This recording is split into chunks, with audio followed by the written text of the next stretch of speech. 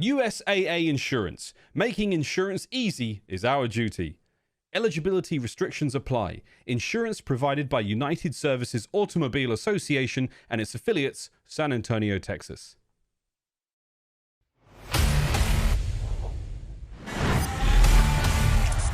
The major is around the corner. Here it comes. The Giants, the Titans.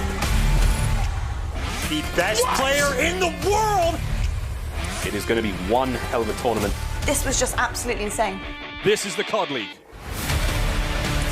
One of the craziest sequences I've ever seen in my life. Looking unbeatable. Oh my God! What is this? They're flawless. I can't wait. This is going to be a blast. The honeymoon period is over. They continue on. This is just disgusting.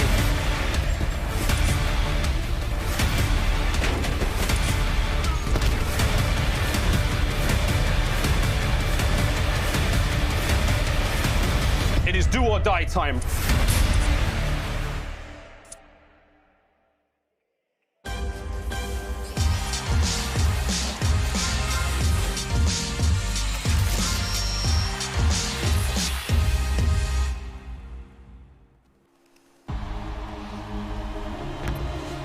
Good morning from Dallas. It's day 3 of the final major of the season. We've got 5 big matches, 8 teams remain standing, 4 teams will be sent home, and 4 teams will live to see another day. The brightest stars in COD are set to shine on this sunny Saturday in July, and look at the fans. Hello. Welcome back, everybody. It is so good to see you. I can feel your energy right from here.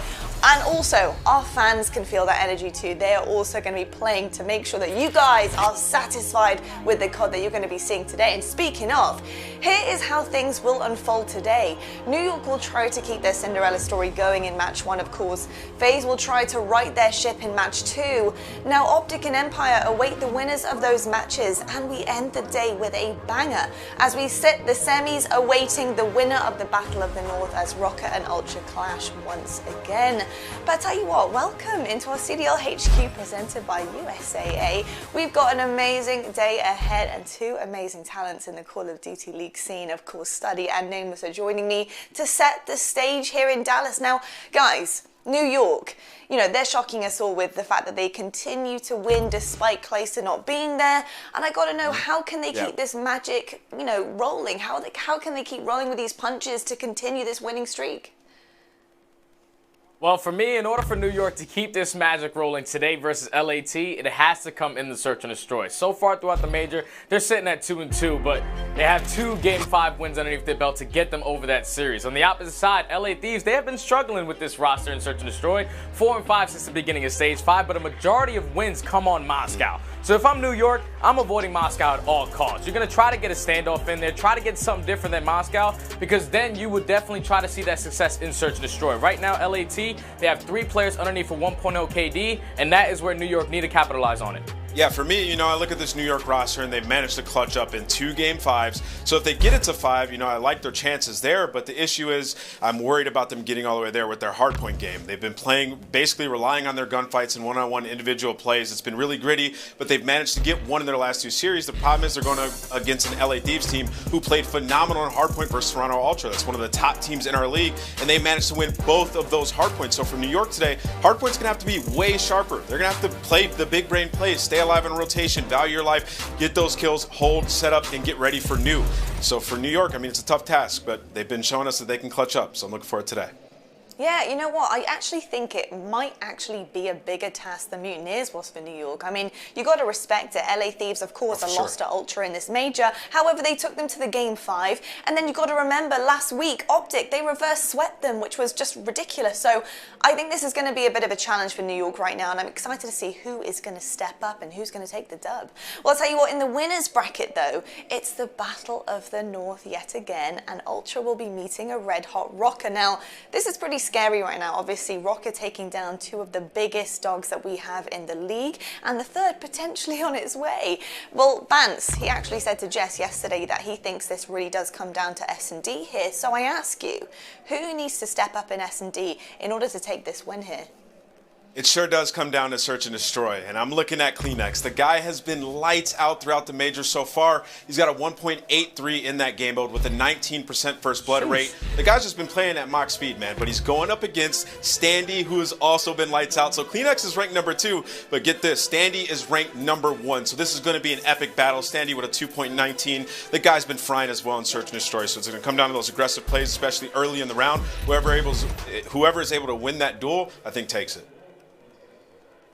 So you talked about the factors, but for me, I'm talking about the X factors. And the two players that I'm looking at is going to be Cammy and Priesta. So far for Priesta, on the year in Search and Destroy, he's sitting at a 1.03. But the biggest thing to take away here is his KD X factor in the mode. When he's losing, he's at a 0.68. Compared to when he's winning, he's at a 1.43. So when this guy is going off is when they usually see a lot of success. And on the opposite side, you have Cammy. Once again, when they are losing, he's at a 0.63 as well. Completely identical. But when they're winning, Cammy is at a 1.5. And this is so huge for this young guy because he is that individual player, the island guy that's going to be able to set up for those late pinches. So I'm looking at the battle between both of these guys today to really come out on top to walk away with that series for their team. I love the stats there, Stun. I'll tell you what, you can get closer between these two if you tried. And it just shows you that this is going to be one hell of a matchup. I can't wait to see that unfold. Well, we've seen some madness in this season, haven't we? We've seen a lot of crazy things that happen. But I got to say, for me, this major's really topped it all with the upsets that we've seen so far. We're not even touching the sides of this major yet. We've got 5 games to get through today. Now, I want to know from you gents on the desk, who do you have as your top 4 right now? And please rank them.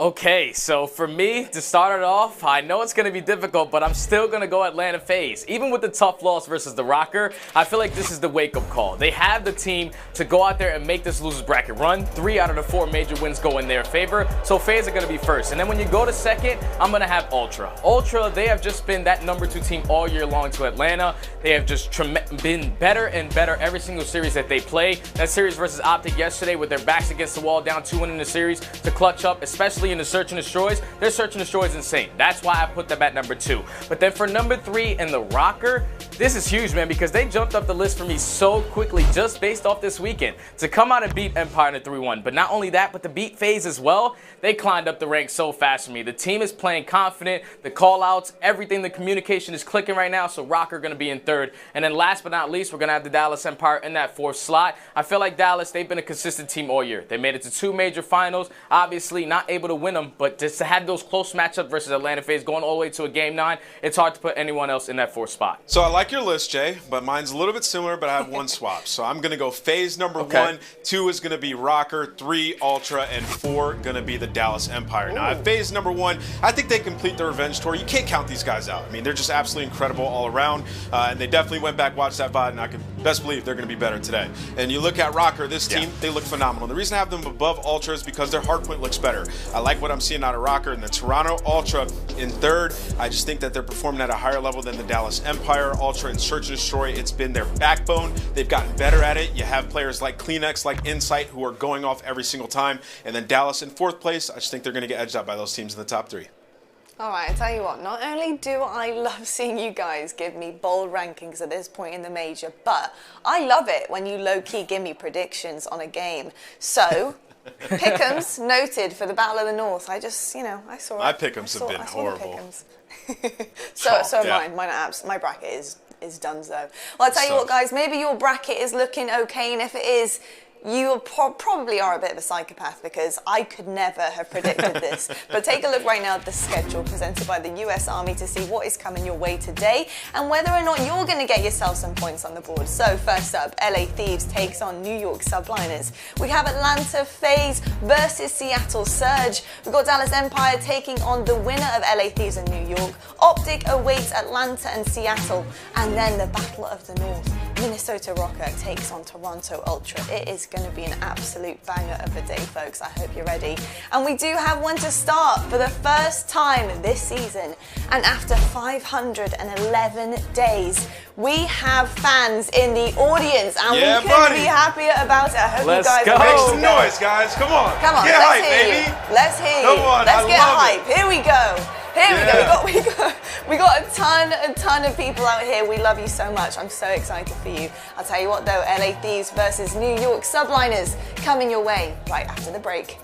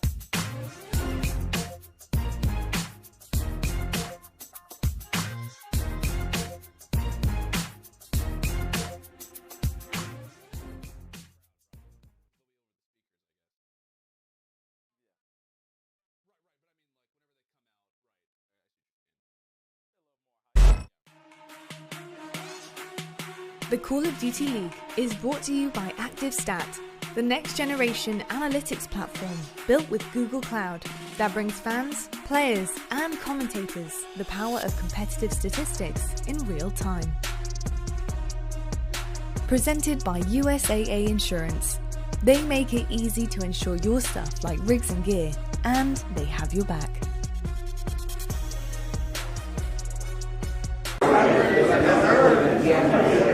Ladies and gentlemen, welcome to day 3 of the Stage 5 Major. There you see a shot of some fans. I was told the line was around the block in preparation for our matches today. And oh boy, could we not be more excited to see everybody now in person. It's going to be an absolute blast as our first series is just a matter of moments away from kicking off. The LA Thieves taking on the New York Subliners. Stud, this is going to be an absolute blast. You see the folks, you see the crowd out there, they're getting hype.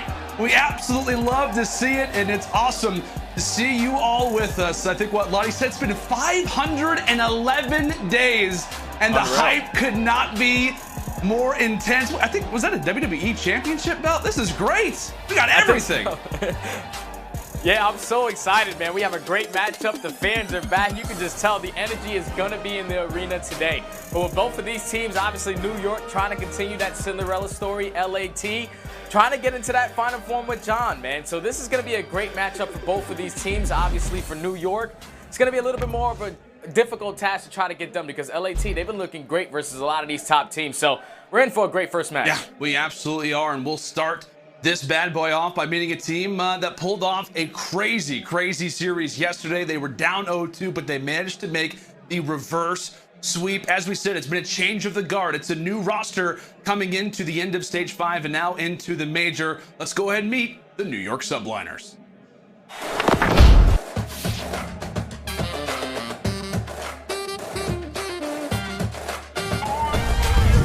First blood, he just jumps on in, a flurry of kills through. Mac though, Mac gets 3. What a second half of the hard point he had. Nails all 4. The ace for Big Mac. Upward timing, he gets flushed out. But a Seaman Mac, that crossfire so good. A seam, all 4, give it to him. Takes down the entire side of FaZe.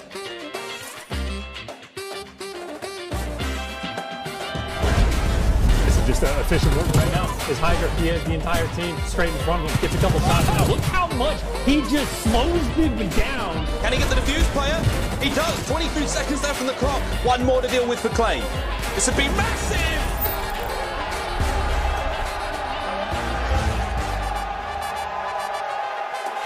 Ladies and gentlemen, gentlemen, welcome to the stage, your New York subliners. You see him there.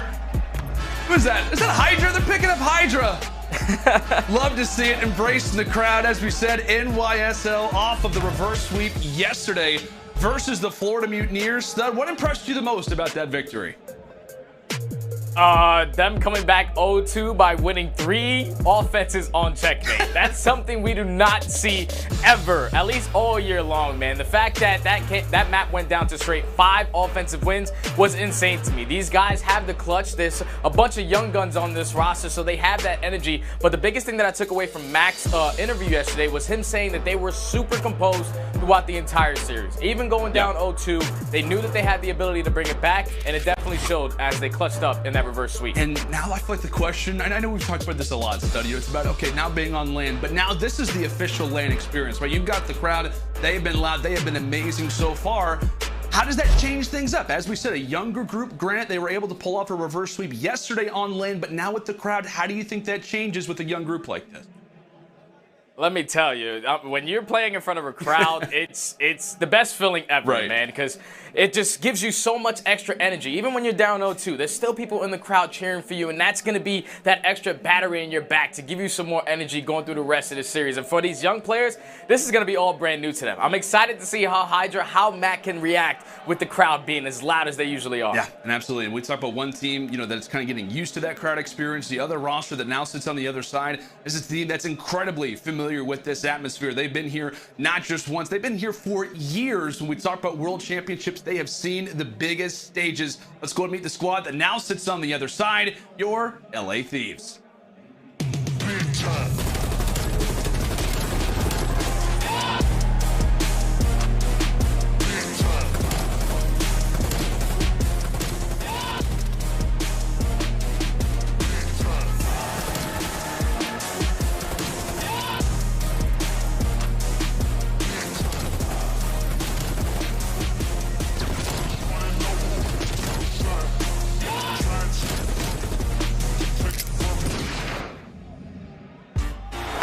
Ladies and gentlemen, welcome the LA Thieves now to the stage.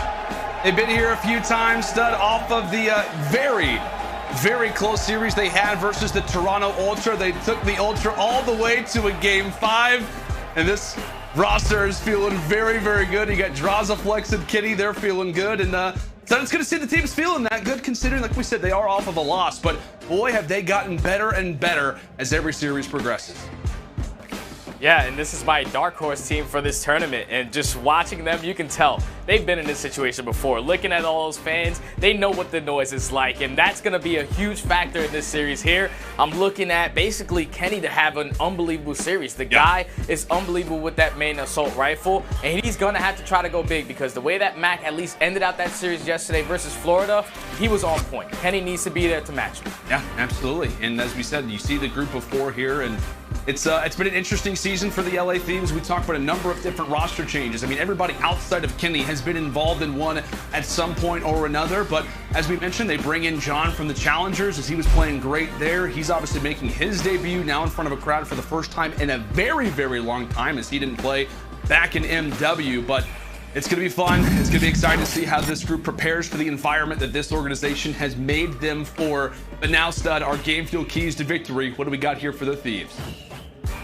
Yeah, so right off the rip, the S&D has been their weakest mode. They must improve in that today if they want to make a run. 3 players are underneath a 1.0 KD. You can't have that today. You need to make sure that you're securing those S&Ds. And then also, Slasher, he's been dominant in hard points. So far throughout the major, even though it was one match, going up against the Ultra, having a 1.43 is completely insane. You're going to need that. Need him to continue playing at that high level. And then also, if you lock up the control, you'll most likely be able to win this series, because that has been the game mode that this new NYSL roster has been relying on, as they're sitting on 3-1 ever since this roster has been formed. Yeah, as you mentioned, just some great points, some big things to keep in mind for the LA Thieves. It is going to be a battle with that regards to how this one is going to shape up. Now, our game fuel keys to victory here for the New York Subliners. They must be on point today, but especially in the search and destroy. They have to capitalize on what has been a Thieves' weakness as of late. And as you said it, buddy, Mac needs to start off hot. Granted, he did lead the reverse sweep yesterday versus the Mutineers, but they need him to start off in this hardpoint. And on topic with hardpoint, this one has to improve versus the Thieves. Stage 5 hardpoint has not been the greatest when we talk about this Thieves crew, or rather for this Subliners crew. And so this was a mode that this team has heavily relied upon, throughout a majority of their past. As we take a look at Checkmate hardpoint to start off, standoff S&D, raid control there in the middle, Apocalypse hardpoint for game 4. And if it comes down to it, very, very interesting Miami search and destroy. What's done on top of the vetoes off of the maps and modes that we're going to have? Anything that stands off the page to you? At least the first 3, because I feel like Checkmate, we saw LA play versus the Ultra, and they were able to walk away with that W. But then on the opposite side for that map number 2, NYSL are currently 6-0 on standoff. And we saw them clutch up yesterday in that series versus Florida. So they have to try to win that search and destroy to at least make the series tied at one of each. Because I think LA Thieves are going to be able to walk away with this first one. But if New York don't respond with that search and destroy in game 2, then I feel like LA Thieves should be able to walk away with this. Alrighty, folks, we are just moments away. Checkmate hardpoint to start off day 3 of our stage 5 major. As we said, the stakes are high. Loser of this series, they're sent home. Granted, both of these teams will, in fact, be at champs, at playoffs, but it cannot be understated what it means to be in this moment. Here we go, stud. It's going to be a fun one. And, Kron, I'm going to ask you for a little bit of help. Can I get a little bit of help? It's the first time in 511 days that we've had fans at an event. Can we make some noise for our first map? There we go. Okay. There we go. I like that. I like that. That'll do for now. That'll do for now. But here we go, stud. Into our first map. Thieves versus Subliners. Checkmate. Hardpoint to start. And we are looking to the eyes of Draza to start. He's got that Krieg out. But it's over toward the top side of P1. Inside of the plane we go. It's the Subliners on the non-preferred side, as that's going to be 3 straight in the feed for LAT. Subliners licking their wounds already in the back of the base as ASIM falls as well. Yeah, so now the Thieves, they're going to be able to take control of this P1. And with 40 seconds, you know that NYSL, they're going to have to start thinking about that rotation. But they find 3 kills in towards the plane. Now that's going to be able to get some more time on the clock off of this initial hard point. But you see what they're doing. They're picking up a couple kills and immediately trying to push through, trying to flip these spawns for the Thieves and trying to chain that P1 to P2. But so far, the Thieves are not budging. They're giving up this time on P1, but they make sure that they're securing those spawns for P2. And one guy that we're going to be looking at a lot in this series is going to be the guy that sits on your screen. Hydra, the French phenom, joined this team in the middle of the season. Really his first opportunity to play in front of a crowd as well. And we've been able to see what he has the ability to do.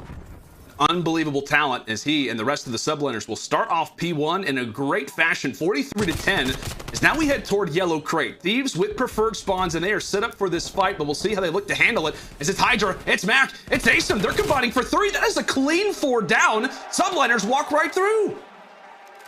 They break in, and that's going to be a force free for Hydra, so now they flip the spawns, and this is exactly what New York wanted. You get a good chunk of time off of that P1. Now, with 30 seconds remaining on this P2, you can grow this lead drastically because you see the way the Thieves are playing. They're not even going to try to push this. They do not want to flip towards the backside of that P2 once again. But Hydra, still in that 5 speed, trying to pick up some early streaks now. Right on cue.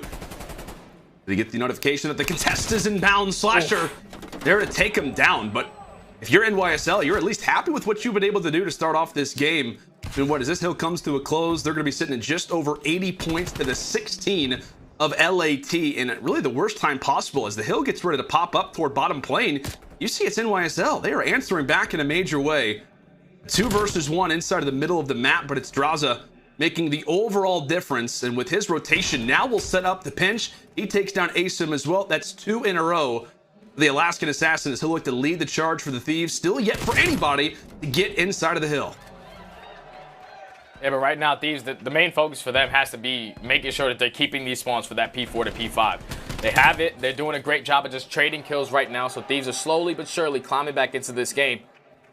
All of New York starting to spawn out towards the back yellow crates. The pressure's still going to be here, but Thieves uncontested right now. With 20 seconds left, you have to start thinking about that rotation. And number 1, which is going to be John, picks up 1 kill, but he's going to have a huge engagement coming up on this P4 hardpoint.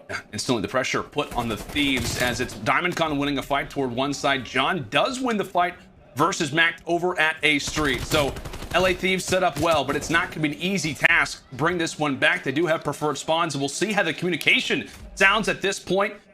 In the first set of rotations, we'll step aside and go to our Astro Liston now with the LA Thieves. P5 pillar. P5 pillar dead. I'm blocking. In the crate. One shot of crate. I hit him a lot. He's challenging. Nice one. Alright, stay alive, John. I'm gonna try to help time. Okay. Let's fork green. Yeah, one more front of me. Alright, I'm trying to get plane, bros. Are they in plane, Zach, or no? No, they should be. Hit low right. I'm playing ready. Plane Hydra. One shot plane. Top plane, one shot. Absolutely. Inner. Top left, ace him, one shot. Our inner. What's gonna be their side? Yeah, it's to the side. I need a town. Stop playing. I'll see in front. He'll be front, bros. I hit him with two. Double flash on the left, bros. Double flash on the left. Alright, we're holding it. Push up. Yeah. I need a pillar. Front is open. When you guys look at it? Town left, back, weak. Yeah, I'll try to push up. Okay. Hit the left a minute. I'm trying to help you left. I'm gonna need both. looking left pillar. I'm gonna get pillar. Yeah, you're gonna spawn. Double plane. Pillar, diamond. Two plane. Yeah, I'm spawning out. He's close that pillar. I'm up. I'm a pinch ult. This guy's still on ult. I'm a pillar push. Still close up. Exit. I don't see him. Exit, Hydra. Exit. He's Top plane. One's gonna jump at me. Two pillars. I got pillar on me, man. Top plane. Top plane. Pillar. One shot. Nice. Honestly, got plane. In plane. It's two. Top right, ace him. One shot front. Literally both. Nice. I'm pushing left. I need a trophy, guys. I need a trophy. I'm in plane. I'm all left, bro. I have a trophy on you. Double plane back. Absolute top left lane. I'm in top plane right now. He's top left, one Go shot. left on you. Stay up. I have a plane. Yo, they're needing me. Left diamond. One shot dead. Nice going. I can help front. Nice. I can help Give me another front. plane. I'm in What's that? Somebody? I need help. I help. I have your front. Exit. One shot. Yo, exit. To our plane. Jumped out yet? Yeah, they jumped out. I haven't jumped out. I'll push. I'll help left. Exit one shot. He went in plane. Close front. Cardi box. Nice. I'll take exit. Cardi box. Hydra. He's still there. One's exit. I can need exit. Exit dead. Exit. Forward. Weak. Shot from wood. In the wood. He have the one shot. Keep it left. Wood, Hydra. And close time. Back, barely weak. He's our exit, bro. Our exit. Exit, yeah. Double plane. One shot. Ace him. Exit. What's the old guys? Not challenge me. I'm ready. I got him exit. Nice. I'm staying off. Hydra's still old, right? Yeah. Nice. I'm top of plane. You can be PS. All right, Stud, how'd you feel about the comms and the way that Thieves played the end of that first side? I loved all the small talk, especially out of Kenny. Right now, he's not having too hot of a game, but that's usually when you're that player not having a hot game, your call-outs tend to diminish a little bit. But right there, he was just keeping it up for his team, making sure that they were able to get back into this one as they were able to chain that P4 to P5 and eventually take the lead. Now off the rotation towards P1, though, John able to find two. Still, the spawns coming in favor of NYSL right now as they do pick up another couple kills. This is great work from New York. They just have to try to get a good chunk of time here because we saw the way that they played that P2 last time. They can definitely try to do it again. Great position right now are the subliners, despite what has been a great comeback as of late for LA. Hydra does get dropped on the side of the wing, and with that, subliners actually do spawn out, so keep that in mind. You've got two on the right, two on the left if you're looking at your mini-map. This could work out for the New York subliners. However, LA, they might realize the advantage that they've now been given. That's going to be the first one for Mac. Draws of the trade. Diamondcon drops, and just like that, LA Thieves, they flipped the spawns. They found themselves in a good spot, and they're capitalizing on it as well with Hydra falling. The subliners are now back to square one toward A Street, where they're coming from. And how about this turnaround from the Thieves? I mean, Stud, what, they were down a good 60, 70 points, now up 20 themselves, and look good for the remainder of this hill. Yeah, this is great work from the Thieves, man. To chain that P4 to P5 to get back into this one, get some good time off P1, but then immediately flip the spawns as P2 started. Oh, come on. This lead is starting to grow. Draza picking up 2-piece on a 5 spree right now, trying to get some early streaks, but Diamondcon is going to shut him down. But with 15 seconds left, Thieves aren't mad at all. They have just been playing flawless hardpoint ever since the ending of that first rotation, so that's all going to come down to this P3. And you see the way that New York is set up. They're trying to trap the LA Thieves players towards that back P2. See how it works out for them. Flasher hunting, searching. Last time we saw him on Checkmate Hardpoint was in the Game 4 versus the Toronto Ultra. What, he had like a 36 and 23 game, 5,500 damage. Really looking at the ARs to start to step up, and right on cue, DC. Nice little long-range shot, really just to keep the LA Thieves at bay. Hydra says, you know what, 74U is nice, but the Craig, it feels just that much better. Now sitting on 4 in a row as NYSL. Now sitting pretty inside of the hill. Draza wins one jump on the other side. And with that, the Thieves once more in stride, winning their 1v1s. And this is where it gets scary because you see a couple of NYSL players starting to spawn out towards back B2. So Thieves, they were able to flip it. They just haven't been able to find any kills. As New York finds 3. They're trying to get on this junk time. Hydra just put 3 in the kill feed, make it look easy.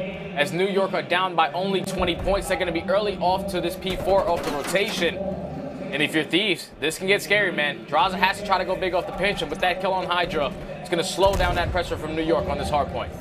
John from the skies, he actually gets dropped. It's Asim now with 3 in a row. He takes down Draza, who was trying to make a flank, and right inside of the hill, right on cue, Asim replies with 2 big ones. Kenny's still struggling at 13 and 25, but take a look at that from the subliners.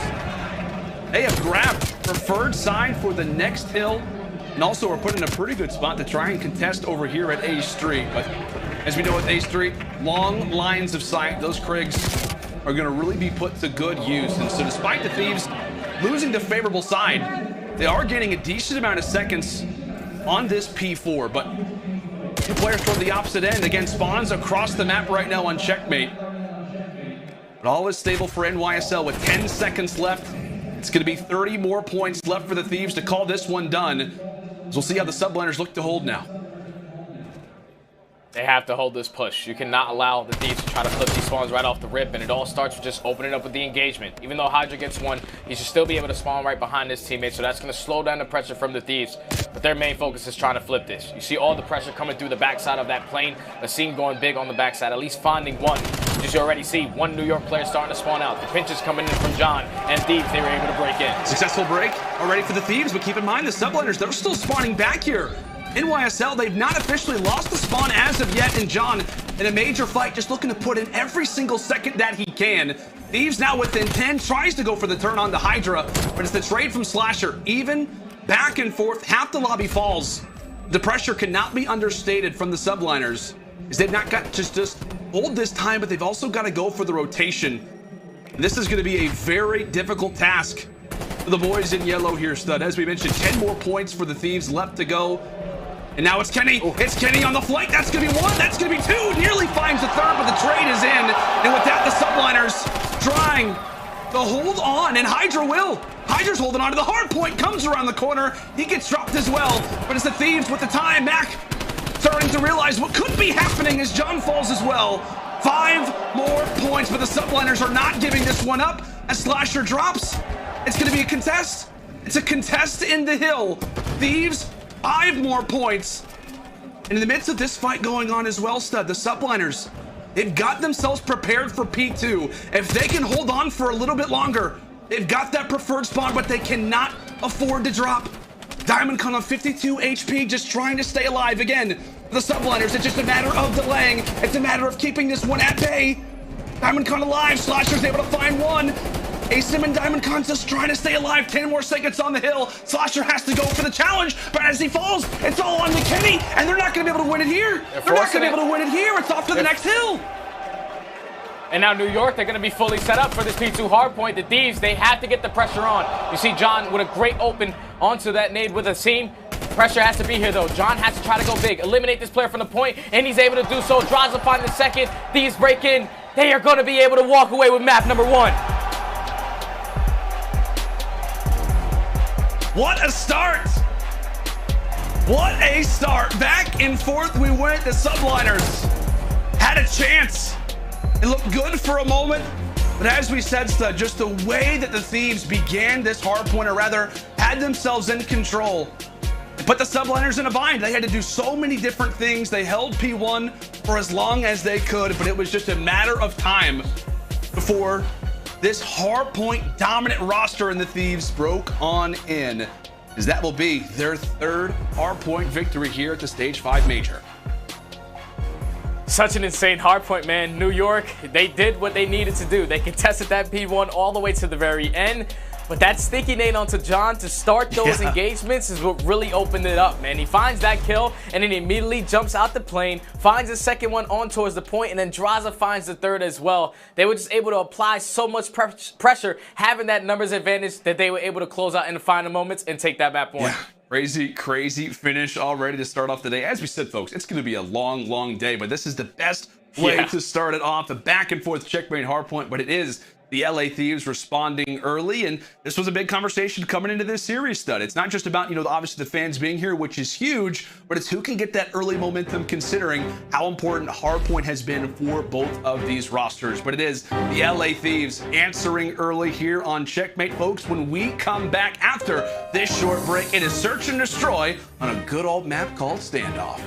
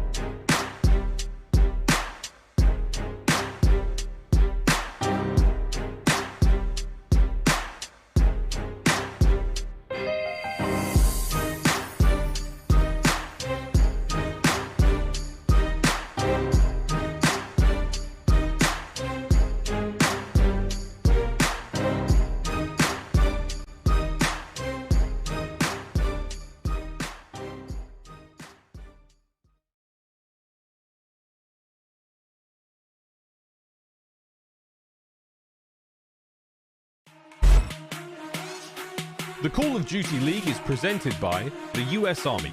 What's your warrior? Presented by USAA.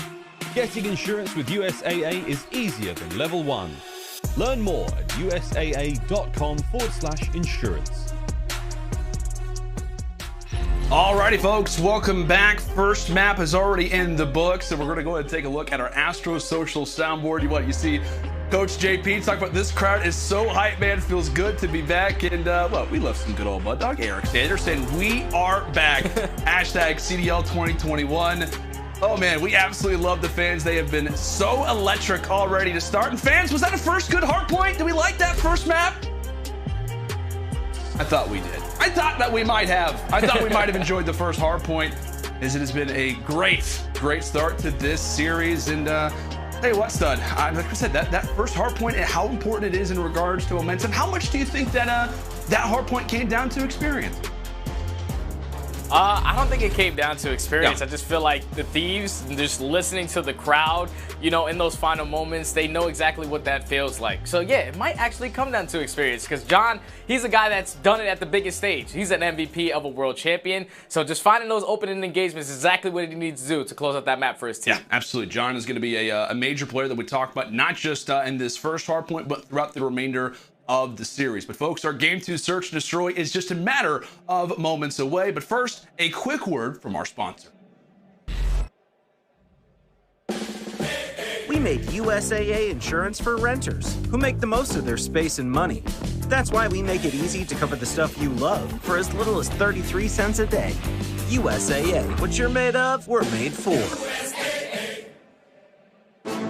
Alrighty, Stud. Standoff, Search and Destroy now just a moment or two away. And like we said, we talked about that first hard point. Obviously, it's kind of sting if you're the sub-blinders. We talk about momentum. We talk about hard point in general. But Standoff, Search, Destroy, it's been pretty good for these guys, all things considered. Yeah, they're 6-0, undefeated. And obviously, a majority of that record comes from when Clayster was on the roster. But still, yesterday in that series versus Florida, they were able to clutch up all the way into Game 5. But this is still a dangerous map, because if you remember, when the Thieves played the Ultra, it was on Game 5. They had multiple situations where they had the man advantage, and they just couldn't clutch up. So hopefully today they have fixed those little mistakes, because this is going to be a great S&D map for both of these teams. Yeah, as you mentioned, both teams familiar with this map already here on land at the Stage 5 Major, as you referenced. LAT losing this one to Toronto. But New York actually most recently played this in their series versus the Mutineers. It was the game that did complete the reverse sweep, a crazy Game 5, round 11. We can only hope we could have a series potentially like that in our midst. But again, it's Subliners versus Thieves elimination game. Loser of this series is going to be headed home. But here we go off the start. It is fun to see standoff in front of a crowd again. It's been some time since this bad boy has seen the light of day, but we are already into it. Right into the round number 1. DiamondCon brought down low here for the attacking squad, 42 HP, but it's Draza getting the first taste of gunfire as Hydra will claim that first blood. Keeping things in mind, DiamondCon still toward the back of the base here for New York. Super aggressive from New York in the very first round to just 3-man hit towards back alley. And you see the rat back starting to come in. They have the man advantage now. They know that DiamondCon is still in the back of their base, so no one has managed to sneak through. Now, what bomb site do they decide to work through? As the seam, he finds himself in Grandma's. This position is going to be called out. So it's all on him staying alive, but it's looking like New York are going to try to attack this B bomb, and just have to keep in mind where this player in John is. John is going to be top out, and he's able to find one. Here's Johnny. That's going to be the first. Also has... Oh, he had some information onto Mac, but Mac attack just quickly focus his attention where he needs to, as Kenny taking the head of DiamondCon away. Now it's down to Asim and Mac versus John, Kenny, and Slasher. A 2 versus 3 and 15 seconds left to get down that bomb. Kenny tagging Asim up a decent amount as John will be there for the pinch. Slasher does get lost in the midst of the fury, but with 5 seconds left, Asim has got a lot to do and not a whole lot of time to do it. He drops, Kenny takes the engagement, and Thieves find the first round. And that's what we're talking about, the clutch factor for the Thieves. In the series versus the Ultra, they had man advantage. Right there, they had the man disadvantage, but they still able to clutch up. No one tried to be a superhero. It was all on John, though, evening up the numbers with that kill and then eventually finding the second onto DiamondCon. Thieves are able to clutch up. Now they're going in on the offense. John's got quite a bit of experience on this map, as we mentioned, just given his history. Yeah. I'm not even sure a few of the players and subliners were even alive at that moment. Hydra, all jokes aside, we absolutely love you. Anyway, here we go. Into the round number 2, we talk about John, and there he goes. Right to the respawn screen. Rather, not the respawn screen, but the death cam, rather. Hitting L1, R1, and how close are these guys? Draza, DiamondCon, nearly smell each other toward the tractor. It's been a hard day of work, but Draza able to drop the first. He gets taken down. Kenny on the tank says goodnight.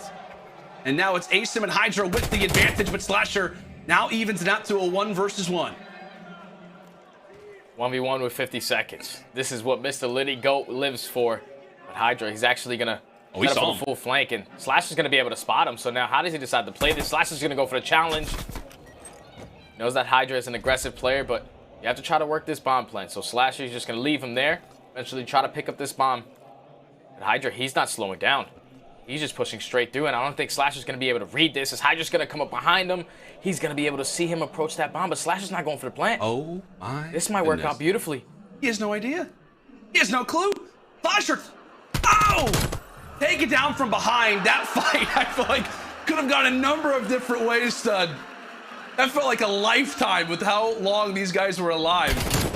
And props to Slasher, obviously well-deserved of the best play of the game, best play of the round. It could have been, in quotes there, been the hat trick, but it is Hydra tracking him down. So many moments, though, where I feel like COD timing could have come in and just totally changed the direction of the round, but it's Subliners with good fortune here in round number 2. And speaking of the French Phenom, a big 3 in a row now puts him at 4-1, leading the lobby in total kills after 2. So now back in the offense. Obviously, the first go-around, they were aggressive in towards back alley, but this time they're going to be aggressive towards bottom brown as Hydra does find another first blood. The trade is immediately in as Slasher finds that nade onto a seam, but there's so much pressure right here. So much bullets flying across the map that LA Thieves are going to win the trades. Now it's a 3v1, all left up to DiamondCon. I mean, that was beautiful. I know the Olympics are on. That was perfectly synchronized out of the Thieves. Synchronized swimming as they are feeling quite good right now. DiamondCon into the 1 versus 3. And granted, very, very tactical player. I mean, we talk about him being a rookie, but does not appear to be one in these type of situations. But with 40 seconds left, so much to do.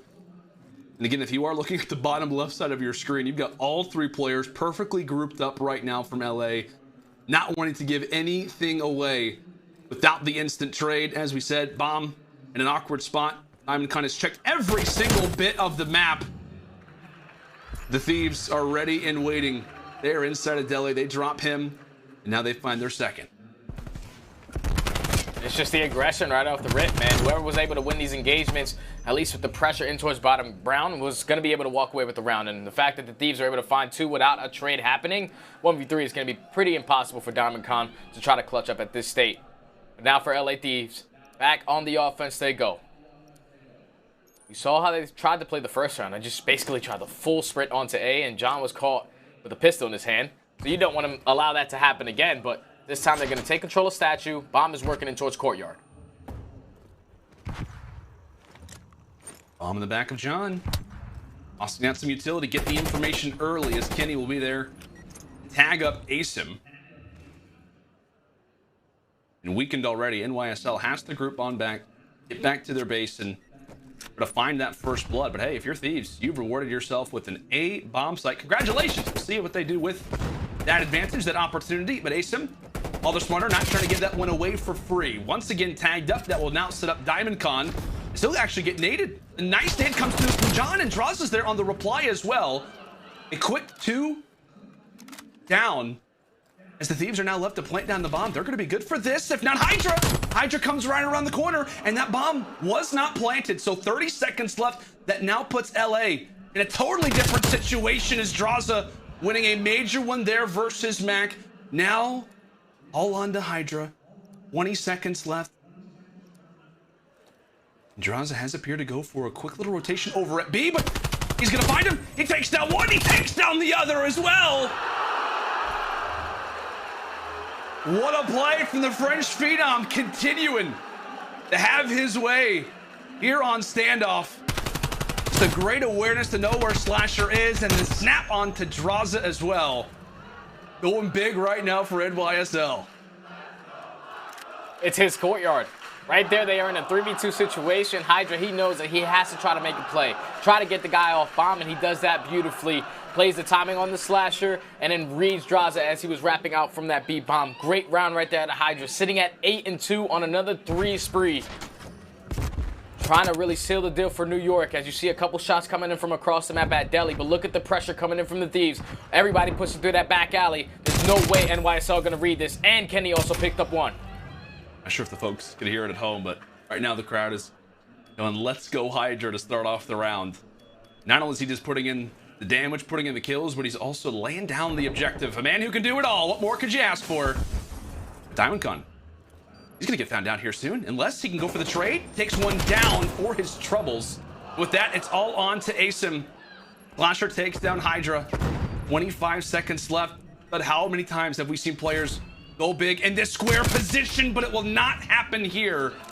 2 for 1. Thieves with numbers, Thieves with a defuse, and Thieves with the advantage.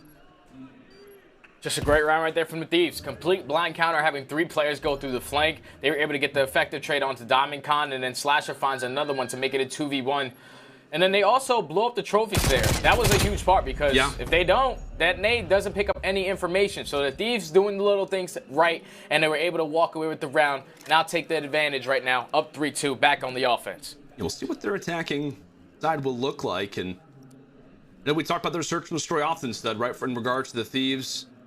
In that crazy game 5 they went to versus Toronto. Search and destroy, not so great. They went 3-12. In total round count for that series. That's 2 search and destroys combined. They accounted for 3 rounds. They already have that in this game alone. So at the very least, if you're LA, you're somewhat happier with the search and destroy performance. But by no means is the job done. Yeah, the job definitely isn't done, man. New York are not giving up anything, though. You see the pressure from the Thieves trying to get this bomb down towards B, but Draza right through the middle of the map, able to find 2.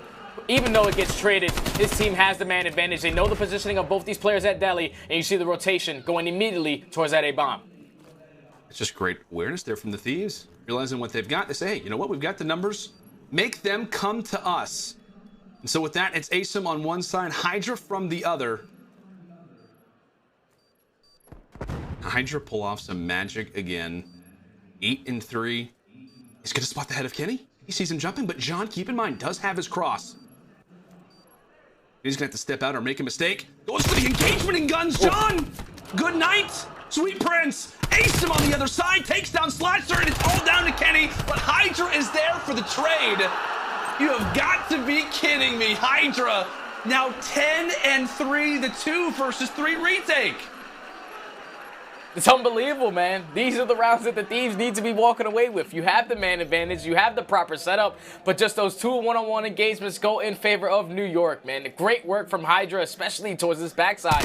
Finds his first kill onto John, and then Asim across the map finds that kill on the Slasher. They know the positioning of Kenny. Asim with some shots to make Kenny a little bit weaker as Hydra was able to pick up that kill. These guys are just clutching up right now, man. This is a good game, too, from both of these teams. Yeah, very back and forth, but it cannot be understated. Look at that. Just, you know, 4 and 6 from Asen, 2 and 6 from Dimecon, 1 and 6 from Mac, and then Hydra just right there in the center. N and 3. Transport's out, buddy. N and 3. Oh man, I mean, what? I remember when Hydra first joined this team, right? His hardpoint was great, control was, you know, all right, search destroy, not great at all. But boy, has he turned it around, learning so much from his teammates. Just a short amount of time. Slasher for the first, and of course, it's Hydra for the reply. I love how this time, though, the Thieves are able to read this play. They knew that they didn't see anything towards bottom brown. Slasher was able to back up, find that first blood, and then the trade came in, but still, Hydra going huge in that back alley on a 4 spree, able to even up the numbers every single time. Now in the 2v2 with 50 seconds left, you're going to see both these players in towards Courtyard. New York, they can either rat back or push to their base, and it's going to be a really difficult read for the Thieves to try to read it. Very, very eerie duo for the Subliners still alive. Hydra and Mac. As we know, Mac for the first gets beat down, but it's the headshot that wins this time. Now it's all on to Kenny. 23 seconds. Panic not setting in for this guy. Kylo Ken been in this spot so many times. It feels like for the first time in a long time, NYSL with numbers, and they will utilize that to get the plant down over at A. And Kenny with good intuition obviously knows the B-bomb site is no longer a factor, but can he catch both? Can he catch both from the back? They are literally stacked up right now here inside a square. Attempting to bait and switch, but Hydra, he gets stuck! Hydra gets stuck, and now it's all on to Mac. Mac on the site is able to take it. Oh boy, did it get a little bit dicey there for a moment. Got a little bit scary. Kenny did everything he could, but it's NYSL winning out, and how different would this round be, Stud, if Mac does not win that fight? Huge one-on-one for Mac right there, but Kenny almost made that happen. Just getting that sticky nade onto the first player. He had Mac absolute one shot. Probably wasn't expecting a challenge, but Mac is a confident player. He was able to close it out for New York, so New York take the advantage now. And with the Thieves back on the offense, so far the aggression has what's been really working for these guys. So you're going to see the pressure coming in from bottom brown once again. This time around, though, New York have 3 players at this A bomb. What they can do with it. Asim takes down Kenny to start, and that is a good place to begin if you are New York. Thieves already put in somewhat of an awkward position, again, just with the placement of New York and, say, a B plant. Not the most common, but very well maybe the only thing that they can work with. A Slasher not getting any information at A. That's another nice shot coming in from Asim. That's now the 4 versus 2 advantage toward NYSL. John and Slasher, longtime teammates, world champions together. But I do not envy them in this particular spot, as with 35 seconds left, something's got to be done. And Diamond Khan, he's ready to stack him up and knock him down. All on to John. 28 seconds, is able to gun the first, but again, the objective so much bigger that he has to try and accomplish. Time taking away the clock in the back of his mind, and with that, the Subliners now find themselves on 5. That's game point. It's just early great work from Asim, man. Finding the first blood and then finding the second as well. Backing down to his teammates. 4v2. It's going to be a pretty difficult task to try to get done on the Thieves side, man. New York did not give up anything. Diamond Con was playing safe towards the back of Haystacks, and they were able to close the round. So now New York 1 round away from tying up the series at 1 apiece on the offense. So far, their back alley rush has been working for them. That's 2 rounds in a row where they have executed not to perfection, but still been able to walk away with the round. This time around, you see that these players attacking in towards bottom court once again. They're able to find the first, find the second, and just like that, it's a 4v2. A great answer there if you're the Thieves. You've seen how often Subliners toward this bottom court position see success. This time it is LA when they need it the most. That's just great awareness from Hydra. Tags him up and says, thank you so much for the lane. See what he can do with it. I mean, based off where the Thieves have sit, they're really in the back of their base. It's up to Hydra to try to make the challenge. He falls, and Mac tagged up quite heavily. Positive for young Mackenzie is that he does, in fact, have the bomb. But take a look at the Alaskan Assassin. Hot on his heels. Good night. And there is the 4th for the Thieves. 1 round away from round 11. We'll see what the Thieves can do coming up here, Stud. They need to play defense. They cannot give up a first blood right here, because every time they give up a first blood, New York are capitalizing on it. So if you're the Thieves, you just want to slow down on this offensive push. Try to work this bomb towards A, because they're only having like 1 or 2 players play in towards that site. So you can overwhelm it, you know, blow up the trophies, use your tacticals to try to get into it. But I feel like as long as they match that aggression so far as the last round, they should be straight to try to get it to that round 11. The aggressiveness will start to pay off, and the Thieves all-out aggression over at A. Ruthless aggression, as we like to call it. That's John Cena. Draza able to take down Asim to begin. But it's Hydra. Long-range shot with the 74U. What is that? What is that? Now at 13.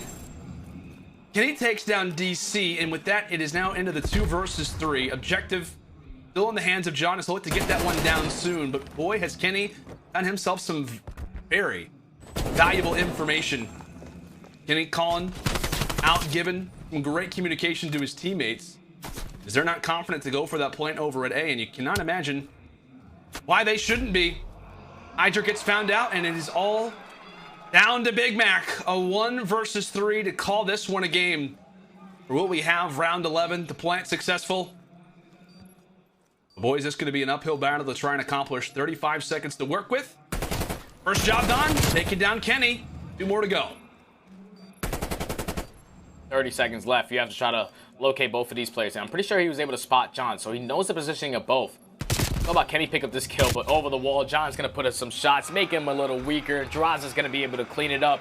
So the Thieves, they respond with 2 rounds back-to-back, force it all the way to the round 11. That aggression right there from that last round is what won them it. They open up with that first blood this time around and eventually win the man advantage. Round 11, baby. Round 11. Love ourselves to round 11. As we said, on land, the crowd is here. Feels like a good old classic Call of Duty series. What is a series without a round 11 after all? But here we go. NYSL will be on the attack, on the offense. The closeout standoff. An early stun. Not allow for Asim to be all that comfortable there over in Broken. So already off the rip, subliners with a lack of information.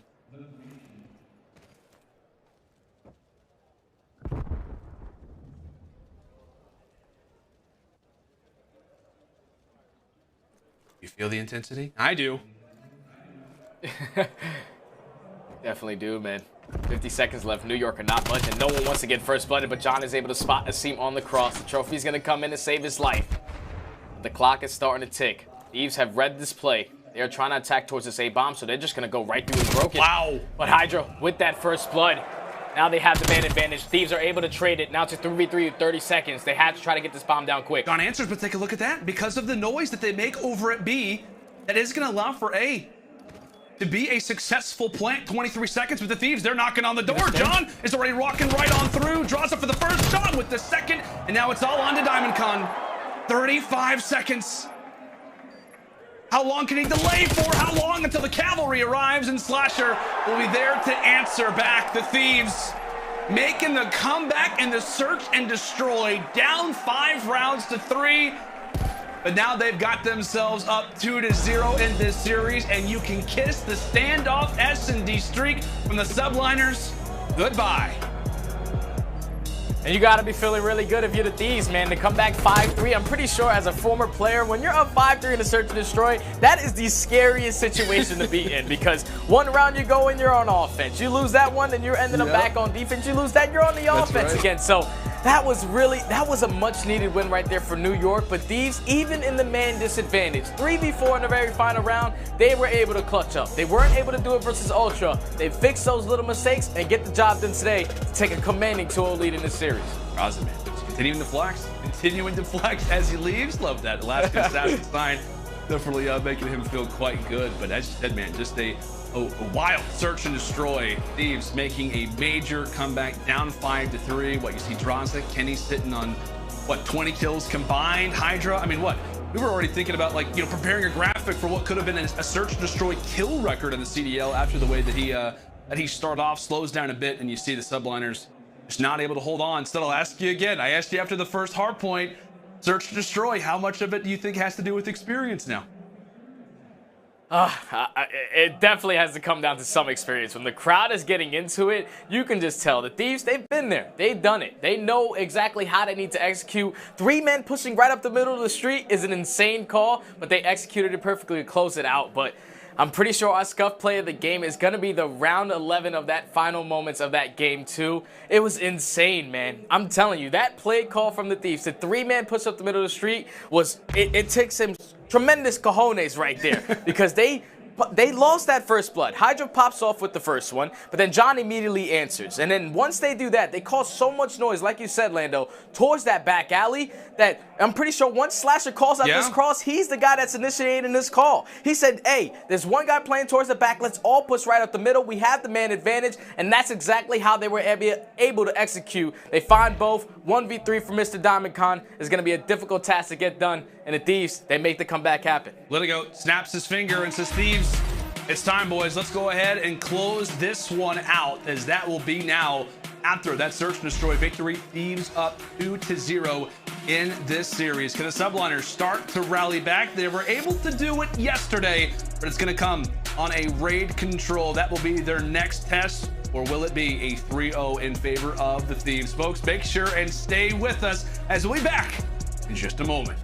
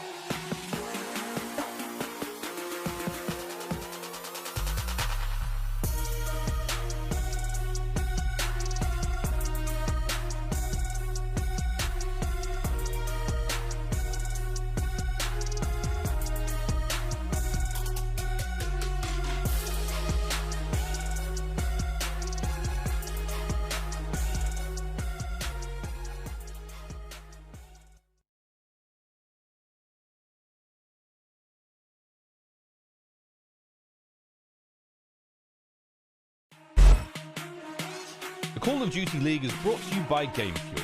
Unlock a CDL team pack with any purchase on gamefuel.com/CDL while supplies last. Offer ends on August 31st. Tournament audio and team listen-ins are powered by Astro Gaming, the official headset and mix amp of the Call of Duty League. Welcome back, folks, to the Stage 5 Major. It is day 3, and we've only just begun on our journey. What is going to be a 5-map escapade. Here, rather 5-series escapade, as our third map is just a matter of moments away. Raid control is going to be on our screens here in just a few moments, but let's keep the conversation started right now in the Thieves camp. We're talking specifically about John and Draza. I mean, what do you make of their numbers so far here at the Major? Well, it's not the best. Both sitting at 0.8s overall. You can see John is a little bit better in the hard point, in the search and destroy, but Draza really turns up in the control. But at least based off of that last map, it's been tough for these LA Thieves roster because it's still fresh. They've only been together for one stage, so just watching these guys work together, especially in that search for the destroy, was beautiful, man. Both of these guys pushing out towards bottom brown. Both of these guys working together in sync to get proper trades going. Like, they were an army of two on that map. And if they can put those numbers up a little bit better, you know, get a little bit more confidence underneath their belt as they try to go on through the rest of this tournament, it's going to be scary, man. It's going to be scary. Yeah, absolutely. What I think it was a 1.21 for John, a 1.14 for Draza so far. What, man? The SMG so far from the Thieves, two players that we talk about often in regards to consistency. So far, having a great series and have to be considered when we talk about the 2-0 lead that the Thieves have for right now. But folks, our Game 3 control is going to be up in just a matter of moments. But first, a quick word from our sponsor. We make USAA insurance for renters who make the most of their space and money. That's why we make it easy to cover the stuff you love for as little as 33 cents a day. USAA, what you're made of, we're made for. All right, stud. Like we said, just a matter of moments away. Now we're going to take a look at our quick scope presented by Scuff. I mean, we can talk about hardpoint, we can talk about search and destroy all day, but now it's time for some control. And so far throughout stage 5, it is NYSL with the lead. Yeah, NYSL right there with a positive record of 4-3 compared to LA Thieves who are 2-4. Hasn't been really a strong game mode for the Thieves, but on the side of New York, with this new roster though, they are 3-1 in their control. The only loss that they have that came in that game mode was versus FaZe. That's a tough task because they're #1 in that game mode. So this is where New York, this is that backbone. This is the way that they're able to fight back into the series. We saw it happen yesterday versus Florida, winning 3 offenses on checkmate. Still has me mind blown. They can definitely try to get the job done here and continue on the series, try to force it to that map 4. And I loved it too, because I was like, you know, what was your biggest takeaway? You're like, the fact that they won as many offenses they did on checkmate. It was so funny to hear your thoughts. That that was the big takeaway, and obviously, understandably so, given the craziness that we will witness from time to time. But as we mentioned, Thieves up 2-0 in the series. Subliners looking for some life, but like we said, man, just 24 hours ago, I guess you could say just a little over 24 hours, or rather just under 24 hours ago, the Subliners were put in this very position versus the Mutineers. And they were able to rally back in control. Granted, as we mentioned, a different map, but still the same mode. It's been their best since the departure of Clay, and they're going to need it now. Because here we go, into round 1 here on some raid. Quick back and forth trade to start. Thieves, specifically Draza, controlling the middle lane as he'll be there to take down Diamond Khan. A nice little 2-0 start for him. Waterside clear, and now NYSL focus their attention at A. Just some good answers right off the rip from the Thieves, man. They find 3 kills over there towards that B site. They shut down that initial push, and now New York are all trying to fight out of their base. You have to keep in mind that #2 in Draza. It's only a matter of time before he tries to set up this pinch, but Hydra was able to read it. But still, New York not able to get on any of these points. So much pressure on the map right now from the Thieves, having been map control, being pushed up in ring. Once they find these kills, they're able to get on towards this point. It's all about, can they find the kills after, as Mac and Diamond find 2. That's a big one from John. That's a big one from John to start. He's got 2 more to go. Now make it 1 more to go. Delaying anything the Subliners can do, and they've already had a little bit of a shakier start to this attack. 35 seconds left, and John goes big. Kenny's there to help him out. The Subliners begin to answer. Keep in mind, Hydra says, you know what? This B area is quite a bit open. I might as well help my teammates out from afar. Back and forth we go. The clock for a moment paused at 30 seconds, but it continues to tick away as all of the Thieves focus over at that A zone, when in reality, it is Hydra leading the group off of his play, gets the information, and now leads with the slaying. He and Asim combined for 2 inside of Money Widow. It's 27 and some change on the clock. The 3 stack is in, and the Thieves now put in a precarious position. Flasher doing everything he needs to rip, as there goes Mac. Final player once more is Hydra, trying to stay alive on the point, but as he leaves, it's the Subliners who have rotated. Just great work right there from New York, causing so much problem at that B point, getting 2 ticks of progression as well. Leaves the opening for them to get on this A and eventually extend this time by a minute. We are tied in lives right now, but the Thieves, they respond with 3 of their own. Last player is going to be Mac in towards ring. He's going to be able to pick up 1, but they're trying to get the trade quick. They're trying to put them in the spawn trap, but he's able to find 2. Hydra wins that gunfight towards bedroom as well. So now this is the opening that New York need to try to take control of the map. They already have bedroom. They just have to try to go towards kitchen now. And it can't be understated. I mean, again, we had 27 seconds left before New York had really even gotten any single bit of progression on any of these zones. They tease it over at A. Hydra makes the play. It really leads the group from there. Just a masterclass toward the end of this attacking round. Based on how it started for the subliners, but two begin to line up from Kenny. Nearly had the third, but it is all back and forth kills. Nearly half the lobby drops, and now it is a 3 versus 5 in terms of lives. Thieves at the disadvantage with 38 seconds left, and a tick still to go for New York. They're trying to edge out Kenny to make their lives that much more easy, as it is all down once more to John and Slasher. Can they hold the line? 25 seconds to work with, but subliners, again, the objective on their mind, but it's strictly about the slang at this moment. John actually puts away two. John puts away two, nearly turns on the third. Sets up Slasher for success, but it's going to be New York who wins off of lives. It got a little bit dicey. John had an answer, but subliners, they walk away with the round.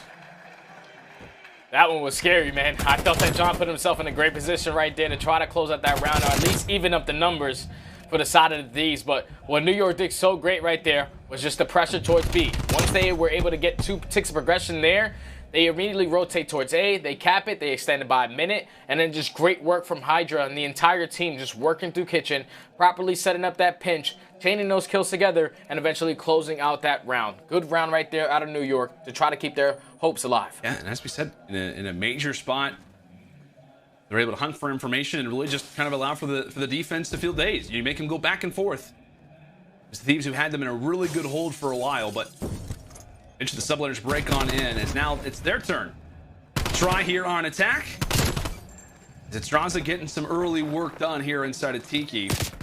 He and the rest of the squadron will look to try to progress as far as they can, but when will this push begin to look more successful? Back-to-back headshots there from LA. The Slasher puts away the other. It's a quick rotation for subliners. They're thinking, hey, they're surely going to go for the rotate at A, when in reality, not at all the case. The close spawn is going to keep LA here at this B capture zone.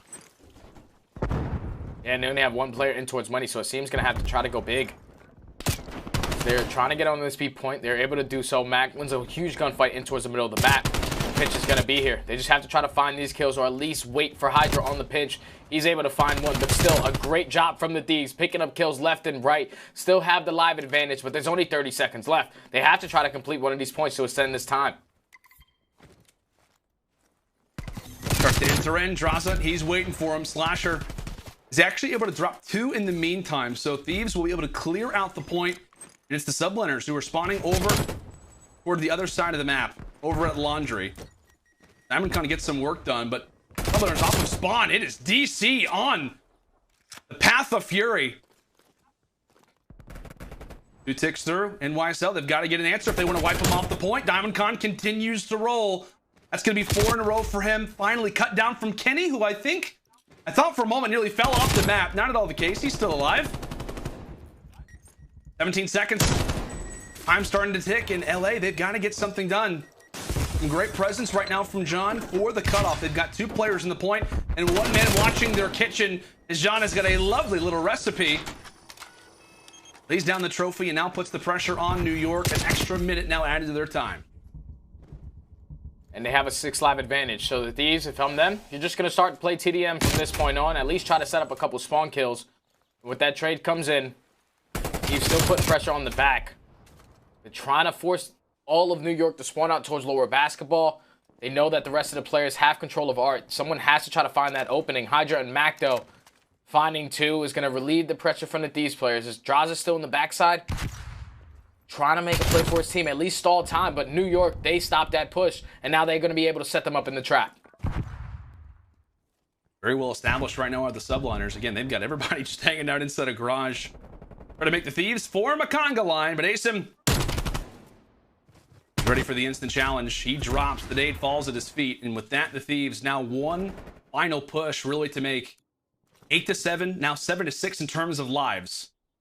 It could start to become a little bit of a problematic spot if you are the attacking team in LA. But Mac continuing to take down players over at the driveway side. Hydra's taking players through the wall, and with that, the Thieves left with no respawns now. Draza stopping the clock at 6 0.6 seconds, but it's Hydra continuing. That's 5 in a row for him. He gets cut down. Kenny, the farthest pushed up player, and Slasher, the sole man alive, is not going to get to the point in time. The subliners going big, not just on offense, but now here on defense, as that is a 2-0 advantage here in the control.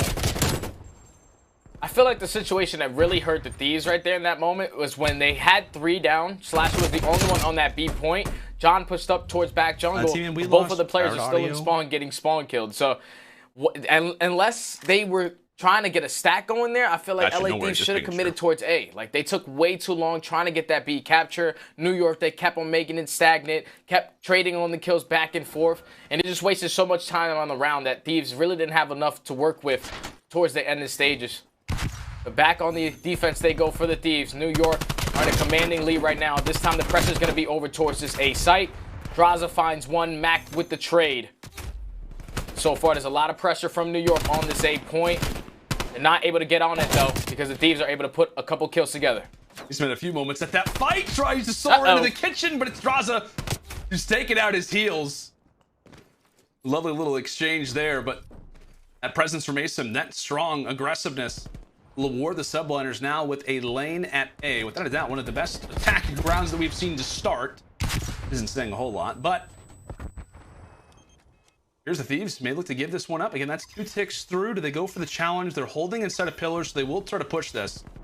They're going to go for the early attacks as John laying down the fire, but Mac is there to take him down. He and Asim combined for 2, and with that, that will be the A zone awarded to the subliners. And New York doing a great job, man. That's 3 kills in a row, so they up by 3 lives. You see the pressure starting to come in from kitchen. Thieves have to take control of bedroom. You see what Kenny's doing. He leaves his teammate at bedroom because he's trying to set up for this pinch, trying to help his teammates in towards kitchen. This time they read it, though. They were not allowing Draza to make that play that John just made. Hydra finds 2, and the pinch is going to be here. Slasher and John have to try to go big, but they eliminate him. Now it's all on John in bedroom. But Draza off spawn, able to find one in money. And that is a huge kill for Draza to find. He doesn't do that. How much better are the subliners into not just getting a better start at B, but maybe even closing out this map. Again, one more round away from this being a quick 3-0 here in the control. If you're subliners, you want to get this one done as quick as possible. Get yourself straight into the hard point, but this job is still to be done. Diamond Khan led the charge in round 2. Can he do it in round 3? Hydra found sprinting as per usual, but Slasher's there to take him down. So minute 7. All 8 players somewhat in regard to the fight. Who's going to be the player to start something off? That is a great shot from Asim. So we asked who's going to make the play. Didn't expect it to be that, but it works out. Yeah, so now this is the opening that the Thieves, that New York are looking for. Hydra does find 2 in kitchen. So now the last 2 players are going to be in towards basketball and top pocket. If you're New York, you just want to get a stack going. The first tick of progression is going to come in. Slasher from the top ropes, accidentally hitting the assassination. But Mac, unfortunately, is going to pick up that kill onto, Diamond Khan onto Mac. That threw me off a little bit, but the Thieves, they're able to respond, hold on the defense. And now with 40 seconds left, New York still had the live advantage, but not too many pushes to try to get this round closed. I'm going to imagine that was not intentional. I'll go and say, I'm going to imagine it probably wasn't meant to be, but it at least makes it a little more interesting for us. Here we go. 25 seconds left. Slasher actually does get dropped once more from Asim, continuing to lead the charge. Is he? And that's going to be 3. That's 3 to fall. Kenny, and the last player back here. Draza drops inside a mansion, and there you have it.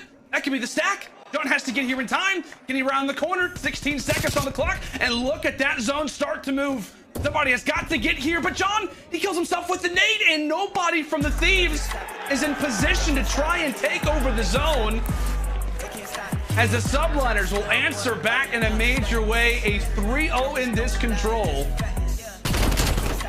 As that is now 4 control victories in a row for this team. So as we said yesterday, it's what brought them back to complete the reverse sweep versus the Mutineers. And that is a great way to start versus the Thieves. Great way to start indeed, man. Getting a clean 3-0. This is the game mode that you have been relying on ever since this new roster has been formed. So now, this is exactly the position that you're in. Watch this again. You look at the assassination, though. Let's watch it again. I can't believe it. That's unintentional, I promise. Slasher, he's trying to get the shot punch there, but Diamond Con, he helps him a little bit. But if you're New York, you got to be feeling really good. You at least stay alive in this series. You're going to force it to that map number 4. And it's going to be Apocalypse Hardpoint. LA Thieves have not seen a lot of success all year long as they are 1-6 on that map. New York, I don't know. It's a good start to try to complete this reverse sweep. Absolutely, my friend. Did that sign say hot, by the way? I don't know what that means. I actually have no idea. Maybe I'm missing something. Is it initials? I'm really not sure. But folks, it is the Subliners who do answer back in a major way here in this control. A 3-0 to now try and lead the charge through a game 5. But before we get there, it is Apocalypse Hardpoint, which is going to be on your screens in just a moment.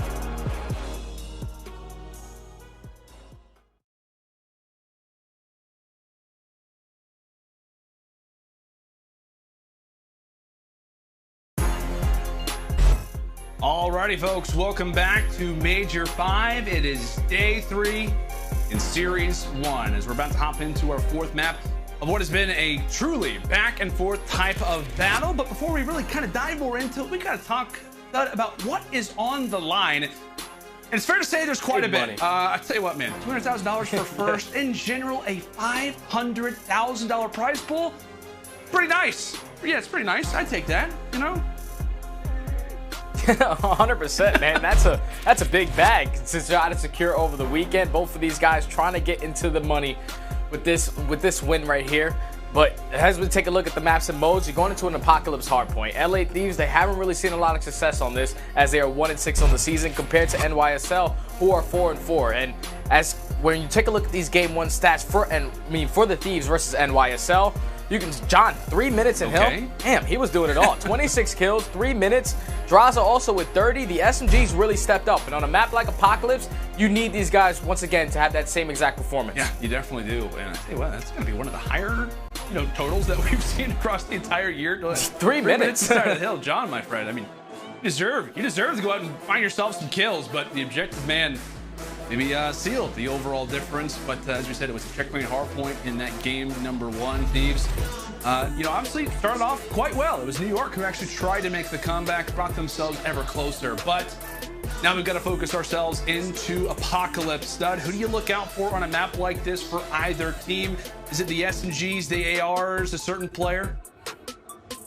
I'm 100% looking at the SMGs. For NYSL, I'm looking at Hydra because he has the potential to pop up on a map like Apocalypse. Yeah. The SMGs, they have to be be aggressive on the map. Make sure that pressure is going to be there to make sure that they consistently are keeping those spawns, flipping when they need to, and just keeping control of the map. And then on the opposite side for the Thieves, I'm looking at a player like John because John, he has the he has the ability to really step up and go head-to-head with Hydra, as he is an MVP throughout the Call of Duty history. Yeah. But on a map like Apocalypse, they haven't really seen a lot of success. So you need your SMG players to really step up here. Yeah. Not a great one historically for the Thieves. Subliners, not been 0-2 kind of them lately. If we do remember that series, they started off versus the Guerrillas. They did drop the Apocalypse 250-38, and you know, the numbers do serve us right, which they do in this situation.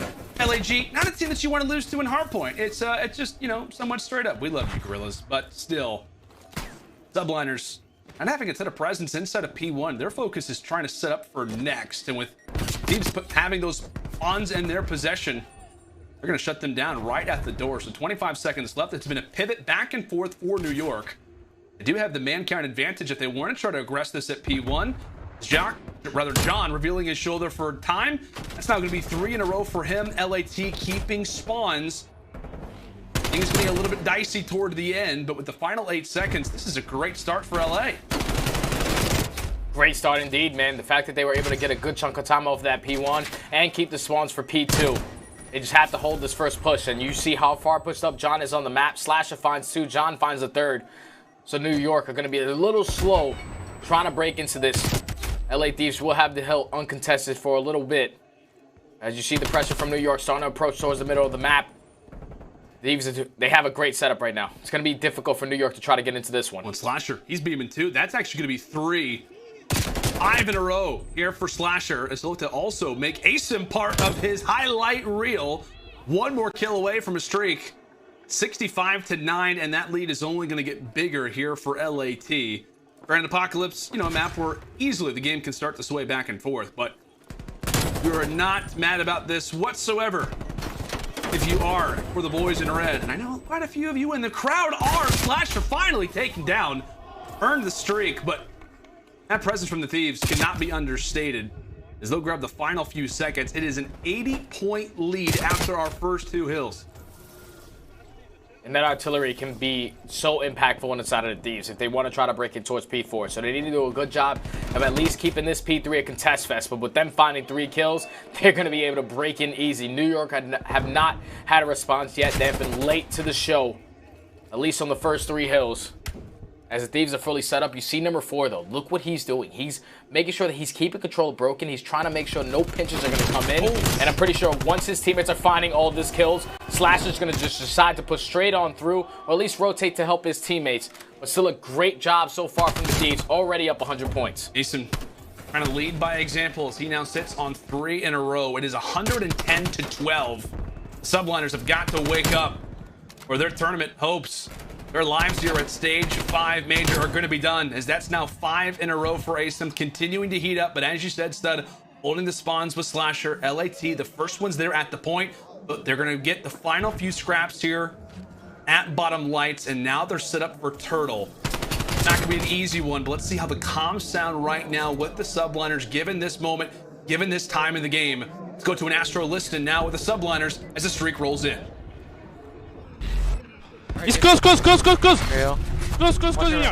your left, Mac. I got 2. One purple cup, black coop. Where's the ammo truck? Ammo truck coming. This one here. He's coop, I'm staying down, he could push out.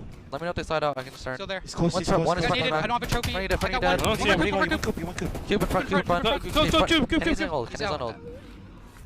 Hold this rotation. One shot dead. Okay.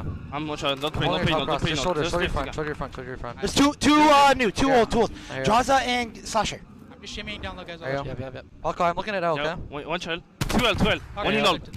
Ivro, Paco. They're going cube, I'm pretty sure. Ivro. Two coop.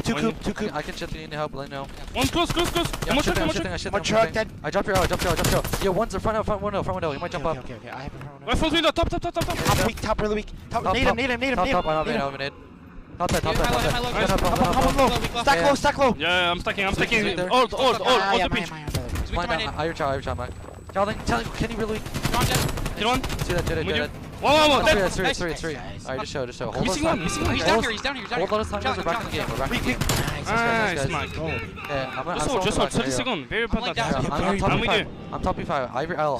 Stay top. Yeah, stay top. Ultra top only. Yeah, I have top TV. Jump. And then peeking TV. Go low now. Nothing P1 peeking. Nothing top TV. I'm with you, I'm with you. Yeah, I'm with you. Wait, Mike, wait. I can bump you, I can bump you. Go, guys. Go, Mike. Go, Mike. Go. Oh, okay. I'm good. P3. P3, dead. On the right, dead. I'm on 5. Follow streaks. No, it's low. Oh, you're top three. Come too low, Nice. come too low. 1-1-0. Yeah, Kenny's found out. He's gonna go coop. Well, Stud, I think it's fair to say, man, we heard a voice that obviously we do hear often, but not that much. I mean, that is probably the most vocal that we have ever heard Hydra be in a listening. Definitely is, man. He was leading the troops. He was telling Mac, hey, slow down. Make sure you hold this. Mac, go here. He's just directing the troops, and that's something I wasn't expecting out of such a young player in his very first season of his entire career. Yeah. He's stepping up to the plate. He does not want to go home, and with the great response off of that P5, they're able to get right back into this game.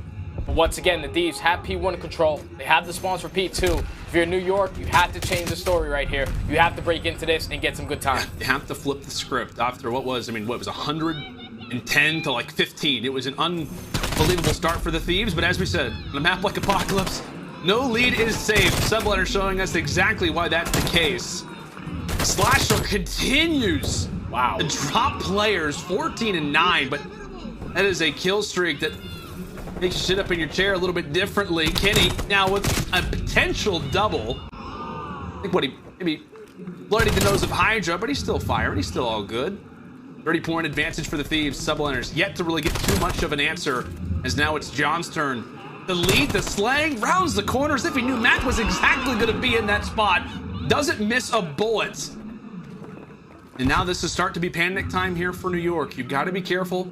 You want to try to at least contest for this final 30, but it's going to be 200 to 121 if the Thieves hold every single second left. And here comes the final charge for New York. That's going to be 2, make it nearly 3 down. Mason trying to respect his life, but again, this hill is all for naught. That New York, they've got to focus on the next one. This one's done. Yeah, that's 2 full 60 from the Thieves, and before that hill even started, such a huge 2-piece from Slasher. If he drops, his entire team was starting to spawn across the map, but he finds that 2, and then eventually his teammates spawn in right behind him, so they were able to get another full 60 on that P2. But off the rotation towards P3, New York trying to get here early. Hydra trying to do everything he can, picking up kills left and right. So far, the Thieves only needing 54 points away from closing out this game and closing out this series. Still putting a lot of pressure towards the SO.A trenches.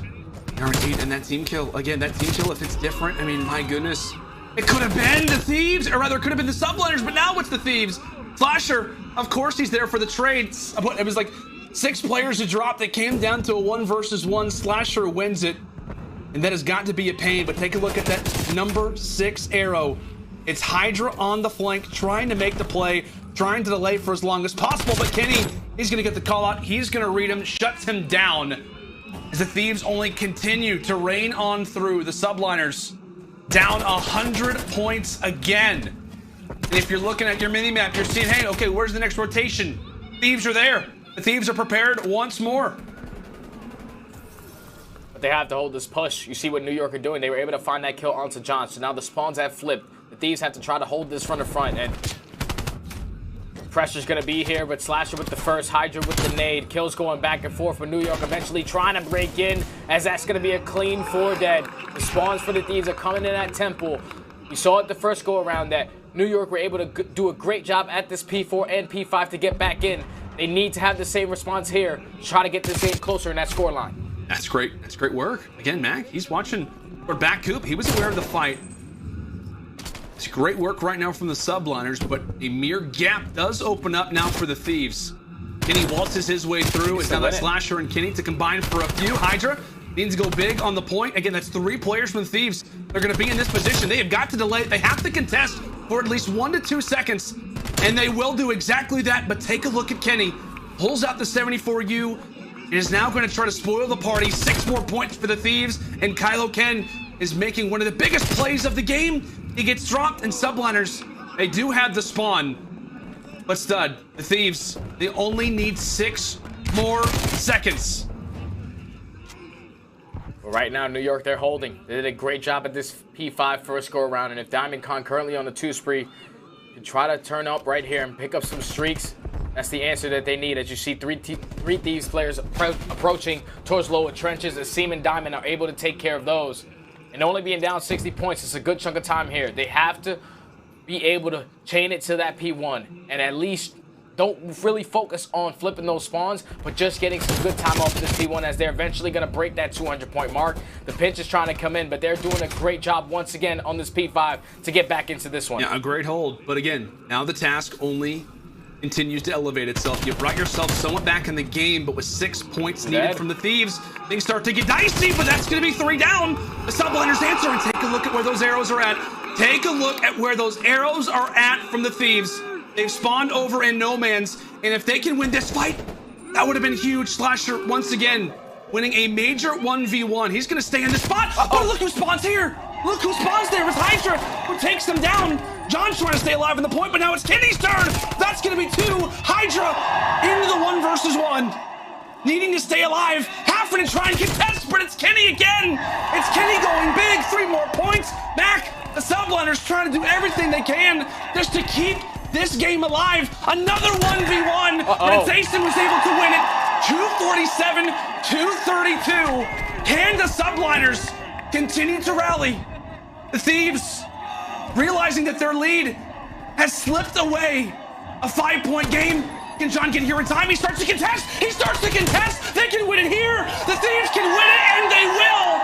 They hop in the point at the last second possible, and they will call this series theirs. Oh my God. What was that? What was that? That was nearly 200-point comebacks made from the subliners. They bring it back, and with 1 second remaining at P1, they close it out. That was an insane game 4 between both of those teams. The Thieves, they were in the driver's seat the whole time, but New York, they kept on having a great response at that P5. Held it for 60s both times around, and then towards the very end of that game, finding those 3 kills and eventually flipping those spawns. I know Hydra, he just got blessed with a spawn to spawn right behind Slasher, but they were just going back and forth with those trades, man. The Thieves knew if they did not put pressure on that P1, then the game was going to be over because New York had the spawns, they had the setups, they were picking up the kills, but with about 5 seconds left, Thieves were able to break it in those final moments into that P1 and close it out. But wow, what a start to the day. That was madness. That was absolute madness. You've got to give a lot of props to both of our teams. Again, as we said, our first series now back on land with a crowd. And these 2 teams absolutely deliver. But it cannot be understated. Thieves, obviously, they move on. That will be the end of the subliners journey here at the Stage 5 Major. Again, the series is not done. Rather, their season is not done. They still will have champs to look forward to. But what does that say about the Thieves walking away with another big win? Clutching up, man. They are going to continue to go on. Like I said I'm pretty sure it was last week at the last home series, this is my dark horse team. They have the ability to cause some upsets, to try to make a deep run into the losers, and that's exactly what was able to happen here. With a match like this, though, this is going to be great for the Thieves because you want one of these close matches right off the rip because once you get over that beginning jitters, you know, the fans being back, everything else is just smooth sailing, and that's a way to start the tournament, at least for the Thieves, in the win column. Yeah, and I want to ask you too. I mean, you know, when we talk about this Thieves team, again, obviously we talk about it. They send the Ultra all the way to a Game 5, incredibly impressive. We leave that series talking about how, hey, they were able to win the hard points, and you know that was really about it. But now that they get the job done here versus the subliners, how do you feel about the Thieves versus the Empire now? That one is a little scary. Yeah. I feel like that's going to be a great matchup between both of those teams. But if the Thieves make those mistakes in Search and Destroy, even though they clutched up today, Dallas is going to be able to capitalize it. That needs to be their main focus when they're going up against that team. Yeah. Well, the job at least is done for now if you are the LA Thieves. And I believe we actually have Jess standing by with good old Kylo Ken. Thank you so much, Lando. That's right. We are here with Kenny for your Game Fuel Victory Spotlight. Make some noise! So, Kenny, congrats on that win. What was it like to play in front of fans again? Felt amazing. After the first map, I could just feel the whole experience just coming back to me. Overall, you guys are amazing, and it was just so fun. So, you're just one win away from making it to the top 4. What is it going to take to beat out Empire? Well, we're looking really good at hardpoint right now. Obviously, those got kind of sketchy, but I think we need to work on our control like ASAP and look over our map to see what we're doing wrong. I feel like that's what's holding us back right now. Well, before I let you go, since we are back in front of fans again, any messages for the fans out there? I love you guys. Thank you so much. Thank you so much. Once again, Kenny with your Game Fuel victory spotlight. Back on over to the casters. Thank you so much, Jess. I tell you what, man, that's a series to remember. My goodness, those hard points coming down to the wire, and as we've said, the crowd being so welcoming. But we got to revisit what was the end of that hard point stuff. I feel like I need to look at this like 50 more times to truly understand what went down. But talk to me, man. Walk us through our scuff play of the game, the wild end to that apocalypse.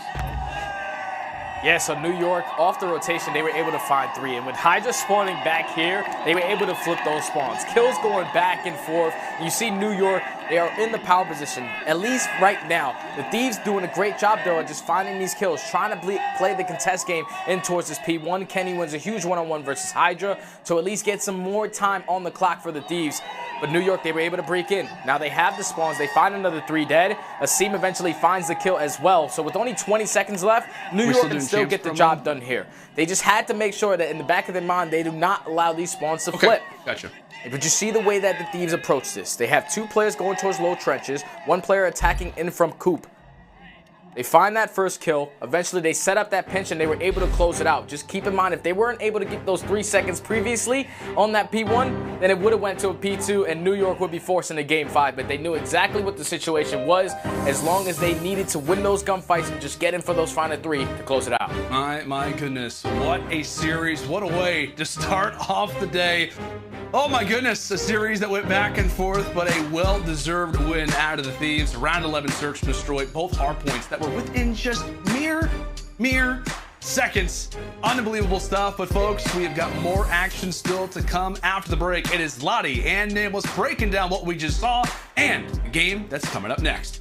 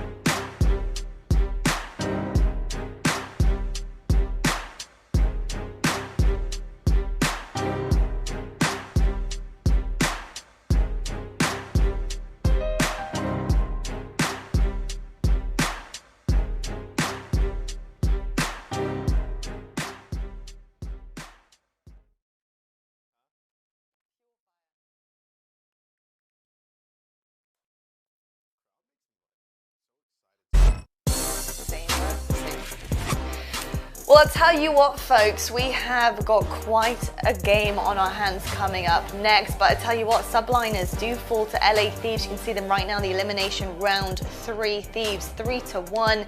It started with hardpoint and it ended with hardpoint. Some big stuff there from LA Thieves. And I gotta say, I think Subliners, I just want to talk quickly about the checkmate hardpoint, because at the end of that, managing to contest P5 and hold Thieves there from getting that last 5 points, while then doing so rotating to P1 and trying to hold that down to try and get as many points as possible to secure the win. I mean, it was just so problematic to me, because at the end it was very hectic. But they just didn't have enough of angles covered. I mean, not looking down A Street, not making sure that they couldn't get collapsed on, which is basically what happened there. Really, it was the story of the entire series for me, and it kind of happened again on that last hard point. First of all, too little too late, and second of all, that big bounce back that they were having, just not being able to hold it down enough to really seal the deal and take it to the game 5, just shows me the holes that were in the gameplay for New York there. But I gotta say, great effort. But what I want to know from you, Nameless, is based on what you saw on the screen there, how much of what you saw was what Thieves were doing right compared to what New York potentially weren't doing enough of? Yeah, it's a bit of both, but, you know, looking at New York, man, they just make so many mistakes, especially in the hard point. And I said it in the pre-show that they were going to have to take one and force that game 5, and I like their chances there. And right here, unfortunately, they're not able to do it. And, you know, at the end of both of these hard points, now they make mistakes throughout it, right? But at the end is when it really gets hectic, when you have to clutch up. This one right here, for example, when they get the clean wipe in this hill, at the very end, they could have just pushed up, right? You could push down low, you could push into chicken coop, and you could fight the LA Thieves players and stagger their push, and you still can win off of that hill. Either way, you're going to spawn in the back at new, right? So there's a mistake, and then you go back to checkmate. Like you said, Lottie, at the very end of that map, Diamond Cod played inside of a corner, Hydra sat inside a tube. They didn't challenge out front. They played scared, and LA Thieves are able to bully their way in, get control, and close it out at the end. So for New York, I mean, they're so damn good. They're keeping it very close despite those mistakes throughout. But at the end, when it's crunch time, you got to be able to clutch up and take the win. Totally. It was also awesome to hear Hydra really speak up in the Astro Gaming listening as well, which was really He's cool. leading the pack. His English is spot on. Well, I'll tell you what, that was a good match. And I'll tell you what, I bet it felt pretty good to play in front of that live crowd. I'm talking about you, Dallas fans. Love to see you guys in the arena, watching the matches. We can hear you from home. I hear you guys getting very, very loud. Now, obviously, having a live crowd there feeds into that energy in the room. And Nameless, as an ex-pro player yourself, what does the crowd do to you as a competitor on that main stage? Yeah, it gets you extra hype, right? Like when you make a big play, the fans are going to let you know it, but also you know you can't get turned on either. So it's just extra energy to the team to fuel that fire. When you stand up and you're getting hype, you can look out, you see the rest of the fans as well getting hype, especially after maps. And I know there's quite a bit of FaZe fans out there as well, and they're going to be coming up soon. So let me see some FaZe ups if you guys can hear me. Love to hear that. I'll tell you what, Nameless, that was a perfect transition because FaZe is actually facing their hardest road they've had so far in a major. However, come on, let's be honest. If somebody can do it, it's going to be FaZe that are going to be able to make this journey here. But, you know, obviously they've got a few competitions ahead of them here. I just want to know, you know, what you think of FaZe overall and the journey that they have to go on. What do you expect out of this team right now? Well, there's some heavy hitters in the losers bracket, but no one hits harder than FaZe. I mean, this team, they're just incredible. Every single player in this roster, they've won 3 out of 4 majors. And let me give you guys a quick stat here. The last time they lost a match in a major, they went into the losers bracket, they came back and won that major, and then they went on a 10-match winning streak after that, including another major win. So when they lose, it lights a fire under them, and they're able to streak it together and get a win. So if anything, FaZe is looking at this like, okay, we can go through the losers bracket, get some momentum, and when we get into the finals and these guys are waiting for us, we're going to have that fire, that extra energy to take it down. So I still have them taking it. Well, you know what? I've got to agree with you there. I think the fire is definitely in their bellies. It's under their seats. It's with you guys in the arena. I am so excited to get into this and start potentially that comeback journey. But we shall see. Now, they take the stage in moments against Seattle's Surge, and I hope you all are ready to watch FaZe potentially bounce back from what was a quite a sad loss so far in this major. But I'll tell you what, Major 2, Match 2 coming away right after the break.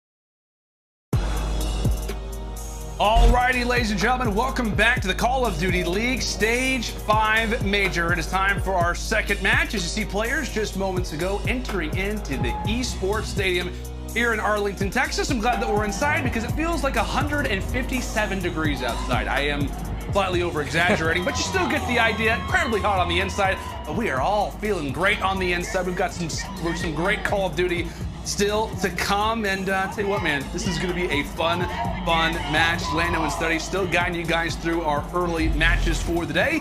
It will be another elimination game, and Stud, it's a little bit odd. Atlanta FaZe in the elimination bracket, something that has not happened all year long.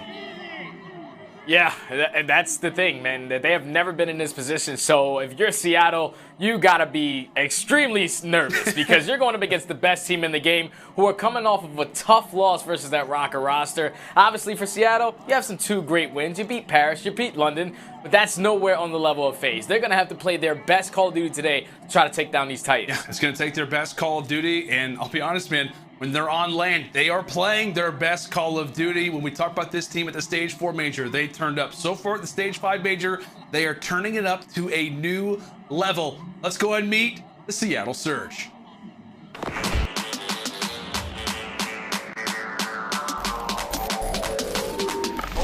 Fire coming in, but can Pristini win it too? No. He does. That's 3 straight. Dashy versus Octane, and it's Sam who's able to come away with it. On a classic. Trying to line him up. Trying to line him up in our final. Looking to find a few more, but Gunless absolutely rips his way through the 3 of them. 249, 249, Seattle won!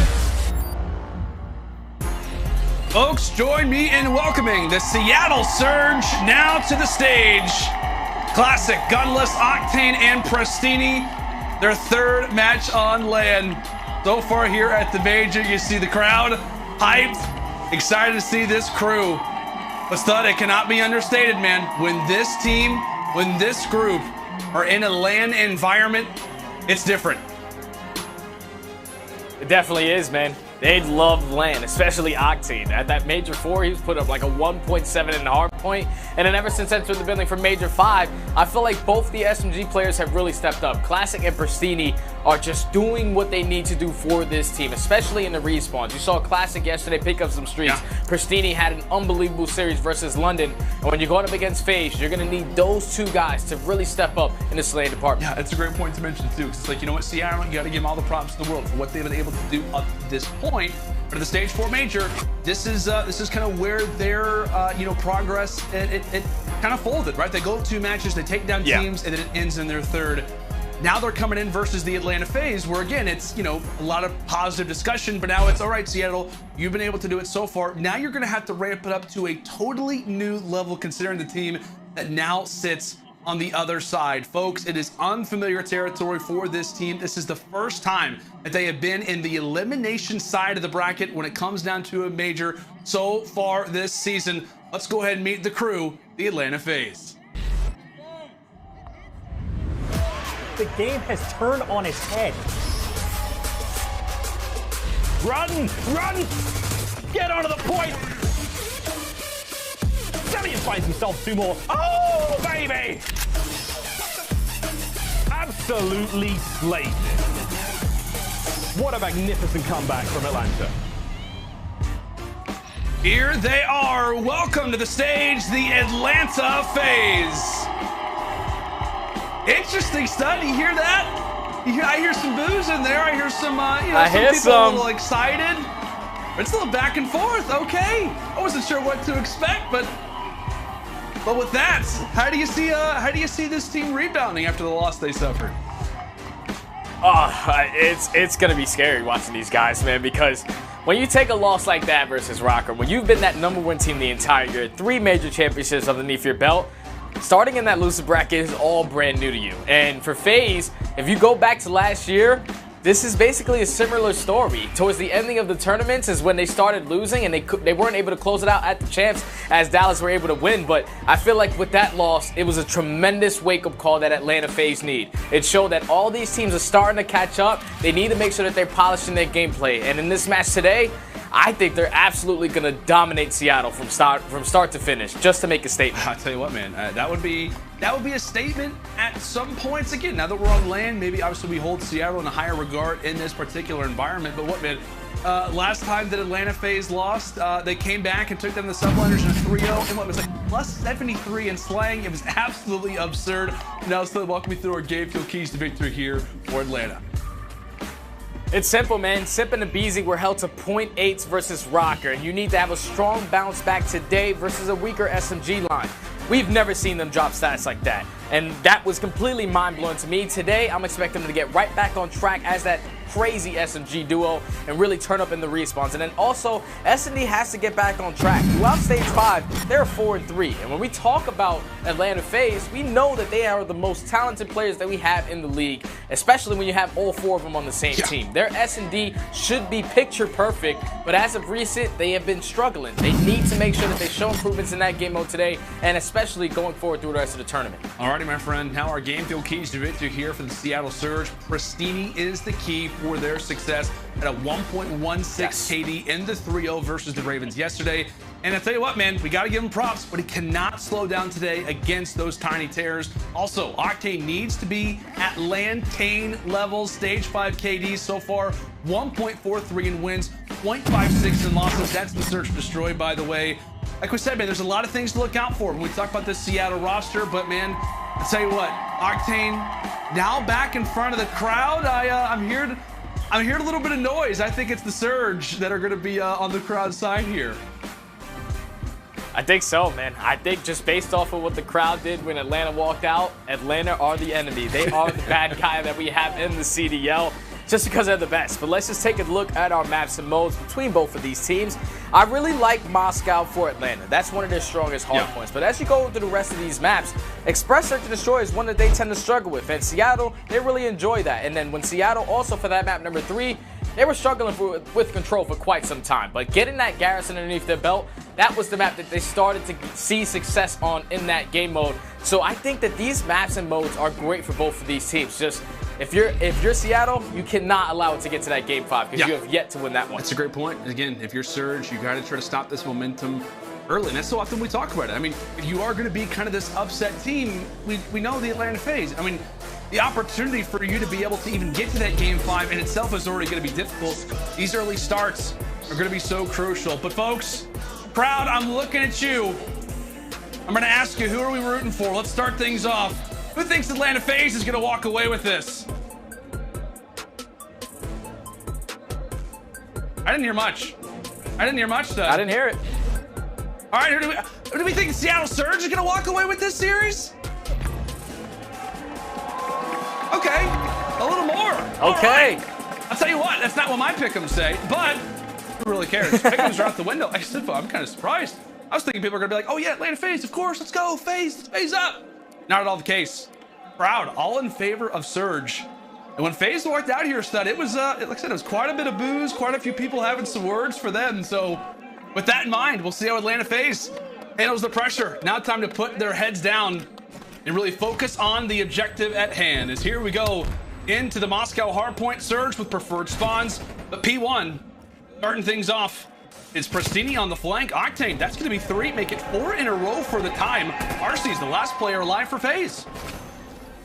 Yeah, and Seattle doing a great job. And just to go back to our keys to victory, we expect big games out of Octane. We expect big plays out of Gunless. But our key player in this series has to be Pristini. If he can match that energy from both of those AR players and keep up in the slaying, and they have a good shot at doing that. As Atlanta FaZe, they're able to break in towards this P1 hardpoint. But with 20 seconds left, Seattle's still controlling the spawns for that P2. So they're not too bad about it. You just have to find a couple kills off this rotation and not force the spawn out. But until that happens, Gunless is going to spawn all the way across that map. We get ready to call it out, saying, okay, if it does happen, right on cue, Gunless spawns out, but it'll work out in their favor. As Atlanta 3 strong through the boulevard, you're gonna be running into the first line of defense. That's gonna be classic.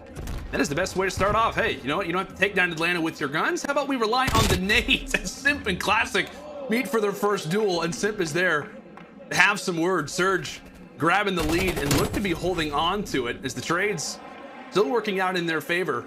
A big hill inbound, and so far they have dominated. Celium finds a lane for the time. Simp now set up for a little bit more success. Persini gets caught in the crossfire.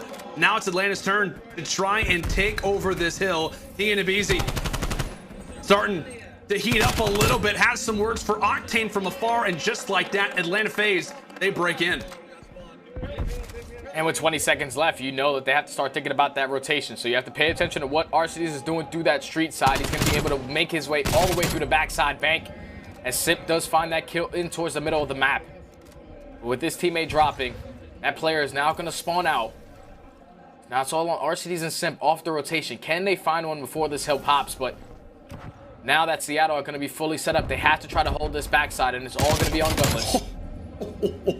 Arcides. Wow.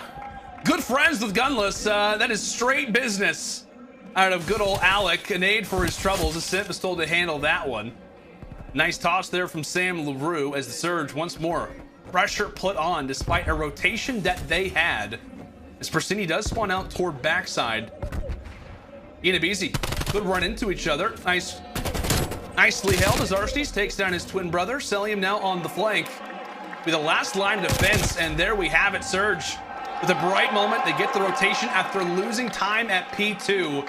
Are now able to lock things down over at Fountain.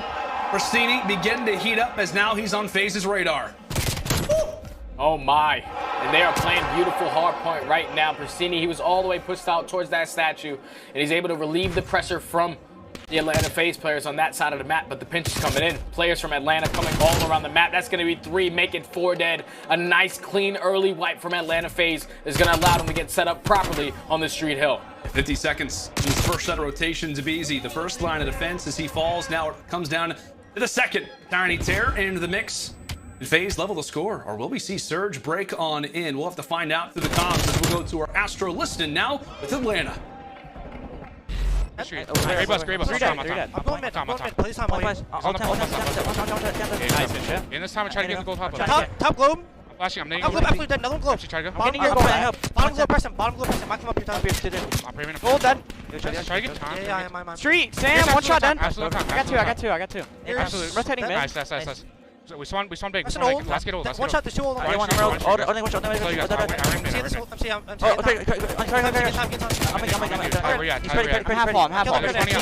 He's top yellow. Sam is already top yellow. I'm watching my back just in case because we're spawning. Yeah, there is one behind it. One pillar. In the bus, Nick. Wait. Yeah, my gold's open. Nick went in the gold or he went straight, okay? I have the pinch. We're playing every side right now. He's taking corner. I'm flooding in time.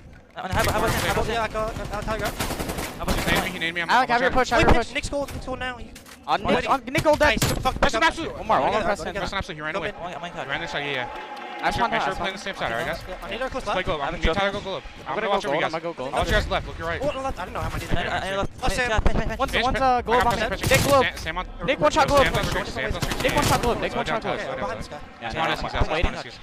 On time, Sam on time. One shot taking globe dead. Take it. I'll see him take it. Sam, he's the guy on streaks. Yeah. Time person dead. Yep. On my side, time dead. He's dead. No streaks. Top you, Nick. I push already. They're double looking half wall, guys. Double looking half wall. Pierce. They're behind it. Talk to each other right here. This is break right here. Spawn SCs. I'm sure you're back up here. Inside closet down. Nice. 2 last one middle. Are you killing middle? Nice, baby. I'm close. Push him out. I don't see him in the back. I'm globe right now, right? He's top. I'm hitting top. Well, Stud, we joined the Atlanta FaZe at pretty much the perfect time. They struggled over at P1, but again, it is another break here at our money hill, at our second hill of the second set of rotations phase. Once more in, now on an 8 streak that finally does get silenced from Octane, but he runs right into the line of fire out of MC. Surge doing everything they can to try to fight on back, and it appears that they have done just enough to grab the final 25. Just great work from the Surge, man. I know that they messed up, at least off the initial, losing a couple gunfights, flipping the spawn, but to be able to break back into it, get at least 25 seconds off of that P2 is exactly what they need. Now it's all about focusing off the rotation, and Octane, he's going to have a huge one-on-one versus Celium as he's able to spot him. But just keep in mind of where Ibizi is. They're going to be able to trade him with that hill pop, and he should be able to still spawn with his teammates. And Celium also wins a huge one-on-one versus Octane to secure the spawn. Arstidi, another big gunfight there versus his brother. Finally does get tagged down. But again, you talked about him, Stud. Persini, such a major player in this series. As Classic is hitting shots from afar. Taking taking the spotlight away from Prestini. Has a nade as well for Arcides. Hold on a second. 38 points left here at Fountain, and the Surge are not giving this one up. They're going to try to go for the contest. Gunless beats down Celium. Octane wins one versus Arcides, and now it is down to the Tiny Terror. Simp and Ibiza here on the point, and Gunless, that's going to be his second in a row. Dealing damage, taking down players, and with 20 seconds, the Surge, they break on in toward Fountain, and now it's Prestini leading the charge. And so far at the Major, Prestini has a 1.46 KD. Unbelievable plays out of him, and he's going so huge off the rotation. He's able to find two. His teammates are able to help him as well, so they get 20 seconds off of that P3. Now they're going to be fully set up for this P4. They just have to try to at least hold the bank side, as Celium's going to be able to win that one engagement. Prestini now spawning all the way across the map. He's going to be able to set up for the pinch, so Prestini's going to have a big play. He's going to have to try to come behind Arcides and pick up this kill as the pinch is coming in from FaZe, but he's going to lose that gunfight. Seattle still keeping control of the hill, but it's only a matter of moments before FaZe are able to break in. Yeah, and really, normally at this point in the game, so we'd be saying, oh man, that's a huge hill for Surge to lose, which it is, but given the score, this is one that Atlanta needs more than Seattle at this point in the game, given that Surge once more are prepared for P2. Now, they haven't done a great job at locking down that money hill for the entirety of the time. Last time we did see it, it was a successful hold toward the end, but Sit begins to heat up. That streak is going to come to a close. And now with that fight victory, look at those spawns from Seattle. They spawn out. Now FaZe put in the driver's seat. You could not ask for a better spot now here from Atlanta to get the final points at Boulevard, and now they're positioned for success. We'll see what Surge can do at P1, and in the process of trying to put on some pressure at the money hill for next. And that's a huge gunfight right there from Ibiza to take control of Eskies. You see the pressure is still here. Seattle have full control of P1 right now. Prestini winning that huge engagement. But they're not too mad about this being a contest fest. If they can win a majority of these gunfights, they will be able to flip those spawns. But still keeping it contested, you're not too mad about that one. With FaZe still keeping the spawns for that P2. There's going to be 30 seconds remaining on this. If you're Seattle, you got to try to get a good chunk of time here, because you have to force yourself to break in towards that P2. And with Octane and Gunless shooting the way they are right there, that's a couple more kills to go in the feed. A couple more time to go on that score line, getting closer to the finish line for Seattle. Closer and closer. FaZe gonna contest now at P1. Again, they do have spawns, but take a look at Classic. Classic may have snuck on in. Keep in mind that number 7 arrow, as he could start to spoil things. 160 to 215, a hill that will no doubt change how this one goes. Nicky D winning the early engagement, traded out from Arcides. So it's a 3 versus 3, but with Atlanta spawning here, Arcides lays down 2, and FaZe are in a much better spot. There goes Prestini. Gunless having a few words before he might have to exit off of this portion of the map, but is there to take down one. Arcides on the other side, trades back and forth, but it's a stick from Arcides. Nades back and forth. Seattle, they're still here. The Surge, they are still firing somehow, some way. Seattle are not giving up, and they will grab the final seconds here. They're going to be at 245, somewhere around there. Once this hill comes to a close, 5 seconds away.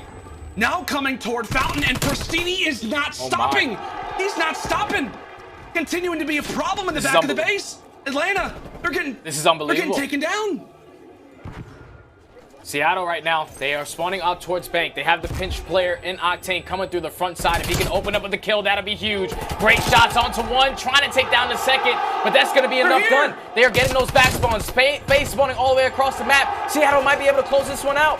It looks good. FaZe, they don't have a lane. They don't have an opportunity. Can anybody get here in time? Can Sip around the corner? And no!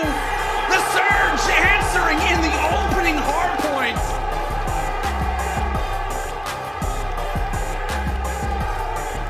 Oh my God. What is it? I can't believe this. What is it about land? What is going on?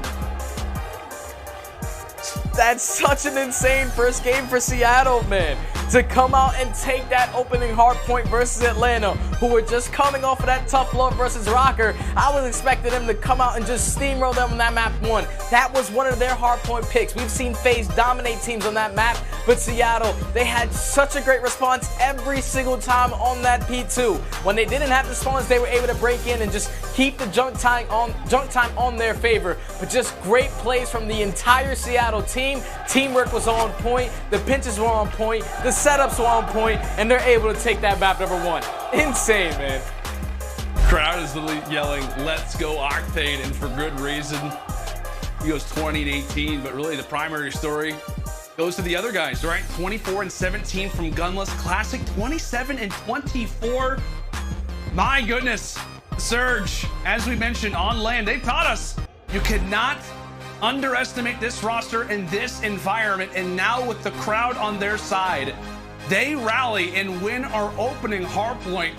Stunning. The Atlanta phase to start, but my goodness, this series is far from over. This is going to be a good one. Make sure and stay with us as Game 2, Search and Destroy on Express, is up after the break.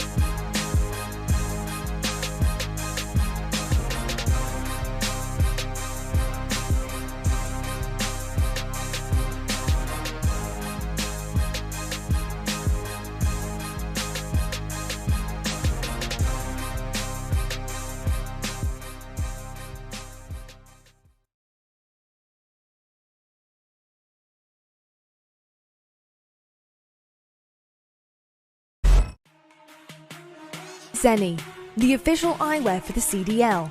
Armour your eyes with Zenni Blocks blue light protection glasses by visiting zenni.com/gaming. The Call of Duty League is brought to you by ActiveStat, the next generation analytics platform built with Google Cloud that brings fans, players, and commentators the power of competitive statistics in real time. Get insurance savings and discounts from S.O.A, the official insurance partner of the Call of Duty League. Welcome back, ladies and gentlemen, to the Stage 5 Major. It is Day 3. The Atlanta FaZe taking on the Seattle Surge.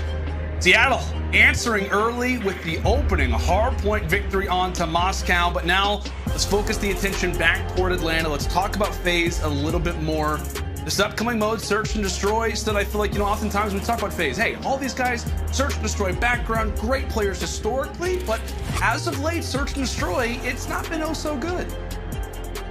It really hasn't, man. When you talk about this Atlanta FaZe roster, from top to bottom, they have S&D stars. Anyone has the ability to hit the 2v1 clutch, hit the 3v1 clutch if it comes down to it. Just as of recent, they haven't really seen a lot of success. The only player right now in Major 5 currently over 1.0 is going to be Simp with that 1.25. Yeah. And I know it's a small sample size because they only played one Search and Destroy versus the Rocker, but that game went all the way to a 6-5. And the fact that Simp is the only one positive in that situation is crazy to me because we usually see these guys steamroll in Search and Destroy, but as of recent, it hasn't really been working out for them. Yeah, I mean, as we mentioned, when it comes down to this Atlanta FaZe group, I mean, again, as we talked about the Stage 5 Major numbers in regards to KD, like we said, it's just one, it's just one small map in particular versus the Rocker. But again, Search and Destroy, it has started to falter just a tad bit.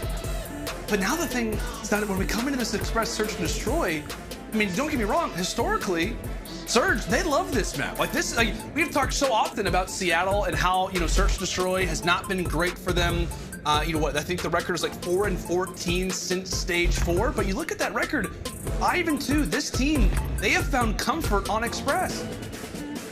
They really have, man. It's a lot due to the SMG presence. When Pristini is that guy opening up with the first bloods is when they see a lot of success. We see it all the time, especially with Express, the way that they're able to work these catwalk areas, set up these late pinches, and win those huge one-on-one engagements. So for Seattle to come out and try to take this one, I know they have a more positive record, but I'm heavily looking at Pristini because he is their playmaker, and he's the guy that has to go huge in these one-on-one engagements across the map by himself. Yeah, obviously very familiar with the Tiny Terrors, very familiar, of course, with his twin brother Arcides. Tell you what, man, he had Alex's number in that first game. I feel like every time we were on Pristini's perspective, he was getting a crazy headshot versus Alec. But see how the Search and Destroy goes. A much slower start. This round number 1, specifically out of the Atlanta phase. But the primary target for it is because they focus more of their attention at A, when in reality, Surge playing the aggressive start over at B. Octane gonna gun Celium from long range. It's not going to put Simp and Arcides into 2 versus 4. Classic, somewhat aware of those positionings. Pristini, and as we mentioned, on the hunt for his twin brother. That was exactly where Arcides is turning, and boy, Alec knew he was there. Just a split second later, but a well-dominated round from Seattle. Just so clean right there. They knew exactly how Atlanta FaZe wants to play. They know how aggressive that they can be on certain rounds, especially on that flank. So they spread map right off the rip. They slowly work towards B, and then Gunless, once he finds that first blood, he gains that information that the second player is going to be there. Octane with some great shots to make it a 4v2. At that point, it's really difficult for Atlanta FaZe to clutch up. Seattle walk away with the first. But now with Atlanta on the offense, we saw them play this map versus Minnesota. They did a great job at least trying to get this bomb down in A super quick, but you just see what Pristini is already doing. He's being so aggressive towards Catwalk that I don't know if Atlanta FaZe is going to be able to read this so quickly. Zip, he wants to shut around the corner. He does spot Gunless. I was going to say, loses his chance on Classic, but Pristini, he's found the lane. He's found the lane. He's right behind Arcides. Great trigger discipline, and now does get the information on his Celium as well. So Surge into the 3 versus 3. Abizi having Octane's number, but it's once more Pristini. Now 3-0, getting tagged up, brought to 15 HP, tosses the trophy, and decides to maybe go for the defuse. Zip is here, Abizi from the top, and now it all comes down to Classic. In a crazy 1 versus 2, everybody's shots are firing, there are trophies going, there are bombs being planted. But as the dust settles, it's Atlanta. That was almost a beautiful play from Pristini. The trigger discipline right there. He was trying to get Arcides to run into one of his teammates potentially and pick up a 2-piece, but right there, Atlanta FaZe just doing a great job at just picking up those trades, being aggressive towards Pristini, soloing him out, then forcing it to the 2v1, closing out the round. Atlanta tied up 1 apiece. Back on the offense for Seattle. Pristini sitting at 3-1. I mean, very first round, they decided to spread map, and it worked out for them. So this time they're going to switch it up, though, with the aggression towards B. And you can just tell us that. I mean, the body language, the way the characters are moving inside of the game, Surge, they just look comfortable. They just look to be in their element. Once again, it is another battle between these two. Pristini dodges the nade. Literally whistles right past his ear, but he takes down Arcides. And once more, an engagement where these two meet up. And based off of that play, it will put Surge with man advantage, with the bomb to look out for. And Pristini's still in the mix. He's going to be behind 2. Put some shots in his Simp. Has taken down half of the team. That's going to be 3. And Abizi gets wiped away.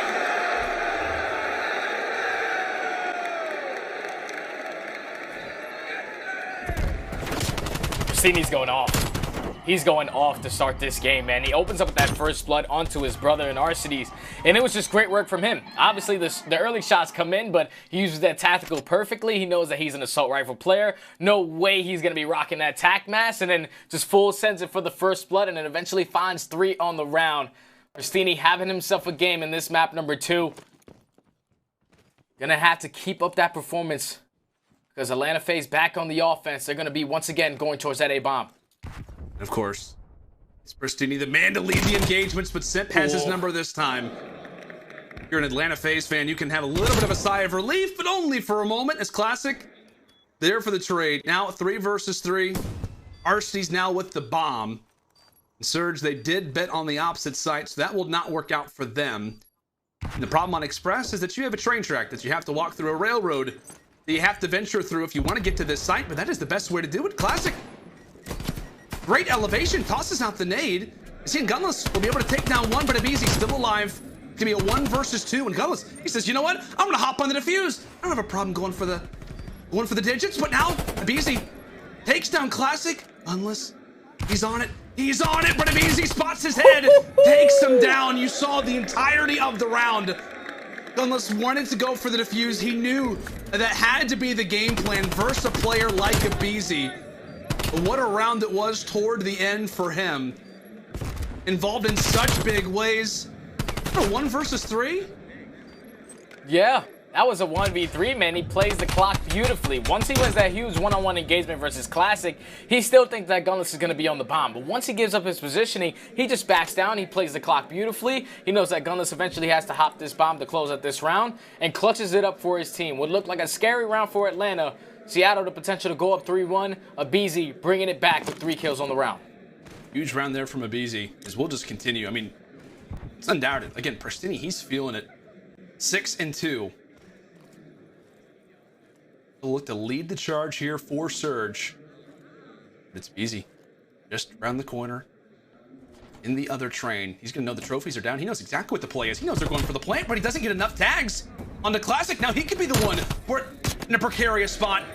Trade's down, but it's Arcety's who's able to give FaZe the man advantage. And with that, the bomb also drops.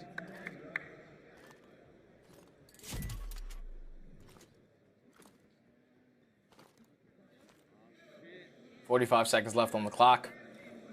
Seattle, they have to try to work towards this bomb, and Gunless is going to even up the numbers, and Octane finds one as well. So just what went from a 2v3 is now a 2v1. All left up to Celium. He's able to spot Gunless. Able to win that first one, but Octane here for the trade. Celium's actually going to win it and clutch it up for Atlanta in those final moments. Big round right there out of Celium. Started off 0-4 in this game. Young MC putting them on a mixtape. Wonderful shots there from Celium. Big moment for him, as that will give Atlanta FaZe the edge in this game too. So again, we talk about the crowd. It's just a different atmosphere for this FaZe team. Again, and obviously we don't talk necessarily about how it's only been online success for this team, because of course that's not the case, but it's just been so long. I mean, what Lottie said at the start of the day, 511 days. Gonna take a toll on a few, or rather on a few rosters, and this one to be specific. Pristini, oh, Abizi. There to drop him. And again, anytime you're able to take Pristini down for the first blood, you will breathe a sigh of relief if you're a FaZe fan. I'm sure the players are as well. Things come to a halt for a moment for Celium, but it's the objective. Getting the job done. Arcety's looks to lay down the digits, but here comes Classic. Classic now from the back. Zemp's gonna spot him, tags him up through the train. Bullets aplenty, but Classic is able to find one. Arcety's there to take him down. Zemp on the other side, now leaves it on to Octane. 28 seconds. Can Sam LaRue go big? Zemp and Arcety's still to go through. And trying to utilize the movement, as now it'll be a 1v1, but Arcety's is there to take him down, and FaZe, they grab their 3rd round in a row. Right there, their Classic made the play. He was able to sneak through the flank, find his first kill, and eventually find the second. But just great work from Simp. Puts down some early shots here. A trade does come in eventually onto Classic, but he wins a huge one-on-one across the map versus Gunless, which turns it into a 2v1. With 25 seconds left, not too much time to work with. So Octane wasn't going to be able to clutch up, but FaZe, 2 back-to-back rounds. Taking a commanding lead right now in this search and destroy. Going back on the defense. So far, their setups have been... They're giving up one bomb site every single time. And Seattle, they have found that opening every single time. So once again on this round, they're going to be committing towards A, and they're going to force Atlanta off the rotation. FaZe, well, they're aware of the play. They're not going to be able to do anything about it. Pristini ventures into Arcety's line of fire. So we'll see how FaZe looks to go for the retake. We got one player trying to venture in toward the flank. That's going to be Celium. So he and Octane could run into each other here in a moment's notice. Meanwhile, at the site, it's Surge with man disadvantage, but there you have it. Classic now bringing it to a 2 versus 2 on the site, and Celium, flank is going to pay off. Abizi with the nice movement takes one, and there will be the second. FaZe, a wonderful, wonderful retake, as that'll be the defuse, and that now puts them on map point. Well, who needs to watch the A-bomb if you're going to be able to ring break like that, man? Great job from Atlanta, especially the player that worked through the flank to find that kill onto Octane. Then Abizi. When you're up close and personal with this SMG, he makes it look real easy as he finds 2 to close out the round. Atlanta FaZe up 5-2, 1 round away from closing this out. For Seattle, you just got to think about these past couple of rounds. Pristini has been first blooded and you haven't seen a lot of success. If you can try to turn it around and at least open up with the first blood is when they usually are able to win the round. We're back on the offense for Atlanta. This time, Arcidy's carrying the bomb, bringing this bomb slowly towards A. Pulls up the 74U to start, so wants to lay down a little bit of noise toward that A site. Surge, so far, not completely sold. Pulling quite a few back angles, and as Octane backs up, say it, that could dramatically change how these early fights go. He and Celium battled so many times to start, but Arcidy's started off at that A point, now goes for the rotation and lays down the objective. All 8 players still alive. Folks, that is about to change. Arcidy's first player here, trade going the way of Surge, and Classic once again having something to say. He gets taken down by the nade, but his job without a doubt is done. Abizi continuing to win fights as it's all down to Octane versus the Tiny Terrors. He's got the pistol out. It got a little bit close, a little bit dicey. Does what he can, but it's going to be a victory in the books of FaZe. They walk away with a search and destroy, 6 rounds to 2, and now even this series up at 1 apiece. That was great S&D from Atlanta. I'm pretty sure they were down 2-1, and then they brought back 5 straight rounds after that. So just great mid-map adjustments, not allowing Pristini to be the playmaker. Getting that first blood onto him was when they were seeing a lot of success. Yeah. Arcidy's was making sure that he was solely focused on his brother, as you saw him right there with that SMG in that very final round, trying to pick him up with another first blood. Right there, Atlanta FaZe, they just handle business, man. They didn't look as good as that on that map yesterday versus Minnesota, but today they fixed those little mistakes and they're able to get a clean win and tie the series up at 1 apiece. Big game specifically for Abizi. He goes 10-4, and I know in that search and destroy versus Rocker, had like a 0.67 KD. Everybody was obviously going off in regards to the Rocker. The only player for FaZe last time around. This time it is more of a great team effort. Specifically Abizi. Search and destroy menace looking incredibly solid. But say what, man, we've got a U.S. Army tactical play to look at here in just a moment, and it is the man that we're talking about, good old Abizi, here in round number 4, one of the many rounds that FaZe utilized to bring this one to their favor. Stud, what'd you see here? So this is the round where Classic, he puts a lot of pressure in towards this top side. He finds this first kill. At least Gunless does with the nade, but then this is Abizi left in the 1v3. His teammate drops across the map. He finds that first kill on the Octane. You see how the clock is still only at 20 seconds. Gunless thinks that if you're Classic, all you got to do is just stay alive here. But once Classic drops, it forces Gunless off the bomb. Then it's all about playing the clock at that point. Abizi does it beautifully and just hits some great shots to eventually clutch up the round for his team. Abizi, a problem and search and destroy. He gets unleashed here on Express. That one has to hurt if you're a Surge fan, considering how great that Express historically has been for them. Well, folks, we are level at 1-1. It is Garrison control to find out who will take the lead in this series when we come back after this quick break.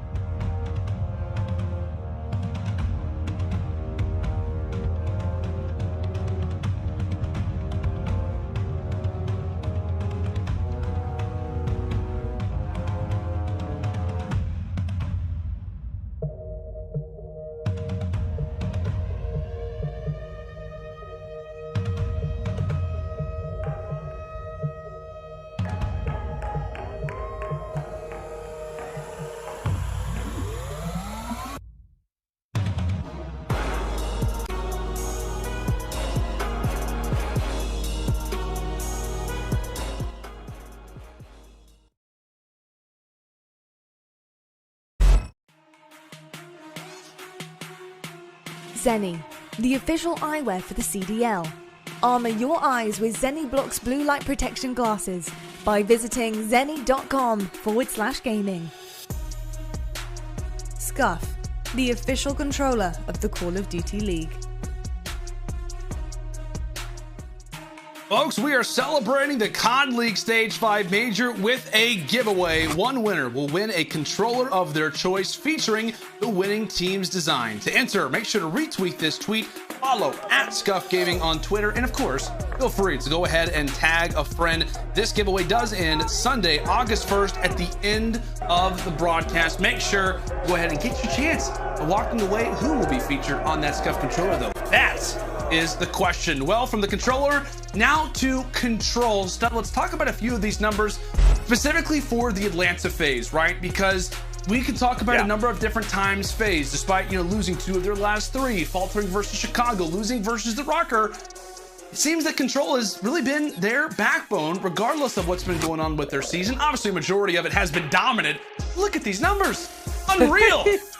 Nope.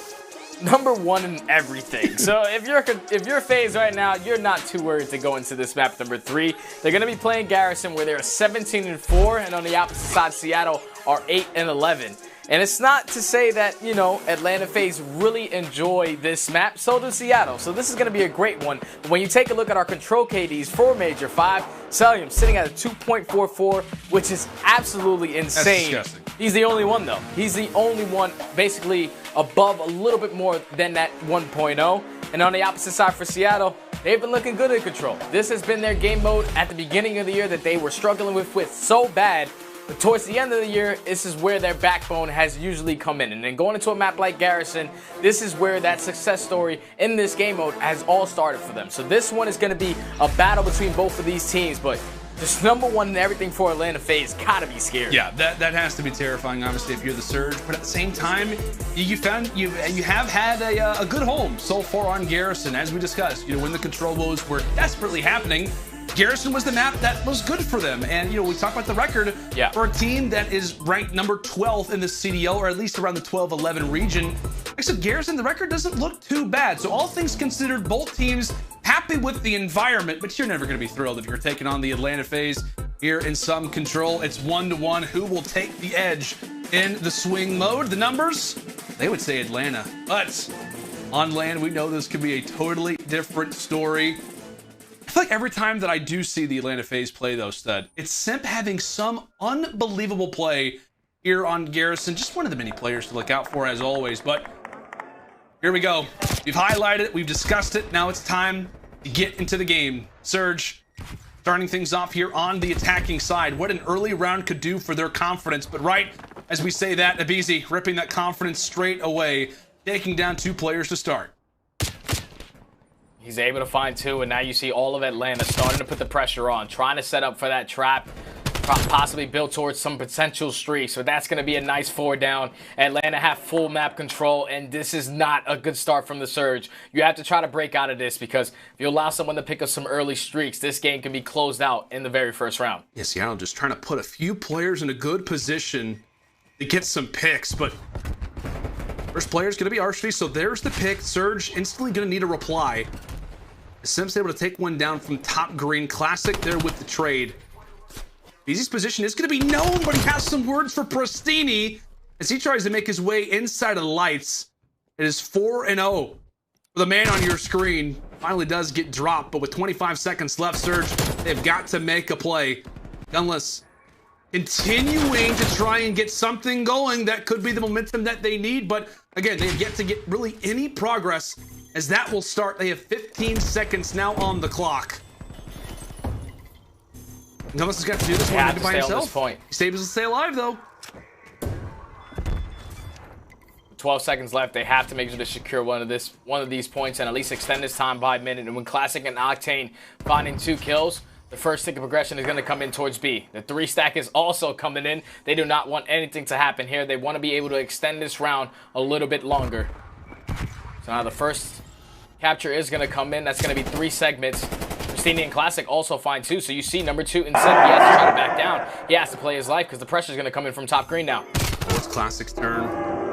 Pristini, only man that's going to be here. as he'll get dropped as well. So with that, the early push wiped away there from Seattle, but still 50 seconds to work with. Down in life count, and that doesn't seem to be changing anytime soon. It was a BZ on a 5 spree. Arcees nearing that department also. Obviously, we know Arcees to be a great flex player, could pull out the Krig, but 74 Yuan Garrison doing a great job so far with it, as this will be the potential last play out of the Surge. What do they have up their sleeves? It's Octane with the early pick. BZ actually gonna get dropped. It's Classic for the trade, but it's Atlanta doing a great job at evening the numbers as Simp will take down Gunless from top green. A great answer here out of the Atlanta phase. 15 to go. Surge gonna have to sprint in order to get here in time. With these numbers, it's gonna be a 2 versus 3. Players trying to make their way inside of top green. A 1-for-1 to start, but as time ticks away, nobody from Seattle able to get there. All things considered for Surge, you do capture a point. That's great. But it's Atlanta securing the defense. They almost had that round too, towards those closing moments. I'm pretty sure it was Celium and Simp in a 2v4 situation. Once Classic picks up that kill, and they both pick up 2 to eventually secure the round for Atlanta. That was such a big play from the boys on the Atlanta side to at least make sure that they secured this first defense. And I'm pretty sure that Simp will go into this offense at least on a little spree, trying to work towards some streaks, make it 4 exactly. But if you're Atlanta, you know, you get the job done on defense. What response do you have on the offense now? We'll get to witness exactly how that will play out. We've seen so many 3-0s here in Stage 5 on Control. The majority of that is just certain teams adapting, figuring out how to walk away with these attacks. And as we said, there is nobody better in any situation than Atlanta phase in anything Control related. So you have to imagine they're pretty good at walking away with attacks too. So far, a more commanding beginning. How Surge managed to look. Classic is able to take down 2, so that will stunt the push from FaZe for now. As Arcees does get dropped on that B point. Sit now the farthest pushed up player. Major fight to win, but it's the 74 U's from the Surge. They're able to wipe away that early beginning. Yeah, and that was a huge kill from Classic because that's going to shut down the streaks on the side of Simp. So now if you're Atlanta, you have to try to secure this B capture. And so far, lives are basically tied, but there's still 44 seconds left on the time. Seattle not really committing towards this B point. As you see, though, Simp does win that gunfight towards green, so you're going to force those wrap backs to come in from the Seattle players, and this should leave B point wide open for Atlanta. Looks to be that way. A few players making their way in from green, and Nabizi has a nade right at their feet prepared. They will walk on through. Nabizi's the only player right now, even in a stone's throw to the base, or rather in a stone's throw to the zone. So finally have a teammate to join alongside of them. Classic has been so great so far throughout this series. Not able to put away another double kill. So FaZe continuing to rack up the time and continuing to remain in place at that B zone. 30 seconds on the clock. That's about to turn into 1 minute and 30 now to work with at A. Can Surge hold? That'll be the question to ask. As Pristini, Classic, Octane all combining for 3 from the skies we go. And Pristini's able to wipe away all 4. And now it's time to put the pressure on. And Pristini hitting some great shots. Going to be on the 3 spree. Just being so annoying to the players in Atlanta. The minute left, down by 3 lives. They have to try to fight out of their base. And it all starts with the opening kill. With Gunless and Pristini shooting the way that they are right now, it's going to be difficult to get out of this space. But that fire barrel is going to help a little bit. But still, Seattle having control of the map right now, not allowing FaZe to get any positioning. It's going to sting in the morning if you're Pristini. That's 2 down. Next 2 players are actually going to be inside of artillery, so they've got to be careful with their lives. Octane, the only member here. This is going to be a lane for FaZe to utilize. Getting somewhat caught off guard. The final 2 players are the ones that are in the most disadvantageous position. Is now to be ahead, but here into the zone. 10 to 13 in lives. Advantage for Surge, but Atlanta regrouping. Atlanta starting to get a little bit more of their bearings. As Abizi now could be on the flank. He's got nobody actually to look at in the point, so now he can focus his attention toward the back, but he expresses himself just a little bit too much. Octane's there to cut him down. It's a stack on the point for FaZe, but can it only continues. Surge begin to rally on fourth. It's Octane for one, and it's Pristini for the second. Stopping the push for now. Can Ibisi fall? And yes, he will. Pristini with another major fight to take. And Atlanta left with 18 seconds. Can they get here in time? Can they make a play? As we said, the scariest team in control. What a round it would be. What a rally it would be. Here comes the final sequence. Gunless for one. There goes two. Arcees, though, is going to be able to drop two. Sip, meanwhile, is going to fall. And with that, the phase push will come to an end. Surge, they escape, and they take a defense. Great hold from the Surge, man. Great response. You need to make sure that you're securing your defenses. I know it got a little scary towards the end, but they were able to clutch up with some key gunfights coming in from Classic, taking down 3 to close out the round, and eventually secure it for Seattle. Tie it up at 1 apiece. And the good thing is no one was able to pick up any streaks, even though Classic is having himself a great game so far. 16 and 16 on a 3 spree. They need to have a different answer on this offense, or at least capture that B point, because right now Atlanta are leading by 1 segment. Great point to bring up. As we said that round 5, if we get there, all based on how you play in the early ones. Is Classic not going to be 4 in a row? He's going to stay alive based off the nade. Okay, Nikki D. All right. Classic. He is showing up. He's had a little bit of a shake here beginning since he joined the Seattle Surge, but he not be able to tell a single thing now here in the LAN environment. So also take down Simp for his troubles. So a little bit of progress made from Surge over at that A zone, but you see it, FaZe, they have exploited it. They do get that mid-map control, and now it's Surge in the back of their base. And it's going to be a task to try and escape out. Yeah, they just have to try to find that opening kill. And right now, Celium doing a great job of just cutting these players down as they're trying to flood out of dark. But Octane's a great shot. Simp through the rat hole. He's able to take down one, but gets traded. And then eventually, Atlanta FaZe are able to find all 4 kills. So now Seattle once again off spawn. They are tied in segments, but you want to make sure that you're at least able to capture this B point. As they find 3 kills, you're going to see Pristini start pushing up immediately towards that brick side, trying to set up for a couple more spawn kills. That tactical does not hit him. Celium has no idea that he's here. So Celium's going to walk through this position and say, okay, bricks is clear, when in reality, it is not at all the case. Some presence made, but it's Pristini who's dancing. He is dancing right now. That B zone just moments away from being captured. And so while Pristini finally does get taken down, it is enough to give his teammates some clearance over at that B zone. Minute 18. Surge, can they claim the attack? A major fight on the point, but it's Ibisi who's able to win it. It's FaZe holding strong so far in the defense. Pristini with a huge kill though. Fortunately, it's going to get traded. So now Seattle, they have to try to set up this push. You cannot try to flood out of top green because we saw the way that turned out last time. Sip was able to go on a little bit of a spree, but see the aggression from Seattle. Starting to approach to this backside. Octane in a great position in lights. Currently down by 4 lives. Seattle with 45 seconds left. They have like 1 or 2 good pushes to try to break through. But FaZe, they're just doing a great job of just picking up these kills in their spawn and not allowing Seattle to have a full setup on trying to break into this one. Yes, we said they are number 1 in every single category for a reason.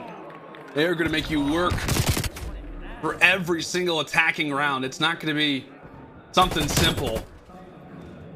As with 18 seconds left, more of a slower end to this, but it is a trade. And here comes the push. Can Seattle make some magic? Classic will be able to escape for the time. Does take down Ibisi and also shuts down Celium. Once again, it is Classic leading the charge for Surge, but it's Simp on the other side who's able to take down 2. Pristini winning the 1v1. We stop ourselves at 1.1 seconds. It is a 4 versus 2. Gunless and Pristini versus the rest of FaZe. But as the nade comes in, it's all on to Big P. It's all on to Gunless. The trade is in, and it's FaZe who claim victory this time. Surge gave it their best effort, but it was not enough. Simp just went so huge, man. The fact that he finds 2 kills before dropping And then even though Pristini eventually gets onto that point, those 2 kills were so impactful because Classic was able to find 2. Pristini was able to find 1 player off spawn as well, so it was all left up to Simp. If he drops without picking up any kills right there, Seattle had the opportunity to close that out. But they did a great job of just capturing those segments in that round. They completed 5, so now they're up by 4. So if you're Atlanta FaZe, you at least need to complete 1 full point and get that progression, at least 1 segment on towards A, to try to get that defense going into the round 5. And as we get back into this one, Abizi early on the speed point. Urge a heavy presence inside of green. Arstees is there for 1, has to pull out the pistol for the 2nd. Made it look as if that's what he intended to do. And that'll be the 3rd on the Classic just in this round, a 5 streak right now from Arstees. And if you're Surge, you've got to cut this guy down. You cannot allow for him to go on a roll like this. 1 more kill, and we have got streaks on Garrison. Not able to put in the work on the end, but again, if he just sits in the objective, if he's going to go ahead and roll here, he's going to earn the streak. So yeah, he's got it. Has the ping ready to go. So the B zone is going to be captured 1 minute and 50 on the clock. If you're Atlanta, you have the streak to work with and a cruise missile that could be joining it momentarily. He's already pinged it, so gonna go just based off of what his teammates' callouts are. Drops 1 in Octane, and here comes the charge from FaZe. But it's 3 instantly replied back from Surge. The streak doesn't matter. Arstees does get the cruise, but it's Surge that holds. Surge hold beautifully, man. Classic going huge with another 2-piece. At least he was sitting in this top corner, but they find that kill in the base, and now this is going to allow for their teammates on the side of Atlanta to flood out towards top green. Just have to delay this cruise missile, and he did a great job, curve it in there, pick up a kill, and Atlanta FaZe is moving so fast. That's going to be 2. Octane picks up 2, but FaZe still have 2 players here. They can close it out, but they go big. Seattle break in. And of course, it's Pristini once more. Pristini versus Arstees. And Pristini's able to win it. 1 more tick needed from Atlanta, but it's going to be the most difficult one. 1 minute and 10 on the clock, and Arstees will begin the charge. He and Celium combined for 2 in instant. 2 versus 4 onto the point. Gunless, the last man alive inside. Pristini doing everything he can, but he gets dropped. It's going to be a round to remember from Arstees, as FaZe will take the control 3 rounds to 1. But that closeout round stud, it starts and it ends with this man here. Yeah, just great plays from Arstees, man, to pick up some early streaks into this offense. You know how impactful those can be when you're trying to hit out towards that 8 point. He uses the artillery strike very first time at Seattle. They were able to respond beautifully with 3 down. But then once he picks up that cruise, he does a great job of just finding those 2 kills and then keeping top green control. He allows his teammates to pick up that kill from Seattle of the player that tries to push to their spawn, immediately calls in the cruise missile, and then they just stack the point. The segments were going so fast. Atlanta were able to close it out and now take a commanding lead in this series at 2-1. And I know we obviously highlighted the numbers, first in every single category. And shout out to our stats team.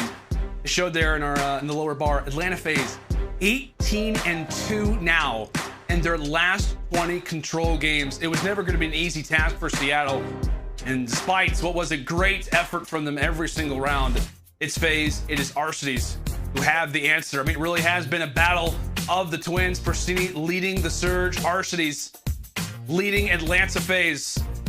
But will this one be done in 4, or are we going to be headed to a game 5 for this series? It's going to be a blast. It's going to be a fun one. When we join you back, it's going to be Raid Hardpoint. Make sure and stay with us.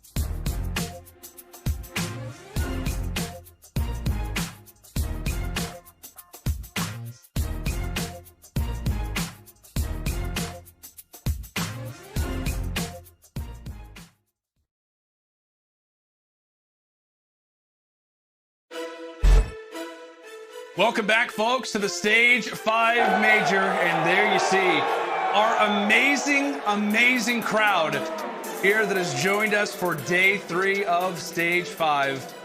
What a wonderful day it has been. What a wonderful set of matches that we've had. But the best part about it all is that we are not even halfway done with this day. As you said, the crowd has been electric. The matches have been fantastic. And we currently find ourselves in Game 4, an elimination match between Atlanta FaZe and the Seattle Surge. But Stud, let's talk a little bit more about Atlanta FaZe. We got to talk about what really how they have performed in regard to the first 4 stages. Now, so far in Stage 5, you see a little bit of the dip in a few numbers. Yeah, so in the first 4 stages, cut by cut, Atlanta FaZe were the #1 team in the game, and they showed it every single time we watched them play. But so far throughout Stage 5, a lot of these other teams have finally caught up to the level of Atlanta. That's why we see Minnesota playing so well. Dallas Empire still being in that top contender conversation, and also Ultra. They're all catching up right now to Atlanta FaZe, so that's why you see the numbers dropping off a little bit. But you don't have to be worried if you're FaZe. You just have to make sure that you're consistently improving. And right now in this series, they're up 2-1, going into a raid hardpoint where they have enjoyed it for the majority of the year. They're sitting at 9-3, but also for Seattle, they're at 7-3, so they like this one too. I feel like this battle between these two teams, at least on this map, is going to come down to the ARs. I'm looking at Octane on the side for Seattle, and I'm looking at Arcides off of a big game in that map number 3 to be there to match them. All right, well, we know who to look out for, and shout out to our stats team for giving us this number. Atlanta FaZe currently on a 3-game hardpoint losing streak. They have not lost 4 straight hardpoints all season long. Well, if this could be a W for Surge, I mean, what a shock. What a shock to the system it could be for FaZe if we were to head to a Game 5. But can we get there? Will this be Seattle's final map of their season? Or can they continue to impress and send us to a Game 5? As here we are on raid, starting things off. It is Atlanta controlling well here at P1. And they have the good spawns too. They were able to find 2 kills right off the rip. They're forcing all of Seattle to just flood straight down through driveway, and Atlanta FaZe have finally woken up. That's going to be a clean 4 dead with about 35 seconds left on this P1 hardpoint. Seattle have to start thinking big picture. They're going to have 4 push through middle to try to flip these spawns. There's a couple players from Atlanta being in this position to cut these players off. But so far, they're winning the trades, and they're able to get in towards that kitchen to try to flip them for that P2. Ooh, take a look. Sim actually does spawn out. He spawns toward, I believe that was Wait or bottom garage. So with that, I love this play from Seattle, but it is a worthy investment. All things considered, it's high risk, high reward, and so far, there's yet to be any reward up to this point, especially with the BZ playing the way that he is. Now sitting at 5 in a row, his teammates tries to set him up for the 6th. It is a straight 50-0 beginning out of Atlanta Surge. They try to invest in a P2 rotation. It does not work out, but they do break on in. This could be their chance to end the BZ streak. And if you begin to line up 3 strong out of spawn from Atlanta, BZ continuing to perform. Celium now, his turn on a streak, as that'll be his 5th in a row now. But it is Surge having struggles, having problems, trying to break on through as the nade will seal the deal. It'll close the case. That's a 2 big ones out of Octane. Everybody trying to do anything that they can. So with 20 seconds left, Brastini trying to wiggle his way throughout the kitchen, just dodge a few things, get past the counter, right around the oven. He's the one getting burned. Atlanta, a great beginning as they'll take solid control of P1 and P2. Yeah, and if you're the Surge, you're not really mad about that because you were at least able to contest it for about 40 seconds, and you're going to be able to keep these spawns for the next. But one player, at least a couple players, there's so much pressure on the middle of the map happening right now that 2 players from the Atlanta FaZe are going to spawn right at that AC unit. But with 1 player dropping, now Seattle full control right now. It's all about eliminating this player off the pinch. They have to try to take care of a BZ. Their setup is so tight right now. They're able to find 2 kills, which is going to slow down the pressure, eventually find the BZ. Now that's going to secure those spawns towards that AC side and force all of Atlanta to try to break through that zigzag. You can just see, I mean, the amount of flexibility the Surge get once they know that a BZ is no longer hanging out toward back ACs. Just gives them the freedom to roam. But again, FaZe, they're going to hit the pedal to the metal here at Garage. They'll claim the final 13 seconds. Biggest note is that while Celium is gaining the time, he's not going to be there with his teammates Same thing with Ibiza. He spawns out as well. Is it his numbers for Surge? And that's big for them, but they've got to maintain him. That's the biggest problem. Cellium now once more finds himself on 5 in a row. This could be the final spawn out from Surge. A major fight happening. Surge and FaZe spawning out. It is an all-out frenzy here at the basketball court. 2 versus 3. They start to sandwich. They start to line up. And Atlanta looking good for the time. That's 3 straight for them. But Surge, they maintain. They're still here. Over at Waterside, they'll be the ones here first. They're trying to just break him from the front. This is 2 hills right now where Atlanta FaZe did a great job of securing those spawns in the back, but Seattle just being so annoying, able to at least contest from the front. But Cellium picks up 3 in the feed. That's going to be the multi. 15 and 6 out of him, 13 and 6 out of Ibiza, and already off the rotation is going to be MC. He finds one, trying to find a second on the Classic. Unfortunately, he's going to lose that one. But just great time right here from Atlanta to at least get a good 30 seconds off of this basketball hill. Not being able to pick up streaks to break into this P5 is going to hurt you a little bit, but you have a good lead right now to at least go on a long flank, because remember, Route Man gets paid on this P5 hill. That's without a doubt, my friend. Atlanta FaZe, the solid lead to Surge with a solid hold. Like we said, keeping in mind what could be their final map of the season. The intensity has to be high. The comms have to be perfect. We'll see how those comms sound. Let's go and step aside and go to an Astro Listen now with the Surge. Look zig, I'm trying to look Two right. Maybe pillars on me. Two zig, guy.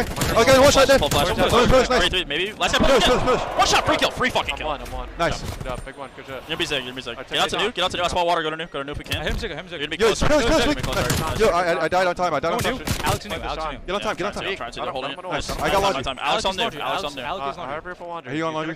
He's gonna go outer. No, outer dead. One's hard flash and zig. Full flash. I don't see the guy outer. Bottom mark. Sell zig. Not outer. One's gonna be close. There's gonna be 2 bottom Top part. One shot right in. Chris, one shot behind you. One top part. Behind us. I'm flashing him. No, he's top part. Top laundry. He doesn't know you're there. He ran away. Nice, top laundry still. Top laundry. Got me. I got one laundry. Chris up time. I middle. We have middle. Laundry steps. Pretty sure it's fucking gonna be. Laundry steps. Tyler dead. Nice. That's 4. Last guy. Outer. Blue bin. Alex, They're gonna be close, Laundry. You're already present. They're gonna be close, Laundry. You're gonna be close. I'm waiting. Laundry steps right now. Gonna be outer, guys. Look it up top. Yeah, he's on time. Look at top. One He's top. killing on time. MC. One shot top right corner. Dead. He's looking at you. Our side. Nice. Outer. Outer dead. I'm going middle, boys. I'm going middle. Laundry steps. I'm dead. Go. Nice. Go. They might spawn out. They are. One spawn here. They like to play through mid. Remember, they like to play through mid. I know. I'm in zig, guys. I'm in zig. I have bottom R. Still tree. Got one zig. I'm trying tree. It's hard flash tree. Back to me. No one's zig. He's middle. P5 weak, Alec. One got me right there. I don't see Alec. He's just crossing the already. Alright. They spawned out. They still spawned out. 2 and 2. Yeah, they are there. Full flash. Go to the back. Playing up mid here. Let's see if they I'm waiting for you guys. I don't see if they can open steps. I don't see him. I'm sliding. Slide across, yeah. Jump. Nice, big one, Preston. He's tree, on tree, Preston, on tree. Here, I'm challenging tree with you. On tree, guys. Anything to take note of from the comms there, son? I just love how aggressive they were in their comms. Like, they were able to pick up a couple kills off of that P1. Octane with a great 2-piece onto Ibiza on that top corner. And then they immediately just pushed forward. They were trying to flip those spawns. But what Atlanta did so well was just basically simp, was just getting that 2-piece secured in the back. But as the time continues to go on, Seattle were able to flip these spawns and are gaining a good chunk of time with 30 seconds remaining on this kitchen hill. They can grow this lead wide open if they can hold this time. And they break in it right just the right time.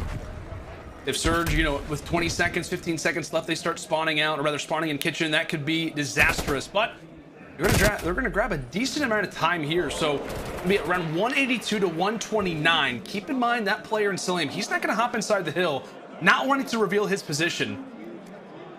It's a matter of, can Surge break in here fast enough before Cellium will make the pinch? As they begin to make their way inside a weight room are the Surge. Ready to lift, ready to go, but it's Cellium once more. Causing some problems, he gets dealt with. Classic, meanwhile, winning a major fight, does get traded. A valiant effort there from the Surge, but it's FaZe who hold on again. Thought it would be Cellium who could make the major play, who could be the thorn in their side, and while he was, it was the rest of the teammates that were starting to rally. Atlanta not going to reclaim the lead after this, but without a doubt, they're going to in a good position going into our basketball court. A player does spawn out into Beezy, so a major 1v1 onto the point.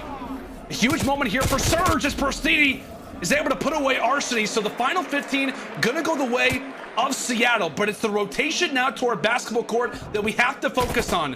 FaZe, they cannot afford to lose this. They cannot afford to allow for Seattle to get something going. Classic, able to drop one. Final player toward the back is going to be Prestini, trying to lay down some fire and wait for his teammates off spawn. He has to wait for that late flank to come in from Abizi. And it looks like he reads it perfectly, but gunless with the trade. Seattle trying to approach this from that top side. Atlanta FaZe starting to spawn out towards low water. So Classic, he's going to do the good job of just cutting this one player off in Abizi. Unfortunately, he's going to lose that gunfight. Atlanta FaZe find 3. They're going to be able to take that back control as well. Even though Seattle is still spawning out towards Laundry, this is not the situation that they want to be in. Not at all, my friend. Arcides once again putting away 3. It's the headshot on the Prestini. Octane spawning here. Okay, that's fine. Not a big problem. Oh, and Simp does get dropped. Classic. How great has he been in this series? Still some big points. Either which way, Surge are going to vend to go for basketball court, and they have got players prepared. They have got Octane and Gunless with the AR setting here. Prestini in from money window is able to cut down one. Big 1v1, but Abizi wins it. The Surge, that investment toward basketball. They had a little bit of a lack of numbers at P5, and that will come back to bite them. 198 to 219. This one is incredibly, incredibly close. How can FaZe look to continue to hold this right now as they are within mere seconds from taking the lead? And they can't win it here. But Atlanta FaZe with a great hold so far. Seattle just trying to find that opening, trying to open up with the kill. And that might be it right there with Gunless picking up that kill onto Cellium. The pressure's going to come in from Zig. It's also going to come in from Killers. And eventually Seattle are able to break in. That's going to be 3. They cannot win it here, but they can still grow this lead. Cellium and all of Atlanta FaZe spawning out towards lower basketball. They have to start thinking about that rotation. They have to. It's a 10-point game. There's 10 seconds left on the hill. It's a race. It is a race toward the next hill, and Classic wins a major one there versus Simp. A massive fight for him to take. As now it's a 1 versus 3 inside of the hard point, and Arcity falls. It's a 1-point game, but Surge, they've rotated. They're prepared. How do FaZe come off of spawn? Simp instantly met with some fire. Great awareness from Prestini, as now he puts the Krig away. It's time for the 74U to go to work, as that'll be 2 for him. 5 points away. 5 points away from the Surge. Can they get us to a game 5? And you bet they will.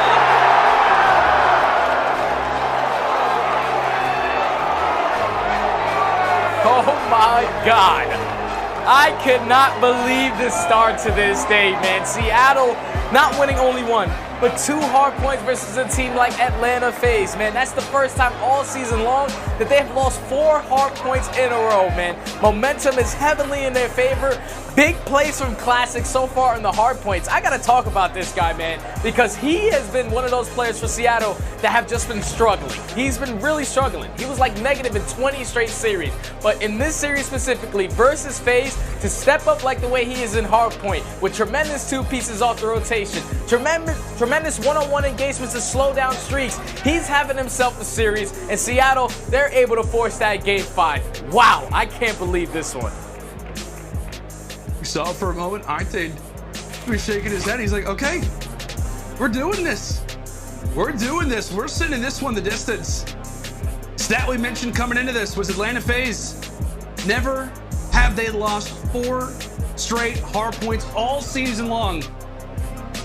But this one is number 4. As you said, Stud, Classic 30 and 27. Nearly leading the entire lobby in overall kills. How great has Nikki D, as you mentioned, Stud, been in this series? Unreal stuff. We got to see how social media is reacting to this one. Our social soundboard powered by Astro. We got, what is happening? We are witnessing greatness. I think it's time for FaZe to start panicking. Surge, a different team on land, and that could not be more well stated. A Surge team that has struggled so mightily in the online atmosphere. When they've come to land, they've been different. Stage 4 to stage 5, they are now sending the top dog the distance. It is number 1 versus number 12 in the standings. And we have got ourselves a good old game 5. Folks, when we come back, it's time to figure out who is staying alive, who is moving forward. It is standoff, search, and destroy when we come back.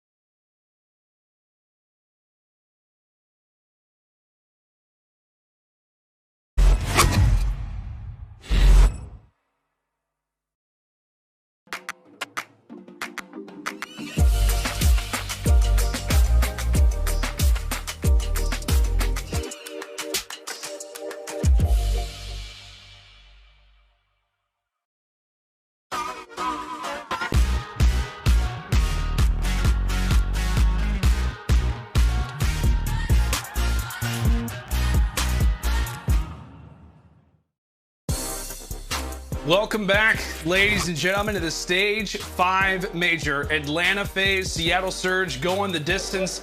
Let's keep on topic with this Game 5 situation. It's an 8-6 record for Atlanta throughout the year, and it's 2-6 for the Surge side. Yeah, so obviously Atlanta, they got a little bit more ice, but a lot of those records, at least for the 6 losses, keep in mind Atlanta, they have yet to lose a series unless it's under 5. Unless it was the only matchup versus the Rocker. Rocker was the only one that were able to complete it in 4. So you can just see the stats are a little bit better on the side of FaZe, and then you pull up the stats from these game 2, Abizi really went off, man. 10-4, 2.5, really taking over the game with his first bloods. He's so impactful for this Atlanta roster. And then going into this standoff search and destroy, I feel like with the amount of pressure is on for both of these teams, we're gonna see a nice, slow and steady S&D between both of these guys. 2-3 for Atlanta, 0-4 for Seattle. But if anything, numbers mean absolutely nothing, because there's no way I was thinking Seattle were gonna come in here and take 2 hard points, but they get the job done, and now we're gonna have a great Game 5 between both of these great teams. Set the stage well, my friend. As we mentioned, Surge.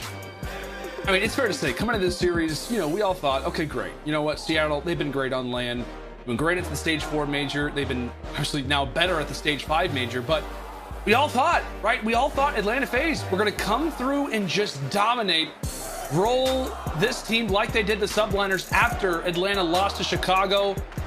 They outslayed New York by 73 kills after they lost. And now Surge, they are smelling blood in the water. But how can they lock this one up? As we said, that it was what coming into the major, it was number 12 versus number 1. I know Surge's numbers have changed a little bit based off how much better that they've been lately, but here we go, my friend.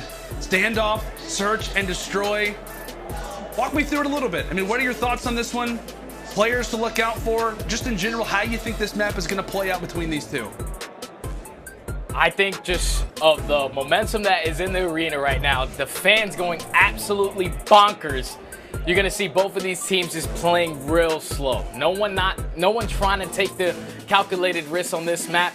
But if I'm looking at 2 players to really take off, I'm going once again back to Pristini. He is their guy. When he's opening up with first bloods, it's when Seattle usually see a lot of success. So the pressure from him and the pressure from Abizi, he needs to be able to match that. Because Abizi, so far in the season, he's at a 24% rate for that first blood. You cannot allow him to do that here in this Game 5.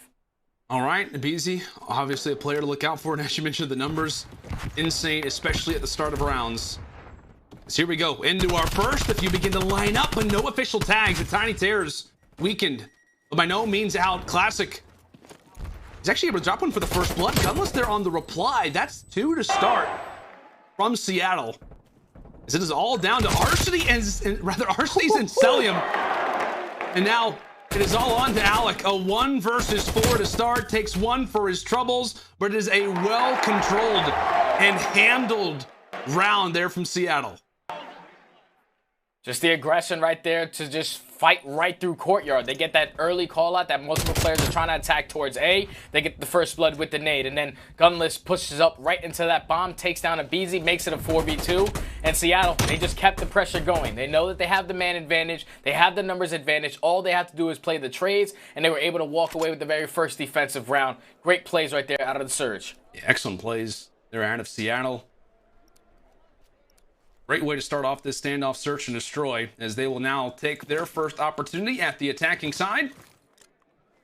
Thought for a moment we could see a similar play we've seen in a few other standoff search and destroys, both ARs. Okay, they actually do get back with each other. I was going to say, kind of go for the instant crossfire.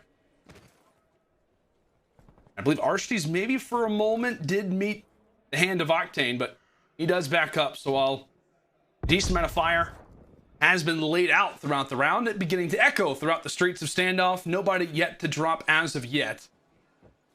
Pristinian Classic now inside a courtyard sip. One for the jiggle, has a little bit of an opportunity to maybe get this one, but it's Pristini. Abizi though for the reply. It's an overall trade that is gonna favor Atlanta. And as that bomb falls, it only puts more pressure now onto Gunless and Octane. So here comes a major fight. Gunless having to back up, but he has set up Octane well. But where is that extra player lying? Abizi and rejoin alongside the other two. With the bomb being down, this round is so much more difficult, but Gunless finds the first. He's not, unfortunately, able to win the second, so now it's all on Octane in a 1v2. He knows the positioning of both of these players. He's not going to be able to plant this bomb, so he has to try to kill both. He finds the first, but Selim able to close it out for Atlanta. It looked like it was a scary round from the Surges. They were able to at least find a couple kills, but with that bomb being down in Delhi, it was only a matter of time before Atlanta FaZe were able to walk away with it. They tied the game up at 1 apiece.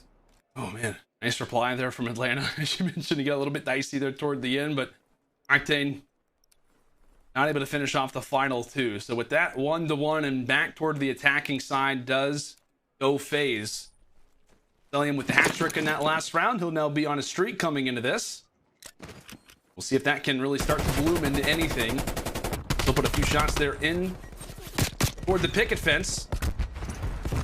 Again, an aggressive attempt there from FaZe, but Surge trying to make them work for any bit of map position that they want to try and get. And with that, Gunless having to back up. The Tiny Terrors putting a little bit too much pressure on him. Pristini tries to make the route, but Sim's there to hunt him down. It would look like to be the opening. Now it's on Classic. Classic's able to find two. Gunless with the third. And just went from a 4v3, it's now a 1v3 for Simp and Seattle. Make it look easy. Even with Pristini finding that opening through the middle of the map, he gets picked. But Classic, he's his Batman to his Robin, as he was able to find two on the flank and eventually close out the round. Seattle go up 2-1. How great was that teamwork from Surge? How great was that teamwork from Surge? Gunless was in the early gunfights, calls out for his teammates, but it's Classic who makes the play. Seattle firing on all cylinders. As we said, man, I mean, how great has Classic been? I think I've said that he's unreal 5 to 6 times, but this is his best series without question that he's had all year long. Yeah, Classic really enjoys LAN. That's what I'm getting from this series so far, man. He's having himself a day. And he needs to continue to do so to try to close this one out. And the early pressure coming right up the middle of the street. Classic's actually going to open up with the first blood. Keep in mind, he does have that bomb, so you have to try to stay alive. But Pristini trying to go for the second onto the player in Delhi, not able to pick up that kill. But Classic still being able to push through, able to find the second. He knows the positioning of Arcitys. Nicky D is having himself a game. All left up to a BZ in the 1v3. He's going to get shut down. And the Surge are having themselves a great game 5 so far. The players have got to hear the crowd right now. There is no question about it. In this moment, Stud, every time they get a kill, the crowd just erupts. Unbelievable stuff. And Seattle, he just continue to fire through, and right on cue, Arcitys, I think, yeah, the tank, it just blocks a little bit of his perspective. I think Classic with the slide, maybe gets a little bit of an angle, maybe with that slide, with where the gun sits on your screen, he's able to sneak on through and take down Arcitys. Seattle up 3 rounds to 1 with Classic and Gunless leading the way. A huge round instantly for the Seattle Surge, as here comes the early utility. Tossed out, exchanged for both sides. It was a B target for Surge that they were prepared for. That will free up the site now for Atlanta. Bomb goes down. Now it's going to be a 4v4 retake.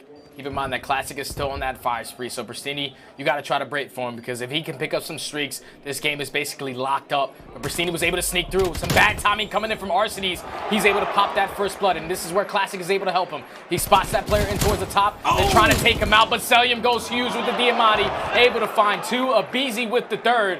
Now it's all on Octane in a 1v3. 18 seconds left. He has so much to do in a short time to do it. Selim from one angle, the Tiny Terrors hanging out at the bomb site, and there you have it. Atlanta FaZe responding back. An exclamation point here in round number 5. I mean, what, it was Pristini that started things off quite well. He escapes, but it's Selim. 2 big ones there with the Diamante and assist and taking down Octane for that final kill. FaZe not going down. What could have been a 4-1 start. Now we are back at 2 rounds to 3. Surge, another attempt here on the attack. As we said, Classic still leading the way. See how things begin to change. Celium gonna toss out some early gunfire from the start. Take a look at Persini. Take a look at the angle that he gets granted toward middle street. Meanwhile, with Simp being a little bit comfortable there on the flank. Abizi's here also. And that'll be the first blood for FaZe. Major play from the Atlanta side. And Persini, he's gonna get found out. He's gonna get found out, but he's still alive. Only for a moment though. Arshdy's great awareness to take him down. It's now into the 1 versus 4 from Gunless. The biggest of tasks for Big P. Prepared for moments like this, but again, you've got 4 players literally rear and ready to go at a moment's notice. A 2-man flank from FaZe works out successfully. Yeah, I think it was just Abizi being able to sneak through. There was no players on the side of the Seattle Surge that were able to pick up that information. They spotted Simp, but with Abizi opening up that first blood, eventually getting out with his life, is exactly what he needed to do for the team. So now tied up at 3 apiece. Celium on a 4 spree. And Abizi and Arshdy on 2. Going back on the offensive attack. Do they decide to be aggressive towards A once again? So far, when you're watching Seattle, they're just taking so many calculators right through the middle of the map. Once again, taking control of Courtyard. This time around, though, Simp is going to open up with that first blood. Classic drops, but it's Octane on the instant reply. FaZe somewhat slowed down for the moment. Persini looks to reposition, just ensuring that back alley push. Not going to be a likely one, but he could run into Simp. Simp may try to reposition. Meanwhile, Abizi is going to get this bomb down here at A. And he will get good timing. Takes down Simp. It's Surge with the advantage. 3 versus 2 retake. FaZe having players coming in from multiple directions. How do they manage? Abizi to the mid street, but it's Celium who's able to drop Persini now a 2 versus 2. Octane getting some information for 1, but he falls as well. It's all on to Gunless. All on to Gunless in the 1 versus 2. Tries to put in some shots over on Celium, but he's able to escape. He's able to get away, and just like that, FaZe a clean end to that round. As now they've got the advantage. Even in the man disadvantage right there, in the 3v2, all they have to do is just find this kill on Persini. Once they do that, they know that both players are going to be pushing from their side of the spawn. So they take control of the middle of the map, they find this kill on the Octane, and then just did such a great job at just not giving their lives away for free to Gunless. As that is going to be 3 straight rounds now for the Atlanta FaZe. Those mid-game adjustments are coming in, and also Celium on a 7 spree was able to pick up that artillery. What a perfect time to try to turn up for your team is going to be Mr. Celium. Huge plays from MC. It's 3 in that last round. And as you said, has got the streak. Now Seattle look to deal with it. Whether or not they're aware of that or not, they're about to be. Here comes the streak. Is he going to call it in?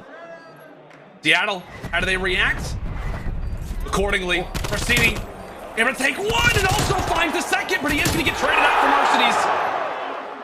Surge with numbers. Classic, maybe the first person have to try and make a play, and he does. It's all on to Celium now, all by himself. Keep in mind, any kill would be big. If he's able to find this would be for the streak. Sunset, he has to challenge, and he's able to. So it is looking likely for this to be a round for Surge. But at the very least for FaZe, you are going to have that cruise missile going forward. But well played from Surge. Well played out of this group as they're able to bring it to 4-4. But again, Stud, not all negative if you're Atlanta. Definitely not negative, because you're able to at least pick up that cruise missile on the side of Celium. But just early aggression right there from Persini right through the middle of the map, able to find 2. And they did a great job in that round because they knew that Celium has that artillery. They knew that they had to get that bomb planted down soon, because then eventually they can properly set up and no one dropped to that artillery. That was the biggest thing. Once Classic picks up that bomb, he jumps himself into the square and stays alive the entire time. So Seattle were able to tie it up at 4 apiece. Keep in mind, that cruise missile could come into play, and with Celium shooting the way that he is so far in this map number 5, he's going to open up with that first blood. That is just absolutely terrifying, and Persini's going to get found out as well. 13 and 4 now for Celium, but that's going to be a 2-player response out of the Surge. Bomb yet to get planted out of Atlanta, but all on the Gunless and Classic. In this defense, They're going to smart each other for a time. And that will be the objective now planted. Hayes taking the pressure off of themselves and now applying it toward the Seattle side. One player from one side, one player from the other, and Stellium says, oh yeah, that's right. I've got the cruise missile calling it in, but Classic, he's able to escape. Classic gets away in just a perfect amount of time, but again, 25-second surge. They've got to get something done. Dallas has to get involved in the fight, but they know where they are. They know exactly where they are. It's Classic's turn. That's going to be 2. Oh, and there you have it. Seattle avoid the streak. And they will put themselves on series points. Can't even believe that. If you're Atlanta FaZe, you need to be able to close out that round. That's 2 streaks so far on this game number 5, where they have yet to find any single kill. Classic doing a great job of just getting away with his life. He knows that he has to put the pressure on. Atlanta FaZe needed to win that round, but he goes so big on the flank, finds not 1, but 2. He has been the unspoken hero so far for the Seattle Surge. I cannot believe the way that he's playing today, man.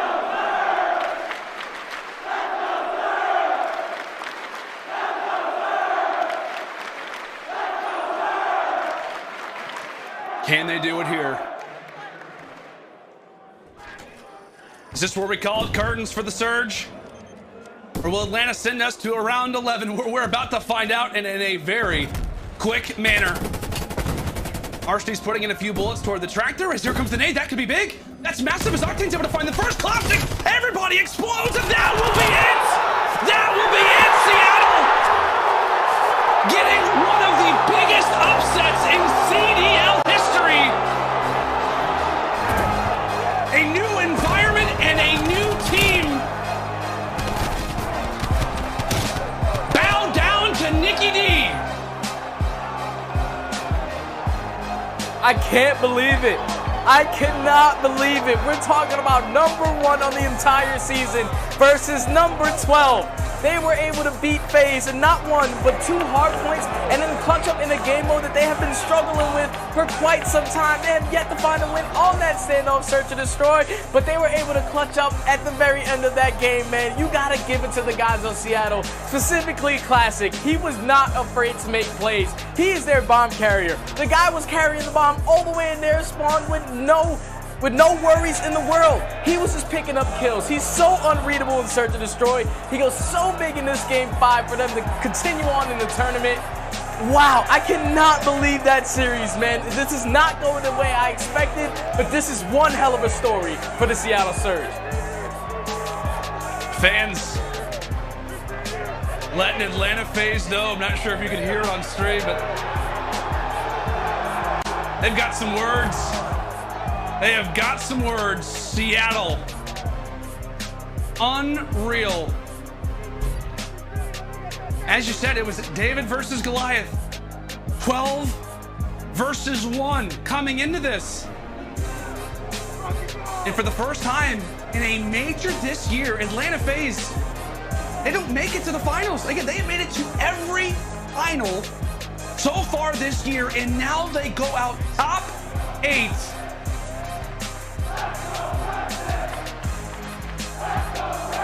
Crowd giving their respects to Prestini.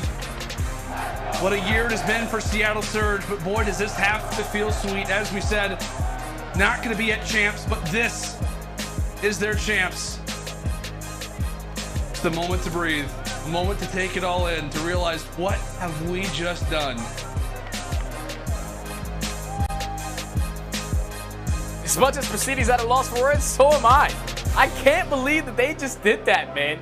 The play from Classic throughout this entire series was insane. The guy was dropping so many engagements in both of those hard points. And then to get it all the way to that game 5 versus Atlanta and get them to use not 1, but 2 streaks and not have any sort of impact on the game. Man, Seattle, they're looking good, man. They're looking good. They are. Seattle, that's now their 3rd victory here so far at the Stage 5 Major, pulling off one of the craziest upsets we have ever seen in Call of Duty and the CDL. Unreal stuff. And now to break it down, it is Jess, joined alongside by Prestini. Thank you so much, Lando. That's right. Let's make some noise for Pristini. We are back again for your Game Fuel Victory Spotlight. Let's not stop the noise for Pristini during this interview. All right, so Pristini, what a win. Can you take us through what you were saying during that match? Yeah, basically, you know, it's obviously the best team in the game. My brother, bro, I think I just, like, the passion comes out on land. You know, we're so much better on land, and, you know, I think we're proving it here. So you've said it's always raised stakes playing against your brother. I mean, how sweet is this win, though, upsetting the other team? I mean, nothing to do with Alec. It's just sweet to win again. You know, even the top team, even if he wasn't on the team or not, like us beating the #1 team in the world, feels good to be on the map again. So, you know, we struggled this year, but we made something happen finally at the end. A little bit. So you tweeted, "I'm still that guy. I just forget sometimes." I mean, after a win like that, as you head into the series versus Optic later, what kind of guy are you feeling like? I didn't have the best series, but hey, my teammates pulled me through, man. It was a really good series. You know, I'm still that guy, like I said. I'm still confident as hell. Just had to remember, I had to pick myself back up. That's right. Well, thank you, Pristini. Once again, this was your Game Fuel Victory Spotlight. Let's keep it going. Back on over to the casters. Thank you so much, Jess. And yes, Pristini still is that guy. Oh my goodness, what an event so far. You see the reaction there from Seattle just moments ago. Shocking the world, taking down the Atlanta FaZe. It's all love, but again, we're stunned. We're all stunned. This really has happened. It really has happened. And you can just see it on the side of Atlanta. Pure disappointment from left to right. You get to a Game 5 situation. You have not one, but 2 streaks in your back pocket. You should be able to at least walk away with 1 round. But losing it the way that they did, finishing top 8 for Atlanta, it's kind of scary, man. It's kind of scary for them. Definitely does, man. And I know we always talk about champs. How does that now come into the conversation? We'll leave that for our desks to break on down, but we still got some gameplay to break on down, folks. It's our scuff play of the game. We are taking a look at who other than good old Nikki D, the series of a lifetime, an unreal end to this one. But Zed, walk me through it. How are they able to walk away with this round? So once you realize that Selim calls in a streak, you definitely know that both players are going to be on bomb site. They do not want to be caught in a situation where the pinch is going to come in. But what Seattle do so good is to make sure that they stay alive. And then it's all on Classic during this flank. Right here, Atlanta, they get some bad timing. They try to push out towards the backside, but they run right into Classic. Classic with the 2-piece to secure that round for his team. He was the player that didn't only force not 1 streak usage, but a complete 2 streak usage. He didn't die to that artillery, didn't die to the cruise missile, and they were able to walk away with the round, man. Just tremendous plays from him this entire day so far for Seattle, and I'm just still mind blown. Word to Nameless, I can't believe that just happened. I can't either, man. Unbelievable. There's a look at our major tournament bracket here for Stage 5. Empire versus Thieves, Optic now versus Surge, and you get Ultra versus Rocker and the winners final. Unbelievable stuff. And folks, I mean, I'll tell you what, this crowd has been absolutely unreal, and we cannot wait to see them also at Champs, folks. You can witness the most epic moment in Call of Duty Esports at the CDL Championship Weekend live in Los Angeles, August 19th to the 22nd. Come and see your favorite pros compete on stage for the coveted title of 2021 CDL Champions. Tickets are available now at callofdutyleague.com. We're stunned. We don't know how to react officially, but it's the Surge who eliminate Atlanta FaZe in top 8. When we come back after the break, it is Lottie and Nameless breaking down what we just saw and setting up the rest of this CDL Saturday.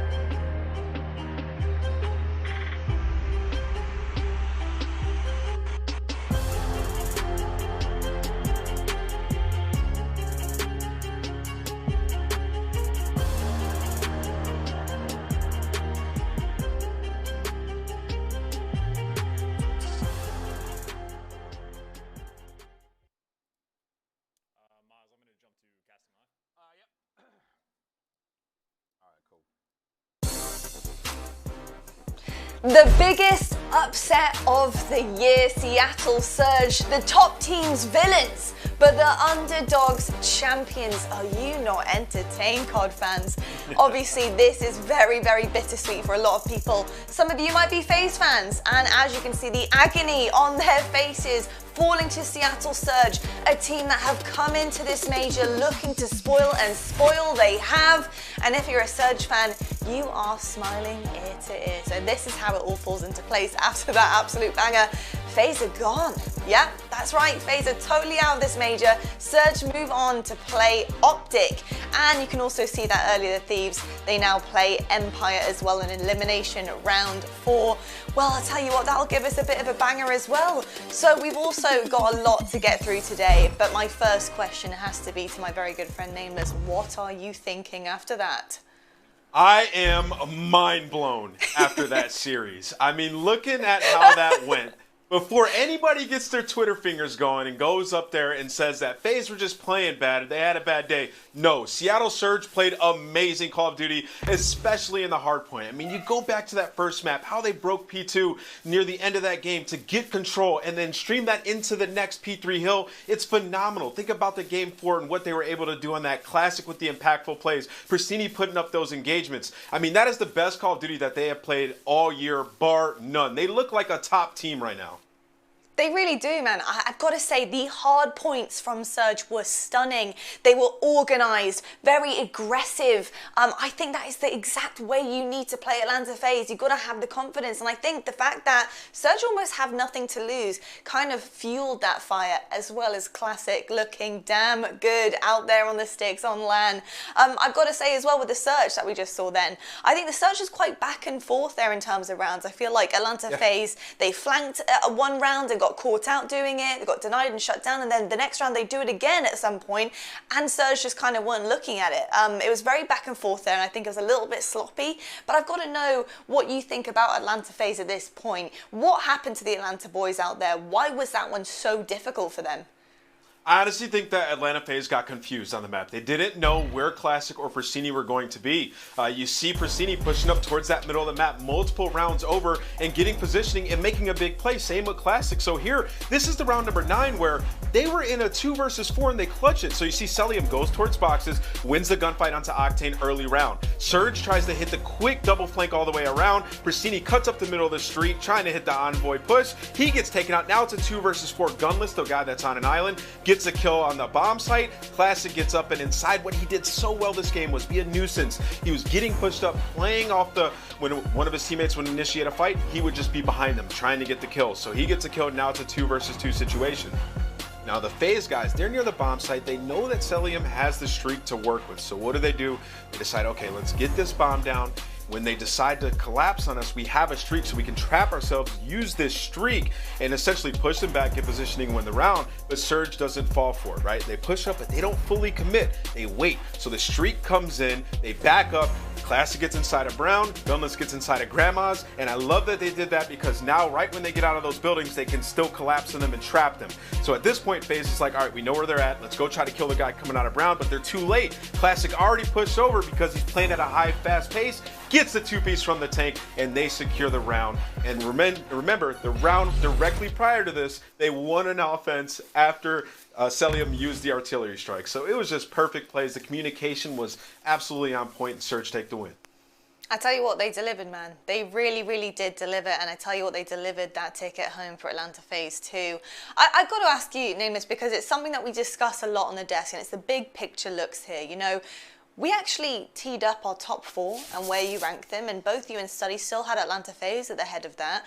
Now, Minnesota Rocket took down FaZe. Now Seattle Surge have taken down FaZe. I want to know, you know, like, how does this now kind of evolve the league? You know, what does this championship look like at the end of the season? Where's your head at? It's tough, man. I mean, this is the second time this season they've lost 2 in a row. It's like, I don't know where I exactly put them yet. They're still going to be in my top 4 just because of how much talent they have in their roster and their ability to take over games. But they can no longer be that number 1. Whoever takes the win here at this Major 5 tournament will catapult themselves to the best team in the game. I love to hear it, man. I appreciate you and appreciate your analysis. But I tell you what, folks, we have seen some lights out play from some lights out players. And I just want to remind you guys that tomorrow we are going to be announcing the player of the stage powered by Astro Gaming. So I want to make sure that you guys tune in for that. It's really, really important to know exactly who has been really kicking butt here at the major. It's going to be absolutely epic. So tune into our post show after the match to see who will win. We have a ton of incredibly talented individual players in our scene, and we need to celebrate them, of course. Now, I'll tell you what, folks, we have another banger coming your way, and yes, you have heard me say banger several times today, and that is because we do not disappoint here at the Call of Duty League. We have bangers galore. Empire versus Thieves on the main stage, coming up with Miles and Chance after the break.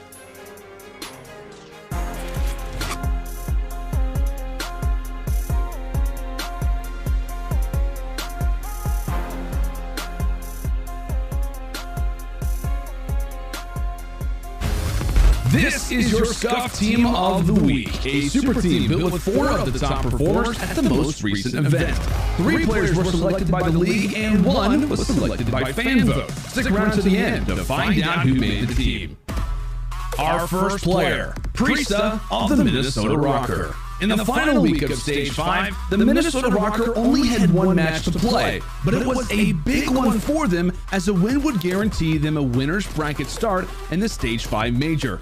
The stakes were high, but the squad shone under the pressure and defeated the Florida Mutineers 3-0. While the S&D was close, Minnesota Rocker looked dominant across the respawns, with Priesta putting in major work across all 3 maps. By series end, Priesta had racked up a massive 1.7 KD, the second best overall KD of the week. Next up, it's Crim6 of the Dallas Empire. Crim & Company defeated both the Seattle Surge and the Toronto Ultra to finish out their Stage 5 as the #1 seed going into the final major of the year. If you know anything about Crim6, you know how serious he is about winning champs, and as the year comes to a close, it's clear the man is turning up. During the final week of Stage 5, Crim6 was one of the most punishing ARs on the map, dealing out some of the highest average damage per minute in the respawns and some of the highest damage per round in the S&Ds. He's back! What, you thought we were going to go 2 weeks in a row without a Beezy? Atlanta FaZe only had 1 match to play this week, but after their tough loss versus Optic Chicago the week prior, it was clear they were out for blood. Unlucky for NYSL, they were on the receiving end of Atlanta's anger. To put it mildly, the series was an absolute massacre. And if there was a silver lining for the NYSL fans to find, it's the fact the massacre only lasted for 3 maps. Everyone on the Atlanta FaZe was cooking at a Michelin star level, but it was the Beezy who emerged with the most obnoxious stats of them all. Across just 3 maps, a Beezy went 52 and 26 for a disgusting 2.0 KD. And finally, selected by fan vote, it's the second half of the Tiny Terrors, Simp. Now, when it comes to the SMGs of Atlanta FaZe, we usually talk about how a Beezy's the first one flying into fights and taking the brunt of engagements. But this week, it was Simp who played the role of FaZe's speed demon. While Beezy had the best looking KD of the squad, Simp had roughly 25% more engagements than his duo and dealt nearly 3,000 more damage than him over the span of just 3 maps. The amount of map pressure generated by a player who finds and wins that many engagements per game cannot be understated. If teams don't find an answer for Simp by the time the playoffs come around, well, you may as well just go ahead and hand him the trophy now. In the relatively short time Simp's been competing, it's been hard to identify any other player who's put on the same kind of dominant performances with the consistency that Simp has. That's your Scuff Team of the Week for Stage 5, Week 3. What a lovely day.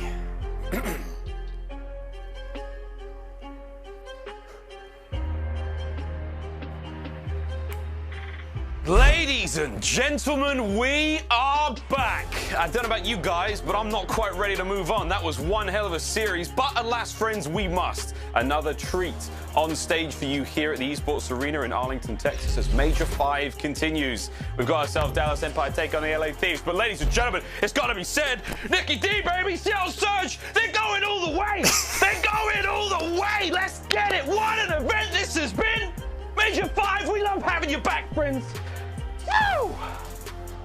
Oh my God, dude, Miles, I can't get over that series. You can't get over it. Nicky D drops like 100 some odd kills, dominates the lobby. And Seattle is a team that has complained about online LAN, everything. They can't even go to champs. You know how like annoyed and frustrated these guys have been? And what do they do to prove themselves on LAN? Come out and take down the best team in the game in a game 5, ridiculous fashion, classic, deserves all the praise and then some. No one can insult that man for at least like 6 months. He has earned his time, but we do have so much more Call of Duty to play. I mean, it's not even Sunday. Like, this is just, it's too much, man. It's been too much fun now that the crowd is back.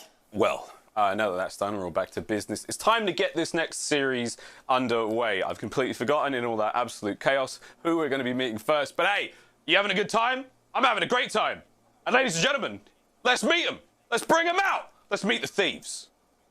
Big time.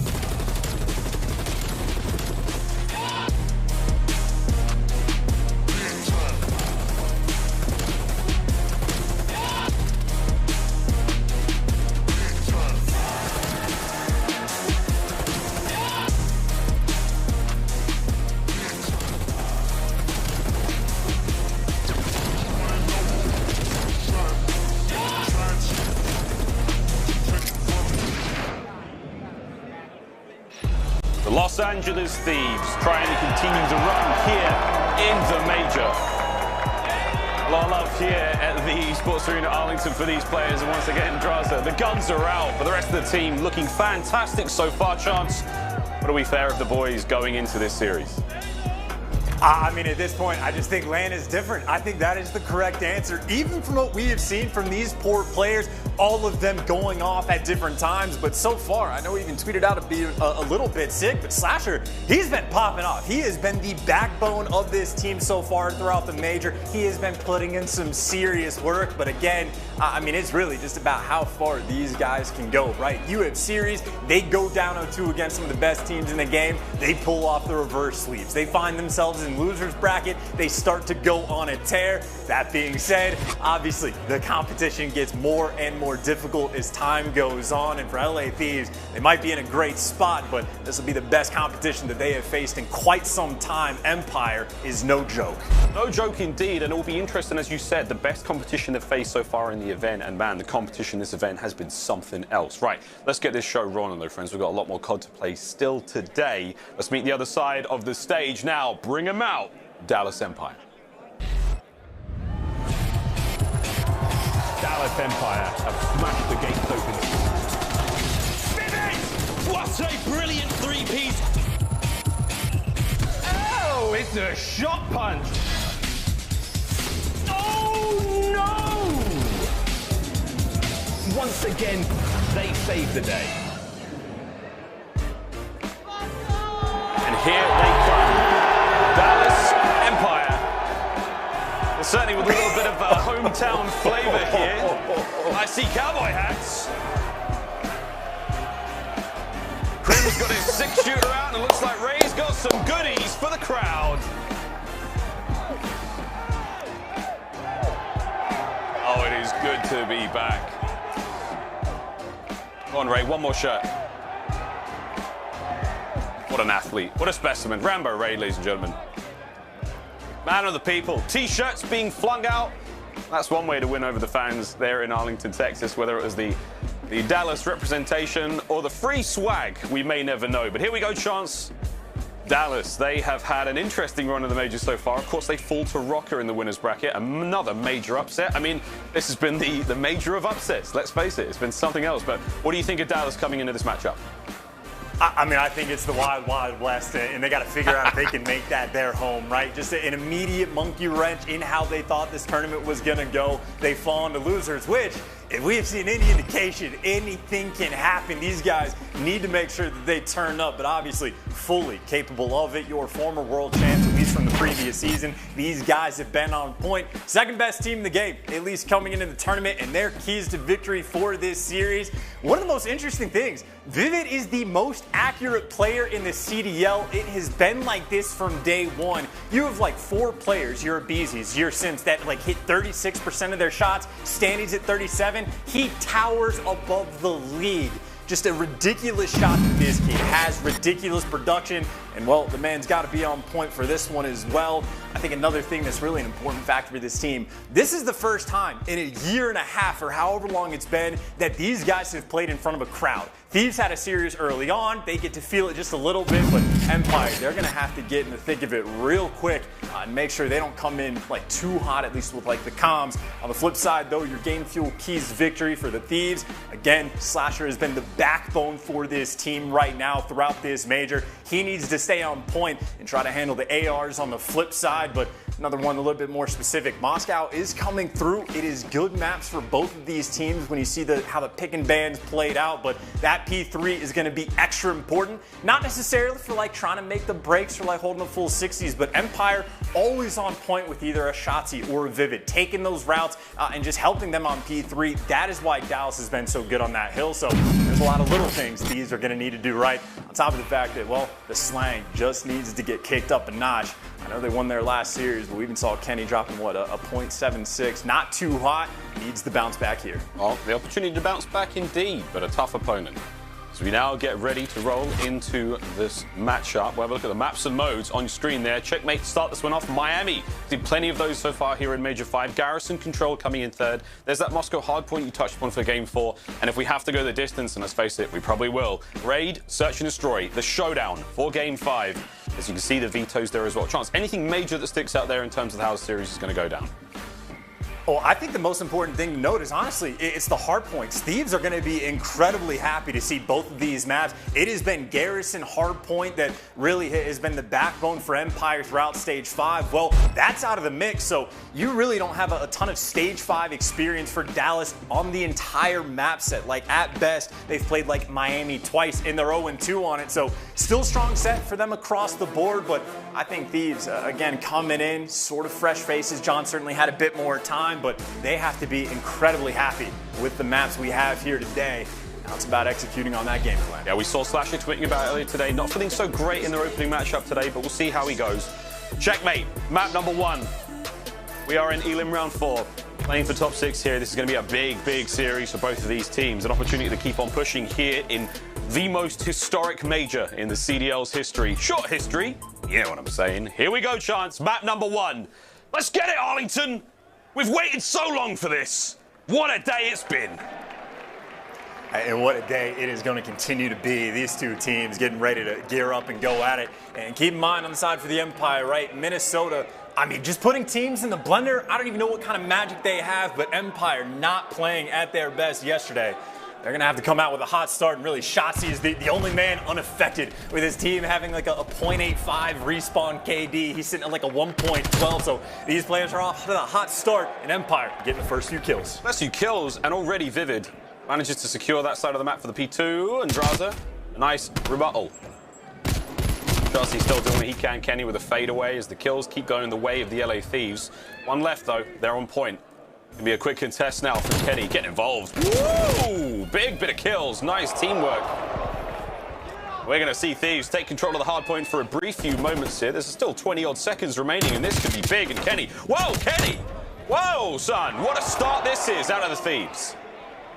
You talk about the response, right? Lose the opening break, or at least the first few kills, but then you get right back at it, keep that rotation nice and strong, and they even have a very sizable map spread. Shotzzy, though, he's trying to pierce through the middle of it and hunt some of these kills down, and you see the idea right now from Dallas. Work that Tetris bottom side of the map, but hey, Slasher's there finding the kills and really just keeping him at bay. He's picking up pieces in the feed, and Shotzzy basically unable to move, nowhere to go. Finally, the kill comes to him, but still, the setup right now, just too strong for the Thieves. First 15 seconds going their way. Still holding on to it, though. Draza finds himself on a 2 spree, locking down the hard point. Here comes Krim.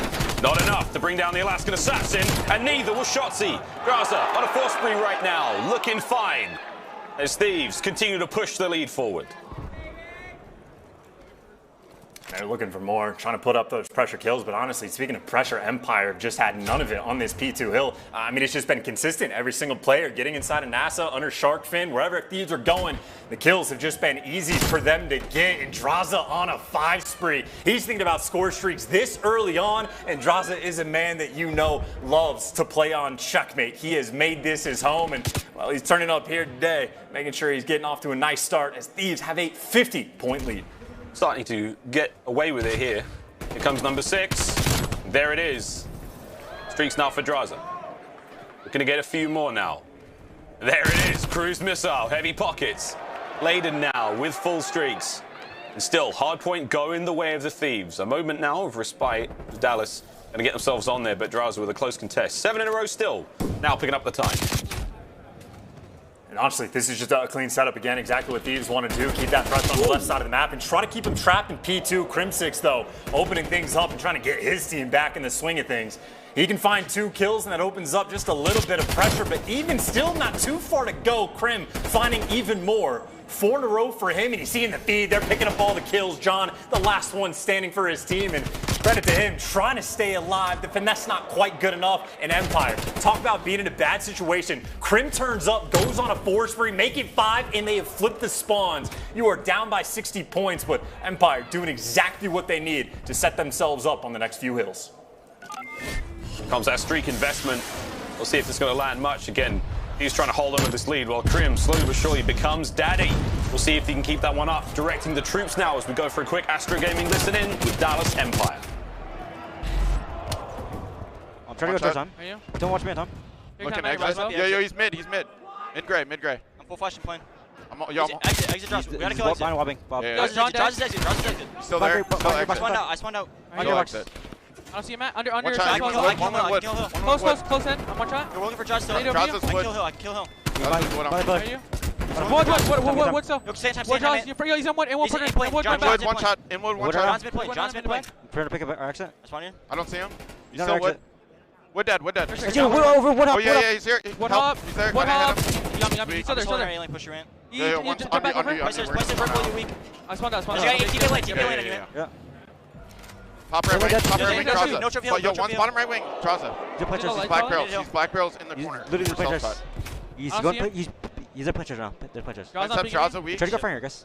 Yeah. Let's go front. I don't see anything wood. I need time. I got Draza. Wood for me. Wood, one shot. John hurt. John was weak. I have you right. He's really hurt. left. I'm in wood. I spawned right there. One guy's back green. Plane step, slasher. Green. Oh, yeah, behind us. Oh, green. Nice. Trying to get time. They're weak. Hold this. I'm going green. Yo, our exit dead. Top right, full flash. He went low right. He went close to me. He went low right. Let's go low right. Lights. Low right now. Lights. One shot dead. Let's go. Let's go, yo. Let's go. Turn up, yo. Close it. One shot. Close it absolute. One more top lane. He got me. Yo, they might spawn mine. They're gonna flip a couple. Yeah, I'm watching. Top right. He's just holding. I'm in plane. He's going stairs. I got one. Roll off under there. One more. Yo, A lane. Two one shot. No, there. John one shot somewhere. John one shot close on you. I'm here. I'm on the right side. Yeah. I'm on a 5. No, Draza named me from one. Almost A lane. Yeah, I'm watching A lane. Flash this bench. When they contest out Chow. I have yours left wing. Yo, A lane. Woodstack Kenny. You went back to lights to bottom left. Bottom left. Yo, they shoot it. Hurt the shirt. Nice. Last guy there, steps. Absolute. Watch out, hallway. Literally bullet. I'm picking up left side. Yeah. I'm picking up Tetris. John, one shot in closing. One switch our side hill, I think. I'm gonna get us. One shot mid plane. You backed up. I'm holding there. Yeah, I'm on it. Chance, good comms, great kills, and a solid bit of work from Dallas. LA still with the lead, though. What do we make of the comms? Well, I think those are just good comms to really try to work on that comeback. And I think if nothing else, it's really just on Vivid to start to turn the game around, which he has been doing. A couple players right now negative for the Empire, but this is the best spot they've been in since they've really had to deal with that cruise missile coming through and picking up a few. You get that rotation over towards P2, get the player set up, and really it has just been about this plain domination. John is able to find one, though, for a small opening is now Draza making his approach to the hill. And actually, John, from inside the plane, he wins that one gunfight, turns it into 3, and Thieves now breaking through the front. Empire pinned in their spawn, and the ARs right now are taking over. Now Slasher found himself a multi-kill. Talk about the break right there from Thieves, trying to put the dagger in the comeback. What was almost going to be a tied game, Thieves flipping the switch, and well, it's going to be a 60-point lead already. They might run it up just a little bit more. See how far they can go, though. Again, Dallas, it was looking great. Those couple of body shots now suck the wind right out of them. But John, straight to the point. Kenny's going to get a nade or two in this one. This is a good contest. Again, just trying to stop Dallas get any time. It comes to a close. Still have Kenny on this side of the map, now dispatched. Good play to be in now for Dallas. They're going to have map presence. Thieves still spawning over by that P2 side. These couple of seconds will go their way, but we'll see what happens now as we go into P3 underneath the plane. And here we go. Shotzzy and the rest of the squad lined up for this one. Let's see how Dallas hit it. Oh, this is the actual hill where they started to turn their game around last time. And again, until that streak was the dagger. Nice team shots right there coming through from the Thieves. You see the idea right now. A couple players trying to work up through the top of A Street and find a couple kills. But even still, the Hill Pressure Empire have just lived inside of this hard point. You don't see it typically on this hill. They've been making strides to make this happen. The triple challenge coming through. Illy takes 2 to the grave with them. But I think the biggest thing right there, there you go. Spawns have been flipped. Draza, he found the opening, but he could not find the kill. You think the spawns flipped for a moment. Shotzzy wins a massive one-on-one, and really now it's about just trying to figure out where the actual spawns are coming through. No one blocking that back left, so talk about spawns flipping whatever direction. Shotzzy now just waiting for the pressure to come from the front as Thieves trying to collect this final bit of hill time. And keep in mind, Slasher's on a 4. Yeah, on a 4. 24 and now 25 and 16. That's a 5 spree. You said he had to be the backbone of this team, Chance, in those game fuel keys to victory, and he is doing just that. Great awareness there from the Mad Titan. 5 in a row, looking for the number 6. There it is. As the kills keep on coming now for the LA Thieves, clock ticking in their favor. Split spawns now for the members of Dallas Empire. Will this give them the opportunity to now truly pinch the point? You still have to worry about Slasher picking up streaks now. Almost at full. Shotzzy, though, comes out of seemingly nowhere, ends the spree just before the cruise missiles acquired. Yeah, you see these spawns will actually come into effect, right? It has been quite a few times on Checkmate throughout this weekend where they get opened up at opportune times for the team that's not in the best spot. So Empire, the ability to try to turn this game around. Yes, they're still going to have to deal with a couple streaks in the back pocket of Thieves players, but even still, you get that wood control, you get the setup. Illy's already roaming in that area, and Crimsix winning gunfights from the old time. This is how Checkmate works. You might be down by a ton, but you go into the money hill of all money hills. One solid hold here, Empire right back in the game, and it's about dodging that artillery. And the man inside the hill, Illy, should be able to dodge this with ease. It's about winning the gunfights after. Shotzzy able to get the first, but then Slasher finds two with it, and Kenny drops Illy. The streaks, the saving grace for the LA Thieves. It's a great job with the streaks. The kills come through as well. Slasher on the hunt for these players at the back. Draz is there to help him out as well. Meanwhile, you've still got Kenny in the hill on the hard point, and John's still helping out as well. Finally, we see the hard point flip wide open.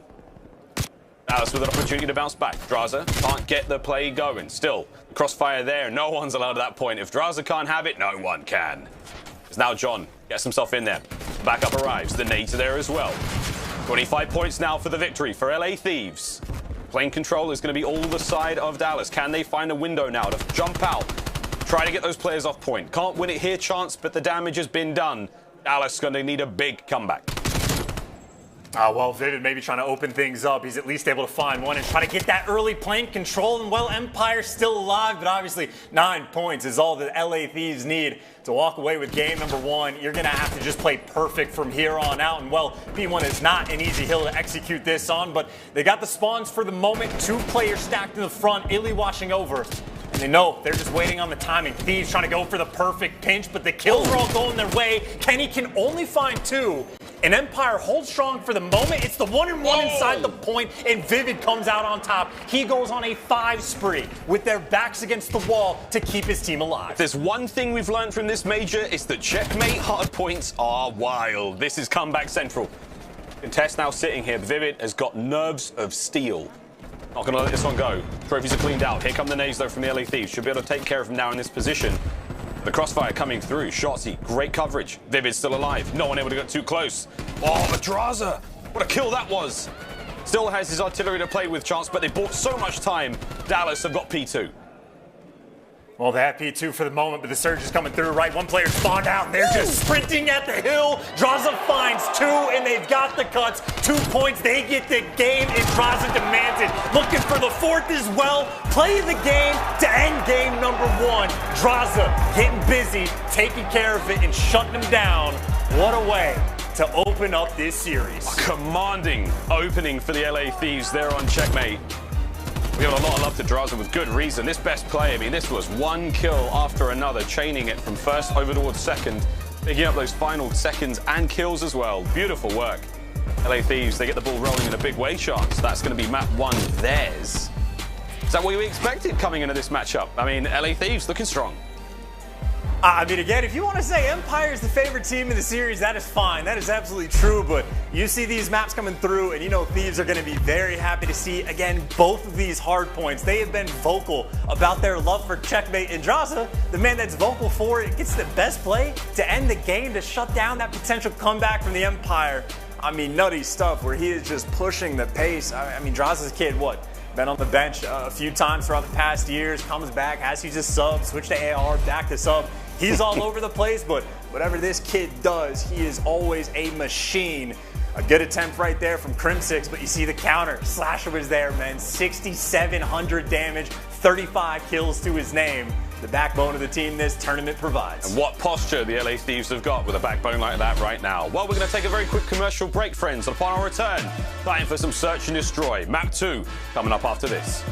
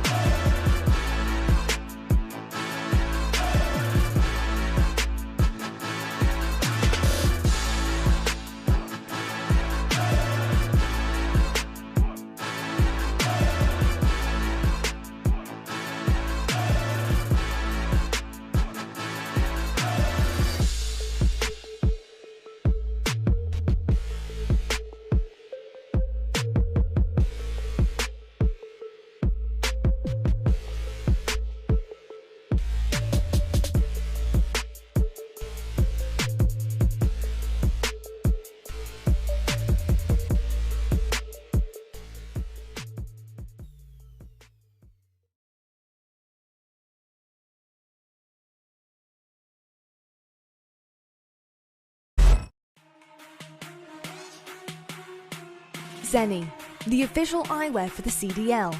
Armour your eyes with Zenni Blocks blue light protection glasses by visiting zenni.com/gaming. Scuff, the official controller of the Call of Duty League.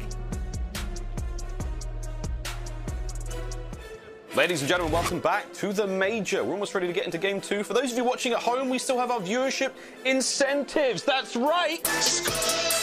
You get your very own Skirt calling card. There's been new unique rewards to be earned during Major 5 when you link your YouTube and Activision accounts for the first time. Double XP tokens all Major long, baby. But the special stuff really kicks off on Sunday. Top 4 Sunday, that's where the goodies are. Look at my bank account, the frag up emblem, the built different as well, you name it. And for those of you in the venue, firstly, thank you for coming. Maybe if you get your phone out, maybe a laptop, get on some kind of Wi-Fi and just try to grab the rewards that way. I don't know, we'll work on that one. I'm sure there's someone smarter than I who's got a better solution, but here we go, Chance. Let's talk some Dallas, mate, because they went down a little hard in that first matchup. Let's see what the KDs look like since Major 4. I mean, the KDs, I think if anything, Shotzi is that guy. He is truly that guy, but we even saw it against Minnesota. He is putting up consistent numbers, but the other three occasionally just not quite there. And again, it was what, the .84, I think it was, respawn KD combined against Minnesota. Of course, not factoring Shotzi in, got to kick it up just a little bit. We even saw a bit of a slow start from Vivid, bit of a slow start from Millie, and that can be punishing. And well, now we go into a Miami S&D throughout stage 5. Well, Dallas was 0-2 on the map, which isn't great, but overall, still a very strong team on Miami. I think a few teams might just start to be cracking that code, making those adjustments. And it'll be very interesting to see as well if Thieves start to maybe take a couple of the strats from the Minnesota Rockers camp, because they had some phenomenal defensive holds of the ace site. Rocker did against Dallas on defense. Really just a great job of handling Dallas, who loves to try to push through the B-bomb site, go for that driveway control, and flank around through the middle of the map. They made good plays, but they were getting red. I think if Thieves did their homework, which you know they certainly did, might want to try to play around with some similar stuff, but Miami's where we go. And again, if Dallas Empire 0-2 throughout stage 5, you know for a fact, if you're taking those losses, you're doing the exact same thing. Going back to the drawing boards, figuring out where the holes in your setup are, what little tweaks and adjustments you need to make, and they should be on point with it. So again, a good map for both teams. They will both be happy to play here, but it'll be a fair bit of time. And even for that head-to-head, again, the hard points, it was a thoughtful edge right there for Empire, but Thieves took it to them, and it's just such a delicate balance. If you're Empire, you do not want to go down 0-2 in this series. It's not going to be a good thing. Again, if they can make the comeback in the Search and Destroy, as we're about to get that underway, I'm not sure if you can hear that, but the plays, there was an issue getting into that lobby, so we're going to start that one again. And again, for the Search and Destroy win-loss record there in the Quick Scope, brought to you by Scout Thieves, with a bit of an advantage coming into this one, but we will see. Miami awaits. We get there in a brief moment. Again, looking at the vetoes there, LA didn't want to be playing Express. Dallas was not interested in playing Moscow. Of course, Moscow, one of the stronger maps that LA Thieves have had again since adding Slasher to the roster. We do have ourselves a Miami in that raid for the Search and Destroy this series. Gary, Control, though, going to be a lot of fun. We'll see how that one goes. The Moscow Hardpoint, again, another map we have seen some wild and crazy comebacks on without a shadow of a doubt this year. What a year it has been. We thank you all.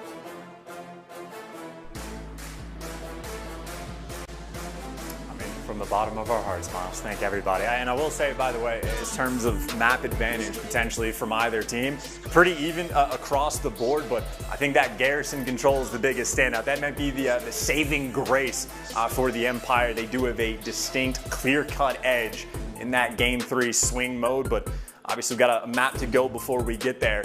And again, it really just is, you know, it's LAN time, man. It is just completely different. Some players turning up, even Slasher, who when he comes to the team for the LA Thieves, they started to have some immediate success, but Kenny and Draza were, in my mind, the biggest factors for it. Come to the Stage 5 Major, back on LAN, and Slasher has been playing out of his mind. And again, almost quietly, just throwing up 6,700 damage in game number 1. Him and Krim going toe-to-toe, but right now, what is it? The Mad Titan, as you called him, Miles, coming out on top, but have a couple delays here. Unfortunately, Miami, a tricky map to load out at times, but once we get back into it, Empire and Thieves gonna be going at it. We'll be right back after this quick break.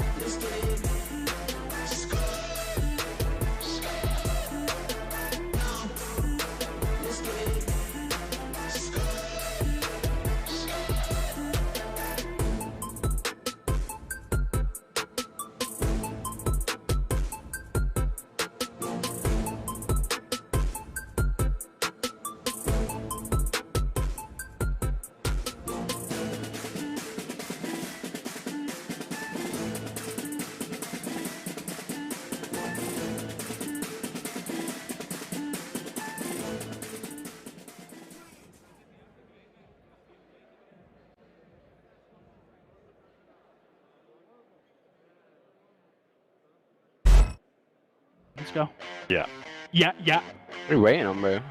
Hey, chill, let's go. Let's go. Let's go, let's go. Let's go. Is everyone game ready? Yeah. Game ready, Yeah. man. Fuck it, let's get it going. You. The level of passion I want in the comms this map. Just make sure our comms are good, bro, and we're playing at our pace. Yeah, buddy. Yeah, bud. Yeah, buddy. Silly, can you angle your cam a bit more? I angled it a little more. Is that good? That's perfect, thank you. Thank you. You're perfect. You gotta turn that off. Lights are going off right now, boys. I'm dark. Oh! Oh! Get locked in. Get locked in. Locked in. Are you game ready? That's the question, actually. Always, man. I'm always game ready. I'm getting. I promise to spit out my video. American football is like yeah, okay, okay. Because football is like soccer for you. It's so weird how the world allowed that to happen. The boys. Oh, try together. I'm trying by myself. Oh, this house got me going, bro. Thank you. Sam, if you shoot 2 people in the back, I want to hear dead! I need my ears to pop, bro. I'm losing full. You didn't pull like little stretches, like. I'm loose for the game, mate. Loose, mate. Getting loose for the game, mate. Some stretches, bro. Oh, Sean the defo vaping. Game started. Keep it down out there, you know? Keep it down out there. Get it. Get it, man. Yeah. Yeah. Skirt. Skirt. Nick, that AR game on raid earlier. Sheesh. Flawless, man. Sheesh. Flawless, man.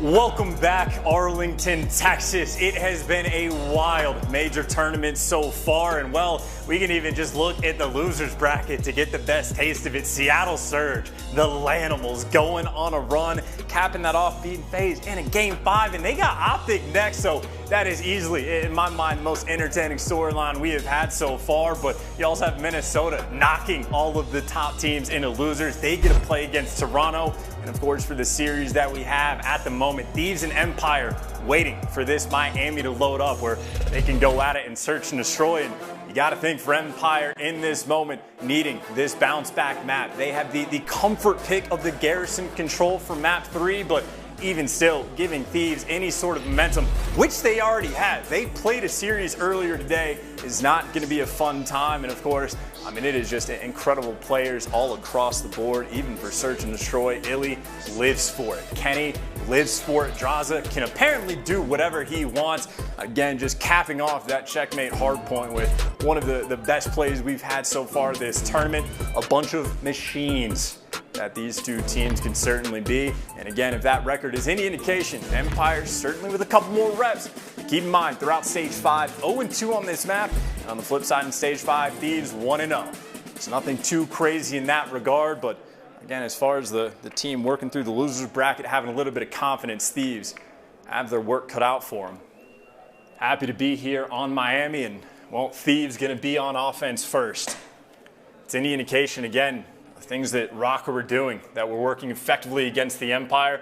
Slowly working that A site, leaving some floaters in your spawn to watch that flank. Empire love to push past this B bomb site.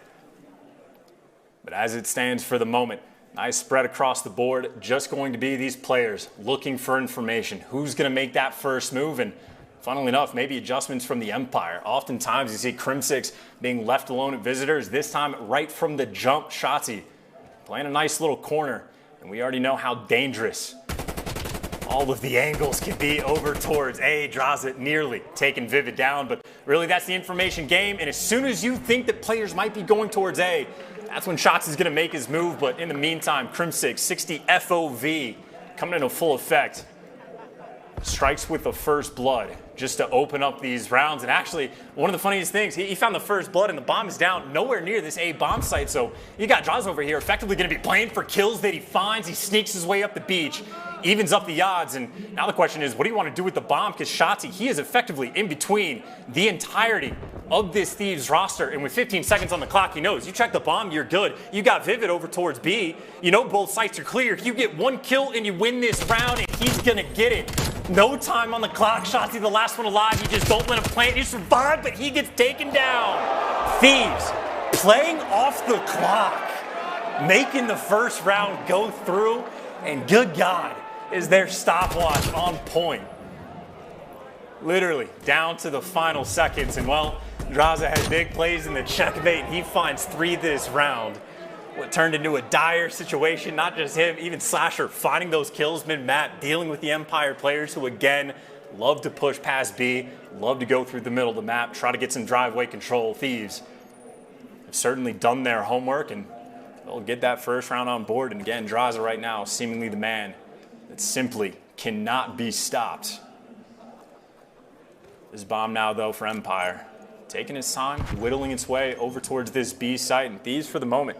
Only 2 players here on defense, and this is the old school stack up top purple together. Oftentimes it seems like it doesn't work out, but now you go back to normalcy, get the information, and really I think right now for Thieves, they just got to be concerned about getting flanked. That's what David's waiting for, and he's going to strike, but the trades are in. John quick to turn this into a 3v3, and right now, Crim6 watching the middle of the map, maybe to feed some information, but to an extent out of the picture. It is Thieves. 3 players on this site looking for the swarm. You're able to get a couple of trades, and just like that, Crim, the man, out of the picture in a 1 versus 2, and well, bombs getting defused, and that is 2 rounds in a row where the coordination from the Thieves completely on point. 2 rounds where they swarm the players on Empire, and all the gunfights just go down at the exact same time. But look at your best play. Really, that's what it was, right? John taking out Vivid. Funny business happening, and that is the power of the setup right there. But 2 for 2 on these rounds. Thieves certainly with the hot hand, and back to the attack they go. On a map like Miami, only so much variation you can really bring. This time it looks like a bit more of aggressive play over towards this A side, right? Not trying to drop the bomb in your spawn and force yourself in a bad situation where you get 0 time to make a play happen. Shotzi does get spotted on the cross, and he might have a little bit of support from Crim6 over there playing on the bushes, and well, he just able to strike with the first blood again. Crim, 2 for 2 on defensive rounds. Getting that first blood in Shotzi, I mean, he can do this all day. Dance around this boat, jump up, slide around. He will be incredibly difficult to root out, and I think the idea from Draza is maybe just wait for the kill to fall into your lap, but Shotzi doesn't make mistakes, and you see the cover and the call. Empire, the setup, paying dividends, and again, Kenny might go for the challenge, looking for the gunfight, but Shotzi knows he just needs to play his life. Kenny and John working on the 2 versus 4. Not a ton of map control as well. They need picks, and well, Shotzi just feeding this information to his team. Spots 1 on the cross, and that could just be the call of the Empire. Get ready for these gunfights again on offense. Time is ticking. Vivid sees 2. And he's going to get out of dodge. John, though, for the 2v4, they're trying to make it happen near the site. You're going to be forced to plant, and they can't plant for the docks heady either. And the pinch is in. Crim6 able to take down Kenny. Last man standing, John. And with no time on the clock, Empire surely going to be able to get him off of it. And the challenge comes through. The bounce back round is in. Empire able to get on the board. Credit where credit is due. Again, Crim6 on point with these first bloods, and again, even just the cover he has over towards Shotzi. You get the first bloods on defense, someone is going to be forced to make a play. And maybe round 1, Draza was able to provide, but this time Empire, no mistakes necessary. Again, just playing around that clock so efficiently towards the end. Round 4, though. Kicking up, and Empire back on the attack. Personally, kind of want to see an aggressive B hit. We don't get too many of those these days, and this round will be no different. Spread the map, play for picks. Right now, Thieves double setup, both AR, Slasher and Kenny. Going to be holding down this A site, and with trophies in tow, gotta imagine it'd be incredibly difficult to root this man out of this position, and looks like Empire just going to be waiting for some sort of mistake, or maybe they're just going to feel too much pressure and go for the rotation. You see Vivid already clearing out the docks heady, but even still, set up for Thieves on point. John playing around the site. He can throw shoulders over towards the docks heady, and almost no information this round, but with stuns coming through, that should give the intel right there to Thieves, and it looks like number 6, Kenny, potentially wrapping back to help his team. As long as he doesn't get caught on the cross, they're chilling, but Empire, 3 players forward. It is John right now and Draza on defense. 2 versus 3 that they're trying to hold this line. And you know the idea. Try to cross and just slide over, kill Josh Shotzi. Perfectly done already on the bomb. Play gets set up like that, but no trophies. Trades are in. And by this time, Kenny, he's come to the wall. They're looking to get this man off the bomb, but Kenny gets dropped. The information is there. And with bomb down, this is now with 3 versus 3, and actually the flank's coming through. Crim6, he's making the play. He can feel it. Draws it, not going to be ready for it, but he's finding a kill before he gets traded. And that leaves Slasher in the 1 versus 2. Out of the picture for the moment, but the bomb is down, and he knows the play. You know people are going to be on that Doc's heady. Waiting to find Illy, should be able to catch him. Illy ready for the gunfight, doesn't matter. Mad Titan's here, but now it's that mad dash. Not a ton of time on the clock. He's got to get to that bomb, and Crim6 playing around the time perfectly. I think the problem for Crim, he's going to make noise if he mantles over this wall. He cuts back through Hotel, and Slasher, does he make the read or does he stick the bomb? He doesn't make the read at Crim. 2 rounds in a row. Empire able to get in Crim6, the hero of the past 2. Not just for the kills he gets in those final moments, not just for the first bloods, but even the flank right there. That is your man AR going on those wide, long routes. Finding these kills. Crim6 5-2, and again, a couple first bloods to his name already. Empire with a nice little bounce back, and right now for Thieves on the attack, really the adjustment they need to make. Don't die to Crim6. Pretty simple to say, or maybe kill him instead. They're looking for the fight, and Slasher takes him down. That is the response the Thieves need on the attack. Man advantage, and they got a stack up inside of purple. Vivid and Shotzi working together, but so are John and Draza. 2 versus 2 on it. Draza looks like he's stuck, but gets out with 10 HP. They still have that man advantage, and Empire completely repositioning. All 3 players backing up, and it looks like Empire might be trying to read that rotation.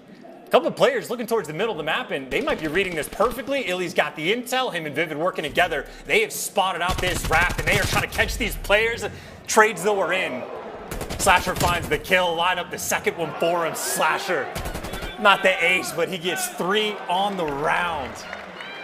Crim6 makes a call. Slasher there for the response. Again, those are the 2 players with the Krigs in hand going at it on checkmate hardpoint.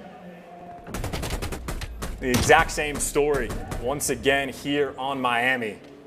Slasher putting in some serious work, and again, it seems like potentially the story of this game is really just that first blood front. It's not just first bloods, but Kenny also looking for just his first kill. To round 6 we go. Empire, again, maybe that 3 stack over towards A. Sometimes they like to force it through, but not a team that is afraid of making their rotations. But every single setup for the Thieves has just been solid. No hard commitments on defense. Almost always a 2-2 split, but looks like number 7 on the map feeling a little bit antsy, trying to make some plays, and Draws is going to be working forward. Vivid trying to keep those players at bay. Meanwhile, the bomb actually working up towards the site, and Kenny's backing down. And not even really an opportunity to plant this bomb, just because Vivid's getting hunted down for the moment. And a couple of players, if you have driveway control, it's hard to plant, but Empire managed to get the bomb down. Vivid still alive in this back spawn. And all of a sudden, if you're Draza, you need to look to find these kills, but just the corners are there, and Crim with the credit spot on point. Able to get the first blood, and just like that, Draza gets hunted down as well. Empire handling the push through to a T. Quick response, all of a sudden, just a 1 versus 2. Slasher still not in an easy spot. Got to clear out driveway. He's got Vivid and needs to take down. He's got Illy as well. Gets tagged up and taken down. Dallas Empire handling the pressure that the Thieves try to put on. And again, that is just Vivid playing with his food, staying alive in that back spawn for maybe 15, 20 seconds while Draws is looking to hunt that player down, and just efficient round. Wonderful coordination coming out of your world champion players. In a back and forth game as well. Kenny, by the way, able to get on the board. Always nice in search and destroy when you're on the donut cam, just to get that first one out of the way. Start to feel yourself just a little bit more. And it looks like Empire, again, making some adjustments. Maybe not aggressive through the B-bomb site, but Chassis aggressive towards the middle of the map. He is by his lonesome. and he's worked his way over towards driveway. They are going to have to spend so much time looking for Shotzzy behind enemy lines. He's going to be causing so many problems, and they're trying to wrap back for it. They are trying to hunt this man down, but Shotzzy, he has just found his place in the chaos in between the entire team, and he heard John as well. It's going to be a free first blood for Shotzzy, even taking his time to make it happen, and that is bomb down. Shotzzy literally doing this by himself, and he gets away. He does get spotted by Kenny, and Kenny does find the kill, but LA Thieves on the attack. So many rounds where they have left themselves with 0 time on the clock. Now less than 30 seconds for these guys to make moves. They don't have the man advantage, and it's just Kriggs across the board. Kenny and Draza, they're going to have to try to put this pace on it for Empire. Right now, they just need to stay alive, and Crimsix doing exactly that. He's made the call. Vivid and Illy right now trying to wrap back as quickly as possible. And again, 10 seconds on the clock. The bomb's got to get to A. Crim does get caught. And Kenny, he's bringing it on over, but no time to plant. It's just about not dying in these final moments. Illy wins the gunfight. Kenny going to get dropped in Empire. Off the back of the plays from Shotzzy. Getting the round win. And that really is, Miles, because I'm going to pretend you're here. All that comes down to just the fact that Shotzzy, that aggressive up the middle of the map, stays alive in their spawn, up in that hotel for 30, 40 seconds. And not just the fact that he stays alive, but gets the first blood and he kills the bomb carrier as well. Devastating presence, from last year's MVP. And he'll be your bomb carrier this round as well. Thieves, you talk about last round or 2 rounds ago on defense where they're just having solid setups, making no hard commitments. This time there was a hard commitment. The triple stack over towards B, and Slasher can be quick to watch the middle of the map, but at least in terms of that A site, Kenny's got a fair bit of pressure on him because this is where that bomb is going. Shotzzy creeping his way up through the beach. And Kenny's able to see it, but just the tip of his head. And look at these. They're trying to push their way through driveway. The off-angle Vivid gets caught. Crimsix there to trade at least one, but he's picking up too many weapons, and the swarm is there. And now you can't plan on A. You don't have driveway control. They're going to need to go and hunt down Kenny. That's what Shotzzy's looking to do because Slasher, he just has complete site control. And even if you can take Kenny down, which again, he is repositioned, he is out of the fight for the moment.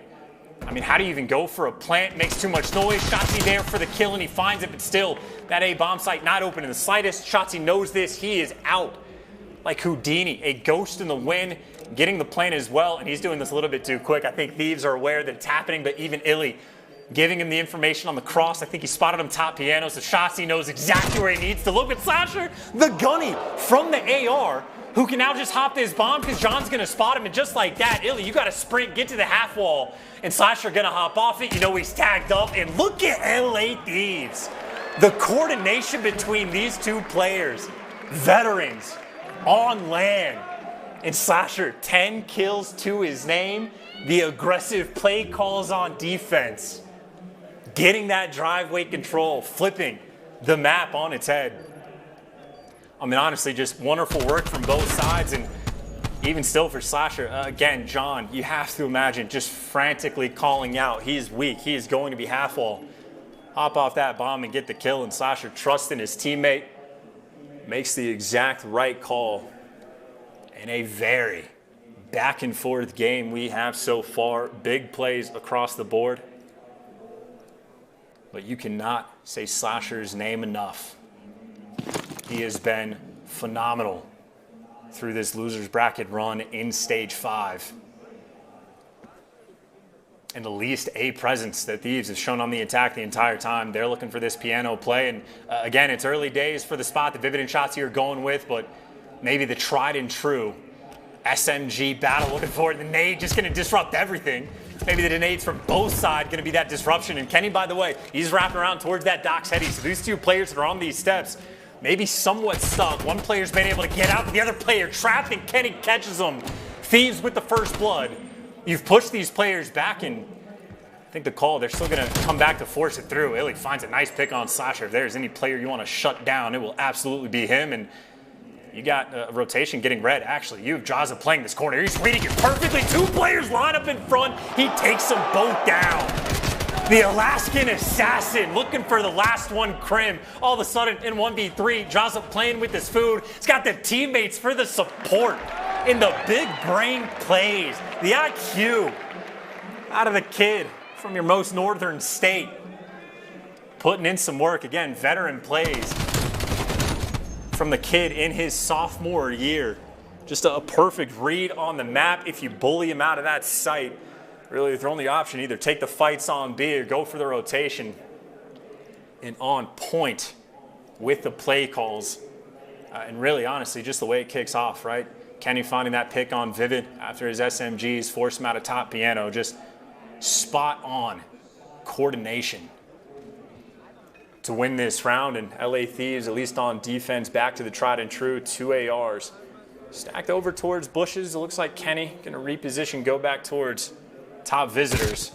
But playing with their field, Vivid gets caught. Draza again.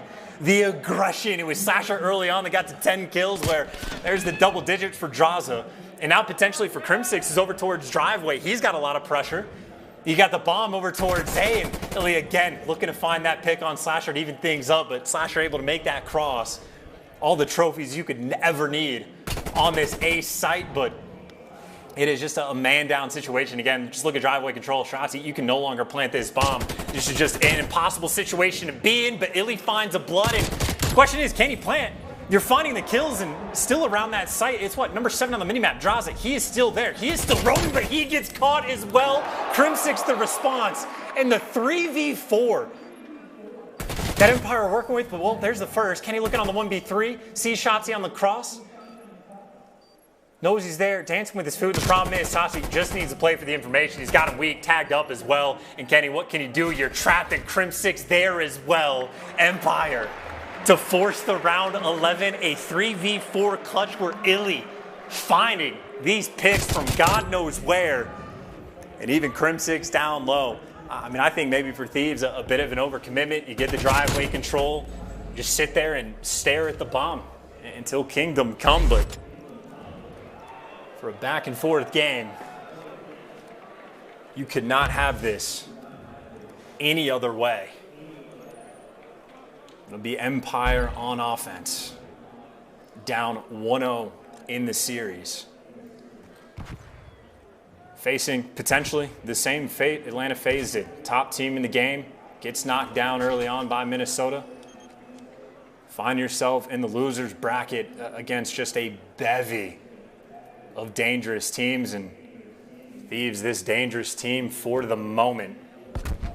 Once again, tried and true. Bomb working itself over towards A. It's Kenny feeding this information to his team. And again, it is a triple stack on B for Thieves, who will try to work through his side again. But keep in mind, Vivid, he is playing a deep angle on Miami. He's the player responsible for sniffing out all this information, as that bomb is going to get planted. And, well, there you go, Kenny. Can't even get a kill. He gets caught. Vivid gets caught as well, but you already did the hard work. Empire, they've got the bomb down. Now you've got Crim6, who's been in these situations before. He's back Tiki. His job is just to stay alive. He can be the hero of the round as long as his life is up. He can check these bombs, and he is playing such a deep angle. He knows the game. He's made these adjustments. The 20 seconds on the clock, the swarm is here. Thieves find a couple kills, and Crim moves, and all of a sudden Shotzi in round 11, the 1v3, his teammates have left him in. 12 seconds on the clock, not enough time to defuse just yet. Shotzi, he needs one kill him off bomb, win the game, and he gets it. The MVP providing in the 1 versus 3. Left in an impossible situation. But Shotzi, the Lord, the Wizard, provides. Empire, the round 11 dagger on Miami just to tie up this series. I do not know how he does it. Shotzi, the magic, and well, again, how many times was time on the clock a factor in the perfect movement? Because, of course, it is the perfect slide. Shotzi earning his paycheck and then some on the main stage. Good Lord. With the pressure on, and on the flip side, you can just see the deflation and an opportunity to go up 2-0 in the series in their fingertips, but falls through. Shotzi hits different on land, online, doesn't matter. The kid makes plays, and there you go. Dallas Empire tying the series up 1-1, making this an absolute battle. And what a game it was, man. Looking at the stats, I mean, if you were just like staring at the scoreboard, you have what? Draza, double digits. Slasher, 12 kills to his name. Doing a decent job on the first blood front, but it looks like on that front, you just had Empire with their number. 7 first bloods compared to 4 on the flip side. Dallas Empire putting in work, but whether it be the first blood battle, the back and forth game that it was, big plays from Slasher, big plays from Draza, in the end, it was Shotzi, again, one of the best plays we've had so far from this Major 5 tournament. Kid is completely unreal. He can absolutely do it all, and, well, I guess we get to take a look at it another time as well. And this is one of those moments in my mind where we had, Krim in a situation where he's top balcony. Again, his job is just to stay alive and make the play. And he is playing the perfect angle that as long as he doesn't overcommit, but he gives it up, he moves. He got some sort of call out. He makes that commitment, so just puts the pressure on his teammate. Shotzi guns the first, knows the deal for the second. No time on the clock. Draza's got to hop the bomb, and Shotzi, the timing, too fresh, too clean, and too quick. Good Lord, this former Halo pro, he can do it all in whatever game you make him. Best left stick in the lead, and, well, what a great reaction as well. Shotzi, the absolute machine, but we'll take a look at your Astro social soundboard. Apparently, I'm doing okay. I hate Miles just a little bit, you know, I will say, but I think, unfortunately, he is just having an internet issue.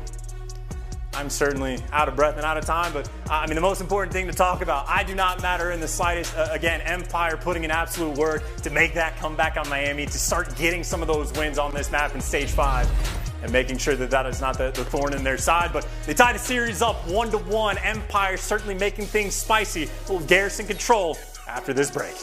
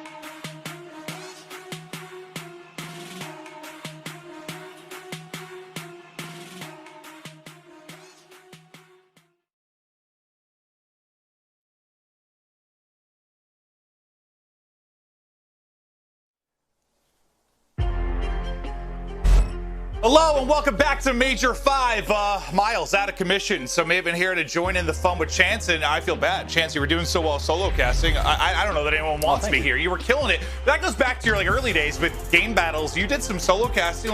You're just a beast. And as you can see, our cameras are set up for Joe and I, so now I'm way smaller than you, but we'll figure it out. I mean, I'm not even used to just looking across the screen and not seeing that much hair. Also, wow, yeah, in real life, you're a giant. And here we are, and I'm the same size. So this is a fun time for me. The first time I've ever felt like maybe I could actually take Maven in a fight, you know? You're 6'5". You're 6'5" right now. Chance is looking good. But, I miss some of the beginning of the series just because I took a fast shower, put makeup on. I heard Miles was having issues. I was racing to get back. But seems we have ourselves a banger now after the Shotzi clutch, and we continue on to get ready for Control.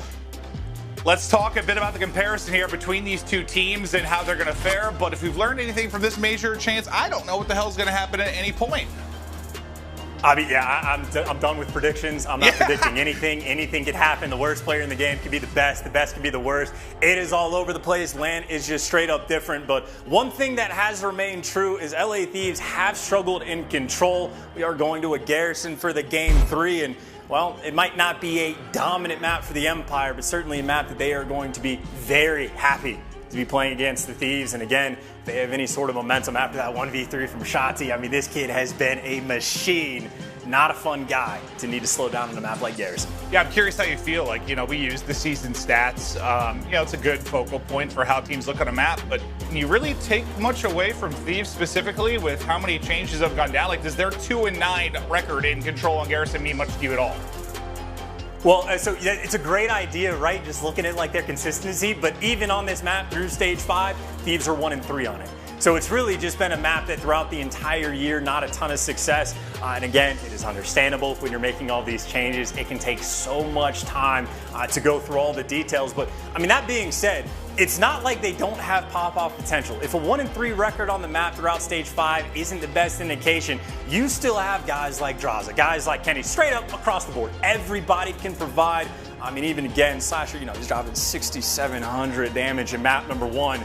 They can absolutely turn up on the day, but this is just, if you're looking at purely the maps head-to-head, the biggest, most clear-cut advantage Empire will have in this series, and obviously one that they are going to definitely want to take away because that first hard point was not really favored for them. I recorded some content the other day, which will be released soon, but I had a dinner with Slasher, and we chatted through some stuff, and yeah, I kind of asked him, like, you got the win over Optic, how's the team feeling, what are you capable of, and his biggest fear was inconsistency, but at the same time, he said, I know we can literally beat anyone. At the same time, anyone can beat us. But they're going to need, I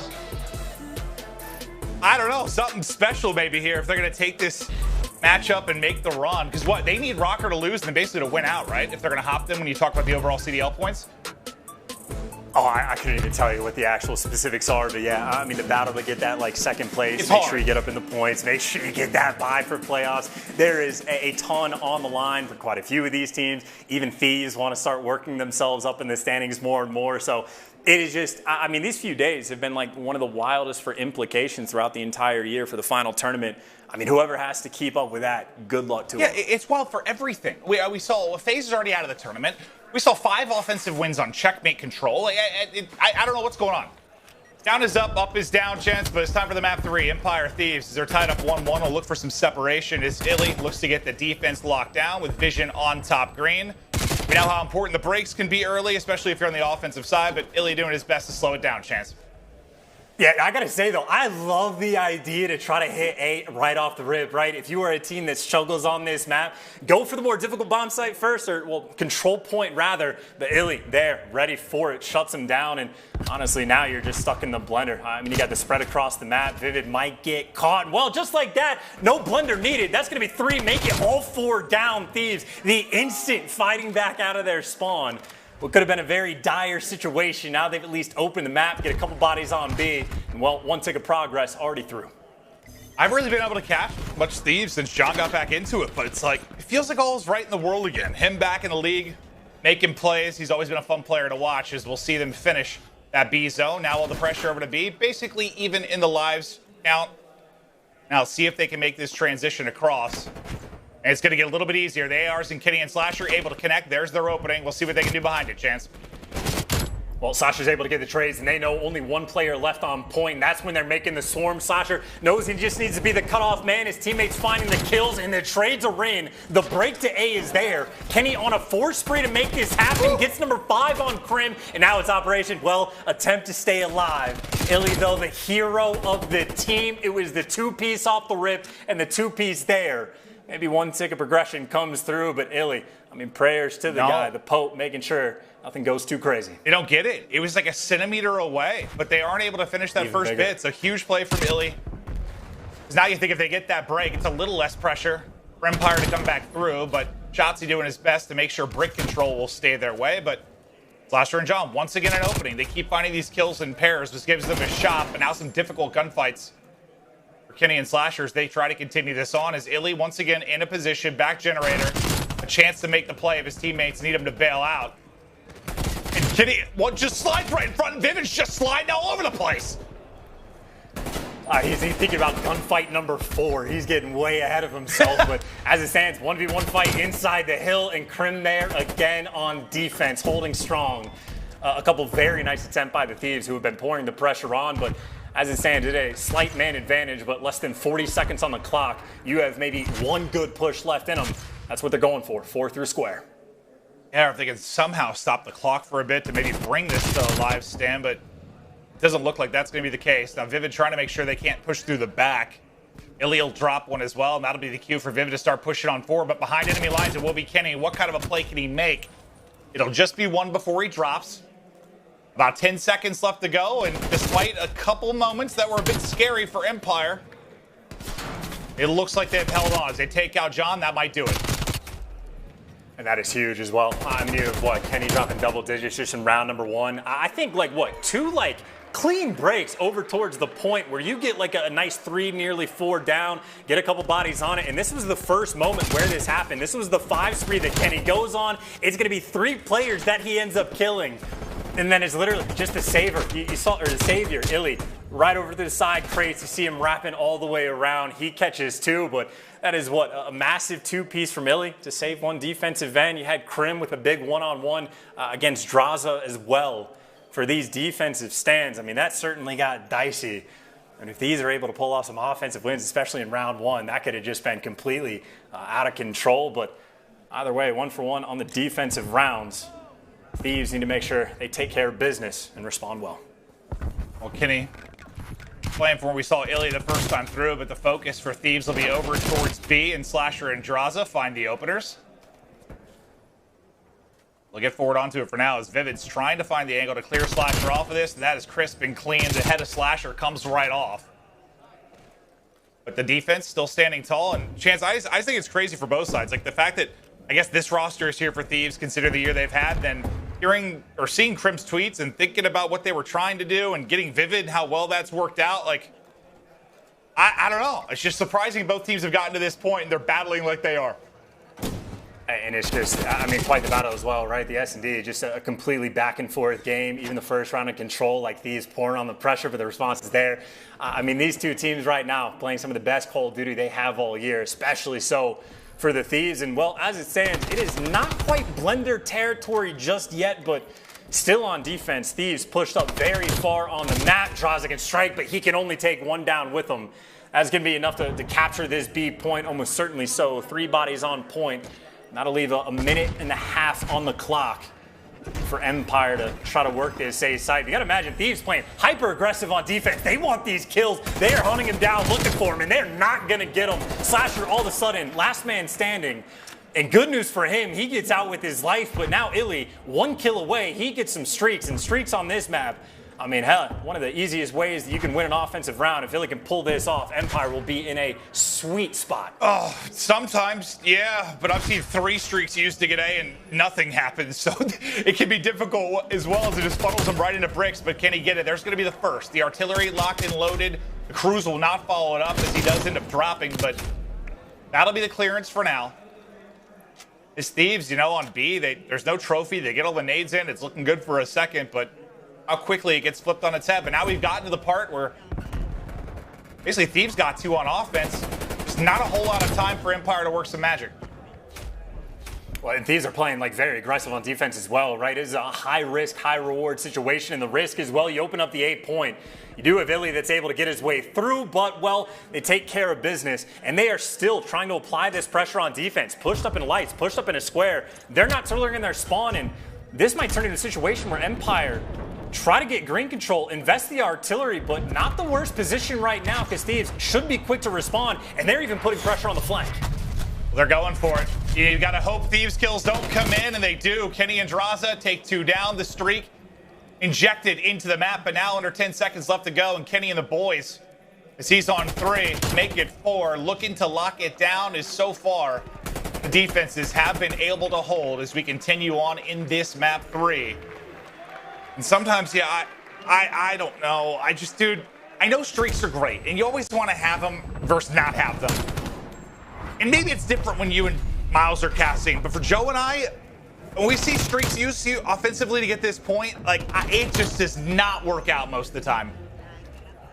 Well, and I think the thing there, like, I mean, you know, how many teams go for the setup? You're sitting in your back tanks with your ARs. You play for, like, that sort of control game. If you do that, everybody's out in the open. A streak gets called on you, forced into bricks, and it's not a fun spot. Thieves were just pouring on the pressure on defense, playing across the map. So I think maybe the streak works out better if Thieves played it a different way. But, I mean, they were ready for it. I don't know if that was a conversation they had or if that's the normal way they go about it. But as it stands, win the defense, get the artillery off board. Now you got Kenny on a 4 spree, and, well, maybe the streaks aren't always the best use, but you certainly want to get them, and that's what Kenny's going to be looking for, is unfortunately for, well, them for the moment. Shotzzy, I mean, flying forward. This might be the blender territory. They're finding all these kills. Kenny, this is the battle, though. 2 more, and he'll at least get that artillery. Yeah, he's just kind of been lurking here this whole time, working the streaks as his teammates just trying to get out of spawn, but it's beautiful shots there at range. Scrim falls, that's number 6. Up to 18 and 9 as Kenny is double positive in this one, but they've had no forward momentum. He just waits for the push on through, but instant tags from Vivid. He's got to back it up and play it smart, and they just haven't really had a shot on this, partly because he's working for the streaks, partly because they haven't won the fights to get out, but it makes it a little bit difficult when one of your guys is so focused on getting the streak, and there it is. Artillery in, and once again able to finesse away. Shot for the Cruise. And they're trying really hard, basically, just to trade this round for the streaks. And while they can only get one, and maybe a last-ditch effort, try to sprint forward and find these kills. And, well, John's going to open it up. Finds the first blood, at least on this set of engagements. And you're at least able to stop the clock. And not a fun spot right now for Thieves to be in. But, hey, 2 bodies on point. John can't win his 1. And, well, Vivid there cleans up 2. Illy there for the 3rd. Slasher, last man standing. And it looks like this round going to be chalked. Thieves, at the very least, are able to get that artillery. But I think almost, no ticks of progression on offense. So, I mean, now they're staring down the barrel of, yes, you have the streak, which is nice, but even for that round 5 potential scenario, I think Dallas are going to end up on defense. So you are going to make sure you want to win this round as dominantly as you can, not have to use the artillery. And if you can, save it for that round 5. I mean, that was going to be my question to you. Like, at what cost does the streak come? Because, yeah, now you're most likely going to have that offense. And it hasn't looked real good for either team. Granted, their first crack at it, some opportunities to take A, but just couldn't quite finish it off. But Kenny will continue to float around double positive. Shotzzy after the big play, maybe not the same impact in this map, but Illy's going huge, and they're holding on. What can Draza do now? On the minimap, 3 players lurking for Empire right on the opposite side. Draza just continues to be patient and try to find this opening. Now the time to go. But Illy just holding. There's the kill for Draza. The patience pays off. They continue to hold well here on defense. Well, I mean, this is 35 seconds on the clock, and there's been maybe like 4 or 5 kills that have come through. This is incredibly patient for both teams, but Draza, big plays in the hard point, and opens up this round on a 3 spree. Thieves need the domination. There you go, playing aggressive as well. Kenny flying out to find these trades. Thieves need the domination. So far, so good. No one right now on Empire able to really get too far out of your spawn over towards that 50-yard line. But right there, 3 players in the feed able to make that strike. But Draza, the hero for the squad, can't find the last one. And the round now opening up just a little bit. Empire find their way to the point. Well, they get that 1 point of progression, and that's all it'll take to get the defense. They're able to do that, so in a good spot regardless of a win here. We'll see if they can close it out. John trying to make sure they at least get to that round 5 as him and Slash are able to connect for 2. And looking to find that same sense of aggression to get them pushed back, but haven't quite been able to do it. Oh, that's 3 down. That's 3 down. This should be the point. Look, there's a couple over towards A as well. Just flooding on through will be Vivid and Shotzzy trying to soar towards bricks. Vivid drops instantly. Ball in 2, they at least have 1 more on the point. Now Shotzzy making the place, and this is that perfect time. In transition, as the first cap finishes, you've got Shotzzy in such a good spot, just trying to locate Kenny, and locate him he does. Right onto the point they go. Everybody coming off spawn from Thieves. They've got a shot to close it out here, and they force the streak out. Kenny's going to have to use it, get him off the point. Oh, and that is the double team kill. The double team kill coming through. That is the dagger potentially. I guess it pays off since they win the gunfights, but even still, a tick of progression through. A streak that just hurts to see in the kill feed, and now Thieves trying to hold strong on defense, but it is the chaos for the moment. Draza, though, somehow, some way, he finds 2 in the feed. The hero for the squad, and he finds a 3rd. An opportunity for spiciness, but Draza delivers. Unfortunate about the artillery, but now 30 seconds to go, Empire. One more try. Tell you what, they had like one more player alive, or you just happened to spawn a little bit closer. Empire might have been in a very good position off the streak, but they'll have to battle through once again. Very little time on the clock, but they've gotten forward. Draza, you hate to see it. Never want to get beamed as soon as you're coming off a spawn, but now John tagged up as well. Crim's got multiple to deal with. Everybody coming off spawn. Slasher and John able to go huge, and Slasher still waiting. That'll be another. That will be 5 in a row. Maybe carry into the round 5.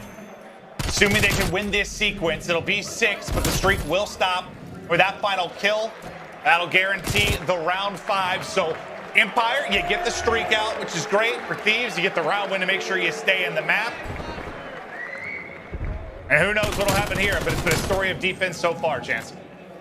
And Maven, the straight-up battle that these players are having right now, like, right, the best play, Shotzzy picking up 3, opening up the round, forcing out that artillery usage. It's Draza for the response, picking up 3 on the defensive end, holding strong. You have Crim pinning 3 players on the Thieves in their spawn and keeping them at bay. And while he's doing that, Slasher goes on a 5 spree inside the point, wins at least 2, if not more. Massive gunfights by his lonesome inside the hill. I mean, it is literally just like tit for tat that these guys going at it right now in this series. I mean, a fairly down to the wire hard point, round 11. The Shotzi's got a 1v3 to clutch up in the search, and back to the opening breaks we go. Vivid strikes for the first blood as Empire just need to hold strong on defense to go up 2-1. Yeah, it's like a heavyweight bout. Not for people watch boxing. But they just keep throwing the punches. Who's going to wear out first? Is this going to be the opening? Illy wants to make sure it's not. He's got some angle on the cross, but Kenny off spawn able to drop him. On to B they go. They found 0 success here last round as Kenny was working on the streaks, but now they've got on the point. This is where you make the decision for your Empire. Do you go for a retake? Do you give it up and just set up? Play it safe. Don't risk a total collapse. And it looks like, I thought for a second they were going to send it, but they're just fighting for position. You see that number 1 in Vivid just lurking mid. This is a big sequence, though, for both teams.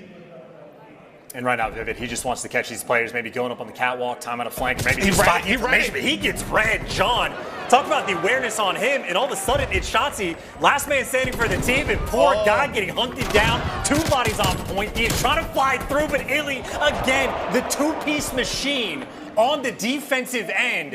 I don't know how he keeps doing it. Yeah, that's what, like the 4th multi-kill he's had in a key spot, whether in an opener or a clutch position like that, to get Empire back in the swing of things. Kenny is still lurking in bricks, though. Still lurking. Finally, Shotzzy drops him. As the trade is in, a minute on the clock.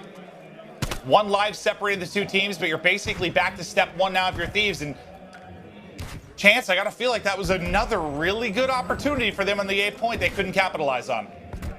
I mean, as well, like the 3rd or 4th that they've had, and it seems like it's always Illy making the big plays, but at the same time, they've been creating these opportunities. Repeatedly, they've had these openings. You almost imagine eventually one comes through, but this time it's Shotzzy that delivers. 2-piece and a 4 spree for him, and well, you said it before, but now it's Slasher. Last one, sort of floating around bricks. He's got to wait for his teammates and finds the first blood and stays alive for a moment. Thieves now a scattered approach. It's 3 players again trying to find their way through, and Shotzzy at least takes one with him. Yeah, I mean, it's been scattered, but like they've at least had someone forward so they don't get pushed back completely, and it's kept it kind of messy. But now it's got to be clean because there's not a lot of time to go. Draza now on 3 in a row. Onto the site, go Thieves. Get your trophy out of here. As Draza puts it down, an Empire come up with another clutch retake. It's Illy, it's Shotzzy, it's the young guns finding the openers. As Illy surges forward, he's hungry for more. Slasher won't react and he will fall. Now under 15 to go. Final push for Thieves. Otherwise, it has been a defensive hold all around for both teams. Empire just do enough to get 3. Here we go. Final push, not going to happen. All 4 drop. Everybody on the squad gets a kill. And in the 5th round, Empire hold on for the victory, and that man on his feet. How big was Illy? I mean, just repeatedly, at least 3 different multi-kills that he's finding on the defensive end when he's the last one alive, when Thieves pouring on all the pressure, but he kept providing, and again, it cannot be understated. It's not just him. Shotzi's making the big plays, going on the floor spree, picking up multi-kills with the sub on the back tank. Even Krim winning a couple 1v1s on point. Defense just holding too strong, and hey, the streak they had early on doesn't make too much of a difference towards the end. Empire taking care of business, as dire and stressful as it may have been, but it's a map that they were expecting to win. It's a map that they got the dub on. Now with Thieves back against the wall, it is a Moscow that they will be looking forward to try to work on this comeback. Yeah, I'd have to watch them back again, but the 2 moments where he got the big kills today, like if that was, there's one player up that's likely what they're going to hold. Usually, somebody will slide out, somebody will take the gunfight. It felt like both kind of slow-chowed it, and he just beamed him. I'd have to see it again, but I don't know. Maybe that's a little bit on Thieves, where their teamwork and comp's got to be a little bit more on point. But a brief look through the stats as we get prepped and ready to continue on. All the makings of a Game 5 in the works as Empire get it done to the control. Can Thieves answer back in the hard point? Find out after this quick break.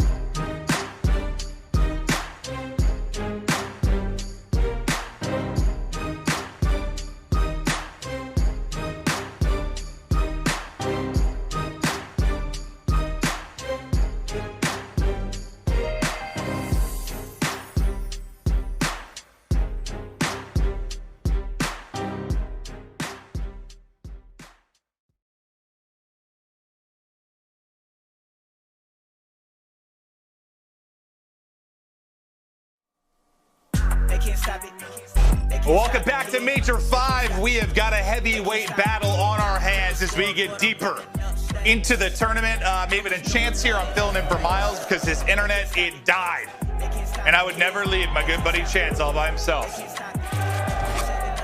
I mean, Maven, I cannot possibly express my love to you enough how much nicer it is having you by my side in these moments. But as a look at your maps and modes as it stands right now, again, just a battle that these two teams are having. Again, Chati in round 11, clutching a 1v3 to make sure that they have that advantage in this series. But we talked about the hard points a little bit earlier on. If you paid attention to game number 1, Draza had a feast.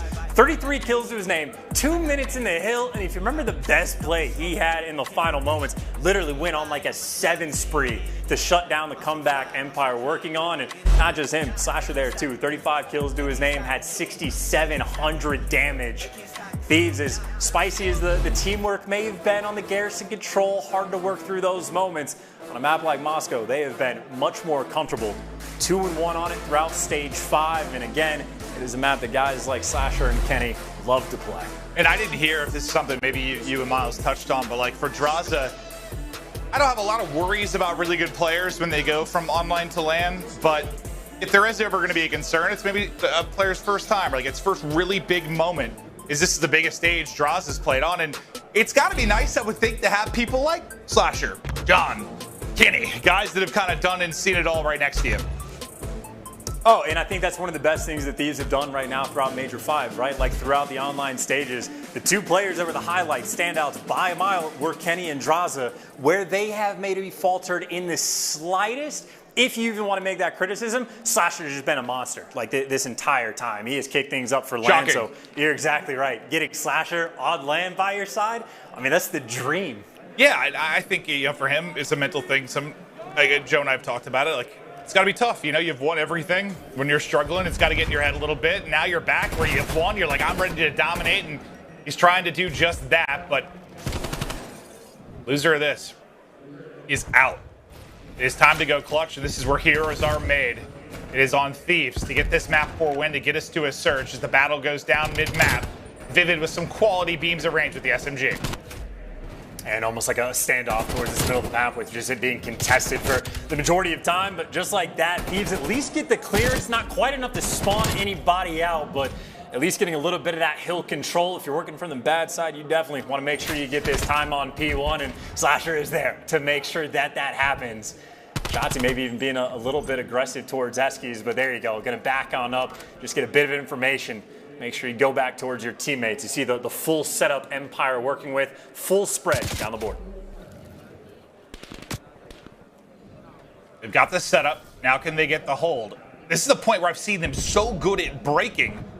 I feel like that's what I saw more often than not when I casted them, but now they're in a position to get the hold. And while Vivid doing an incredible job, the super subs getting it done for Empire to keep control for now is 3 for Thieves. You'll see them spawn out top side of the map. And that number 1 in Vivid, he's already pushed out towards mid, looking to stagger this push even more and maybe looking to pin them deep.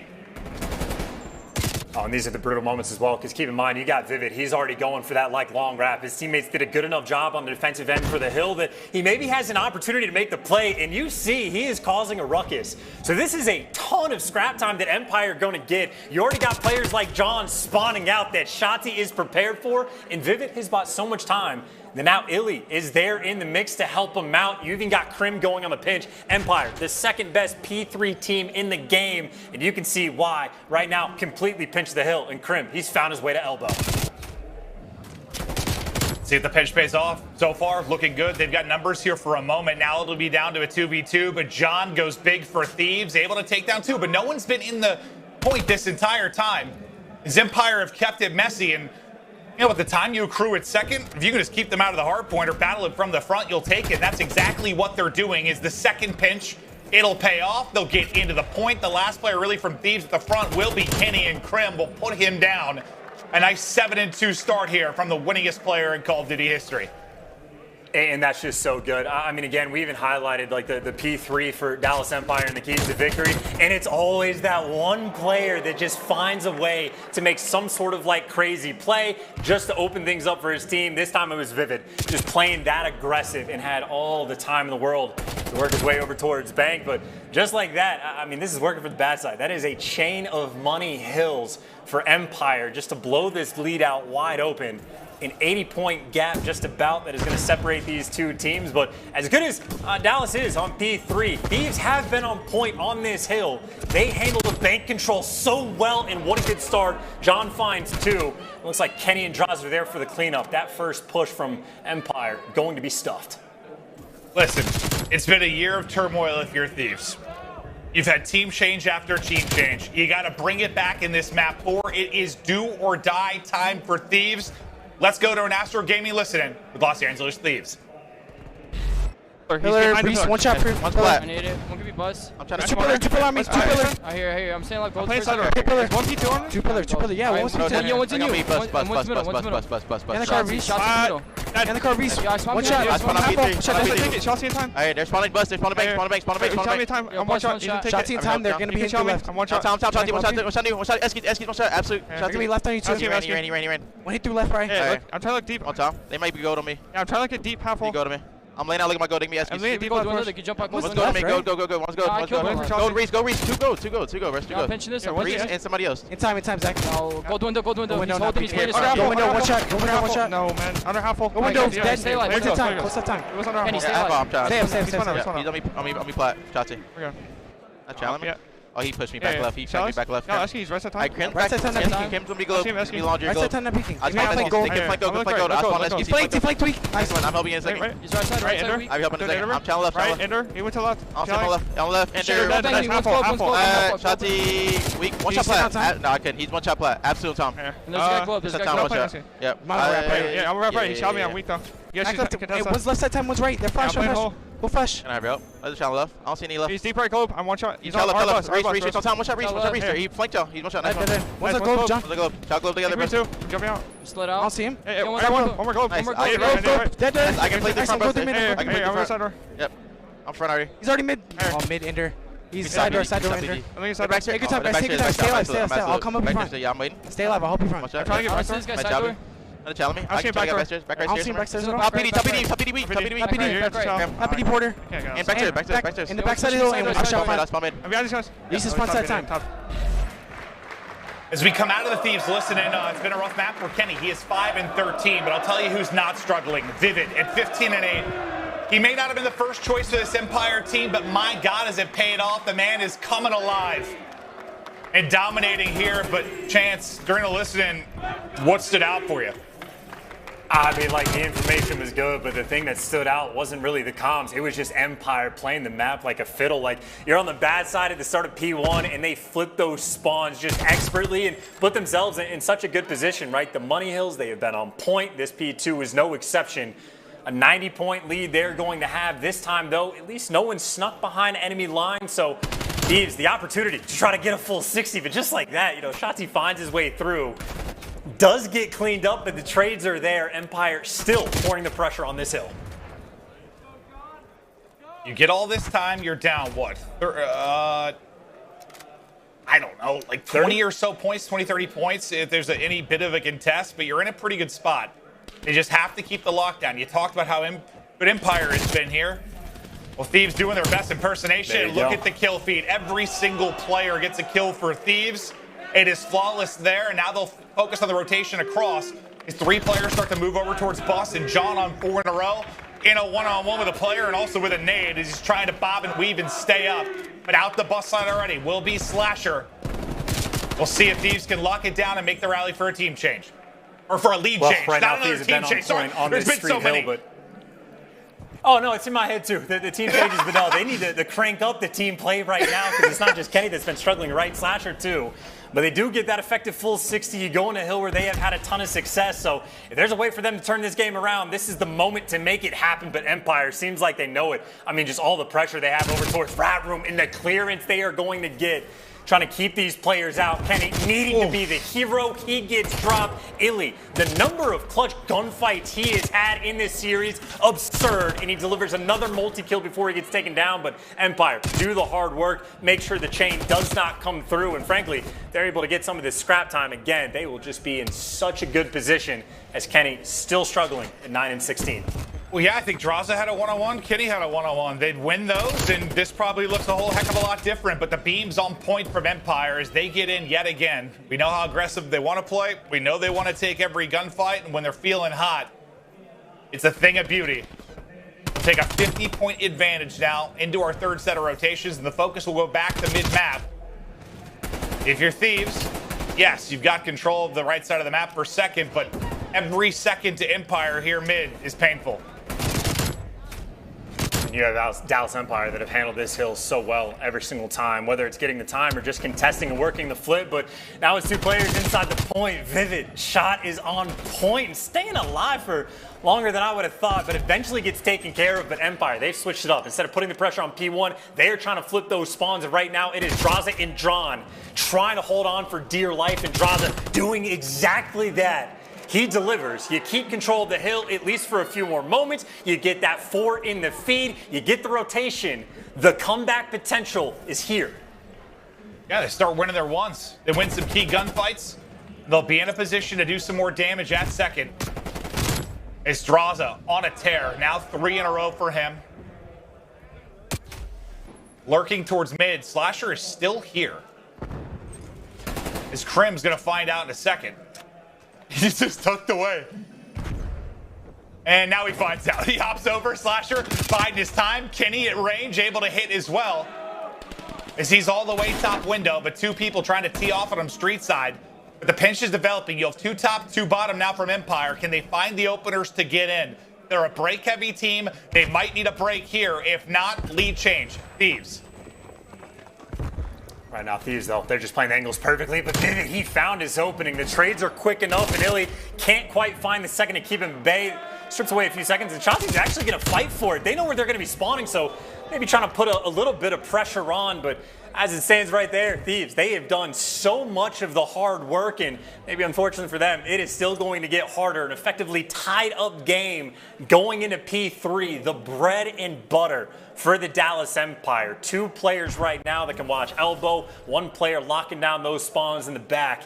Thieves, they are going to need to break this hill. The pressure is on. You spoke to how good Empire can be here. And they get a big hold. They get the W. Thieves start to come flying, but no bait and switch, no double chow. It's just John that goes and John that drops. Kenny is at least able to take down one, but Shotzi is still in position. Draws it through on the feed as well. Pushing up towards the back flank will be Thieves. Have they found enough? Not quite yet, as Krim is able to get a double. And that'll buy the close spawn for his teammate in Shotzi. And he keeps on winning fights. 25 and 17 now from Krim. 25 points away from victory. You've been contesting a lot of this time.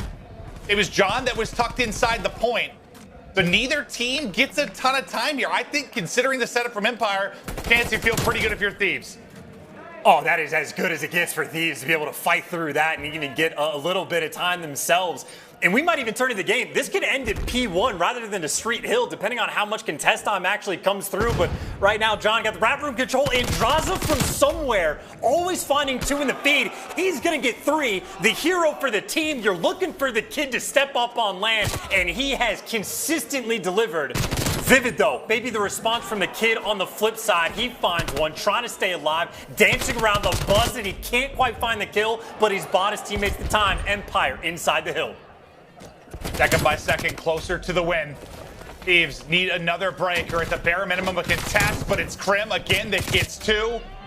Vivid back in the feed as well. The AR's just popping off for either team. Nobody in the point for now as the play clock now starting to dwindle. It's down to just around 30 seconds, and you can see the troops from either team starting to focus a bit more in mid-map. That's John going all the way through top Eskies, taking the long route. And you said it, this might be ending at mid-map. 235, 234. Next hard point pops. Inside will be Vivid. And they've got the pinch, though. They've got the pinch. John from one side, and you got Kenny from the other. But Kenny loses the gunfight, and John can't get the trades. Vivid there to find two. The cleanup crew is there in Empire. Put the stamp on the game in the final moments. The comeback stuffed. The win secured. And had it not been for so many little things, man, Vivid with the best play. And I think this might have been right at the very end. Maybe towards the start, it doesn't make a difference. Vivid just ran this hill.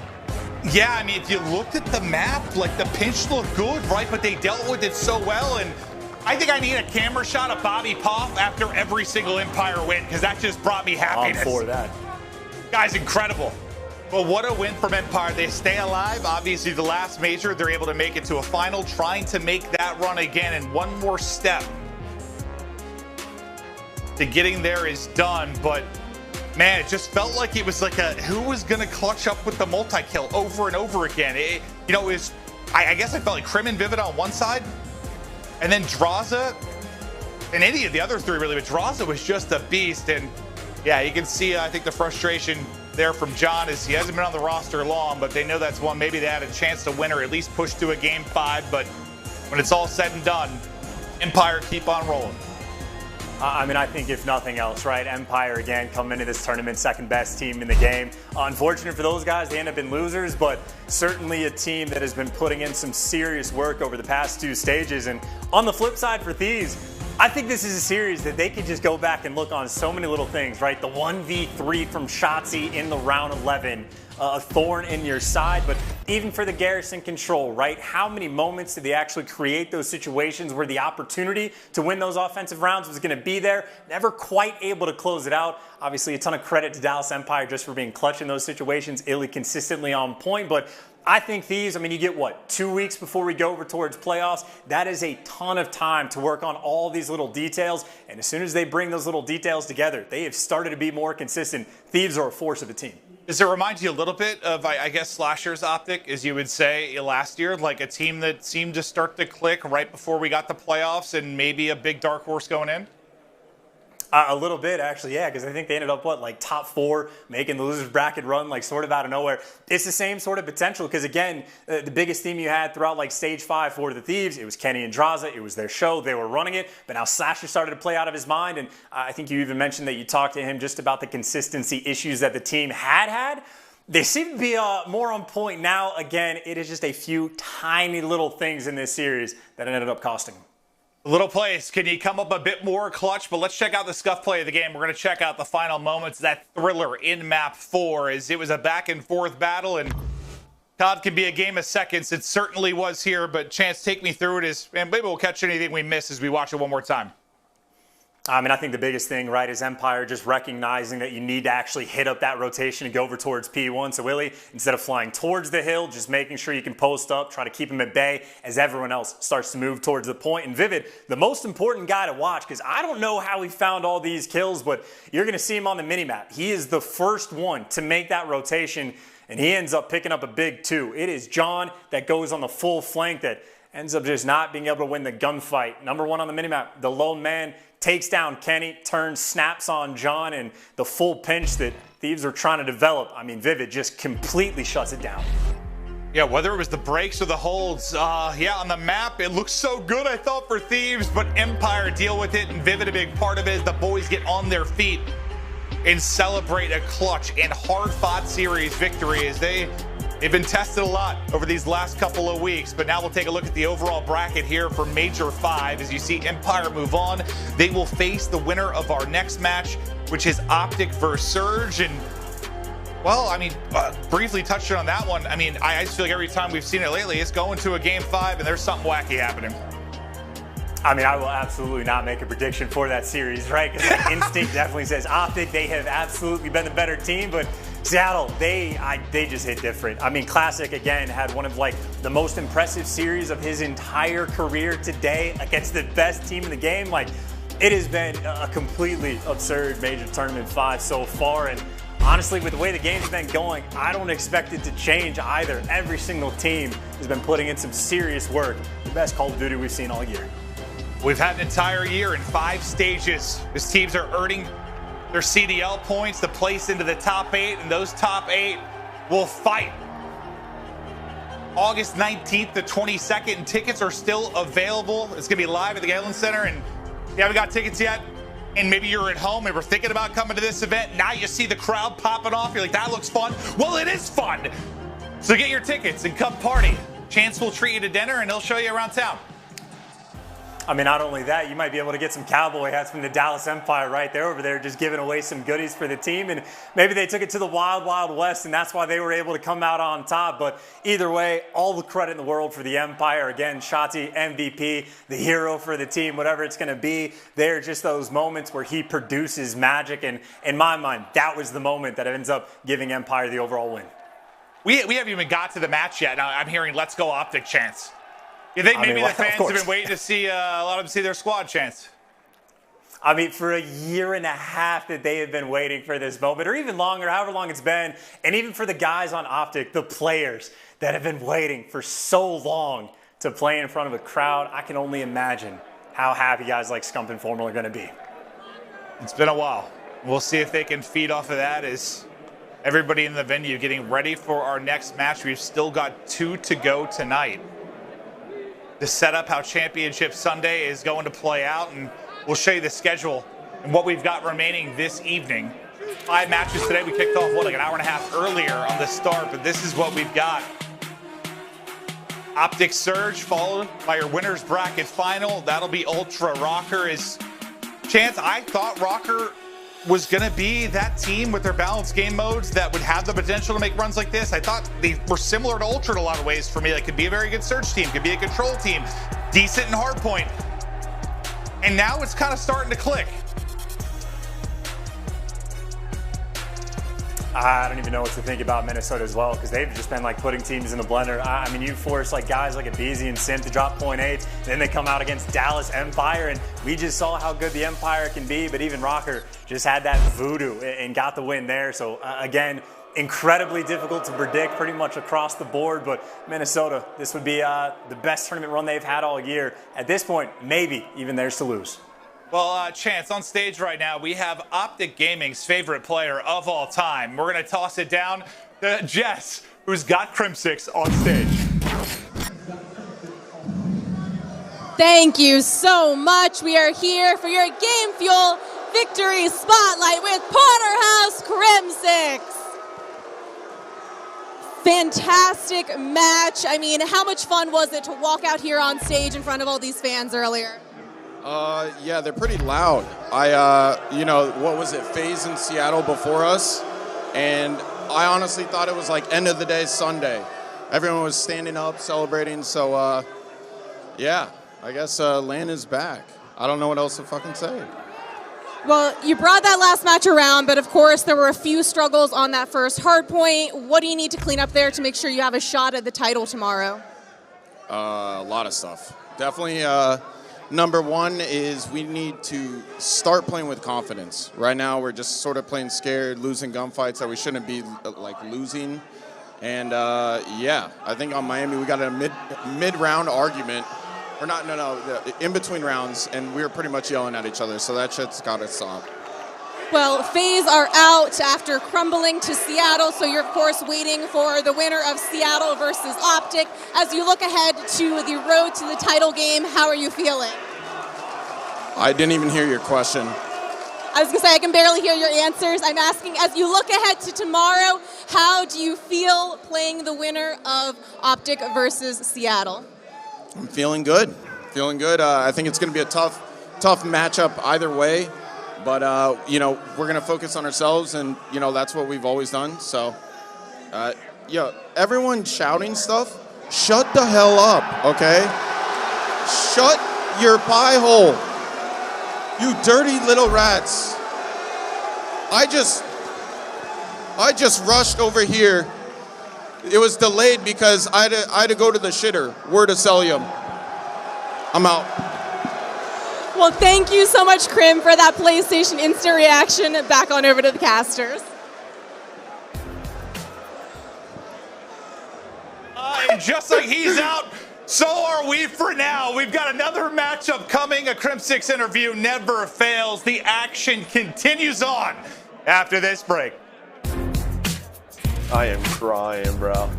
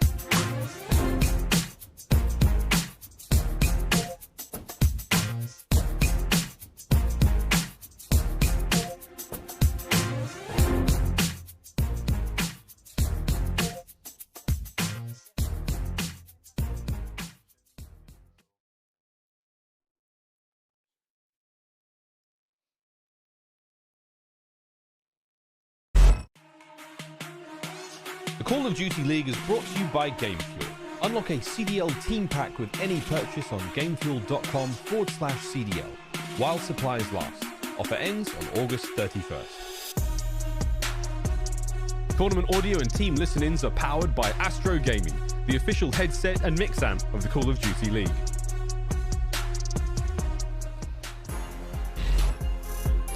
Well, Empire taking that final hardpoint to seal the deal. They have pushed Thieves off the edge of the bracket and continue their journey along elimination, waiting there for their next duel in the form of either Optic or Surge.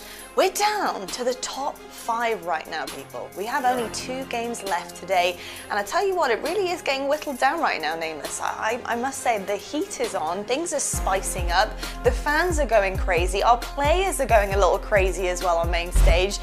And I've got to say, the games have been the craziest of them all. I mean, Dallas, look, their hardpoint on Moscow, I've got to say, locking down the spawns, flipping perfectly, you know, just doing everything that you really want to do to make it hard for your opponent, in that case, Thieves. You know, and at the end there, despite Thieves really fighting back and pushing up in that respawn, which I thought was really great, Vivid at the end just stomped on them in that last hill and denied all possibility of a comeback there. I've got to know from your perspective, with this series as a whole, what did you make of it? Yeah, I mean, you know, looking at this series, you know, both of us predicted Dallas in a 3-1 victory. They just look like the stronger team. Also, I got to give a shout out to Slasher. He played his heart out, certified one of the best ARs in the game that we have right now. But, you know, looking at a player like Kenny, the supporting cast, like, he did not have a great series going into this one, just a bit of a struggle. And for me, on Dallas, it was Vivid and Illy who were making the big plays for Dallas throughout the series. You think back to that control, which was really the swing mode that Thieves had to take. They have not been great at control. 2-5 headed into the series, and they had an opportunity to win it, and they had a great situation where they could have got through green, got top control, and captured the point, but Kenny plays a little bit too slow. You see Draza trying to get the spawn kills, doesn't back up and stack the point, and ultimately, that's why they lost. Yeah, and I think, you know, it comes to a point where this is going to happen. There's going to be cases where a teammate or teammates just don't have the best of games or potentially the best of maps. And I think, you know, it does happen, but it's about how you kind of rally as a team to kind of help fill in that gap when needed. And unfortunately, Dallas were a little bit too strong there, despite the comeback that potentially could have happened at some of the cases there in some of the maps. But I've got to say, pretty impressed overall, especially with Jay's Dark Horse pick Study. He had LA Thieves potentially going on the way. And I tell you what, they put up a good fight. Well, we do have another fight on our hands, people, and that is right, another game coming our way very shortly. 2 games left of the night here, and it's going to be Optic versus Surge. Now, Jess is on standby right now with Sender, Optic's coach, to find out how they're feeling about facing this surprising opponent.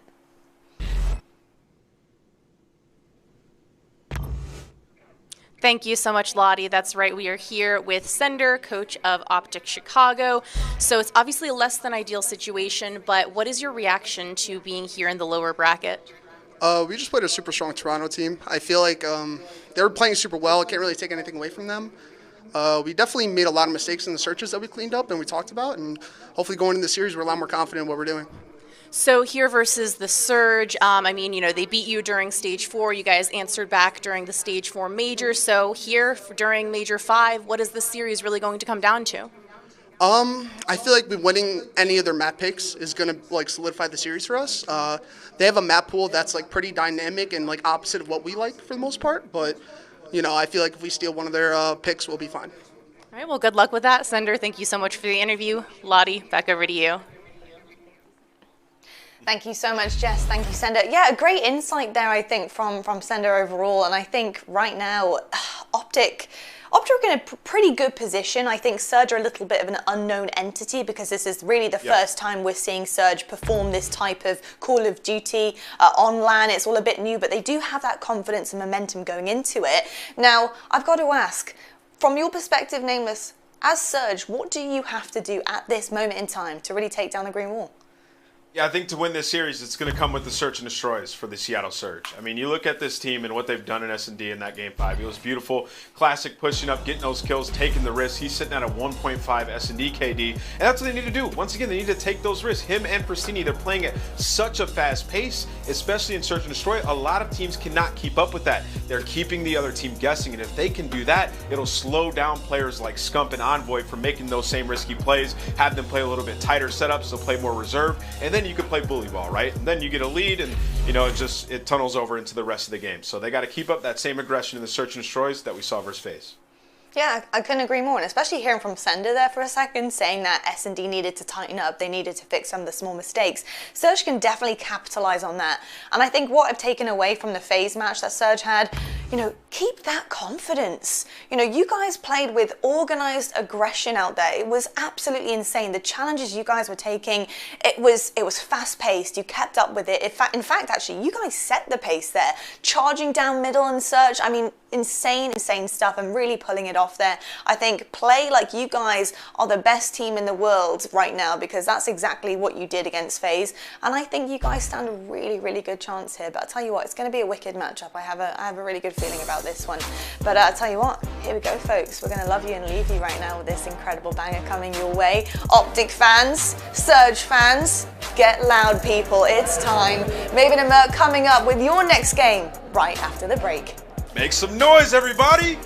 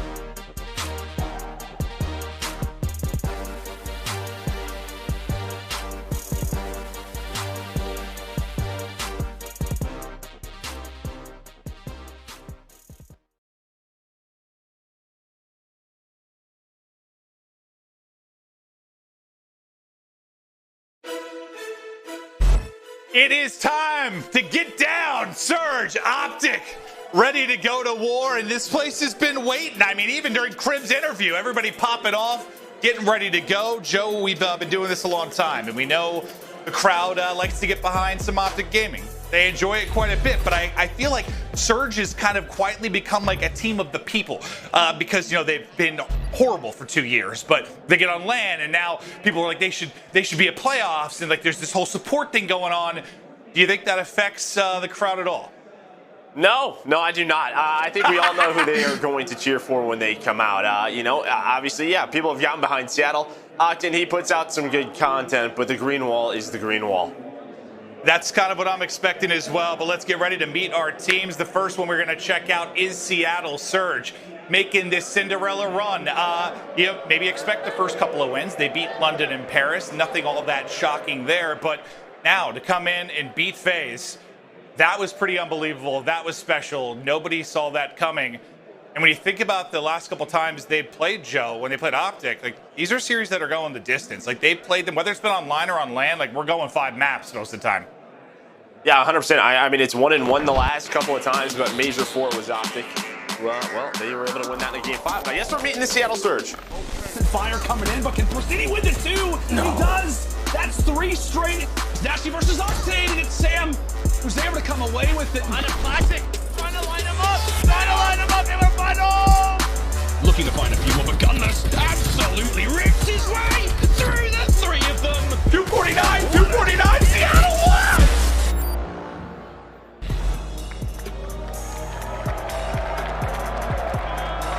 I'll tell you what, Joe, I thought the crowd might be behind Surge a bit here. They're coming in with the upsets. Nikki D playing out of Genie. Octane It might look a little bit like Earthworm Jim, but he's a monster. He's been frying, he's been beaming, and gunless. Calm as always, just focused on the map at hand. Can Seattle Surge come in with another upset? Well, I mean, let's not lie about it. Yeah, Optic fans were pumped up when they won. Why? Because, I mean, who wants to play Atlanta FaZe? That's really the big thing there. Yeah, they were able to take them down, but they were pumped up for that. They know for them to go on a run this tournament, it's, well, a little bit easier through this team, right? Optic is 4-1, but you said it. The way Nicky D was playing that last series, they're playing with confidence right now. They have nothing to lose, and, well, that's it. They do not have anything to lose. They're playing with a swagger. Yeah, I mean, that was bringing me back, right? Like to the, I don't know, LG rosters of old, or, you know, when you had that classic and Octane pairing, one flying forward like a madman while the other one beams everybody around him. Like, we've seen it before. The S&D is where we've also seen it struggle so much, but Classic went big. They got the W. Excited to see if they can continue to improve and make this run. Yeah, I mean, that's it, right? They're able to take that game number 5, and yeah, Classic, I mean, he had himself a series. He really did, especially in that game 5, but they played with confidence. They were taking map control away from Atlanta FaZe. We know that in the respawns, they can compete with the best teams in the world. They have some superstars on the squad, but a lot of it is behind that submachine gun duo. Pristini and Classic are playing well. It's a tough team to beat. We've been saying that all year, but they can be inconsistent. Can they keep it up for another match? Well, now the moment I think a lot of fans have been waiting for. Seattle Surge's competition for this match at Major 5. Let's meet them. Optic Gaming.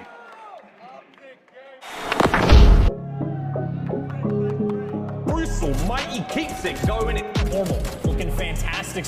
Envoy slaying his way through. Scott from up high, the king. I'm out here doing what they thinking is irrational. Really starting to run that score up. I'm gonna make it bad.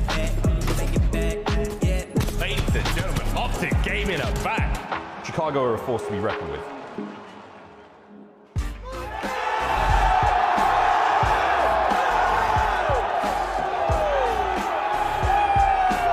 Optic Gaming, I think the fans have been ready for this one. Scump, the most famous ginger in the world, Big Brucey, Envoy. They're getting ready, locked and loaded with Piper to win this one, to move on. It's been a tough year when you think about getting to finals, consistently performing in like the top 3. Like, they haven't been a very good team this year. But Joe, there are moments where they click, where they look like they can be. There's going to be another moment. Now it's as good as any. Yeah, I mean, get to Championship Sunday. I think that's what they're telling each other. We saw what they were able to do last major, and it's those top teams. They want to rematch against Dallas Empire, but it starts with Seattle Surge, and they have to focus. I know they're, maybe they wanted to play Seattle Surge. They prefer that, but Seattle is a very good team. And again, in the last 2 matches, it's gone all the way to a Game 5. They had to go to a Game 5 at Major 4.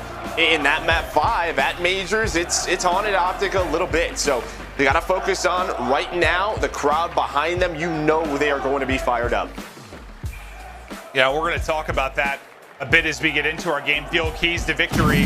And just for Optic, Joe, like, yeah, the crowd's got to be part of it. Like, it can be a good and a bad thing in a way.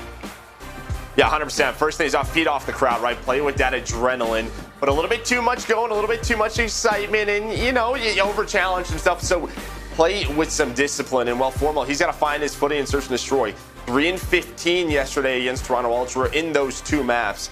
And, well, this was his best stage for S&D at a 1.09. So can he turn around, get a little bit more active, and expect the unexpected, right? I expect Nicky D to hit the middle of the map. Pristine to be flying at you. The communication has to be better here. Yeah, no, Classic's unpredictable. Yeah, that's a good key to victory for sure. But Joe, what do you think about the Surge side of this? I mean, Nicky D's that guy, pal. He really was against Atlanta FaZe at a 1.14 overall, and in the Search and Destroy a 1.67. I don't know if he could ever say that truly. I mean, unbelievable stuff. And 1-6 versus Optic this year, they have to find a way to just win that one. Is it going to be a map 5 or is it map number 2? And the AR duo has to anchor this team down. Octane and Gunless need to perform, because the fact is, Maeve, we've seen Pristini and Classic go from one map to another where they look like they're the best to, well, the opposite of that, right? The worst. So if they run out of gas, Gunless and Octane need to keep them composed. Yeah, no, I mean, they've been two of the more consistent players in their roles throughout the course of their careers. I mean, maybe not always at MVP or #1 AR, but they've been good at all times. And yeah, that consistency could be huge here, but I don't know how to feel about this. Like, Optic should be the better team, but Surge seemed to be clicking. And it's funny because what did I ask you before that final stage match? Surge versus Gorillas. And I think I said to you, like, if they came out 3-0'd, would that maybe convince you they could make a run? And you were like, nah, not really, just based on how they've been playing. But they win at 3-0. They look really strong, and it seems they've ridden that a bit here right into the event. Yeah, I mean, it's still a no for me on that game, but the last match we saw against Atlanta FaZe, yeah, I believe it now. They can make a run. It's a little bit of a different series. And you saw the maps. We're starting off with Moscow Hardpoint, one of the bread and butters for Optic. They're 3-0 in this stage, 12-6 overall. But I think you feel pretty good about the maps and vetoes for Seattle Surge. The Hardpoints, it's AR dominant. It's Moscow, it's Raid. It's a lot on that rotation. And this is where that discipline comes into play. Countdown started. It is time for our map one. One team moves on, one team gets packing. Optic Chicago, Seattle Surge. Let's get right into Moscow. We'll start off with Scump and Optic's POV. As the battle for mid-map goes down. And just nades everywhere. No trophies available. A Prestigian Classic, likely the opening you want to see. They soar forward. They win the fight against the two subs of Optic Chicago, and Classic keeps on rolling. Well, they get another two, right? The next layer is on up, but this is what you want to see. This SMG duo can be a scary one. They play with aggression. They do it again. They have all 6 kills to start this game. And well, Optic, they have some street control, going to try to push on up. A nice start here for Seattle Surge. It's about this rotation to the second hill as Octane just going to wait for a couple of spawns. And on this second push, Scump's going to find 2 and get on that hill. Due to the early success, you get Octane in a powerful spot. Formal, though, gets the angle to take him out, so that... Where's the spawn come in? Look at Octane all the way out on the other side of the map, but who's stepping up big for the team? It's going to be Classic and Bristini again. Spawns, a 5-1 start for Classic. But yeah, they spawn in right behind him. All 3 are going to pop. As Gunless is trying to push forward, but this could work out beautifully for Optic, as they're now into the point. Yeah, I mean, just as that hill spawns, that spawn is wide open. And while Optic a couple off, they die, they spawn right as that hill pops. They get the spawns, and I mean, it's just the position of Seattle Surge. Nobody was that safe position, but that's going to be 3 dead for Seattle Surge. Is Scump going to be the last one alive? And that was a little bit too easy. The gun's still hot for Seattle. Yeah, you just got to think with Octane spawning out and tracking back. Yeah, that's what gets forced and left open. But what a great answer from Surge. Considering the spawn that comes in, now with 20 seconds left, nobody in the point, but Optic have got the position. But that'll allow Surge to now get set up for third. And when they're at their best, Octane and Gunless are in their power spots, locking it down, and that's exactly what they're going to get. We'll see if they can get the opening hold as Optic go back out in front. Yeah, but you take that if you're Seattle, a nice start, plus you have rotation over to third. And Optic, they're taking their time. Formal and Scum trying to work through towards Bank and trying to set up a bit of a pinch, but due to the sort of forward position of Pristini and Classic, they're able to find that first kill. And Optic's still so far away from this, from really putting together a first push. 20 seconds off that hill clock, and that was easy. It's for free right now. They're still finding kills. They're still finding the numbers. There's 3 down. Gunless now on a 5 spree. 5 in a row for him. And this has been beautiful. I mean, as long as like Pristini or Classic is getting 1 kill up front before they're traded, you're setting up a pretty easy gunfight for Gunless and Octane. That's exactly what's happened. We'll see if he can get the streaks here, as Gunless is just 1 off the artillery. But we'll track over to Scump and their push out towards bus side. But Octane already going to be in a position. I don't think him or Gunless drop over the course of that entire hold. Can Gunless go big when he moves across the map and get those streaks? But we'll focus on the action closer to the point. As Gunless is starting to rally over, we'll see what kind of play is needed from him. Yeah, Formal just on the hill, just getting up that time. Gunless, there he is, just trying to stay alive. You see him sliding. And while this is going on, Optic, they're just on the hill. They're on the hill, but Pristini and Classic flying out of bait, now have numbers advantage. Can they bait for him? They sure can. There's the artillery for Gunless. He's able to rotate on over. There's the streak. Can he get another one? There's the cruise in. For Pierce as well, that was 8 in a row. They still have a 30-second lead and the streaks are in. Gunless is popping, but Chicago is piecing right now as they get back into the point, down 25. The big plays coming up as we get ready for our second set of rotations. Let's go to an Astro Gaming listen-in with Optic Chicago. When you shoot, Brandon? It could be a new already. Shoot Sam, shoot Sam. One dead, I'm staying alive. Yeah, Pierce the street, Pierce the street. Okay. I'm in new set. You guys are new? Okay, I'll go back to my window, hang on. Or I'm going to Eski's pressing weak. He's two Eskies. I have your push. I can help you, Globe. Two down, Eski's got one. Here's the Globe somewhere. And one's in, two at a time, guys. I don't see Globe. I don't see Globe. One's glass and Globe. I don't see Globe. Here's nice. Glass? Yo, glass. Nothing street. Yo, we could flip.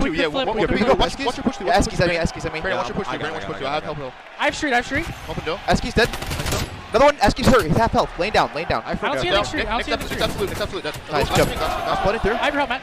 Nothing left. Laying a glass, Sam. Right. Gunless weak. Back left. He's one shot. Another one hit right.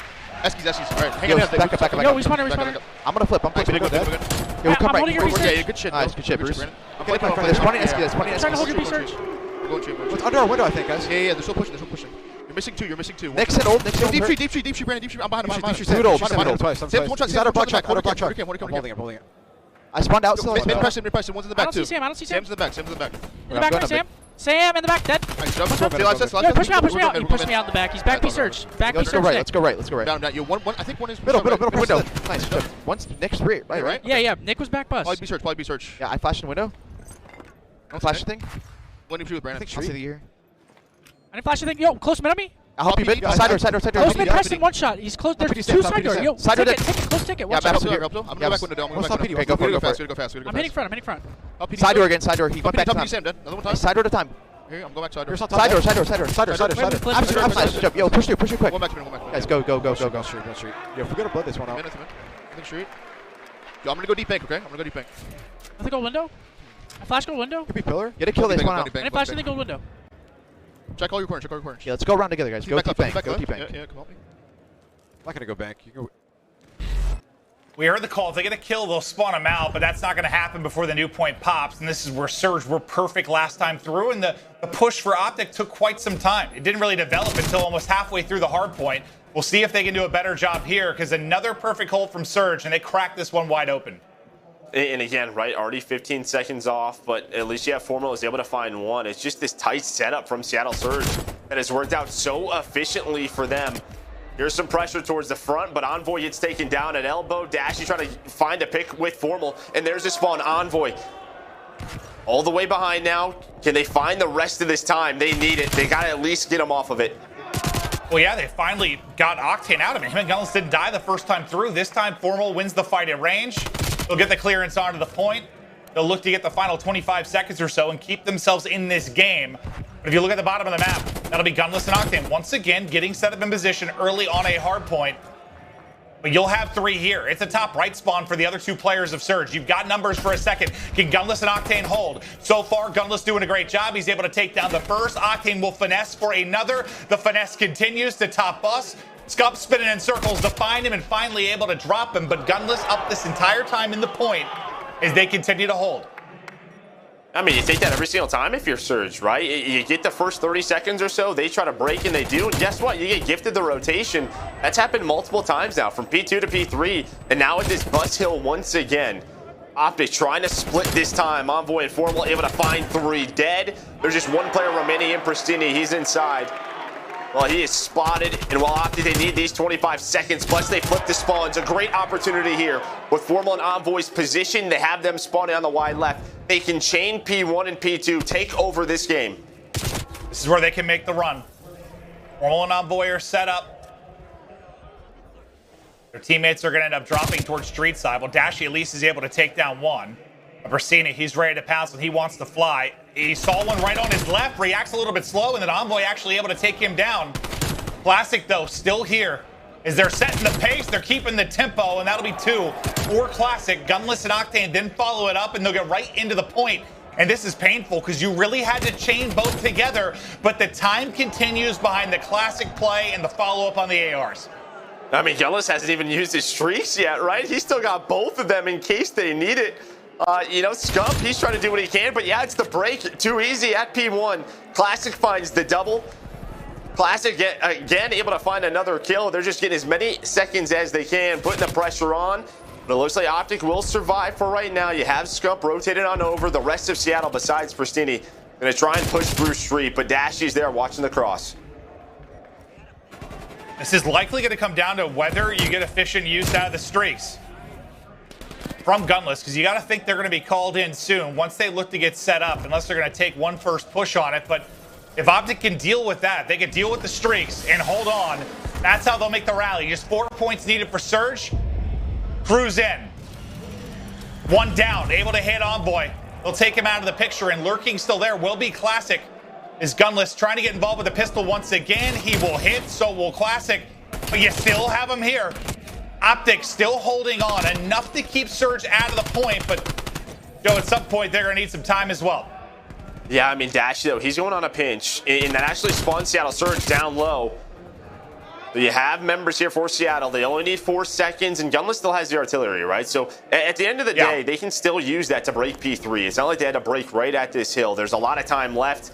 Only a couple of seconds needed. Pristini, he's got Gunless watching over him. In Seattle Surge, they do it again. They go up 1-0 in the series. Yeah, and that's just one of those spots that's so tough. Like, you have to focus on the point because they only need 4 points. You have to lock that down, but you also need to try and get over to third and try and maintain the spawns, and it's just too much of an ask for Optic to get it done and Surge come in. And just like they did in their series prior, they win the map 1 as they are looking strong on Moscow. Things are flowing, and it just... you felt good about it from the break. Like, just that opening from Classic and Pristini, I'm like, all right, yeah, they're still frying.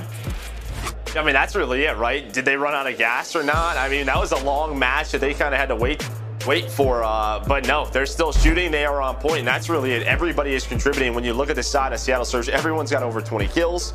You had the streaks from Gunless if they needed him. He goes double positive. I mean, this is a new Seattle Surge team. Yeah, I mean, Gunless... the 2 times we saw them with their early setup at third, like, I don't know if he died. Like, I'm not sure he died. Not the was first just time. finding. I think maybe once the second. The first time he definitely didn't. Second, yeah, I don't know. Just felt like he was always there to make sure Optic couldn't get in. But it's Seattle Surge. Just strike first. Get on the board to go up 1-0 in this best of 5. Optic Surge heads to a search and destroy after this break.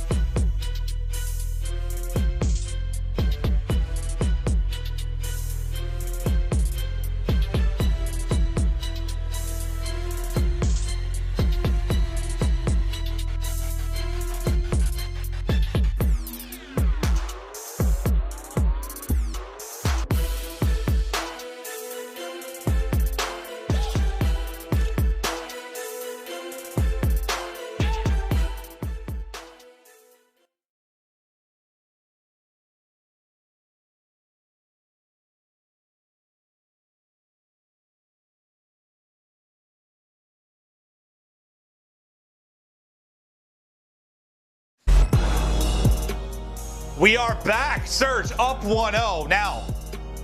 A mode in which Optic have looked to improve on and build on throughout the course of the year. They've had their bright spots in Search and Destroy after a shaky start. They could really use a Search win now, Joe.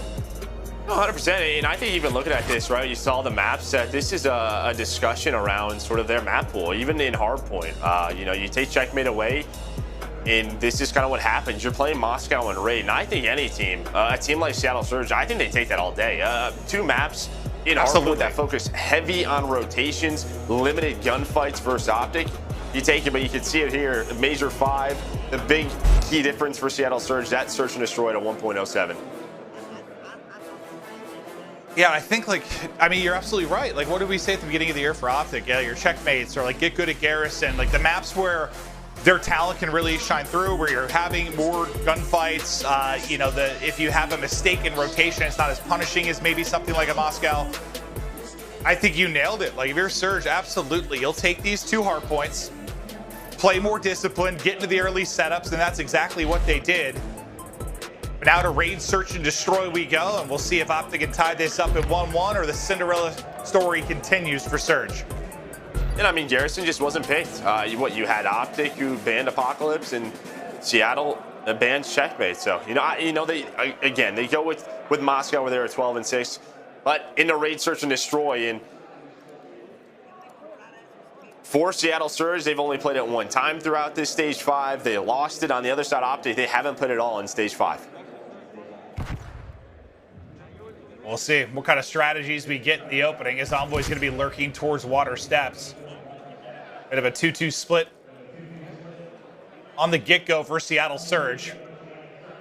And Envoy's just waiting to pounce. He'll have Formal looking over him deep. Mid-map, Scump looking to take that fight at Zig, but it's just a slow progression here from Surge, just trying to play for a little bit of info, and that's going to be the pounce. Envoy able to get through. The nade not going to hit. Now over to Scump at mid-map as he's trying to fight for his life. Hit down to 50 HP, but staying up. And then Formal, who was looking over Envoy, able to connect on the kill. They've got a 4v2 now in a good position for round 1 with Bomb down.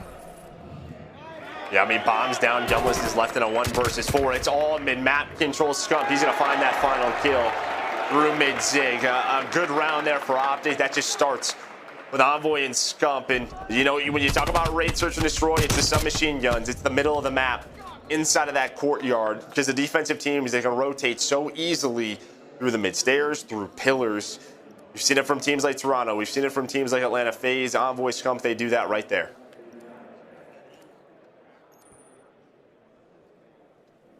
Working in tandem well to get the opening round. Now they'll switch over to offense, and you can see it's a heavy hit and stack for Surge towards mid-map. They'll have one lurking water step. Pristini will be in that position. You saw Envoy just trying to spot through the crack for info, but he's got 2 players to deal with. Can he at least take down 1? Not going to happen. Shots in between both, and Scump will get the first blood. Classic welcome to the blender as well, as Scump is popping off here in the round 2. The help is in. Once again, Formal looking over his subs, and now Octane, 1v4. First bit of work is done, but the trade is through, and so far, so good for Optic and Surge. Oh, it gets a little bit scary, Pristine, if he lines that up. I mean, it's tough sometimes with the slide, right? Your aim assist just sort of carries with one of the players, and he can't lock onto a target, but he finds those kills. Envoy, he was playing inside a ring by himself. He was setting up a late pinch, and if his teammates go down, he kind of leaves them out to dry, but he's able to stay alive. Scump and Envoy up to 5-0 to start this game, but Formal as well. 2-1 to start, and that's big. Remember, he only had 3 kills and 2 search and destroys yesterday versus Ultra, so getting him going is important for Optic. Yeah, if they're going to make a run, I don't know if it's a confidence thing or what it is exactly, but he's going to need more of it. As it's another first blood for Optic. This time it'll be Envoy. Maybe get a little bit overzealous, but he will stay alive. Then Dashy through on the flank. He nearly flicks onto the third. But it was a 1v3 for Gunless the first round, then a 1v4 try for Octane, now down to a 1v2 for Octane to try and clutch up, and it's again on an offense for them, a bomb down in a precarious position. He's got some time to work with, though. Formal and Envoy really have no idea. He might have a free kill here. Formal just going to turn around and snaps. Never mind. Beautiful shots from Formal.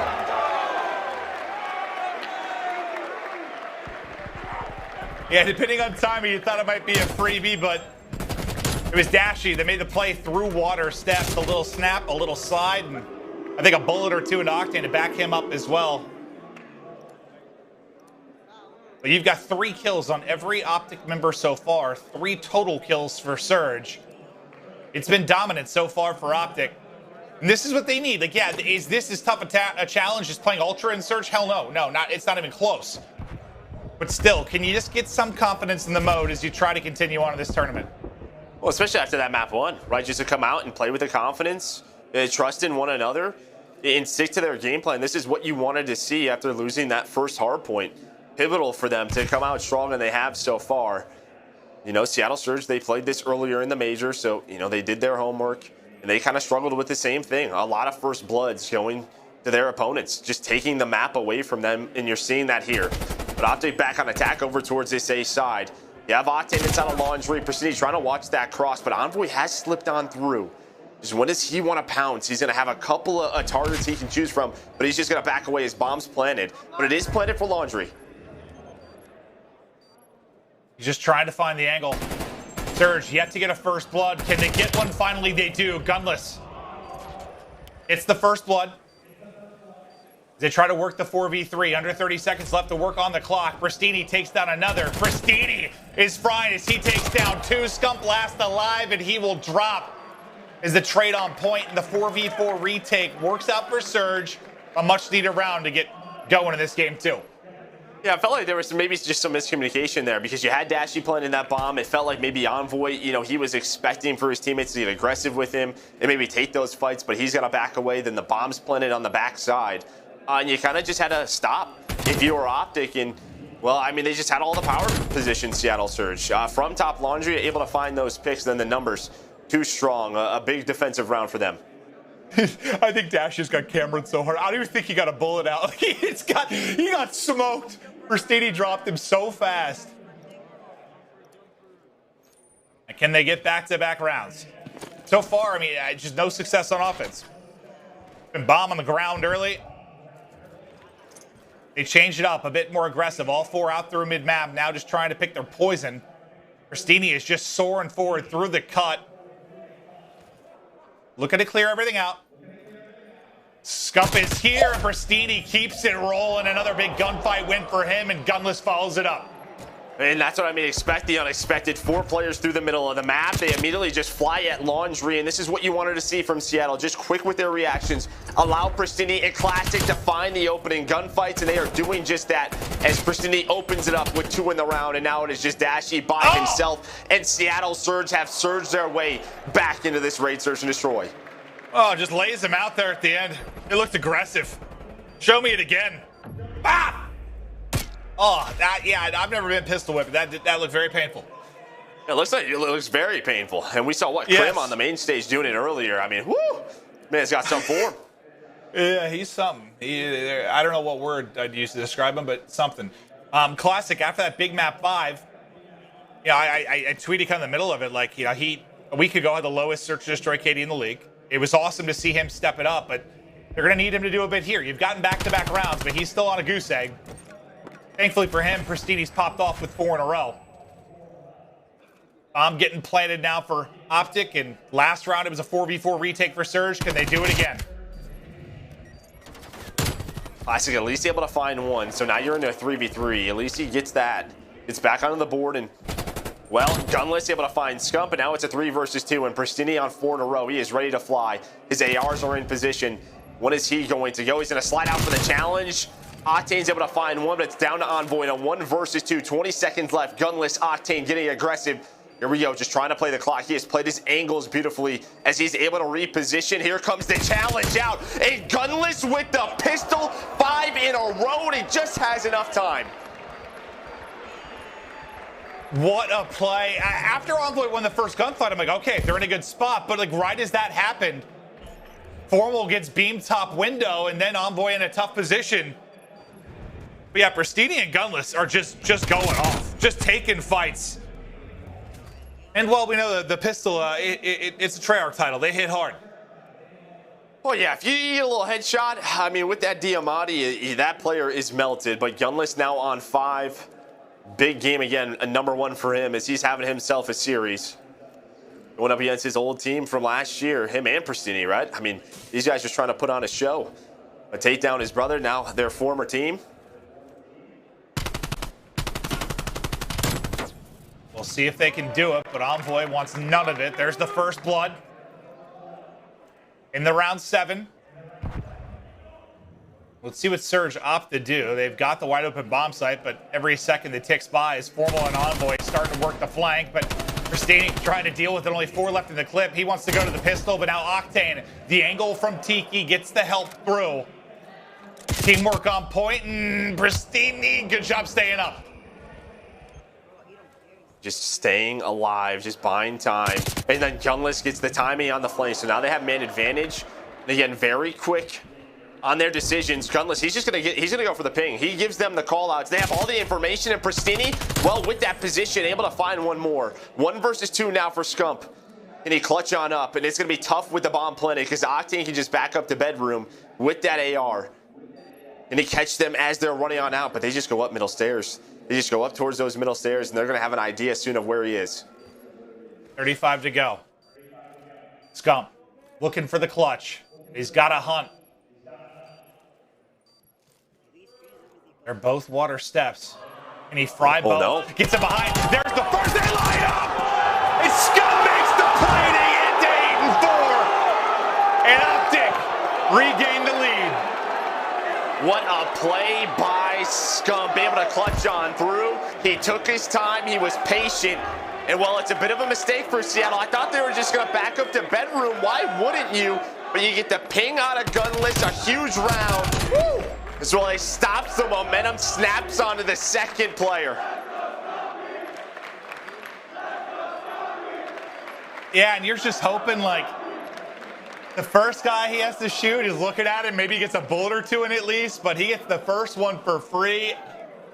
And then the snap and tracking on point.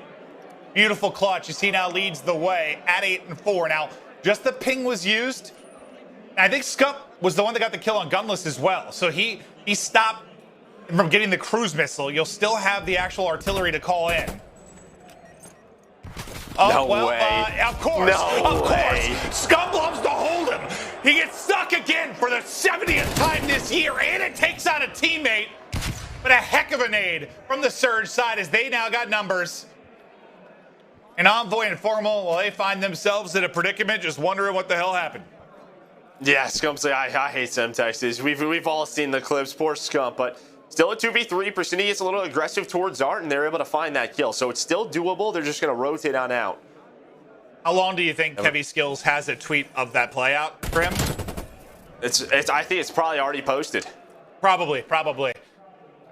Now Formal for the 1v3. Just watch this duo clutch up. Can he maybe do the same, but a much more difficult position. He's at least able to recoup the bomb. Info on one. The other 2 still holding towards back B side. And he actually takes a bullet on the cross and will drop. So Surge, a rebound, and the Simtex decides the round in the opening seconds. I mean, that's really it. Nothing much more to analyze than that. I mean, Octane, he just sees the cross, puts a nade right where it hurts, able to find 2 kills with it. Just the cherry on top. But with the numbers advantage, able to tie this up 4-4 now. And, well, I think you just go back to that Scump round, how big it is, because it could be 5-3 with 5 rounds in a row for Surge. But Scump with his clutch, able to keep Optic in this one as they get back on defense. Good point. What's a bloodbath in mid? And they go 2 for 2. Gunless. The big play from Surge. So you got the 2 powerhouse megastar ARs on Surge. The same can be said on Optic. It's an AR fight. As these 4 go toe-to-toe in the 2-on-2 with a ton of time on the clock. And for now, Surge have backed it up. Just maybe focusing on a flank or a little bit of over-aggression out of Optic. Now they got to make a decision.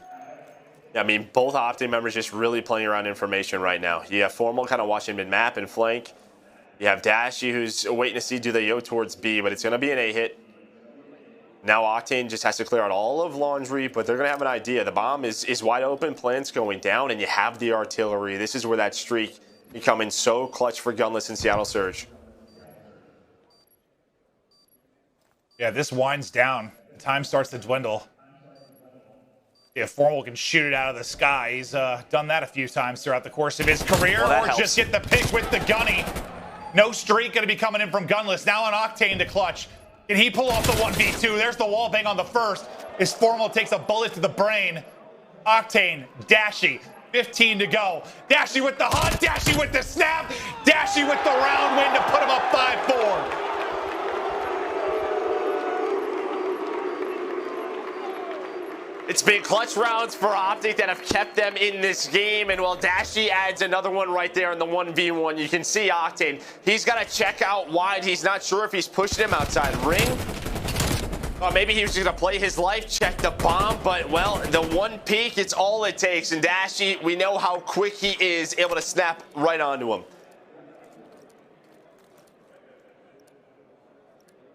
Match point for Optic in the search and destroy. They got one mid, 3 filtering over towards B.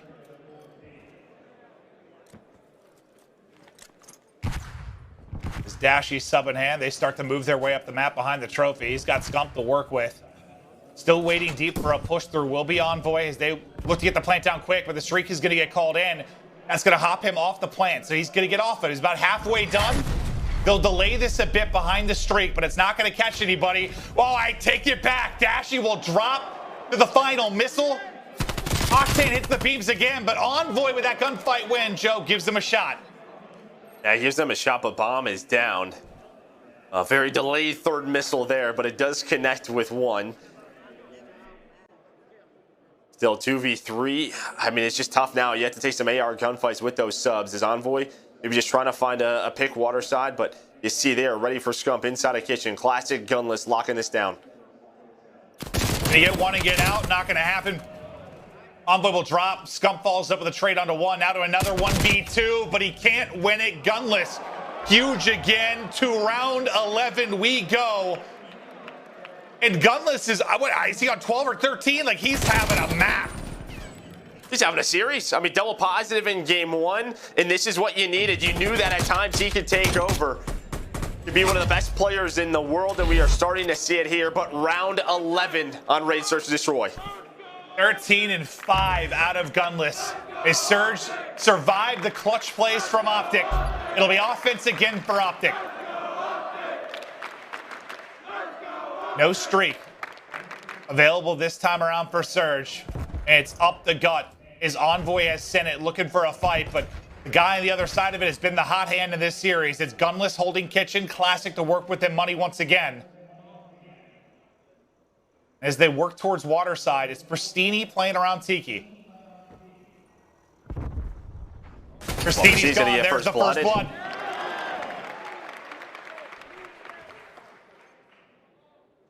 Still, though, they're just taking their time. Just trying to force Seattle to react, and that's exactly what's happening. They think this is going to be a B hit, but they're going to rotate out of this. You see Scump with the bomb. Envoy is there. Maybe they hear some audio, but they're going to be across the bomb already. Nobody in position. Gunless going to be the first man up. What can Gunless do? Is he going to see anything? He is not Octane. He is down now at 2 versus 4. Gunless has made plays all map long. Can he clutch up again? Him and Classic got to make the play. 25 seconds left to go, and Scump gets another one into double digits. Gunless, he's been a one-man wrecking crew, but now literally the last one up. The trade is through, and Optic clutch up in the round 11 to tie us up at 1-1. Ooh, it's a close one. It is a close one, but you felt like they needed that, and now just can they run away with this series? You know, stop that momentum. Gunless on 14 kills. You had double digits on Octane as well, but a couple of key rounds from Optic members get us to that round 11, and they just took their time. They took map control away, but it felt like they had a plan. Great communication there on Optic in that round. And how often have we seen that, like, kind of lone player over towards Tiki side, water side, get isolated and caught? And when you do, it just turns the round on its head. Pristini's just got to stay up there. Play for information, play sneaky, but when he dropped, things changed and the wrap out from Optic pays off. They get the win, and, well, they probably don't get there. They definitely don't get there. If it's not for the Scump 1v2 that really keeps them in a clutch round. Yeah, 100%. Now just taking a look at the scoreboard, and, well, I mean, you can see the difference on two sides. Raid Search and Destroy is typically kind of ran by the subs. You get 11 out of Scump, you get 8 out of Envoy, but on the opposite side, it's 24, but it's from the ARs. So you got to give props to Gunless and Octane, because That's not usually what we see. Usually it's all about middle of the map. The subs rotating from bomb site to bomb site. But those two were going big for Surge, but it's just too many clutch rounds on the Optic boys. Yeah, and Classic had that superhuman series, but I feel like can be a liability in Search sometimes. He goes 1-9 within that one. Can't really get things going, unfortunately, but yeah, Gunless almost able to power them through, but as it stands, it is 1-1. We're now going to check out our U.S. Army tactical play, and of course, it's going to be the 1v2 from Scump. A huge moment within this game, too, and it changed the tides. I mean, you also got to think, right? The Gunless ping comes in this round.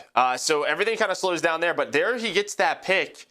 In this 1v2, I mean, what? Gunless just gets taken down. You would think that they have a really good idea of where he's going to be coming from, either middle of the map or towards kitchen side. I thought they were just going to back up to bedroom.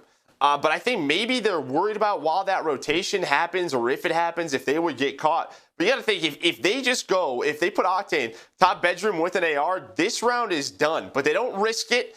But the timing comes through for Scump. It's beautiful shots, the snap onto the second one, and it keeps Optic in this game.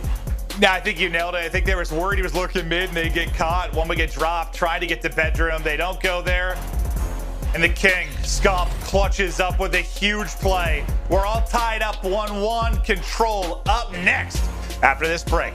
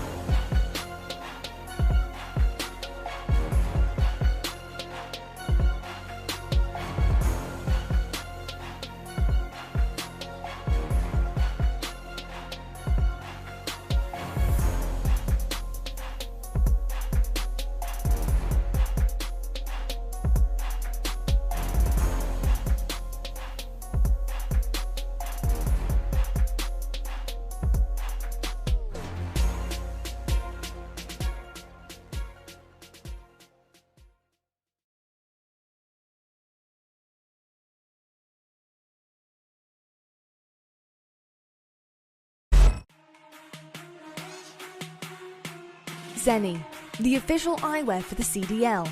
Armour your eyes with Zenni Blocks blue light protection glasses by visiting zenni.com/gaming.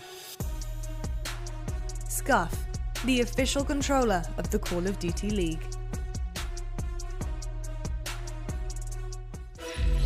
Welcome back. A thrilling series tied up 1-1 as the fans are pumped up. We're going to talk a little bit about Optic and how their year has gone. And Joe, we've touched on at the beginning of the series, like it's been one of the worst years in the history of the organization with regards of, even when they've had tough years, they've won like one tournament or they've gotten to some finals.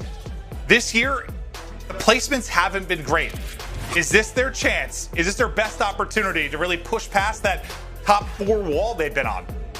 Well, I mean, we'll see, right? Because I mean, a couple of those are game 5s, round 11s, major 2s in 3, major 4. They lost to Dallas twice. If they win here, they have to play Dallas again. And it feels like if you look at stage 5 for them, they've been kind of knocking down the door of some of their demons, right? Able to take down FaZe. I just felt like they were able to clutch up. They're playing with a little bit more confidence in their search and destroy. But yeah, I mean, they have to put it all together. Haven't been able to do so quite yet. I think a lot of people are hoping they do. It's just interesting when you think about like the difference in teams in front of them if they were able to make this run, like from your Empire to your Rocker to your Ultra and the gameplay styles, and they're going to have a lot to do if they can win this series, but they still have to win this one, and Surge are not going down without a fight, which is what we've seen every time these guys play. But to checkmate, control we go. Joe, talk to me a little bit about this map and mode for these squads. Well, I mean, both pretty solid on this map. I mean, for Optic, you're 9-8, but you're 0-1 within stage 5. On the opposite side for Surge, you're 4-3, but you're 1-0 within this stage. You know, a lot of control has been centered around Raid and Garrison.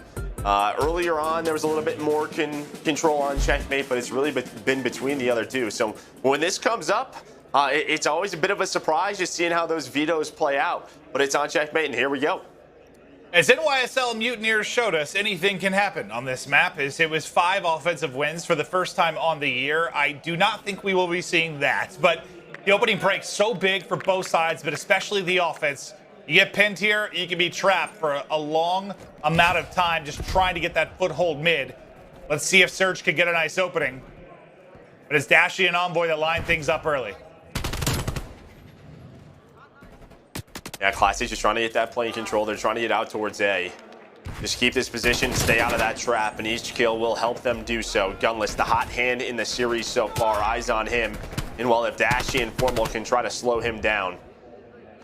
Jump coming off a big search and destroy as well in game number 2, but there is that playing control by the Surge submachine gun players, and they're starting to get some work done at both A and B. Yeah, they had, what, a 3 down, which put them in a good spot, but some big kills from Optic to at least get back out towards mid. And that's Dashy that's still in a position to make a play. But it's Octane that's hitting the shots. Dashy does get 2, so from bottom plane going off. And off the point for now are Surge. Formal then involved in the action as well. You just got 1 bit of progress so far. I mean, every bit counts if you're trying to get a round 5 defense, but you'd like to get more here if you can if you're Surge. Yeah, I mean, you know, we've talked about kind of, do you want to kind of put pressure on towards B so A frees up, and I think they try to do that in the 3 down. But a couple of kills come through for Optic, and well, that isolates the players on A. So now they have to redo step 1, try to get out of this trap and get some map position. But Formal up to 6-2 in this game. Dashy with another one. Only, what, 18 seconds left. As Envoy just playing his life, throwing a couple of shoulders. Nice movement to get out and play his life. But he needs his teammates. He's got to regen his health. Yeah, it just feels like Envoy and Scope have been the front line, and they're getting dropped, but the ARs are picking it up, and there's a team kill behind a trophy, but Octane and Gunless, despite that, they're able to get the key kills, and now they might have a point done. Optic will take the focus over towards B. A will get finished, a minute of added time, 13-13 in the lives count. The 5-2 start from Octane. And this was the map, the control they played at Major 4. Seattle were able to win that. It was really be behind Classic and Pristini. Both put around like a 1.2 KD in that game number 3. But that series went all the way to a game 5 as well. We could have another one here, but they do have a recent matchup. We'll see if Optic learn from those mistakes. And they're fighting their way back into this one as they still have a 1 life advantage. That gets taken away, but 40 seconds left. Surge have to start working the objective. Will it be the time? Will it be the objective? Will it be the lives? I don't know. But hopefully we've got a wild finish here in the round 1 as Classic will send Envoy back to spawn. Classic gets another. The SMG duo of Optic taking off the front line. You've got 3 towards mid-map for Surge now looking to make the play. It's been Formal and Dashy really carrying the slaying load for Optic. And they might need to go clutch, but as Dashy drops, Formal there right behind him. The 2 heavy hitters in round 1 taken out of it. And onto the objective goes Surge. They'll stop the clock with 17 to go. Let's say they would be very patient with this clock, but you're right. They're playing around the lives right now, right? It's a 4 versus 5. This is like an S&D round. They got to retake. Second tick almost done. Dashy looking for the pick. There's the slide out. Scump, he's going to be the first to chow. Envoy follows that up. 2 players remaining. Scump again finds the second kill. They do get the second tick, but it's down to a 2 versus 4. It's Octane and Pristini trying to clutch on up in this round. Tell you what, Scump and Envoy were having a rough round, but they make the plays and clutch up when needed. That'll get them the round victory. Is they had like, what, 8 kills between them at one point, but get 4 in a sequence there to retake. And I guess, you know, you feel all right if you're both sides. You know, came down to the wire, you're able to clutch up if you're Optic, but you get a lot of points of progress in the overall story being told map 3 if you're Surge. Yeah, you get 5 ticks, so you will take that. A good round for them. They make it close. As you said, I think they'll take that all day, but they have to respond with a defense of their own. Optic on the attack now. And yeah, you can see Envoy 2 in a row. He goes big towards the end of the round with Scump. Yeah, I think they combined to get all 4 during that stretch. It was beautiful, and it was needed because they were in the 4 versus 5. They get rid of Gunless in the back. They can't do it. He's the one-man wrecking crew. Is the gunny for one, the nade for another, as he looks to just hold from the back barrel. How good has he been in this matchup? And we've been waiting for it at times this year. I thought he was going to snap on a formal as well, but thankfully for Optic, the trade is on point. Can Scump get them the opening through plane side? They're just playing around that plane control right now, and then from there, just trying to fly on out towards A. Classic just trying to do what he can, but you can see what Scump has in mind. Protect his teammates and get this angle onto the point. But nice beams from the AR of Octane, but that's going to be 2 dead. Pristini now in that same corner that Classic just was a couple of seconds ago, but the lives go the way of Optic. They're going to get on that objective and pause that clock. Let's see if they can complete it. We've still got people here from Surge. They're going to look to break back in and stop this with 41 to go. Classic and Octane will take out a couple, but still on the point will be Scump. Looking over him is Dashy.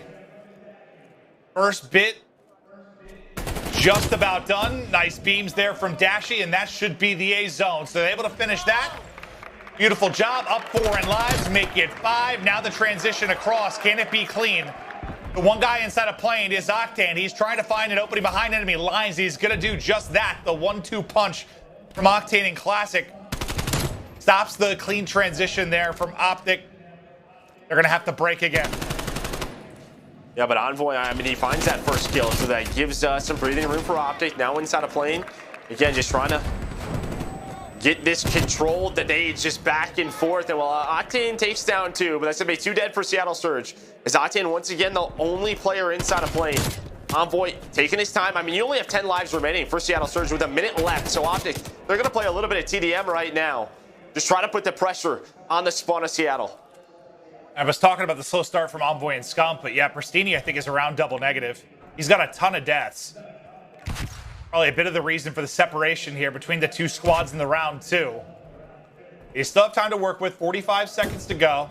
As Optic try to bleed him out, maintain that lives advantage, and we'll see if it comes down to the wire yet again.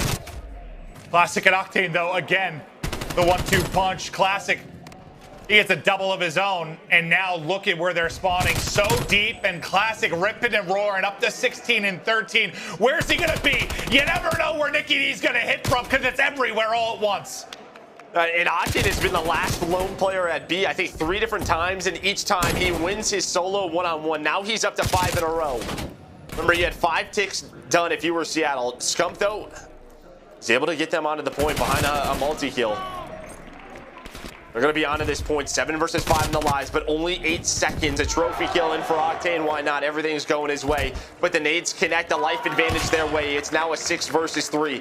Octane trying to work up towards that A street. He's got to wait for Gunless and Classic to come off a spawn. But it's a stack from Optic. They're excited about this one. Trying to wrap this round up, and they will.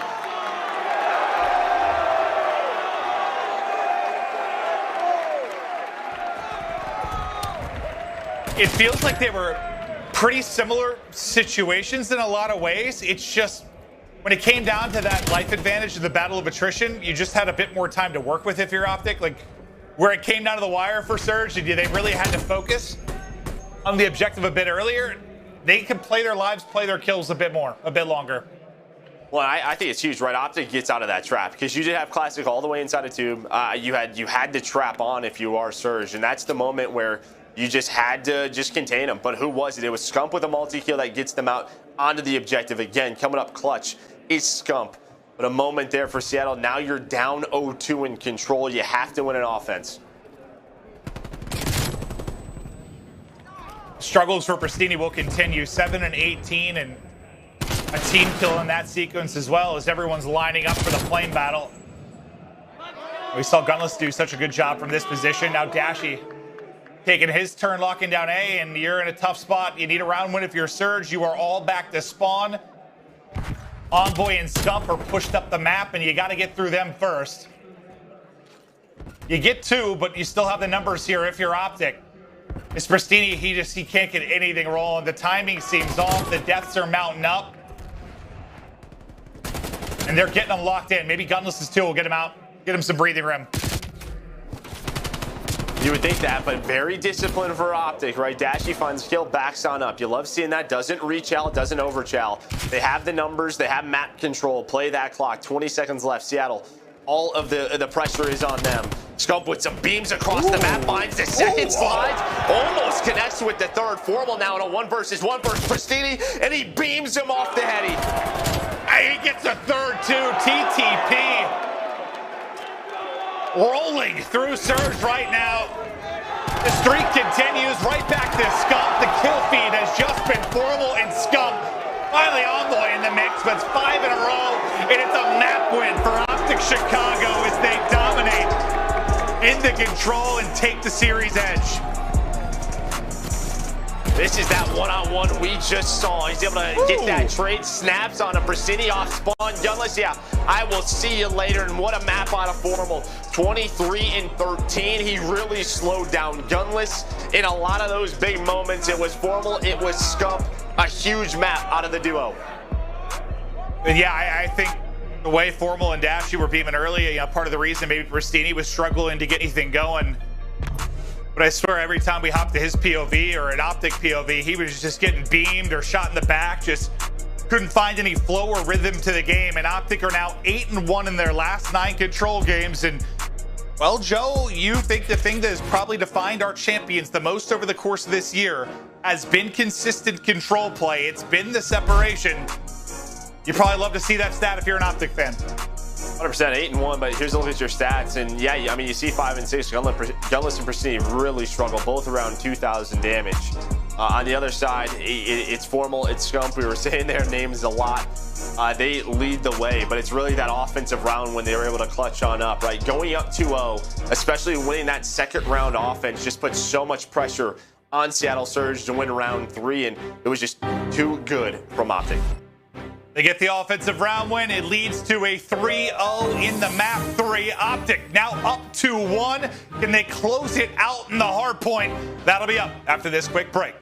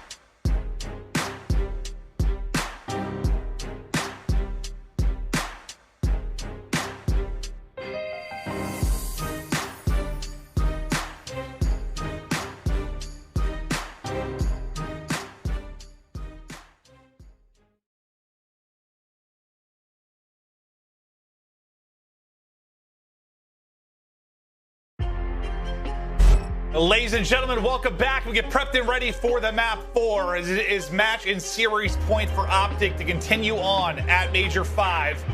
Before we get into it, we're going to talk a little bit about Formal in Stage 5. Joe, he's been a little up and down this year. You know, one of the more consistent players all time when you look at the long stretch of that Dynasty team. But in Stage 5, he's been good. Like at the hard point, he's been great in the control. Probably why they have that 8-1 record, a big part of it. Really just the search, the only lackluster thing. Yeah, and I mean, he's had that before. Really, that search and destroy, but it's been better than what it has been at times. So, you know, he knows he's got to work on that. Again, another part of that is he was 3-15 against Ultra yesterday, so that brings him down quite a bit. They had a much better map number 2. But yeah, I mean, Formal, we know the guy he can be. You know, Dashy is on this team. Him and Dashy have been working together a lot better recently. At least one of them staying disciplined, right? Because they're not there's not more of a natural slow AR on this squad, right? You kind of compare it to like a Dallas with Illy and Krim. So those two have been working a lot better together. But now we're going to take a look at classic stats from Atlanta FaZe in their win earlier today. Again, just an awesome series out of Nicky D. Yeah, he was an absolute beast, but outside of the map 1 where he had some great moments, you know, he's 1-9, he gets fried in the map 2, struggles to get rolling there in the map 3. Does that play to the inconsistencies of Classic at time, or is it more to do with the impact that maybe the ARs are having right now on Optic?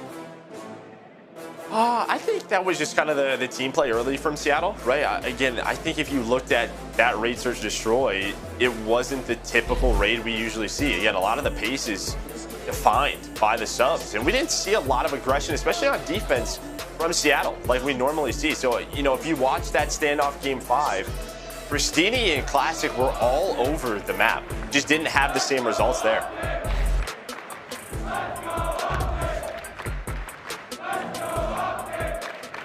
Well, the crowd starts to get fired up for this map 4. They can smell blood in the water as Optic look to close it out. And Surge, this run, fans have gotten behind him. The underdog story.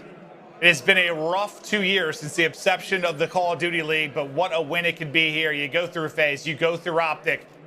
But they got to get this to a map 5. Raid hardpoint now underway, and Formal picks up where he left off. Open it up with a Simtex. Now, Envoy as well with another crate just to give them a better break off here. And looking at Raid Search and Destroy, this is Seattle's, but it's their hardpoint map, their best hardpoint map at 8-3, 3-1 in this stage as well. But Optic, so they're going to start on that good side, but Octane, he's worked through towards back laundry.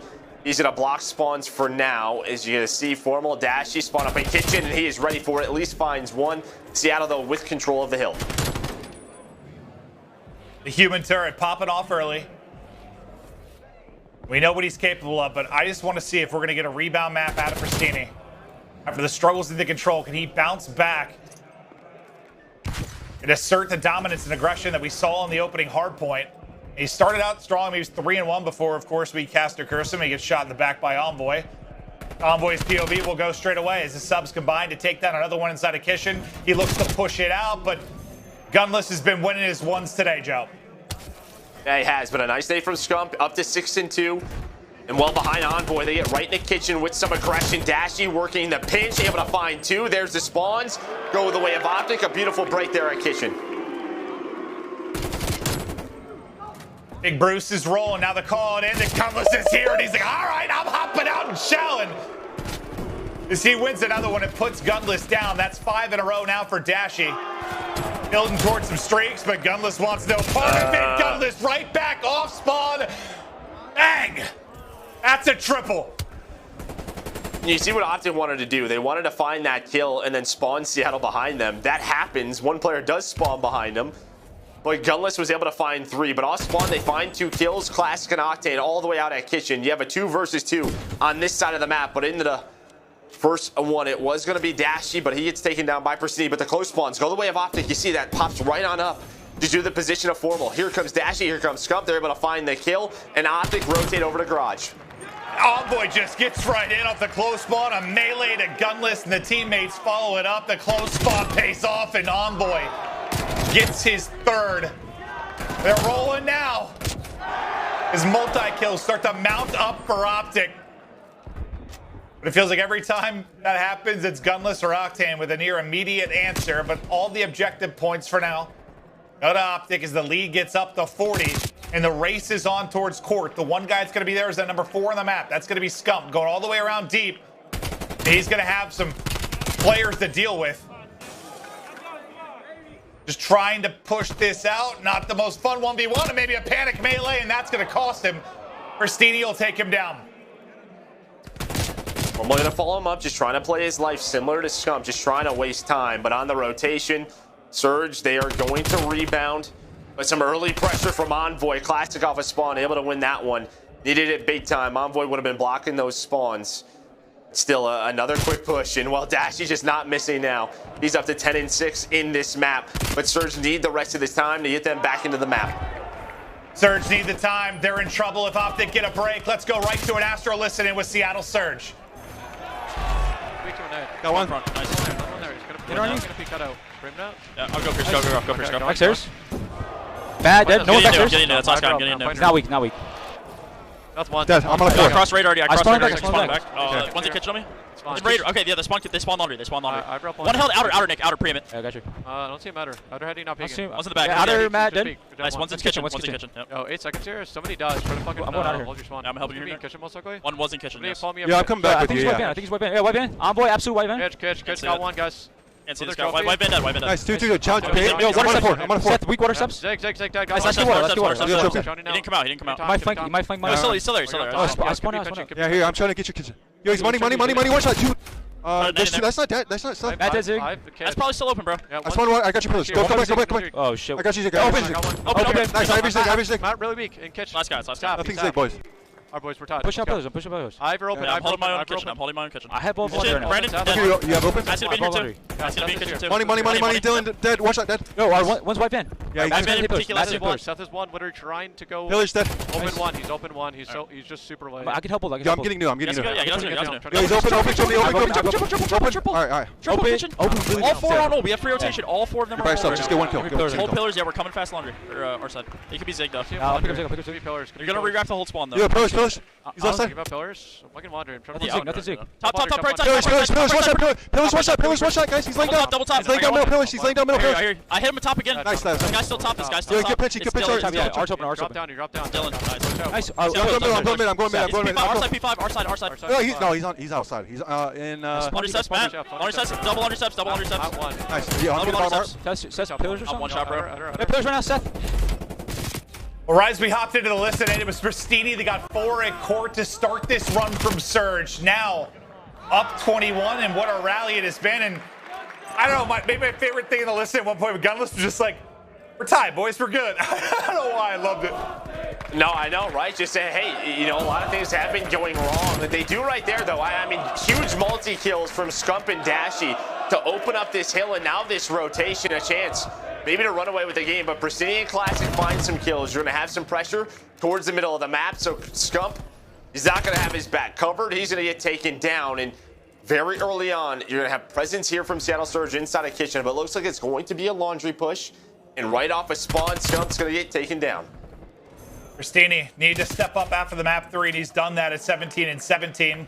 Classic likely going to have to rally, but Ormal's going huge, winning gunfight after gunfight in the back line as we look for a lead change. It is in. Optic go back out in front, and Formal continues to try and slow this build up towards ringside. Another gunfight win, now 3 in a row as he battles to get back to even.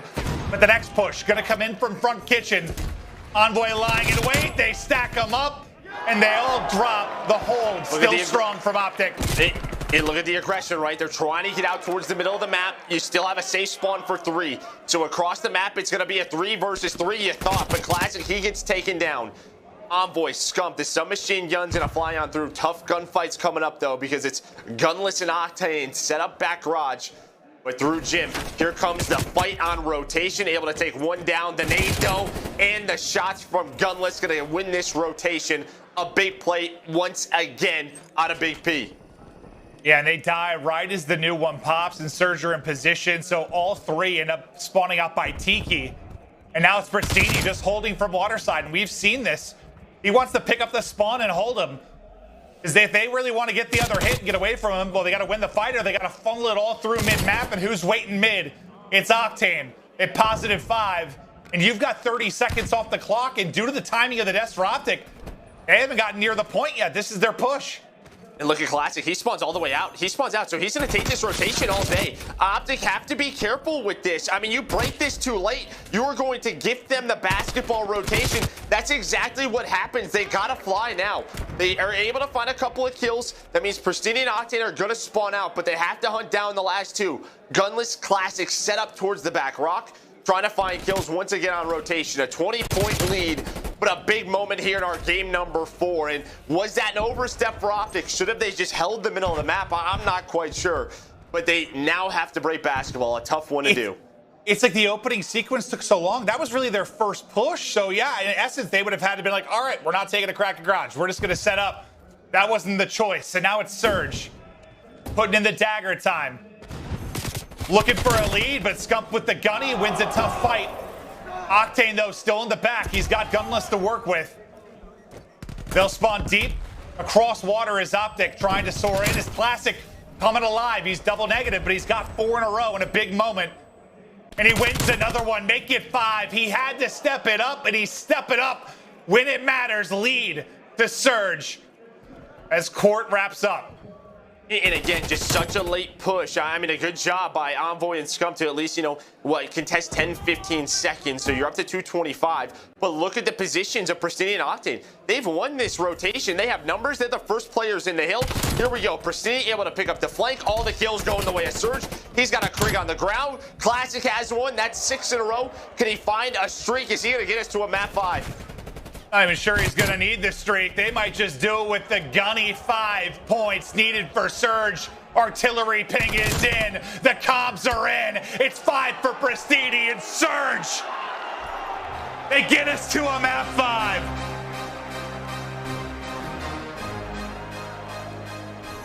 And the way they manage rotations, optics towards the end, it's something they have to go back. It is difficult to give up 50 seconds on a hill. I get it. But the worst thing that could have happened. Where you lose the first 30 seconds and the decision is, hey, let's go for a dodge. They don't break that until, 20, 15 seconds left. And by doing that, they give the full rotation of basketball. You allow Classic then to go on the streak. And then they do it again in basketball. They don't set up at P5. Gifted the end of that game to Seattle. Yeah, it becomes a more difficult choice, obviously, when, that time is going to put a team like 10 points away from victory or something like when they're at court. But, yeah, it feels like Garage, it's a hard choice, but you got to do it because you see what happens. But for me, it really started. The big swing in momentum is when we went to listen in. Pristini got all 4. They held on in a spot where I thought Optic was going to break at court. And from there, they don't look back. And, shout out to Classic. I know he's -9, but he was, approaching triple negative. And then turned up in the final 2 hard points. Unbelievable composure there. Pristini, the bounce back game after getting smoked in map 3. It's a beautiful thing for Surge. The Cinderella story continues. It comes down to a map 5. Do not go anywhere. We'll be right back.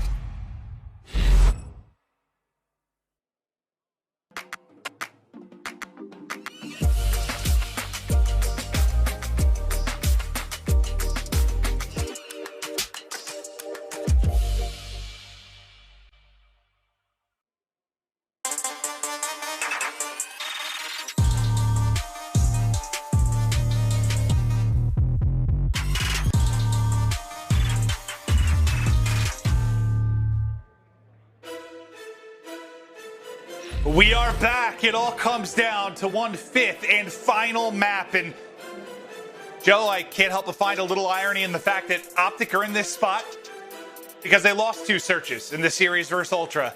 Now to move on, they've got to win both. And for Surge, I mean, there was a stretch in the last stage where they couldn't win a search for the lives of them. I mean, well, for Hardpoint too, to be fair. They've gotten better, of course, but I've got no idea how this is going to go. Well, I mean, Optic did have to do this against Surge at Major 4. One of those in Game 5s, this one in 3 and 7. It is against Seattle at Major 4. They had to win both of them. They did that in a Game 5. It was a Moscow. We're not going to Moscow. We're going to Standoff. And, well, we saw Seattle Surge earlier today in a Game 5 versus FaZe on this map. And who was it? It was the subs. It was sort of that aggressive play from Classic and Pristini, taking over the middle of the map, doing some crazy things, but playing with confidence. But just looking back at Major 4 in Game 5, who was it that stepped up for Optic? It was Envoy with 12 and 7 in that game. You need something special out of him here, I think, again. So what do you value more? Surge played Standoff a couple hours ago. They got the win in a map 5. If you're Optic, you know, you maybe get a chance to watch that, see some of the strategies, see how you want to play against them. What's got more worth to you?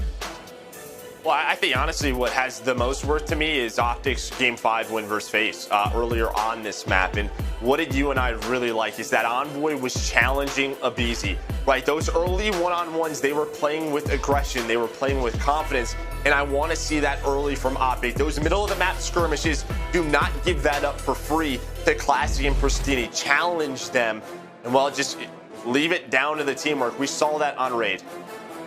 Well, yeah, I mean, when you talk about playstyles, I know there's some differences, but in Search sometimes, I mean, Classic or Pristini can sort of just be like a less efficient aBeZy. Like, you know they're going to be aggressive, you know they're going to fight you. aBeZy just happens to win that one-on-one more often than not, maybe better than anyone we've ever seen.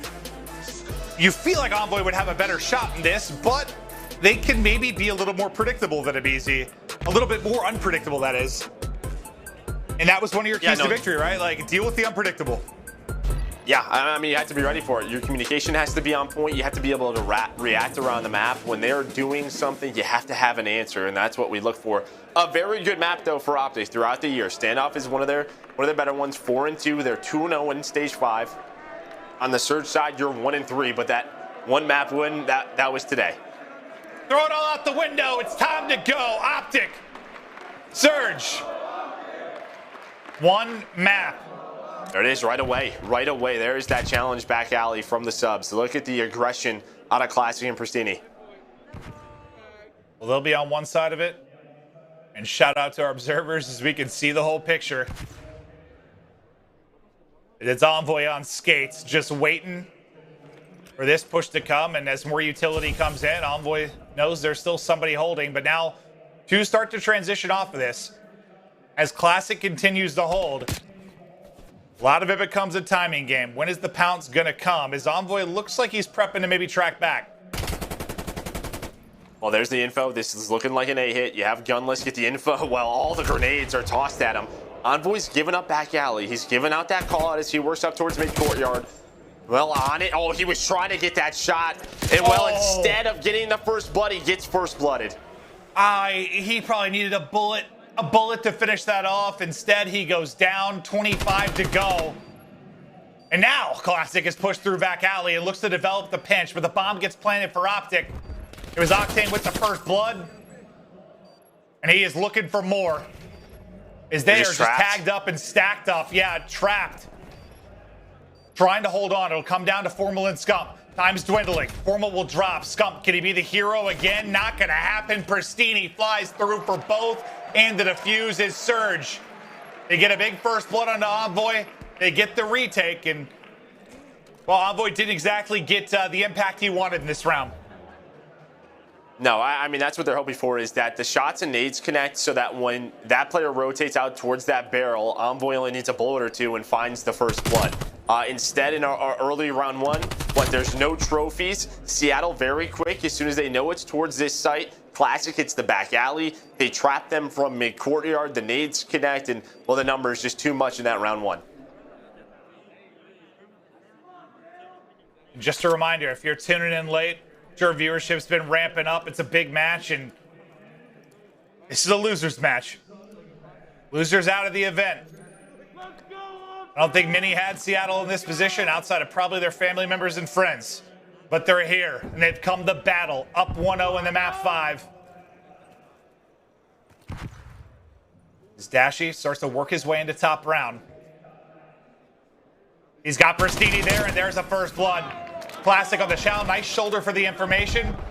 Gets the call out and backs up. Numbers to Optic. And I like this sometimes. We see this from Dash. We see it on Raid. We see it on Express at times. He likes to get aggressive, play with those teammates.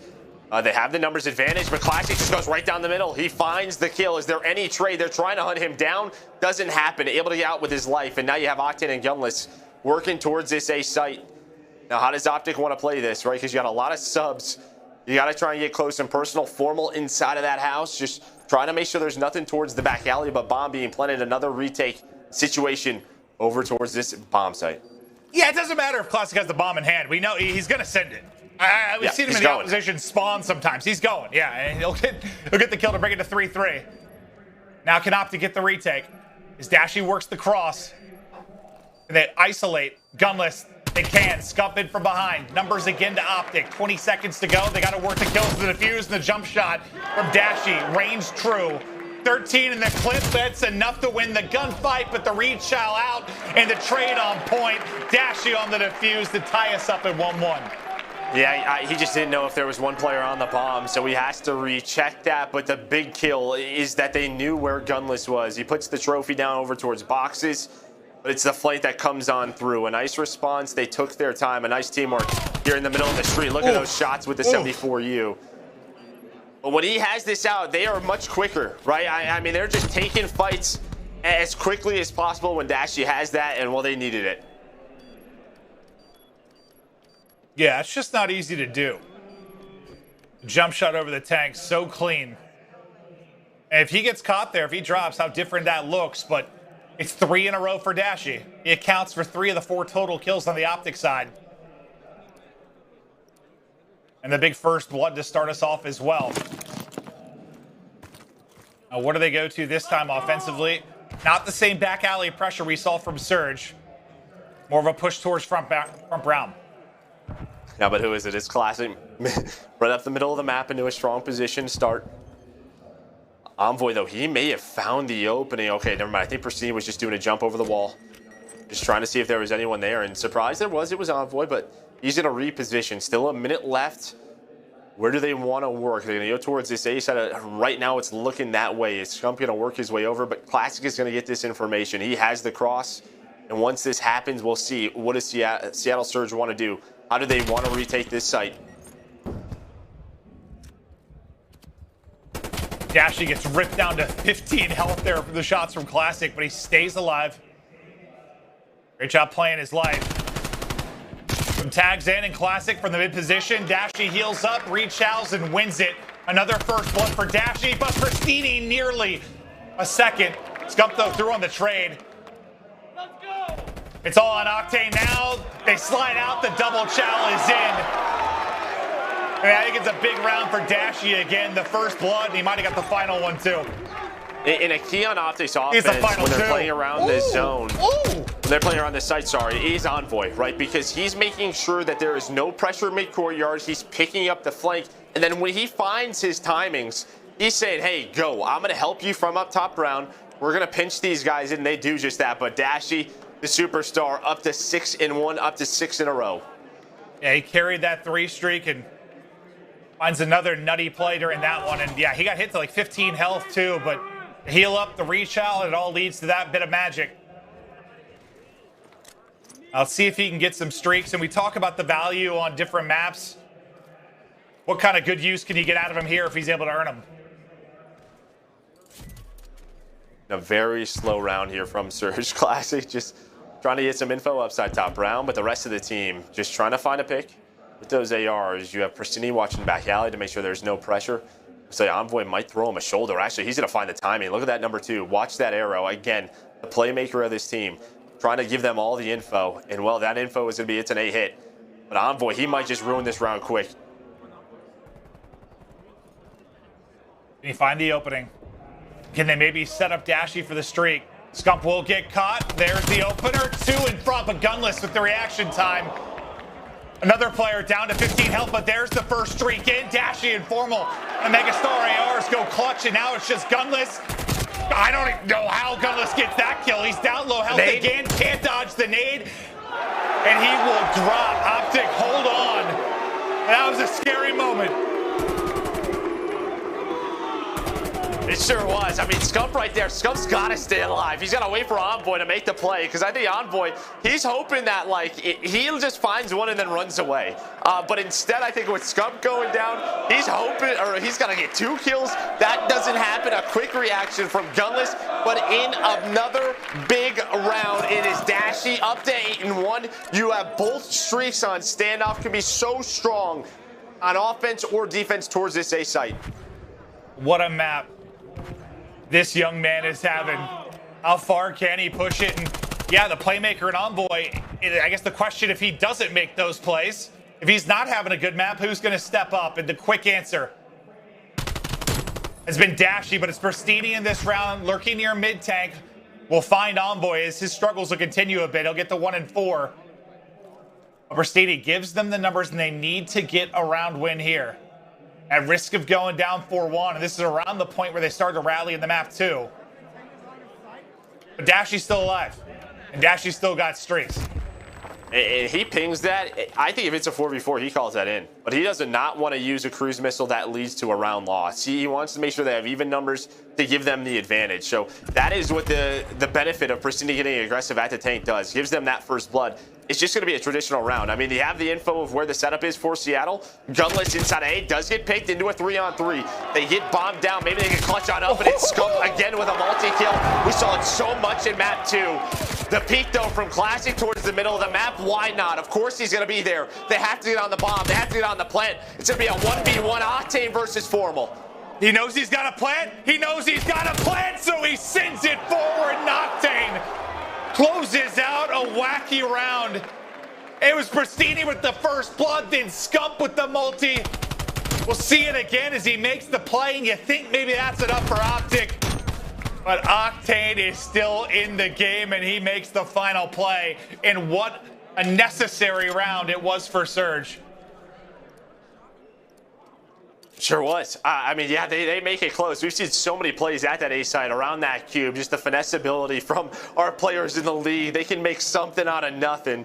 Scump almost does it there, but the clock, the really big enemy for Optic in that round. And, well, that first blood bites them in the butt. But you still have the 2 streaks. You have the round advantage. Optic in a good position to win this map. And Dashy finally dies, which probably bodes well for Seattle Surge. There's that aggression up middle of the map.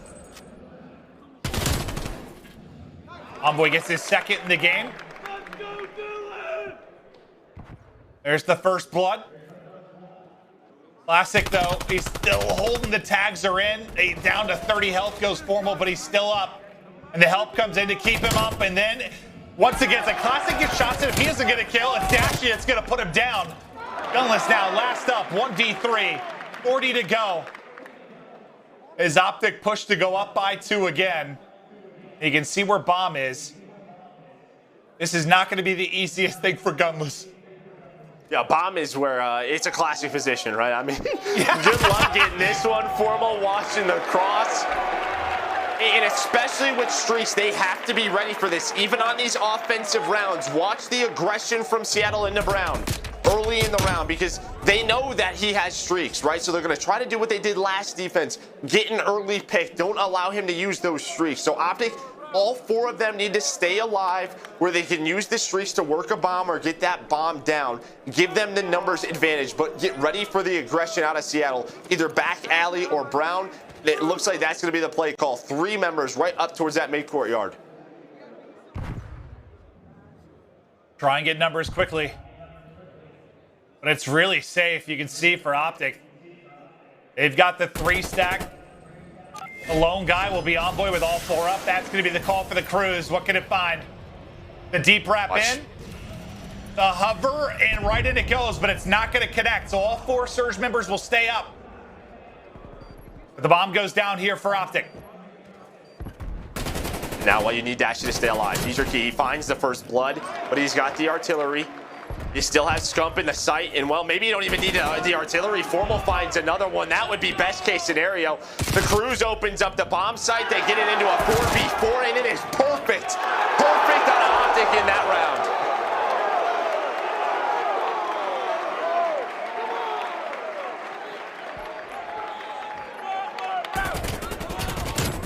I feel like I think Dashi's killed Classic like 4 or 5 times. And that, they're big just because you mentioned the unpredictability. You can be in spots maybe you don't expect. Well, Dashi has been on top of it. And now, as you hear the crowd roar, just one more round needed to move on and eliminate Seattle Surge from Major 5. Or can Surge rip off 4 straight? It would start here on offense. But that artillery still looming. Trophy out, hit on. Quick plant. This Classic will just work to get in. Dashi. This might be too late though on the plant. I mean, on the street. They might dodge this. They're able to dodge it. They go 1 for 1. Can you win the round with all streaks exhausted? But of course it's Envoy working the flank. On the other side is Duo, and Scump gets a kill. Classic by himself. Act up, tagged up, and dropped in Optic. They will win the map 5 and stay alive at Major 5.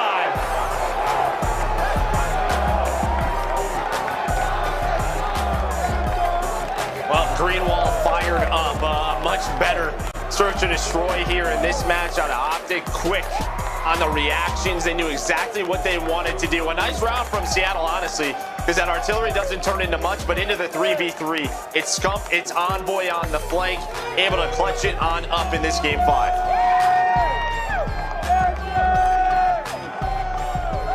And what a win it was. For whatever reason, when these two teams match up, we know we're going the distance, but Surge obviously get a big upset to get to this point, but the result against Optic the same.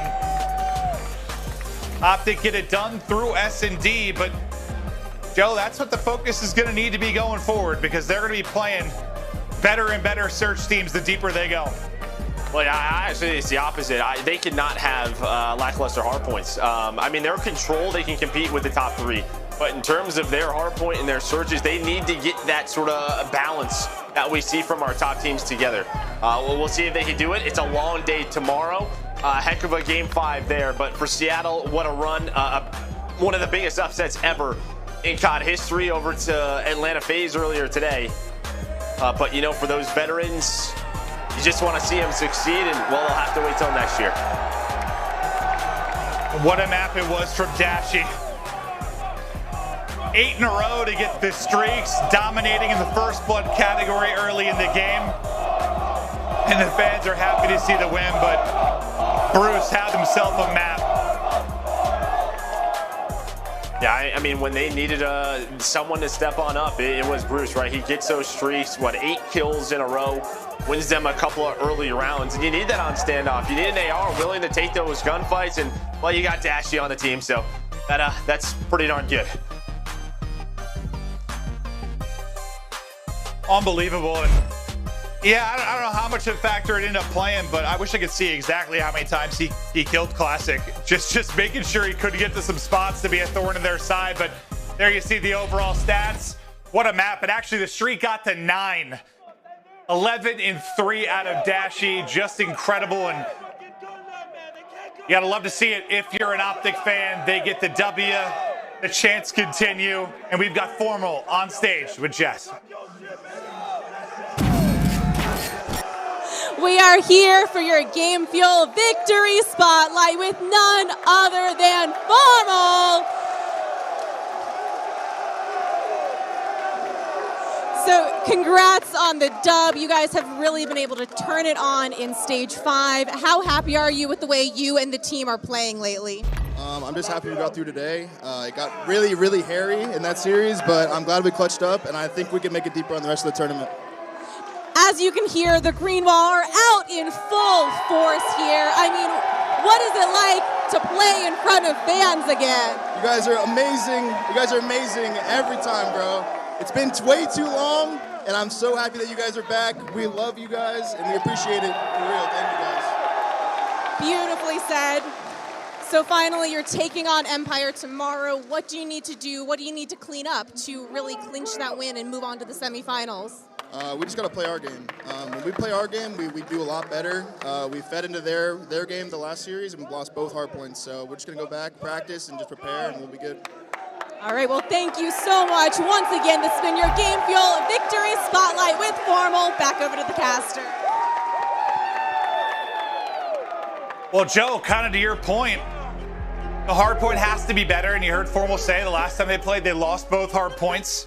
Can they get a better performance against Empire? But I just think everyone in the world is looking forward to that match, considering everything that goes down between those two teams, all the trash talk, the history with Krim. It's a matchup we love to see.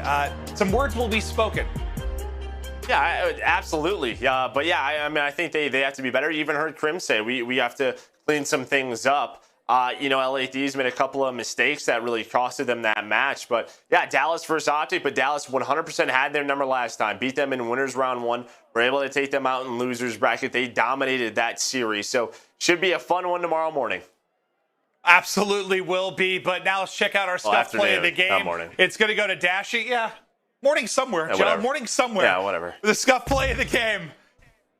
Dashy, what a map he had, especially in the early going. As the flanks for Envoy in the plays, sometimes they paid off, sometimes they didn't, but the constant force of nature was Dashy throughout map 5. Yeah, I mean, this is in that 3 versus 4, right? Envoy, he's trying to work that flank, but it comes down to the ARs. Well, into a 1 versus 1. Gunless, he's got a 74U, but it's the patience to hold on to that grenade, allows them to clutch on up. That leads to streaks for Dashy, which leads to the map victory for Optic. Yeah, the game 2, I mean, maybe it's the Scump 1v2. They're the 3v4. Those clutch moments with down in numbers, they brought it back, and you could feel the shift in the game as Optic get the win in the search and destroy. But all of this is leading towards playoffs. Teams battling for their CDL points to get in the best spot they can. It'll be August 19th to 22nd. Tickets are on sale now. If you're here, well, you're probably having a great time. You're probably going to want to go there as well. If you're not, you're probably seeing everybody having fun. Hey, you're getting jealous. You want to get in the live atmosphere, the live action for Call of Duty. It's the best, and we're happy to be back to it. It's been a long time. We've been waiting for this.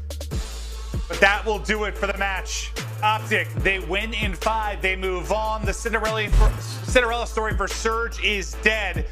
We have one more match, the winner's bracket final, to round out the night. Before we get there, we head to break. And on the other side, Lottie and Nameless to break down that intense series.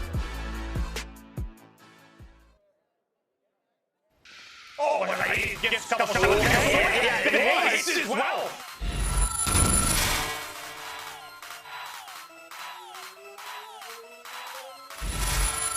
It's what, one top tank, one stacked up in trash. The trades are going to be here. There's just been no window of opportunity for Florida to get anything done this entire series. I mean, I don't know if Rocker made a mistake in any of these 3 maps.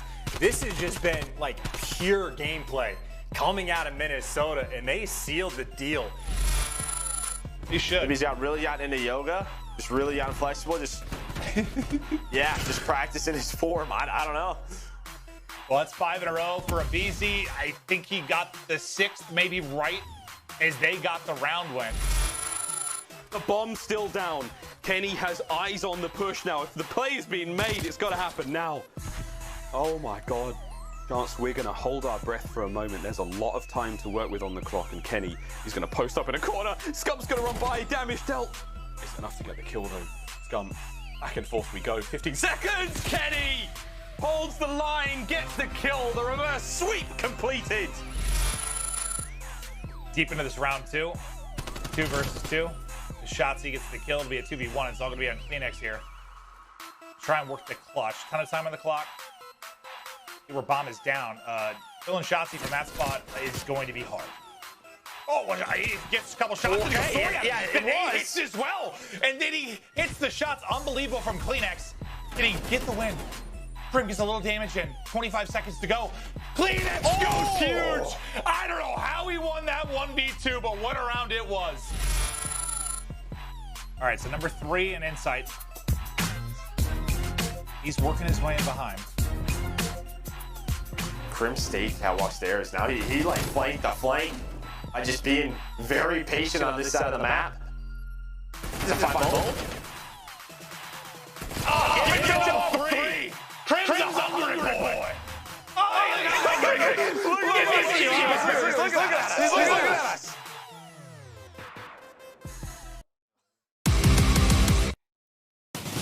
Introducing your nominees. Oh my god, Abizi! Oh my god! Abizi, you are a freak! Oh no! What a win from Shotzi! A man that deserves the award, the credit, and then some. I mean, at this point, Shotzi, he can do no wrong. Sip takes down all 3! A triple on the board is Sip dominate! He is one of, if not the most impressive Call of Duty players I've ever seen. And right now, doing it literally all himself. Every single kill for his team this round has been him. Oh my god, Gabby! What the hell was that? Selling him a huge win, a huge finale, and a drop shot. Stippy, do whatever you want to call it. Oh my god, Sally, you can't be stopped! And there you have it. Your 5 nominees for the 2021 Call of Duty League MVP, powered by Astro Gaming.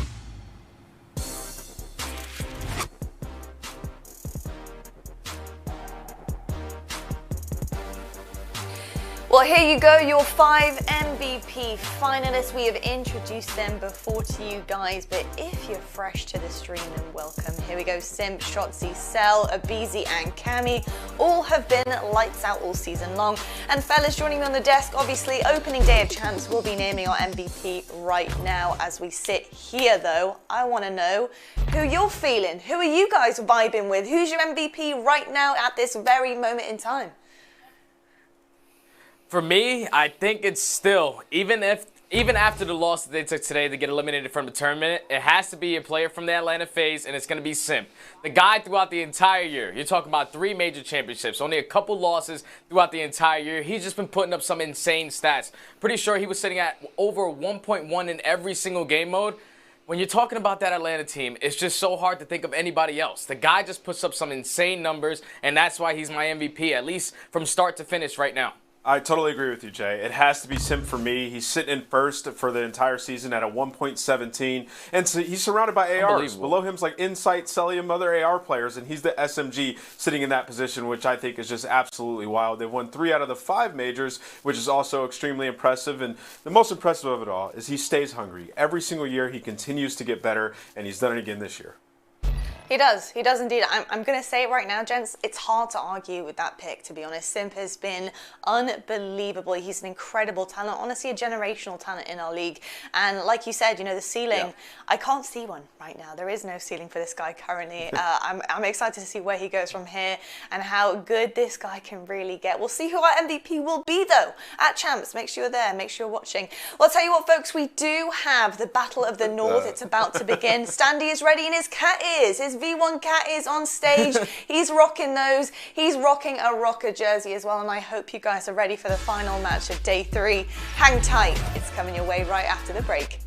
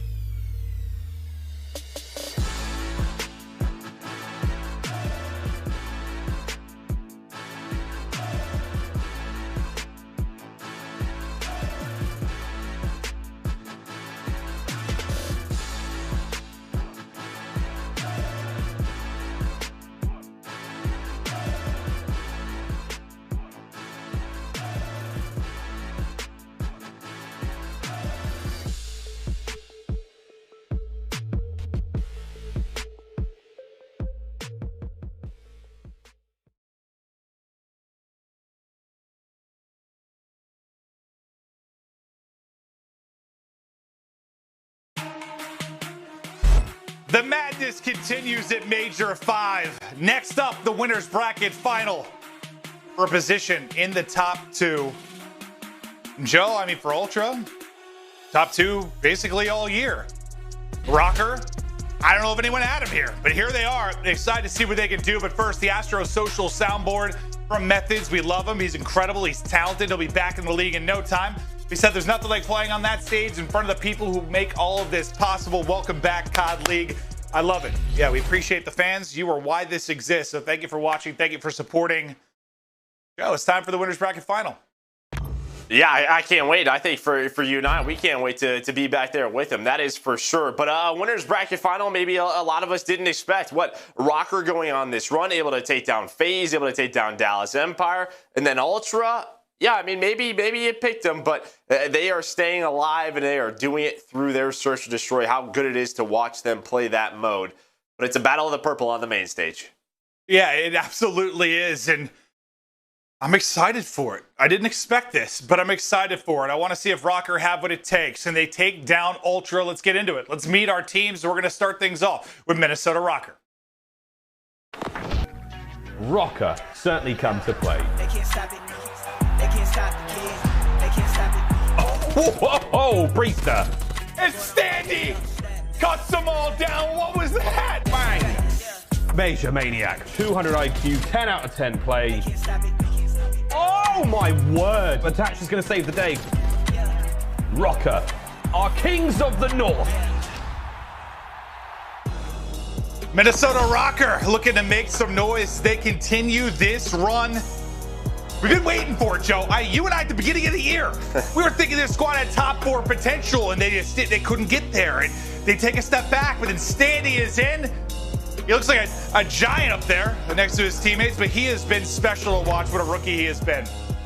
I mean, the way Standy's been playing, the way Priesta has been playing, those two are playing lights out. And yeah, I think he kind of nailed it, but they're really doing it through their hardpoint. They are 6-1 throughout stage 5. The best they've played hardpoint all year, just so strong from top to bottom, and they're going to need that here versus Ultra. Yeah, and I guess that's what's interesting for me is I thought they'd be a team very similar to Ultra in the sense of, you know, good hardpoint team, maybe a little over 50-50, but very strong and like search and control. Just a balance across modes would be their strengths. But yeah, I mean, you nailed it. The sense of why they're making this run right now, it is their hardpoint. Does that surprise you a little bit? I mean, a little bit. I think, what, 3-1 versus FaZe in Dallas, that's really the big thing. It's all right. They are 6-1 in search to destroy this stage, not hardpoint. But really, their hardpoint has stepped up here at the Major. That's where they're 3-1, where they've won 3 against FaZe and Empire. And they've won both. It's Atlanta FaZe. So that game mode has gotten better here. As I said, when you said that stat, I was like, well, I know they've been really good in search. So, yeah, they must be frying. But, yeah, it's really the hardpoint here, as you said, has been so good.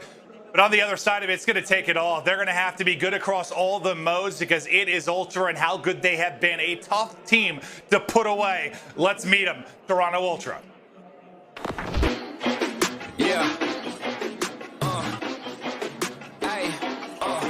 I'ma get right in my bag. Why you gonna try to get mad? Everybody wanna keep up. Don't you know I move too fast? I'ma zip right past. Drip all on my swag. Why you trying to size me up? You don't wanna try your luck.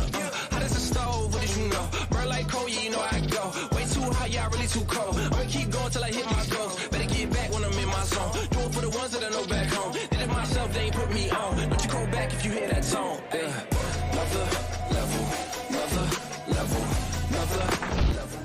Ultra come out and they get ready for the true Battle of the North.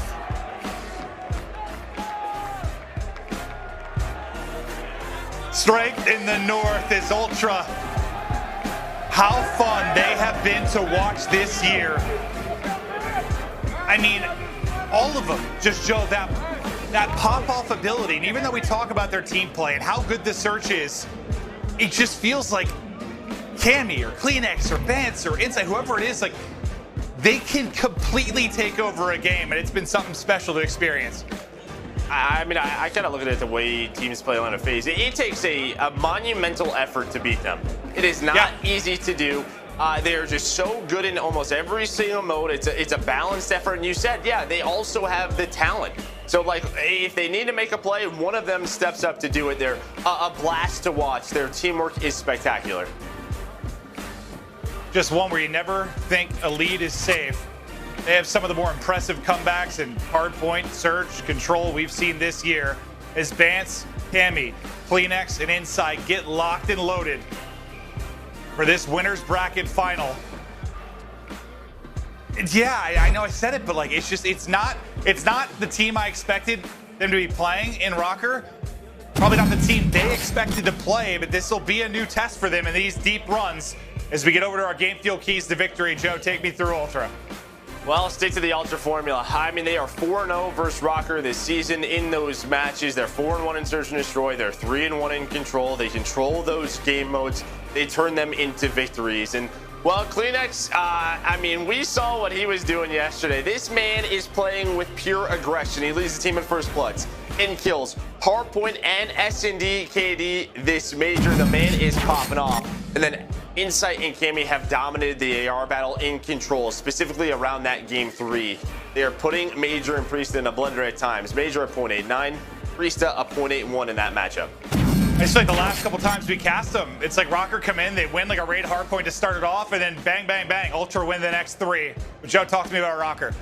Well, I talked about the duo, but they got to keep doing this. I mean, plus 63 in 2 series versus Dallas and in FaZe, right? I mean, just combining those together, Standy and Priester are popping off, but they need to secure a hard point. They have made massive improvements this major, 3-1 versus FaZe and Empire, and then play mistake-free Search and Destroy. 6-1 throughout Stage 5. The only loss to the team on the other side of the stage, a 2-6 on Moscow versus Ultra.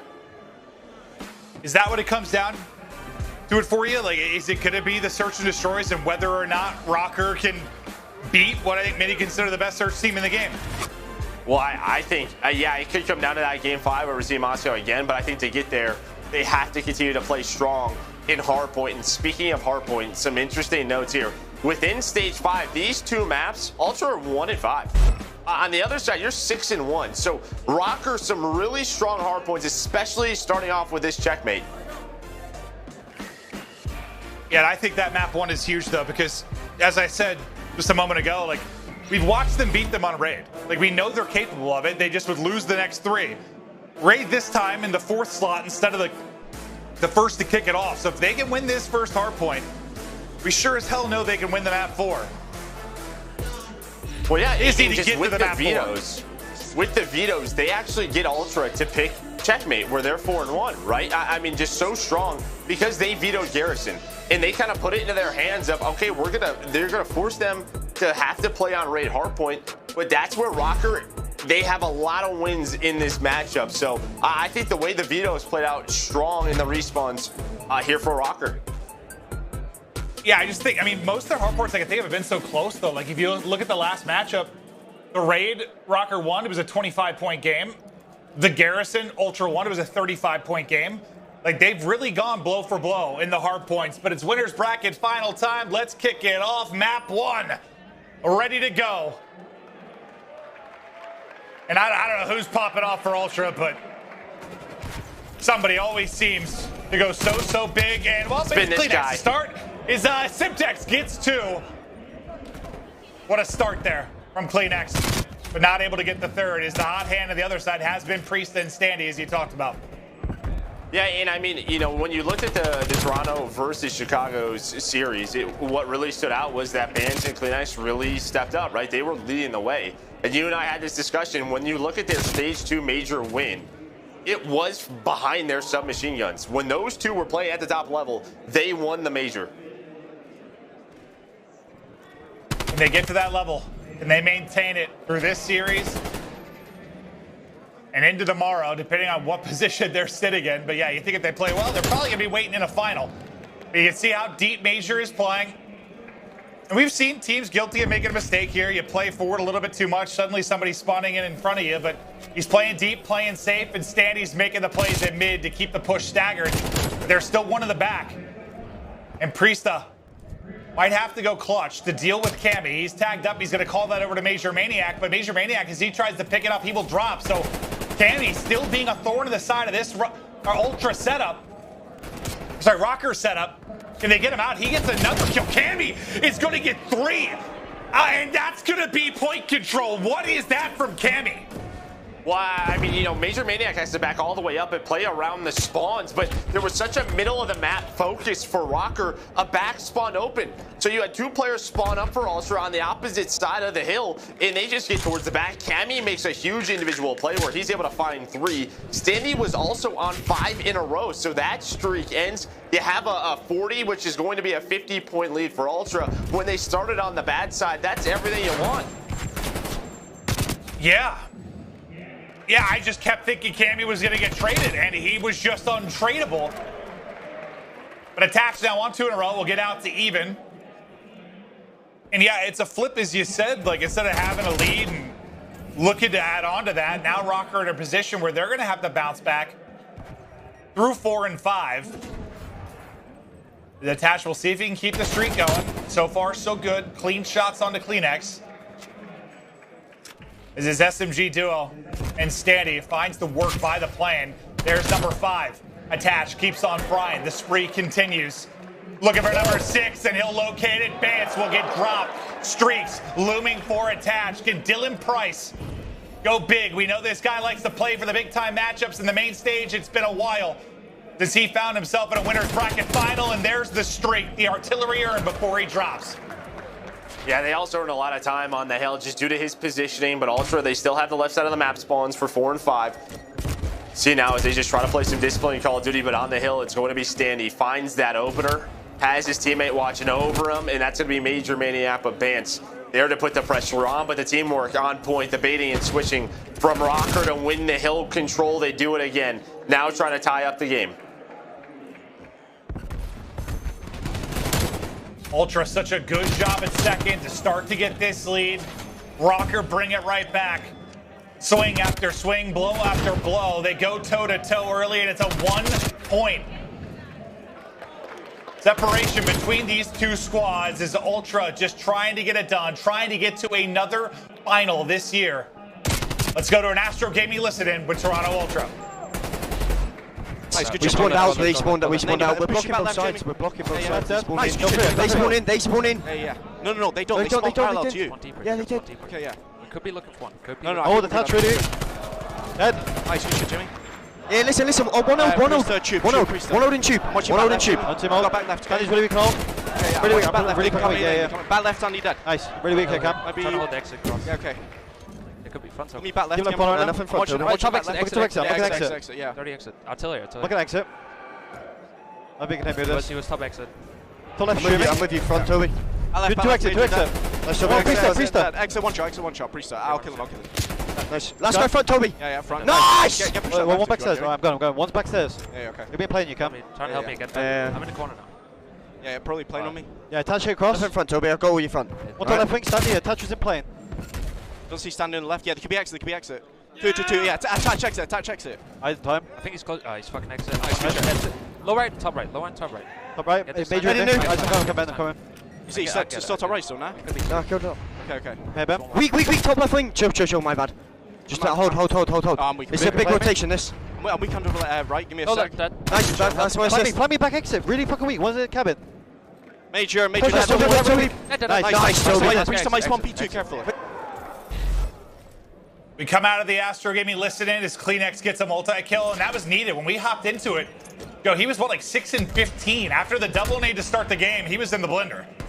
Well, just right after that, though, they actually push on through. I mean, Rocker were in a position where they had P1 control, they had the spawns for P2, but right as that hill pops, they get aggressive, they put all the pressure on Rocker, and now Rocker's spawning out for the second hill. So, again, that teamwork, and yeah, I mean, your subs aren't having the best game, but you're getting solid performances out of Cammy and Insight, and it's the breaks in sort of those clutch plays at key moments that have kept them in the lead. I mean, you still have this streak, but you're getting maybe a break here as you see Insight trying to hold on to spawns, but Priesta and Standy getting aggressive towards that yellow crate. It's not always the number of kills, it's the number of important kills, and Ultra doing a good job of that, but it is still tied. 7 points between them as Priesta will get dropped in the back. Insight, Cammy, Bance all lighting it up, and once again they get a good position for second. This time a little bit different how it gets done, but the setup there nonetheless. I mean, that's it, right? Again, on a rotation when they have to maybe find the 3 kills because Rocker is in a good spot to win it. Ultra win it. It's these important key moments that Ultra are controlling. You do have some pressure towards the front of the hill, but you see how close these spawns are with 30 seconds left. Just even from the get-go, what they were able to do, what Cammy was able to do on this hill on the first rotation is the difference in the score right now. Still very close. Rocker a chance to put a couple of hills together and get right back in the game. But Ultra, it just always feels like there's 1 or 2 more players making those plays, and that is the big difference throughout this first map. Well, I know it can vary by map, but even just looking back at a recent time they played, like, they only lose by 20 points, they're outslayed by 16. They win a game by 35, they only outslay by 1. So it's not like they've been frying. Like, in a way that kills the advantage of that's gone the way of Rocker. Just maybe a little bit more efficient from Ultra. Maybe we'll see that again, but up 35 is Benjamin Bans will lose that one. To Kleenex we go. All the kills the way of Rocker, 1 a team kill on Attach, but they're back into the point and they're making the rally.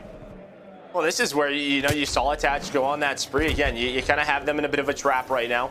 You see 2 players in Bans and Kleenex, the subs, just flying to get plane control. They do such a good job, and, well, there's the 3 kills. When they have to get out of a position, they do just that, and they find all 4. And then look at the spawns. They flip the map again. They don't have a great idea of it. They're playing a little bit safe, but there's just 1 player on this side of the map. They know the location of 2, trying to find 1 more, and that's going to be Standy trying to play his life. And it got picked up. It's Bans with the read. The 1 guy wrapping all the way around will get caught. That gets Ultra into a good spot. Kleenex wins his 1s, and from 6 and 15, he's now on 4 in a row and getting close to being even. A nice bounce back here from Kleenex. Now 5 in a row for him as he's working towards some streaks. Just trying to stay up. The rest of his teammates are going to drop. That's going to put him into a very tough spot. Can he come out of it with some streaks? The pre-fire to the edge, but the shots in the back come in. No streaks to work with, but nearly at that 200-point mark. Is Rocker again trying to chip away at this? Try to chip away, and this is where Ultra, you know what they're going to do. They're going to just play around this rotation, try to take their time. Cammy does spawn out, so they have to wait for him to work across the map. And while that happens, it looks like Rocker's going to get active, and they do just that. Standing to find the first one. Another one-on-one coming on up. Kleenex able to find it, but numbers still in favor of Rocker right now on this side of the map. And there is the trades. Priesta gets another one. The setup is here. They're only down 20 seconds. This is the moment where Rocker could take over this game.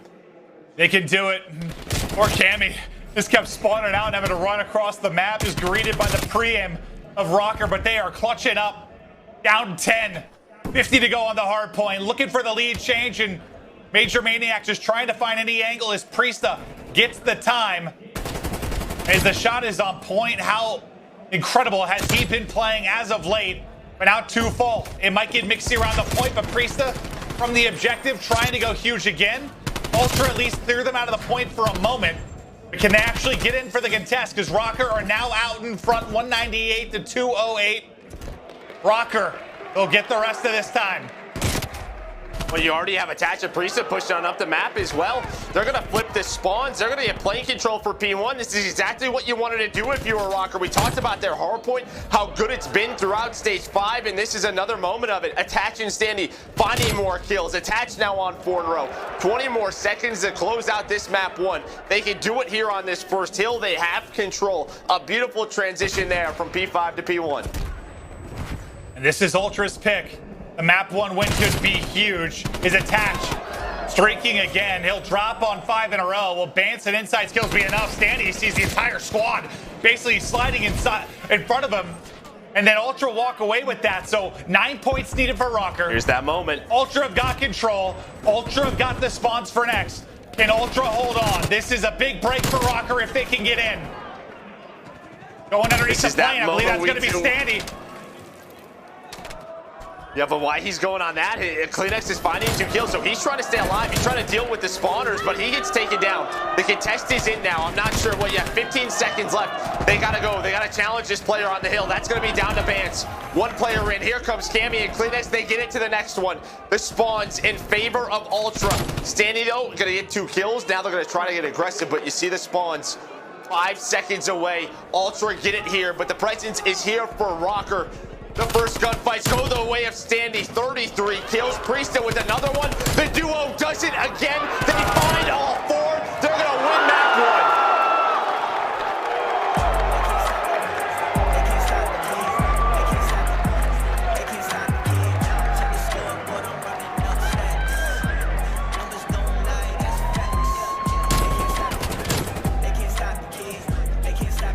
So big from Rocker, because, I mean, how many times, Joe, have we seen that comeback from Ultra against what feels like every team in the league on Checkmate? They've been down so big, they brought it back with the clutch plays, but it's not their clutch this time around. It's Rocker and Standy, who has been absolutely filthy at this event, continues on with the Monster Map 1. Yeah, I mean, he gets, what, 30-plus kills throughout that map, stays consistent for them.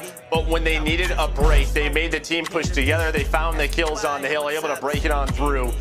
But yeah, Standy, almost 6,000 damage attached right behind him. The sub-duo really stepping up. Priesta, not the best map 1, but his teammates have him on the other side. I mean, it was a close game. Again, we talked about this series, how close it's been.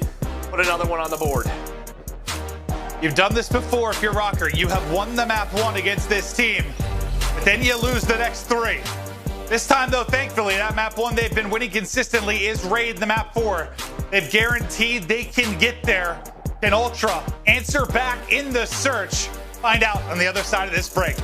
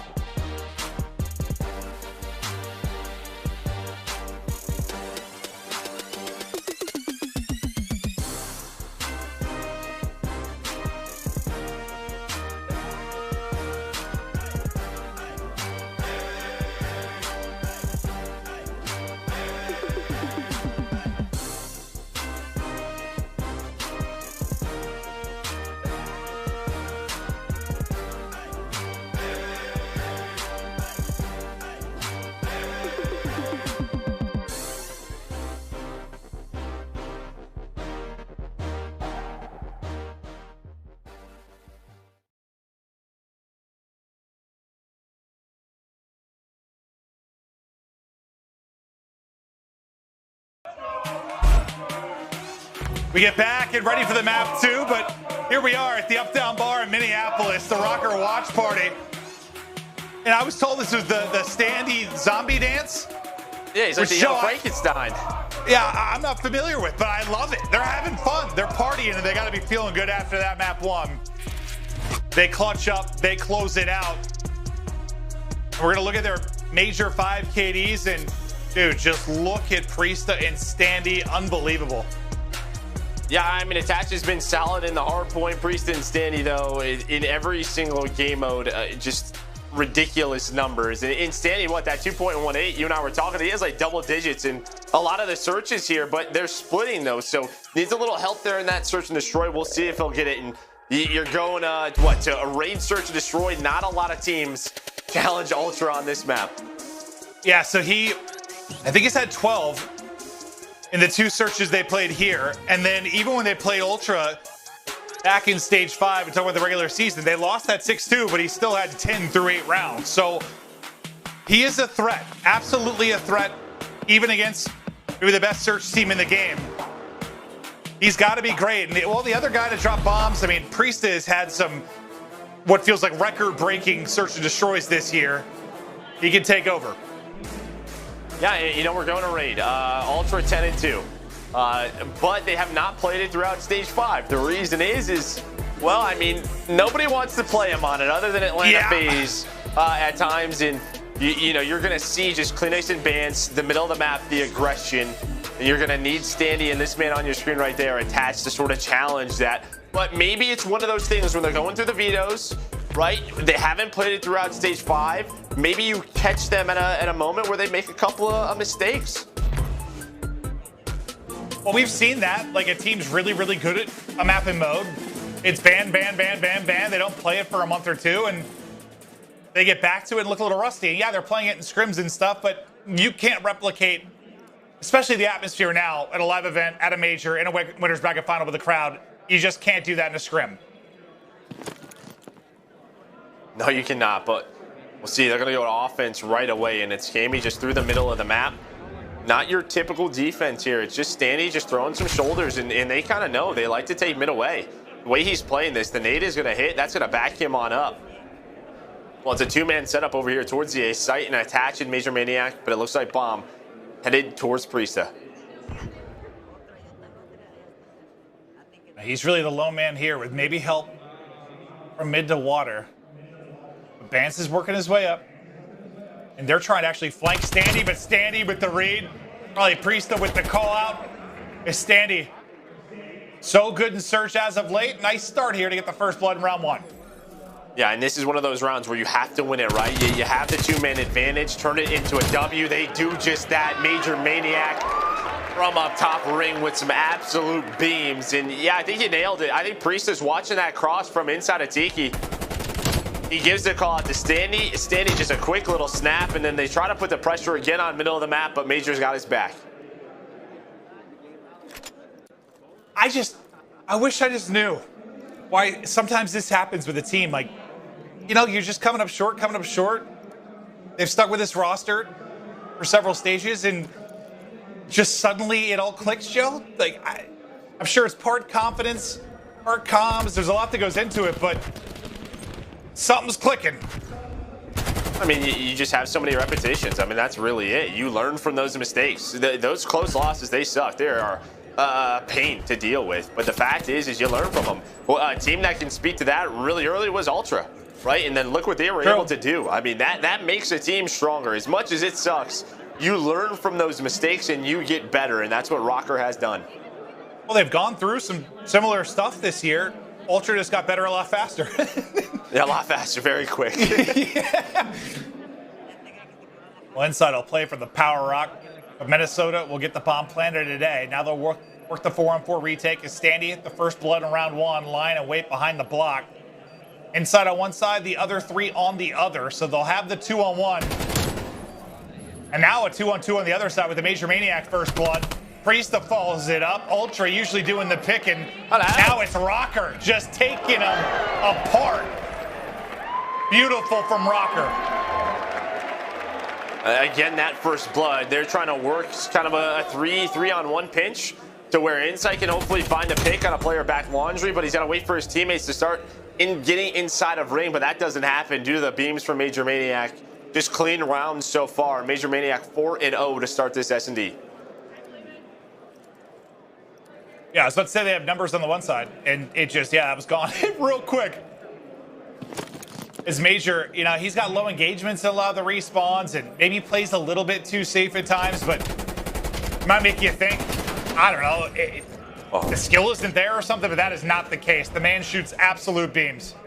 No, I mean, he's a guy that's playing kind of around his team, right? He wants to make sure that they have the spawns, that he's in a power position to make things a little bit easier. And yeah, sometimes it could be a little bit slow, but in Search and Destroy, he is a specialist. But Cammy with the first blood, a nice pick onto Priesta, but the other 3 players from Rocker are here. So you have a 2-on-2 on the site right now, and Standy, I think he's gonna go, but Kleenex just does that sometimes, and it doesn't even matter. That is incredible from Kleenex, and you needed that because the first 2 rounds were clinical from Rocker. I mean, they were doing to Ultra what Ultra's usually doing to the competition. But a little individual moment like that in a master class and a 1v1 win gets Ultra the round, and whether it comes to the series or it comes to the map, never, ever count them out. They like to battle and grind. Yeah, they get an offensive round win. They go back to their defense. Cammy and Kleenex aggressive up the middle. It looks like, though, it's going to be a B hit. You do have Attached getting some information over towards A, but he's going to back on up to his teammates. I think he spots 1. Amy now going to rotate over towards B, and it's just kind of mind games right now with nades going out. Where is the bomb going to be pushed?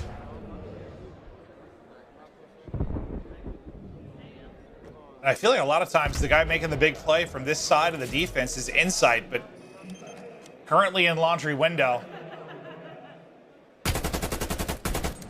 Cammy just spots for information, gets some shots in. The calls will come to Kleenex, and kind of like we saw Standy have to do, he's got to deal with the Zig push and also the water steps push. And, well, after last round, why not? The wall bang through Zig. He'll take out Priesta, another first blood, but Standy brings it back to the 3 versus 3 with just over 30 left to go. And they're working their way up to this plant. As at some point, Insight's going to start to work the transition. We'll see what angle he takes, but now it's just Cammy and Insight, and they're real spread apart. Yeah, Attach able to find that kill in the middle of the map, but Insight's still here. So Cammy and Insight are going to force a 2-on-2, but you have bomb planted, and they got to work a lot. You see Major Maniac just going to play around that bedroom area, just going to check the bomb, make sure nobody's on it, back on through. You have 2 AR players going up against these 2 players from Rocker, so not going to play with some aggression. Attach is going to find another pick. He's up to 4 and 1 and out is down to Insight. 74 to you on the ground, but he's got to go. Only 15 seconds left. Not a lot of time to work. And Rocker, they lose that first blood, but they get the bomb down, able to clutch on up. Rocker, what a big round it is. And Insight knew he was in trouble, so he decided to take a little dip in the pool there, cool off. But yeah, I got worried when Insight lurked that long and brought it to the 2v2. They'd have a shot, but they were both, yeah, I think you said, like, they had a lot of ground to cover and about 30 seconds left on it. And we didn't see it from Attach's POV, but put him in the 2v1 will seal the deal. As Rocker win map 1, now up 3-1, firmly in control, as they continue to surprise and impress us. Well, I mean, you know, you have that lurk from Insight, but it's actually attached through the middle of the map. That's the difference maker, right? He's just controlling that. When Bands comes out of kitchen, he's not ready for that gunfight. He's thinking they're all low B, so Attach getting in that spot puts his team in a prime position to win the round. It happens, but there's the aggression over towards A. Can't be able to find one on the flank, and quickly it's a 1-on-3 for Priesta. Oh, you finish that. You've really got a shot, but now, yeah, as soon as that doesn't go through and he's got a challenge, he is dead as the help comes in for pillars. But every time Rockers seem to pull away, I feel like it's Kleenex that has a good play around laundry. Whether it was the double a couple of rounds ago or the opener here behind the aggression. Ultra keep on fighting. Yeah, we'll see what Rocker do on their next defense, right? Maybe they try to play aggressive over towards A. You can either do it through pillars or you can try to push out ring. We'll see to try to counter that aggression because, I mean, with Kleenex playing that way, they might just do that. But back on offense, a lot of mid-aggression here from Ultra. And looks like B is going to be the play here for Rocker. And look at Kleenex and Bance. They're just going, flying right up Zig. Going to try and catch Priesta. We'll see if they can find him, and they do. Oh, yeah. I mean, when they won their first tournament, that's what we saw a ton of on this map. Just send it up mid. Let those 2 get the work. Good job by Cammy getting away with his life. He had 12 HP. And Standy maybe make the play to bring this back even as they're down a man. And want to work the plant, but Cammy still lurking here, kitchen window, just trying to find the angle. Everybody basically grouped up mid-map or kitchen right now for Ultra. Cammy again tagged, this time can't get away. It is Standy that brings it back. Attach keeps on shooting. They can't finish the second though. It's Vance that gets away. 2v2, 30 seconds to go. Major Maniac looking over Standy. They still have to get the bomb planted. Now it's Vance's turn. That'll be 4 in a row. All now on to Major. And that is bombed down towards court. Have Ultra done enough? Yeah, I don't think he's going to expect them to be this aggressive all the way out here already. He's going to shoulder one, but only 10 seconds left. And yeah, I mean, as soon as Cammy goes down, that round gets very interesting. But into the 2v2, it felt like Standy and Major maybe on different pages. Right, we talk about that communication, but great shots, nice teamwork from him hit at Attach, and Attach able to win one more.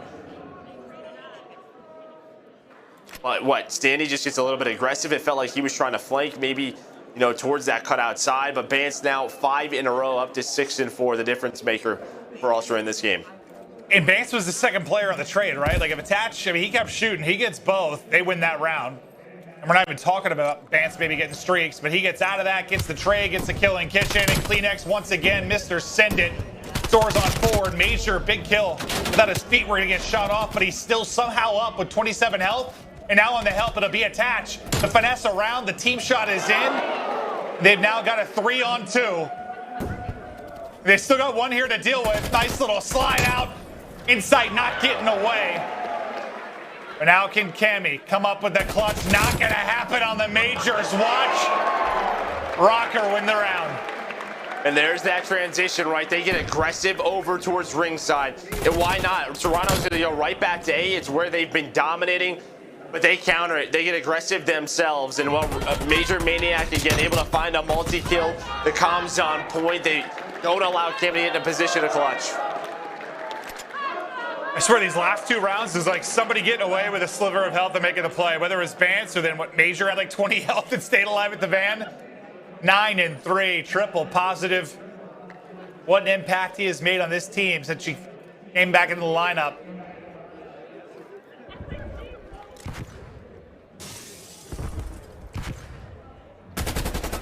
Kleenex watches the cross. Cammy switches up the spot. This time just watching it through window. It'll be Insight that rotates in deep to watch it through court. And Standy, no shot to get away with his life. And he's been the superstar for them as of late in search. And the beams, the absolute beams from Cammy to take down his second in the round.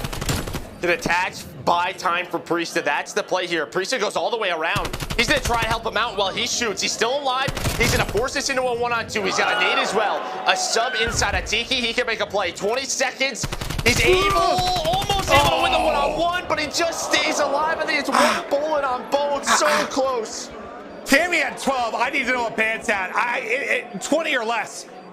He is one bullet from killing both and clutching up, but he can't finish it 4-4. Unbelievable, but Cammy gets him in this position. Getting Standy off the bomb, and then Major. You're having a game, but we'll see you later. Beams.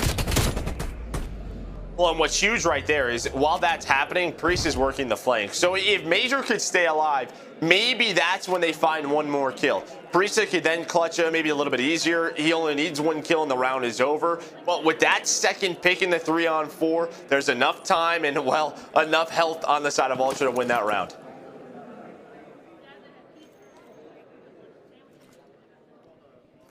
It looks like Rocker going to be kind of going with that mid-aggression we saw from Ultra a couple of rounds ago up mid. His attached and stay near there. They're not going to send it straight up to Zig, though. They'll get the help from Priesta over the top. And Ultra, they show B for a second, but they're right back to mid. Probably because Inside had gotten out ringside, but no longer. Major Maniac continues the hot game, now up to double digits. And I don't know if you want to bring it to Major from this spot right now. No, never mind. It's Cammy once again just ripping Major off a spot. Yeah, I mean, Major's just trying to stay alive. You had Attach watching the cross with him through pillars. He's going to see all this, get all this information, put some shots in, and Cammy's like, yeah, I will challenge anything right now. So Attach has to be careful. He's got the hot hand. But Attach and Standy working hard side, and he's going to spot that. Here comes the gunfight. He's going to back on down, and there's that split again. Right off a bomb, though, it's Priesta. Attach able to find one. And Standy, they all win their ones. And, well, Rocker 1 round away from going up 2-0. Well, that went from a 3v3 to a 3v0 in 3 seconds. You blinked, you missed just 3 1v1s. Yeah, there's bang, bang, bang. Our observers were trying to keep up. Picking them left and right. Can they go up 2-0? And this has been something in this matchup where they've struggled to get that 2-map advantage. After winning the map 1, can they do it here?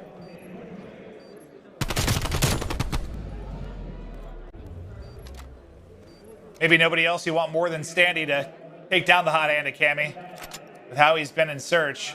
I know not having the monster map he has been, Major's been leading the way, but you needed him there. And they close it out here. Or Ultra do Ultra things and get us to around 11. There's the bomb. Well, they forgot the bomb. Yeah, they forgot that. They don't need that right now. They're just going for all-out mid-aggression behind the trophy. They get the first blood as well. Cammy's got to dip out, and you see Vance and Inside are going to be aggressive ringside. There we go. That might be the right play. Vance is either going to get some great timing or horrible timing. Well, it's the latter. Now it's a 2-on-4. Rocker, 2 kills away from going up 2-0. Priest is going to take down Inside Cammy in a 1 versus 4. Nice shots, but he's got a whole lot of more players to deal with. And Rocker, they take down Toronto Ultra on Raid Search and Destroy.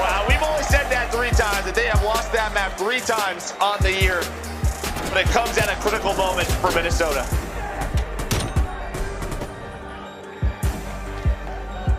And I'm curious for you, Joe. You said at the beginning of that, yes, it has been so good for Ultra, but they don't get to play it much. It's been banned so frequently against them. Rocker played incredible, but did you see, I don't know, maybe any missteps from the Ultra side due to a little bit of rust there? I mean, I think that was just good play by Rocker. You didn't see too much of that mid-aggression. I think teams within practice have really figured out the way to deal with that. Really what it's come down to is kind of the metagame offensively working water stairs. There's a look at the scoreboard. Cammy, 2,300 damage on the other side. Major Maniac with 11. But you got to give props to Major. In a lot of the situations over towards ringside, he was able to stay alive. And in those post-plan situations where Ultra have been so good, Rocker came up clutch. Yeah, it didn't get to that mixy point a lot, which Ultra's so good at, right? It's once they got that first pick, it was so quick from Rocker. Just get Ultra out of the round, get him out. Don't give him a chance of survivability. Just beautiful from Rocker. But we're gonna check out our U.S. Army tactical play now. It's gonna be from the round 4, and I believe it's gonna be a little bit of attach of Major Maniac making a play to keep him going. But how good was Major over the course of this map too? Well, this is when they were in a 4-on-3, and then Attach is able to work towards the middle of the map, and in the 2 versus 2, right, you have Bomb planted, and this is 2 ARs. So Cam and Insight, they have to take their time. There's a lot that Insight has to check, but Major, just playing it smart top bedroom, has Attach below him. He's going to pick up 1 versus 1. And with the time remaining on the defuse, I mean, they just kind of have to go. And Insight, with his teammate getting dropped, he's got to try to buy as much time as possible. Hope they make a mistake in Rocker with the way that they have been playing Search and Destroy. That is not happening throughout Stage 5.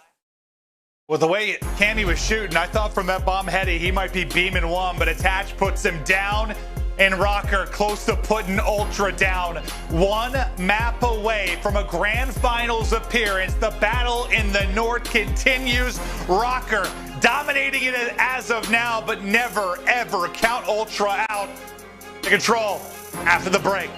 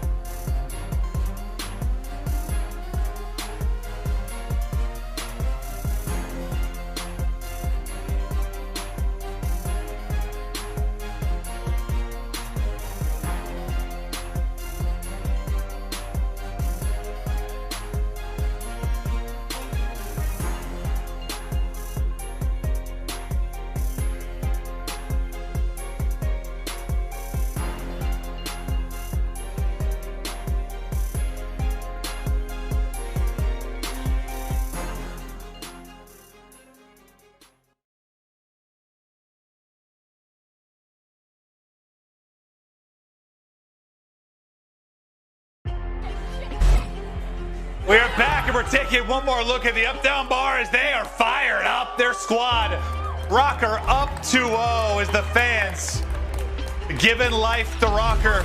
But Joe, I'm going to tell you the secret, the real secret to the success of Rocker right now. You may not know this, but I'm Attach's lucky charm. If you look back to Call of Duty World War II before the Stage 1 final, he came to my apartment to do laundry. Okay. He won that event. Before this event, we met and went out to dinner. So I think that if Attach sees me in person right before he plays in a major tournament, he wins.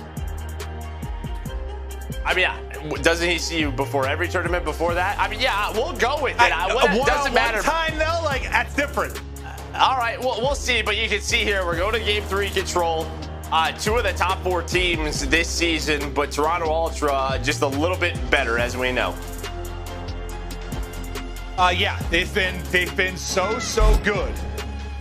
Is what has carried them.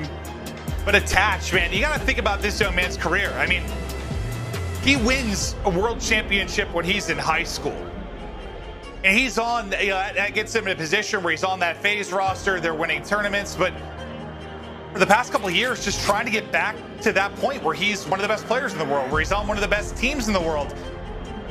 And here they are, a map away from a final. Yeah, and there you can see it, 7-1 now in Search and Destroy. And that 8-5, that's with the help of this major, because now they're 4-1 here. But at the control, that is where Ultra has the edge. 6-1, only one loss throughout this stage. And that was the thing for Ultra last major. That was your, I guess, big surprise, right? They were like lights out during stage 4. They were dominating in their control. And then they lost 2 controls to get knocked out. For whatever reason, they just didn't perform to that level at the major. Well, they have to here or they're done. Yeah, I mean, we saw it. What, it was Raid. Optic was able to win that. Optic, I think, a very good Raid control team, and a very good control team, as we just saw. But we're going to Garrison, one of their better maps. We'll see what Rocker have for them. Because this has been one where, I mean, Ultra are 4-0 throughout stage 5 on this map. They are 13-4 on the year. Not a lot of losses, but we'll see Rocker. Not too bad themselves on Garrison at 9-5. That'd be pretty unbelievable, though, if, like, second best control team in the game. Back-to-back tournaments. They lose both to get knocked out. That shocked me for sure, but just what is the thing we always say about Ultra? They are tough to beat, tough to put away. If you are Rocker, get it done with. Close it out here. Do not let this series go further. I know they beat them in Raid Hardpoint, but put them to bed. Yeah, you don't want to run away with that momentum, right? Get that to that game 5 where you got a Moscow Search and Destroy, and that's their map pick, right? Another just juggernaut on that map. But in Garrison we go. In round 1, you're gonna have Rocker on offense, slow start. So the first kill's gonna go to Ultra, and clean nice. Him and Cammy should go right up the middle of the map. Sorry, him and Vance just right up the middle of the map. Find those early kills with the subs. Major Maniac's just doing his best to get a couple, maybe stay alive until his teammates get there, but it's not going to happen, and you're taking bullets from Kleenex literally in your spawn. He drops, but Cammy's still here. How efficiently can he get out of the trap? Maybe the single biggest thing on Garrison. For a long time, I thought Checkmate was the hardest to get out of a trap. It is Garrison. You get pinned, you can be pinned the entire round. And that's what Rocker are trying to get out of right now. Yeah, Major was able to find that double. So you see Stanley's position. Behind that double, he'll at least be able to get out to the tanks. There's 20 now seconds towards caution. Yeah, not a lot of time remaining. Just due to that break-off. And, I mean, that's one of the keys. This Ultra's break-offs, especially on defense, leads to these moments. We'll see what Rocker could do maybe on the next round to try to counter it when they're back on attack. But for right now, they have to get on the objective. Pause this clock. Only a couple of seconds remaining. They make the rally. Priest is just like, what happened? He's 0-5. Like, this is the first time he's got to mid-map. And they extend it, though. Or at least just get, I don't know, 1 point or a couple points of progress to give him a shot. Standy got him onto the point, now trying to keep him there. Is Major with the snapback, attached through on the kill feed as well. Some damage from Standy, and we should finish the first point. So as scary as it was, they get out of the trap, they get the extra minute, and honestly, down 3 lives considering how it went, all right, I'll take it. Yeah, in that Priest is 0-6. I mean, you will take this all day. Yeah. Have a minute left, and yeah, it only takes 1 push, right, to get on that objective. Oh, I thought Stanley, I don't know if he ran out of bullets or stopped shooting or what, but almost has that kill on the inside to open things up. And I think Rocker just going to wait for him off a spawn so they can make a 4-man push. Priest the next one up, able to get on the board with 1, but there is a quick trade. So it looks like the push going to start from top green. So here comes Attach and Standy. Oh, here they come indeed. Major Maniac will follow it up. That'll be 3 down. Double positive for the Major. Onto the point for the Major. Clock is stopped at 33. First bit done, and it's moving quickly. They've got 3 people on the point. Ultra, they need a break. They were seconds from winning the round. Now seconds from going down 0-1 in the control. All the kills going to Rocker, and it is unbelievable. They get the offensive round win. And that is just 2 one-on-ones from top green onto the point that Rocker's able to win. That cannot happen. Standing attached, they just bully their way out there. And then as soon as that happens, what? The player inside of Bricks has to turn. That opens up the pinch for Major Maniac on the 74U. Then that's just 3 players on the objective. They're so far pushed back. The nades don't connect. And well, from 5 seconds left in the round, complete dominance from Ultra to Rocker winning it. A great round 1 and a bounce back from Minnesota. Yeah, that is. I mean, yeah, you had a minute to work with. It's not a lot of time to work A, but you said it right before. It takes 1 break. And then you said standing and attached were coming. They sure as hell were. They bust through. They get the win. And now Ultra. They even it up. Attach and Kleenex will have a little one-on-one here underground. Attach will take it and get out to 3 in a row before he falls. But again, uncharacteristic from Ultra. Typically, that is where we see them hold that first push and then take that map positioning and close out the round. It's what we saw from Major 4 a couple of times. Just some uncharacteristic things in control. And, well, led to them getting 3rd place. But still, in the winner's final, Rocker with control of this round. 50 seconds left. You're seeing Vance is at least able to get out for now. But Rocker in a great position to close this one out early. Tell you what, Ultra doesn't really get 3-0'd. It is not something you see often, but it's getting closer and closer, second by second, as the streaks are piling up and the time is dwindling. Attach is on 4 in a row as well. Approaching 20 seconds left in this. They'll stop it for now as Cammy gets onto it. But up to 10 and 4 is Attached. No streaks for him as he falls. Priesta still has Priesta has 1 kill. 1 kill and they might be up 2-0. And you know what? That's what championship teams are made of, right? We've talked about Priesta and Standy, the way they've been performing this major, but you need all 4 guys to step up. And in this game 3, what we saw in game 2, it is Major Maniac and Attach's time now as they are leading the way for Rocker on defense. They are winning gunfights. 12 seconds now as Priesta just trying to get the wall bang from down low. A clearance here will be the round 2 to Rocker. Unless Ultra can go big, but it's Standy and Priesta. What a big 2nd and 3rd kill it is for Priesta. The clock stopped at 9.9. Insight in trouble as he's getting work. They're pushing out. Both will drop. Can anyone get there in time? It's going to be on Vance. It's not going to happen. 1 more round for Rocker.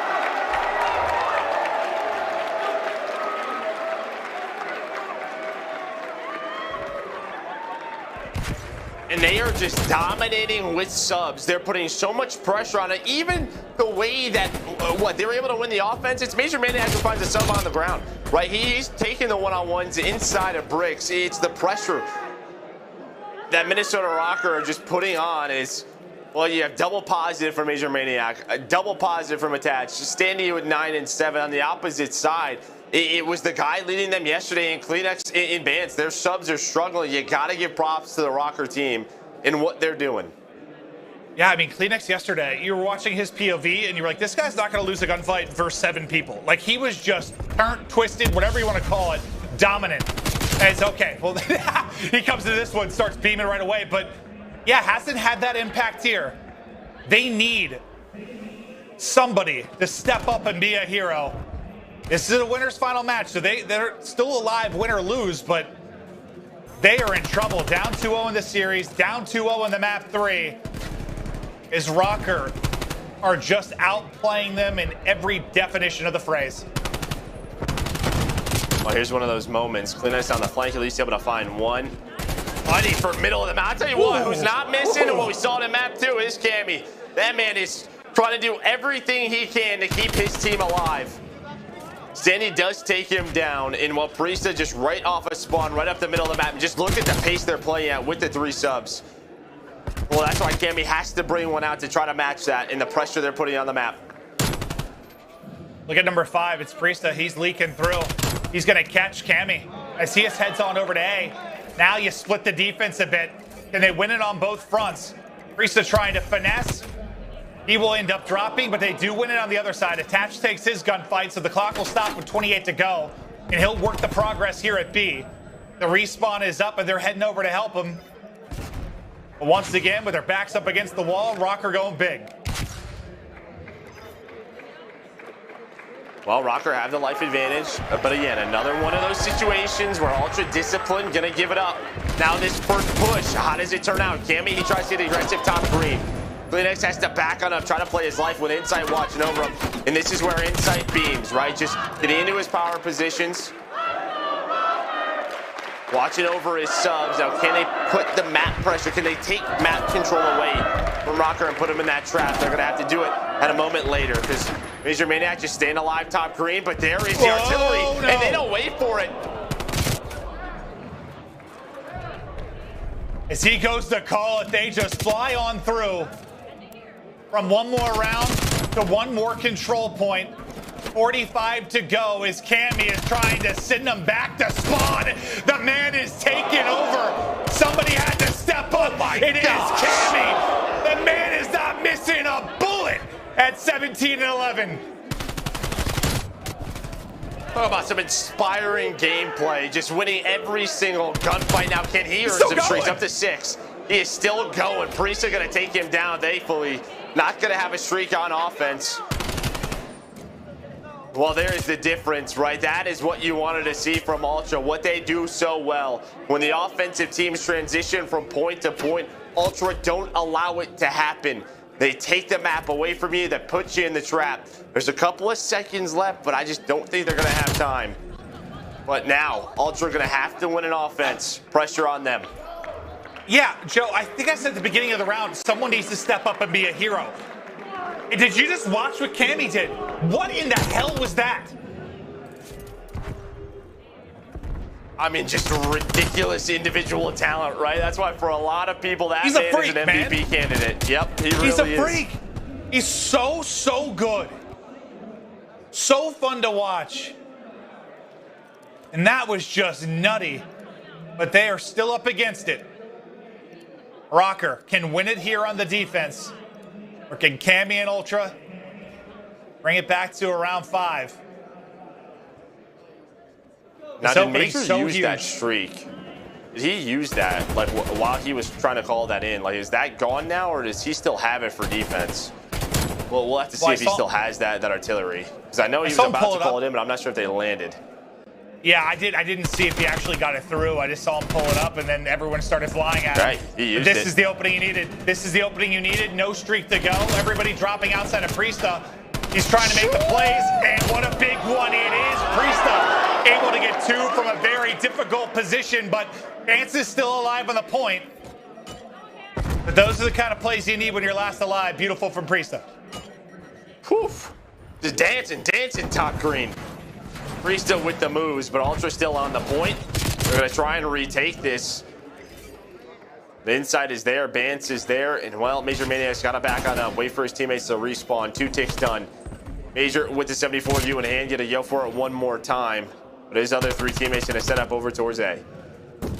You got the point. You're also up 5 lives. Ultra in a position to push this to a 5th and final round. Cammy finding the picks deep at +8. Where's the opening going to come from? I thought Standy had maybe an opening through the crossfire from the old point, but he's going to get caught. Numbers here for Ultra for a moment. They've got 1 inside of bricks. I believe that's Bance who's gotten in. And Bance is able to win his 1. The other 2 starting to meet him inside, stacking up around bricks. As Rocker tried to deal with him, but Benjamin Bance still standing tall. Yeah, this is where they can just be so good, playing their life inside. 3 dead. Major able to find 2. So there's only 1 player on the point. What does Insight want to do here? They're still up 8 lives, though, so the pressure on Rocker. There's a minute 20 left. They're going to have to try to retake this point first. All of Ultra off Spun are already here. They're just going to get on it. Yeah, fly on through. Try sliding at us. Insight able to find 1. Cammy, though, from top radar. The trades, but trades you will take. But Major Maniac, he's able to find a triple. Major keeps him in it. Ultra so close to getting this to the 5th round, but now they got to do it again. But you're up 7 lives. You got a minute to work with. You're in a great spot. Just play around the picks, and Insight will get the opener. But the patience here from Major Maniac will find a kill from top green. Who's that pushing all the way through? It's Insight, who's gotten all the way deep in the Rocker spawn.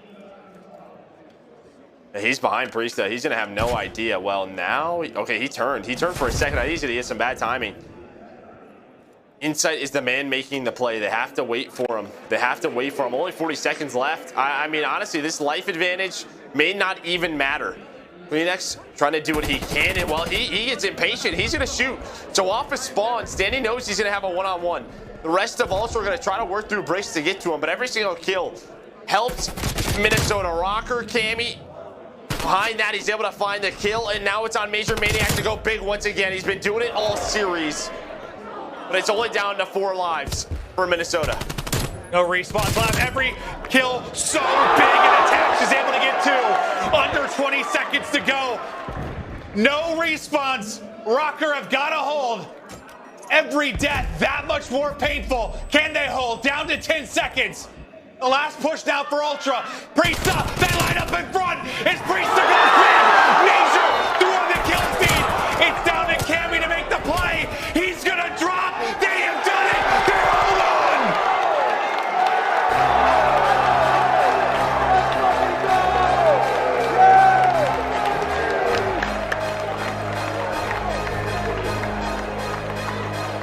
Sometimes that life advantage just doesn't matter. The clock working against you. Major Maniac with some multi-kills. I just think the way they play that push when you got Insight all the way behind them, they mistime it, they get a bit impatient, and instead it's Rocker who controls the map and wins the control, a 3-0 fashion, and we do not see that often versus Toronto Ultra. No, we do not, but man, just the fact that it is just on those 4, obviously all game, but no respawns, like that spawn is it. In the double from Major, the double from Priesta, they needed to put him away. I just got worried the deeper this goes, Ultra might come alive. And you felt them start to do it in that control, but Rocker, they close it out, they put him away. It's suddenly, Joe, we've got Minnesota Rocker in a major final. Yeah. Preston, Priesta, all smiles. Hey, think about who they've had to beat. They've beaten Atlanta FaZe, Dallas Empire, and Toronto Ultra. Our top, 3 teams? And they've taken them all out on the road to this final. Yeah, they win one of those, you think maybe it's a fluke. They win 2, maybe it's a hot weekend. You're going through all 3. This team has hit a level they have not gotten close to all year long. That is awesome. Well, and I think you can see the improvements just in that control, right? You look at their round 1 offense, with just a couple of seconds left, they turn that into a round win. Just right there, their ability with only 4 lives remaining to play together as a team, that is just not something that they would turn into wins in the last couple of stages, right? They would lose those rounds. Their clutch ability at this event has been top tier. And Joe, but for Ultra, and as we look at the stats with the control, you know, you lose 2 controls to get knocked out last major. You lost the control to Optic. You lose the control to Rocker. It has been a staple for this team. What is going on? I just think some key mistakes. That defensive round, right? I mean, the 2 players lose 2 one-on-ones from top green. When you have the position at the A zone, that can't happen. And then I just think that last situation with Insight in the spawn, they got to turn that into something more, and that just doesn't happen. It doesn't. And Rocker, the fans letting him hear it. You got to feel good for a team that has battled through everything they have this year, and maybe none happier more than Attach. And we've got him on stage with Jess. I like that stuff. Thank you, Maven. Yes, we are here for your Game Fuel Victory Spotlight with Attach. Congrats on winning the Battle of the North. I mean, you guys have really shown out. What is your secret? I just kept preaching to my teammates the past couple of weeks. Use teamwork, make the game simple, make it easier on each other, communicate. This is just another day in the office for us. Like, we put so many hours in and so much time in for this moment. When we get to stage, just play the same way. Just another day in the office. Well, let's talk about Standy, because we've been talking about him since he joined the team. I mean, how impressed are you by what Standy has been able to accomplish in his first season in the league? I mean, he is amazing. Like, he's not only skilled, he's very smart too. And to see where he started and how smart he is and the plays he makes now, I'm just really proud of him. Like, I even told him, like, you could be one of the greatest Call of Duty players of all time if you keep it up. Just keep working hard. And I'm really proud of him. I think you're absolutely right about that. So finally, I mean, you guys are headed to the final tomorrow. Of course, you're going to have to wait to find out who you are going to meet there. What will it be like for you to wait as you play, or to wait to play in your first final? It's going to be very exciting. I mean, second land back. We made it to the finals, which is incredible. I'm sure the place is going to be crazy. It's going to be packed. The whole crowd is going to be going nuts, so I can't wait. They just give so much energy, and it feels good to see everyone back. So I can't wait to play. Hopefully we can close it out and get a trophy from Minnesota. Well, Attach, I can't wait to watch. Thank you so much for this Game Fuel Victory Spotlight. Back on over to the casters. What's not to love? He is one of the most likable, kindest heart in the league. Like, he is incredible, and yeah, he's proud of his team. Wants to win one for Minnesota, and well, Joe, they've gotten very, very close. Let's see the reaction one more time, though, as they got to feel good about the win. Fist bumps out. Major trying to rile up the crowd, but you love to see it. Yeah, I mean, pretty collected on the side of Minnesota Rockers. Obviously, they get pumped up, and then on the side of Toronto Ultra, some frustration. They probably felt like they threw that control away in a couple of those rounds for sure. But, hey, I mean, listen, you're in the winner's final. You have another shot tomorrow. We know what this Ultra team can do. Well, as we check the reactions from the players, we're going to check the reaction at the Up-Down Bar in Minneapolis. And they are pumped up. The 3-0 must feel so, so good as fans enjoying seeing their team get to the level they've hoped for the entire year. Rocker are doing it. And Joe, you touched on it, but they had like the death bracket, whatever you want to call it. Like, they had to go through everybody, and they are doing it. It is their tournament to win now. One more series. Well, and they've done it without getting to a game 5 by beating those 3 teams and not going the distance, right? Like, they've done it through their respawns. Their teamwork is on point. Again, the first 2 series, it was Priest and Standy. This series, you get Attach and Major Maniac who step on up, and that's exactly what you want to see. All 4 individuals are having bright moments throughout this week. Rock are going to be a tough team to beat in a best of 9, that is for sure. They are a team right now in every definition of the word. They have been so impressive. But let's check out our scuff play of the game. And it's got to be the end of that control. What is it, a 4v9, no respawns available, and they hold. Well, this is really it for me. I mean, you're playing so patient around this insight play. I think as soon as Kleenex is able to find one, I think he has to go. But then he's just still staying here. And off a spawn, Standy knows where he's at, and they're just kind of ignoring him. But on the position, who is it? Major Maniac that goes big. He's just trying to at least find one kill, does just that, just trying to buy time. And you can see Insight, number 3, just still all the way back there, and they kind of ignore him. Priest off spawn just throws a nade, and then Attach rotates in. And now this, well, the life advantage doesn't matter because it's the clock. You have 20 seconds left. You have to run across the map, and they know exactly where they're going to be pushing through. Major Maniac has the cross. Priest is in position. They run right into him. What an unbelievable hold. Yeah, they stack up. He puts them down. Major gets the 3rd. And then the last guy with a shot, the hot hand with some great individual plays. It was Cammy, but he can't get it done. And it's a Rocker W. Here's an update now on how the bracket looks for Major 5. Rocker wait in the final. Ultra wait to play the winner of Empire Optic. And those are the 4 teams taking us into Sunday, the final major, before we get ready for playoffs. And this is going to be a fun finish. I don't know how it's going to play out.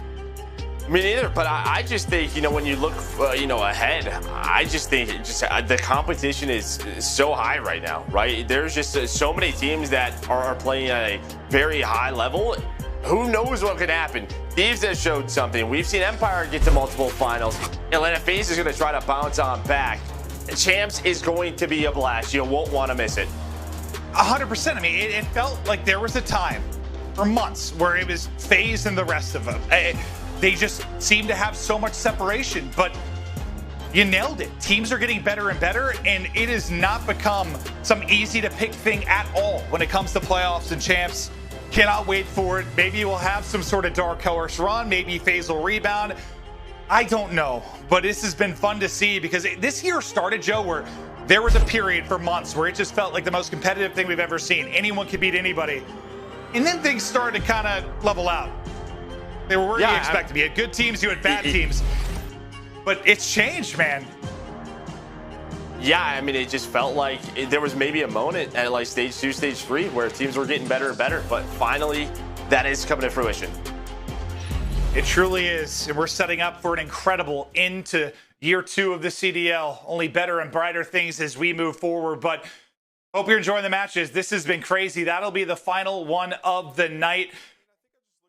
I can't wait for tomorrow. This has been unbelievable, but to close out the show after the break, we're going to get back to Lottie, Nameless, and Study to break down that wild winners bracket final.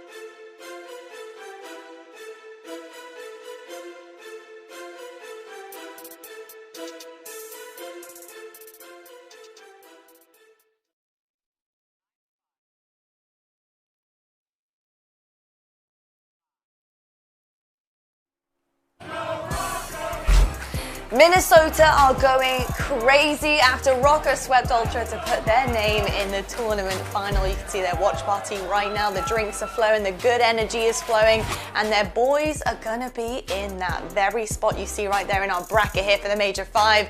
They are guaranteed second place no matter what. This is the first time they've ever been here in the entire season. They've actually made it to top 3 finally and potentially could walk away as the Major 5 tournament champions. Now, gents, obviously, we were chatting in the green room about how good this Rocket team look right now. They destroyed the top 2 teams in our league, and you know, they're doing their part to really take the series as an entire team. This teamwork is just unbelievable. The individual skill level is there, and I gotta say, okay, that we are seeing a debut Standy Gunny with a 2-times world champ decision-making pro as well. This combination right now from Standy is unbelievable, and I gotta say he's putting some years on his experience right now here, and I gotta know what you guys think of it. Nameless, I'll start with you, mate, but what did you make of that series? I mean, cue the mind blown once again. I mean, just looking at this team and what they've done over the course of this major is absolutely ridiculous. They've beaten the top 3 teams without going to a game 5. Everybody on this team is playing their role to perfection. I mean, in the hard points, you're seeing Standy just making these electrifying plays, getting these big 2 pieces that they need on rotation. Major Maniac in the search and destroys. I mean, the guy, he holds down the lanes for his squad, so they have that ability to make plays. It's just wild how much this team has come together. At one point, you know, they were a fluky team. They were up and down. They couldn't get it done. And now coming to the major with the crowd in front of them, they've turned up to a whole new level. And fundamentally, it's absolutely perfect. The team's on fire. They definitely are, man. And it's scary to watch because that Minnesota 3-0 there was a statement game. They have lost to Toronto every single series prior to that one there. They were 4-0. in that series was Toronto. But Minnesota, they came out so confident in this one. They played that first map, which is checkmate hardpoint. They have never played Toronto on checkmate hardpoint, so they were able to take that first map. But then to have the confidence to go on to a raid, search and destroy versus a team like Toronto, we heard Joe say it the entire time in the cast. The only team that tries to test these guys on this map is going to be FaZe. But with Rocker, their confidence level after just beating FaZe, after beating Empire, like Nameless said, the hardest run to get all the way to this finals, you can just tell that they were flowing, man. And the biggest thing that I took away from this series is, at least for Priesta and Standy, they were going off for these guys in the beginning. But all 4 players really stepped up in that crucial game right there to clutch up for their team and move them on to that grand finals tomorrow. Man, Rocker, they're looking good, man. They're looking great. They are indeed. And I gotta say, Nameless, your dark horse of the competition, hey, they're ahead of the race right now, and it looks like they're gonna win the goddamn derby. Yeah, they're looking good, man. They're looking very good right now. So very excited to see that. But let's just talk hypothetical here. If Rocker do happen to win this major and they can continue this momentum on, does that change things a little bit for our Rookie of the Year? Do you think Standy will actually overtake Insight in terms of who's really going to be standing out, excuse the pun? Yeah, I think absolutely. You know, you look at Standy, and for a few reasons, okay? He plays the more difficult role. There's no doubt in my mind that the entry fragger with the SMG, who's getting in all those engagements, that's a tougher role than being the main AR for a squad. But also, I mean, the impact that he's had on this team is unbelievable. If they're able to take this win here on land, the first time that, you know, we're having a crowd back after 2 years of not having fans in these arenas, that's insane. You know, Toronto, they won. Kudos to them, but it was an online tournament. LAN is a different beast. There's a lot more pressure, as we've seen some of our Titans fall in front of this crowd. So, yeah, I think if Standy wins this tournament here, he will be our Rookie of the Year. And I completely agree with you. Just the impact that he has had for this team ever since he's entered this roster has been insane. When you look at such a young rookie to come in, especially like Nameless said, with the first time experience with the crowd, the energy's flowing, you can just tell that he feels like he deserves to be in this position, and he's been showing it so far, man. I feel like he's going to be able to take that Rookie of the Year category against Insight just because of the way that he handled him today, man. Standy was such a huge part to their success, and he's been such a huge part to their success the entire year long. It's really hard to keep this guy out of the conversation if he does pick up that win at this major. Gotta win. Still gotta win. I think, you know, he had a phenomenal debut and, so to speak, almost like a little bit of a honeymoon period with the team right at the start as he was brought on. They had some teething issues. They figured that out as a team. They're peaking at the right time. And honestly, he's become the X factor for this team. He's become the standout guy. He's making plays. He's making the decisions. He's got the gunny. He's pretty damn incredible, along with the rest of the individuals on that roster as well. Well, I tell you what, a lot has actually been decided here in the major. We've only got 3 matches left before we head to champs. It's happening, folks. It really is. But look at where things stand right now at the championship starting weekend. To fill up. It is, man. It is starting to fill up. Now, having a look at this, Florida has been locked in at 8th here. Rocker has 100% locked in winners bracket for champs, so they can now relax a little bit. You know, although they do have a tournament final to get to tomorrow. But Optic also went from 5th to 4th, so they've bumped themselves up. But obviously, second seed, that still is kind of in the air here. That still can be decided. So that's going to be an interesting one. So it's exciting to see how these seeds are going to grow and get watered. But I want to quickly ask you, gents, in terms of, you know, what you're expecting from champs here. Do you think things are going to shake up a little bit? Yeah, I mean, it's really anybody's game at this point, right? Like, now Minnesota's entered the conversation of championship team. You look at a team like Optic Chicago, we've seen teams have a quick turnaround and become championship level. They have that ability as well. I mean, there's no doubting the talent on that team. FaZe are going to be on their revenge tour. Dallas Empire. There's so many teams that can potentially take it, and that's what makes Call of Duty esports so special, man. I can't wait for champs. Yeah, I can't wait for champs either, man. But at least for me, it has to be the Thieves in that losers bracket. Every time we have watched them play versus these top teams, they have kept every single game close. They just have to go back with the two weeks that they have to practice, fix those little mistakes, because I feel like that is still a dark horse team that has the potential to at least make a deep run in towards champs. Holding on to it. I love it. I literally was about to say, Nameless. I was like, he's seen what your Stallion's doing. He's like, look, mine's got to come in at some point. So I respect that, Stally. I respect you sticking to your guns there. Well, I'll tell you what, folks, we need to talk about the schedule for tomorrow. We got 3 more games left for you here in this Major 5. And all 3 of them are going to be absolute bangers. Starting our day off, we've got Dallas Empire versus Optic. Ultra will be waiting for the winner of Dallas and Chicago. Then we have our Major 5 final presented by Gamefield. Minnesota Rocker have secured that place already, and they're going to be waiting for their worthy opponent. It is all going down at 6 p.m. Eastern. It is going to be absolutely wicked. Gentlemen, thank you so much. You now deserve to go rest, head to bed, get refreshed. We've got a big day tomorrow. It is our final day of our final major of the season. It is going to be absolutely amazing. Now, what a day. LAN really does bring out the best in a lot of teams, and it also happens to crumble others under the pressure. Coming your way on our final day, 3 bangers, 1 champion, and we'll see you tomorrow, folks. Take a look at where those arrows are at from the Thieves. They've spawned over in No Man's, and if they can win this fight, that would have been huge. Slasher, once again, winning a major 1v1. He's going to stay in the spot. Oh, look who spawns here. Look who spawns there. It's Hydra who takes them down. John's trying to stay alive in the point, but now it's Kenny's turn. That's going to be 2. Hydra into the 1 versus 1. Needing to stay alive. Having to try and contest, but it's Kenny again. It's Kenny going big. 3 more points. Mac, the subliners trying to do everything they can just to keep this game alive. Another 1v1. But Jason was able to win it. 247, 232. Can the subliners continue to rally? The Thieves, realizing that their lead has slipped away. A 5-point game. Can John get here in time? He starts to contest. He starts to contest. They can win it here. The Thieves can win it, and they will. They hop in the point at the last second possible, and they will call this series theirs. Oh my God. Can they do it here? Is this where we call it curtains for the Surge? Or will Atlanta send us to a round 11 where we're about to find out in a very quick manner? Archie's putting in a few bullets toward the tractor as here comes the nade. That could be big. That's massive as Octane's able to find the first classic. Everybody explodes, and that will be it. That will be it, Seattle. Getting one of the biggest upsets in CDL history. A new environment and a new team. Bow down to Nikki D. I can't believe it. Second by second, closer to the win. Thieves need another break, or at the bare minimum a contest, but it's Krim again that gets 2.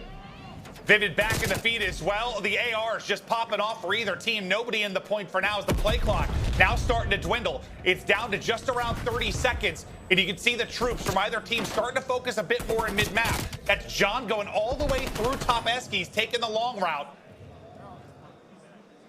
And you said it, this might be ending at mid-map. 235, 234. Next hard point pops. Inside will be Vivid. And they've got the pinch, though. They got the pinch. John from one side, and you got Kenny from the other, but Kenny loses the gunfight, and John can't get the trades. Vivid there to find 2. The cleanup crew is there in Empire. Put the stamp on the game in the final moments. The comeback stuffed. The win secured. Trophy out, hit on. Quick plant. This classic will just work to get in. This might be too late, though, on the plant. I mean, on the street. They might dodge this. They're able to dodge it. They go 1 for 1. Can you win the round with all streaks exhausted? And of course, it's Envoy working the flank. On the other side is Duo, and Scump gets a kill. Classic by himself. Act up, tagged up, and dropped in Optic. They will win the map 5 and stay alive in Major 5. Standy knows he's going to have a one-on-one. The rest of Ultra are going to try to work through breaks to get to him, but every single kill helps Minnesota. Rocker, Cammy, behind that, he's able to find the kill, and now it's on Major Maniac to go big once again. He's been doing it all series, but it's only down to 4 lives for Minnesota. No respawns left. Every kill so big, and Attach is able to get 2. Under 20 seconds to go. No response. Rocker have got to hold. Every death that much more painful. Can they hold? Down to 10 seconds. The last push now for Ultra. Priest up.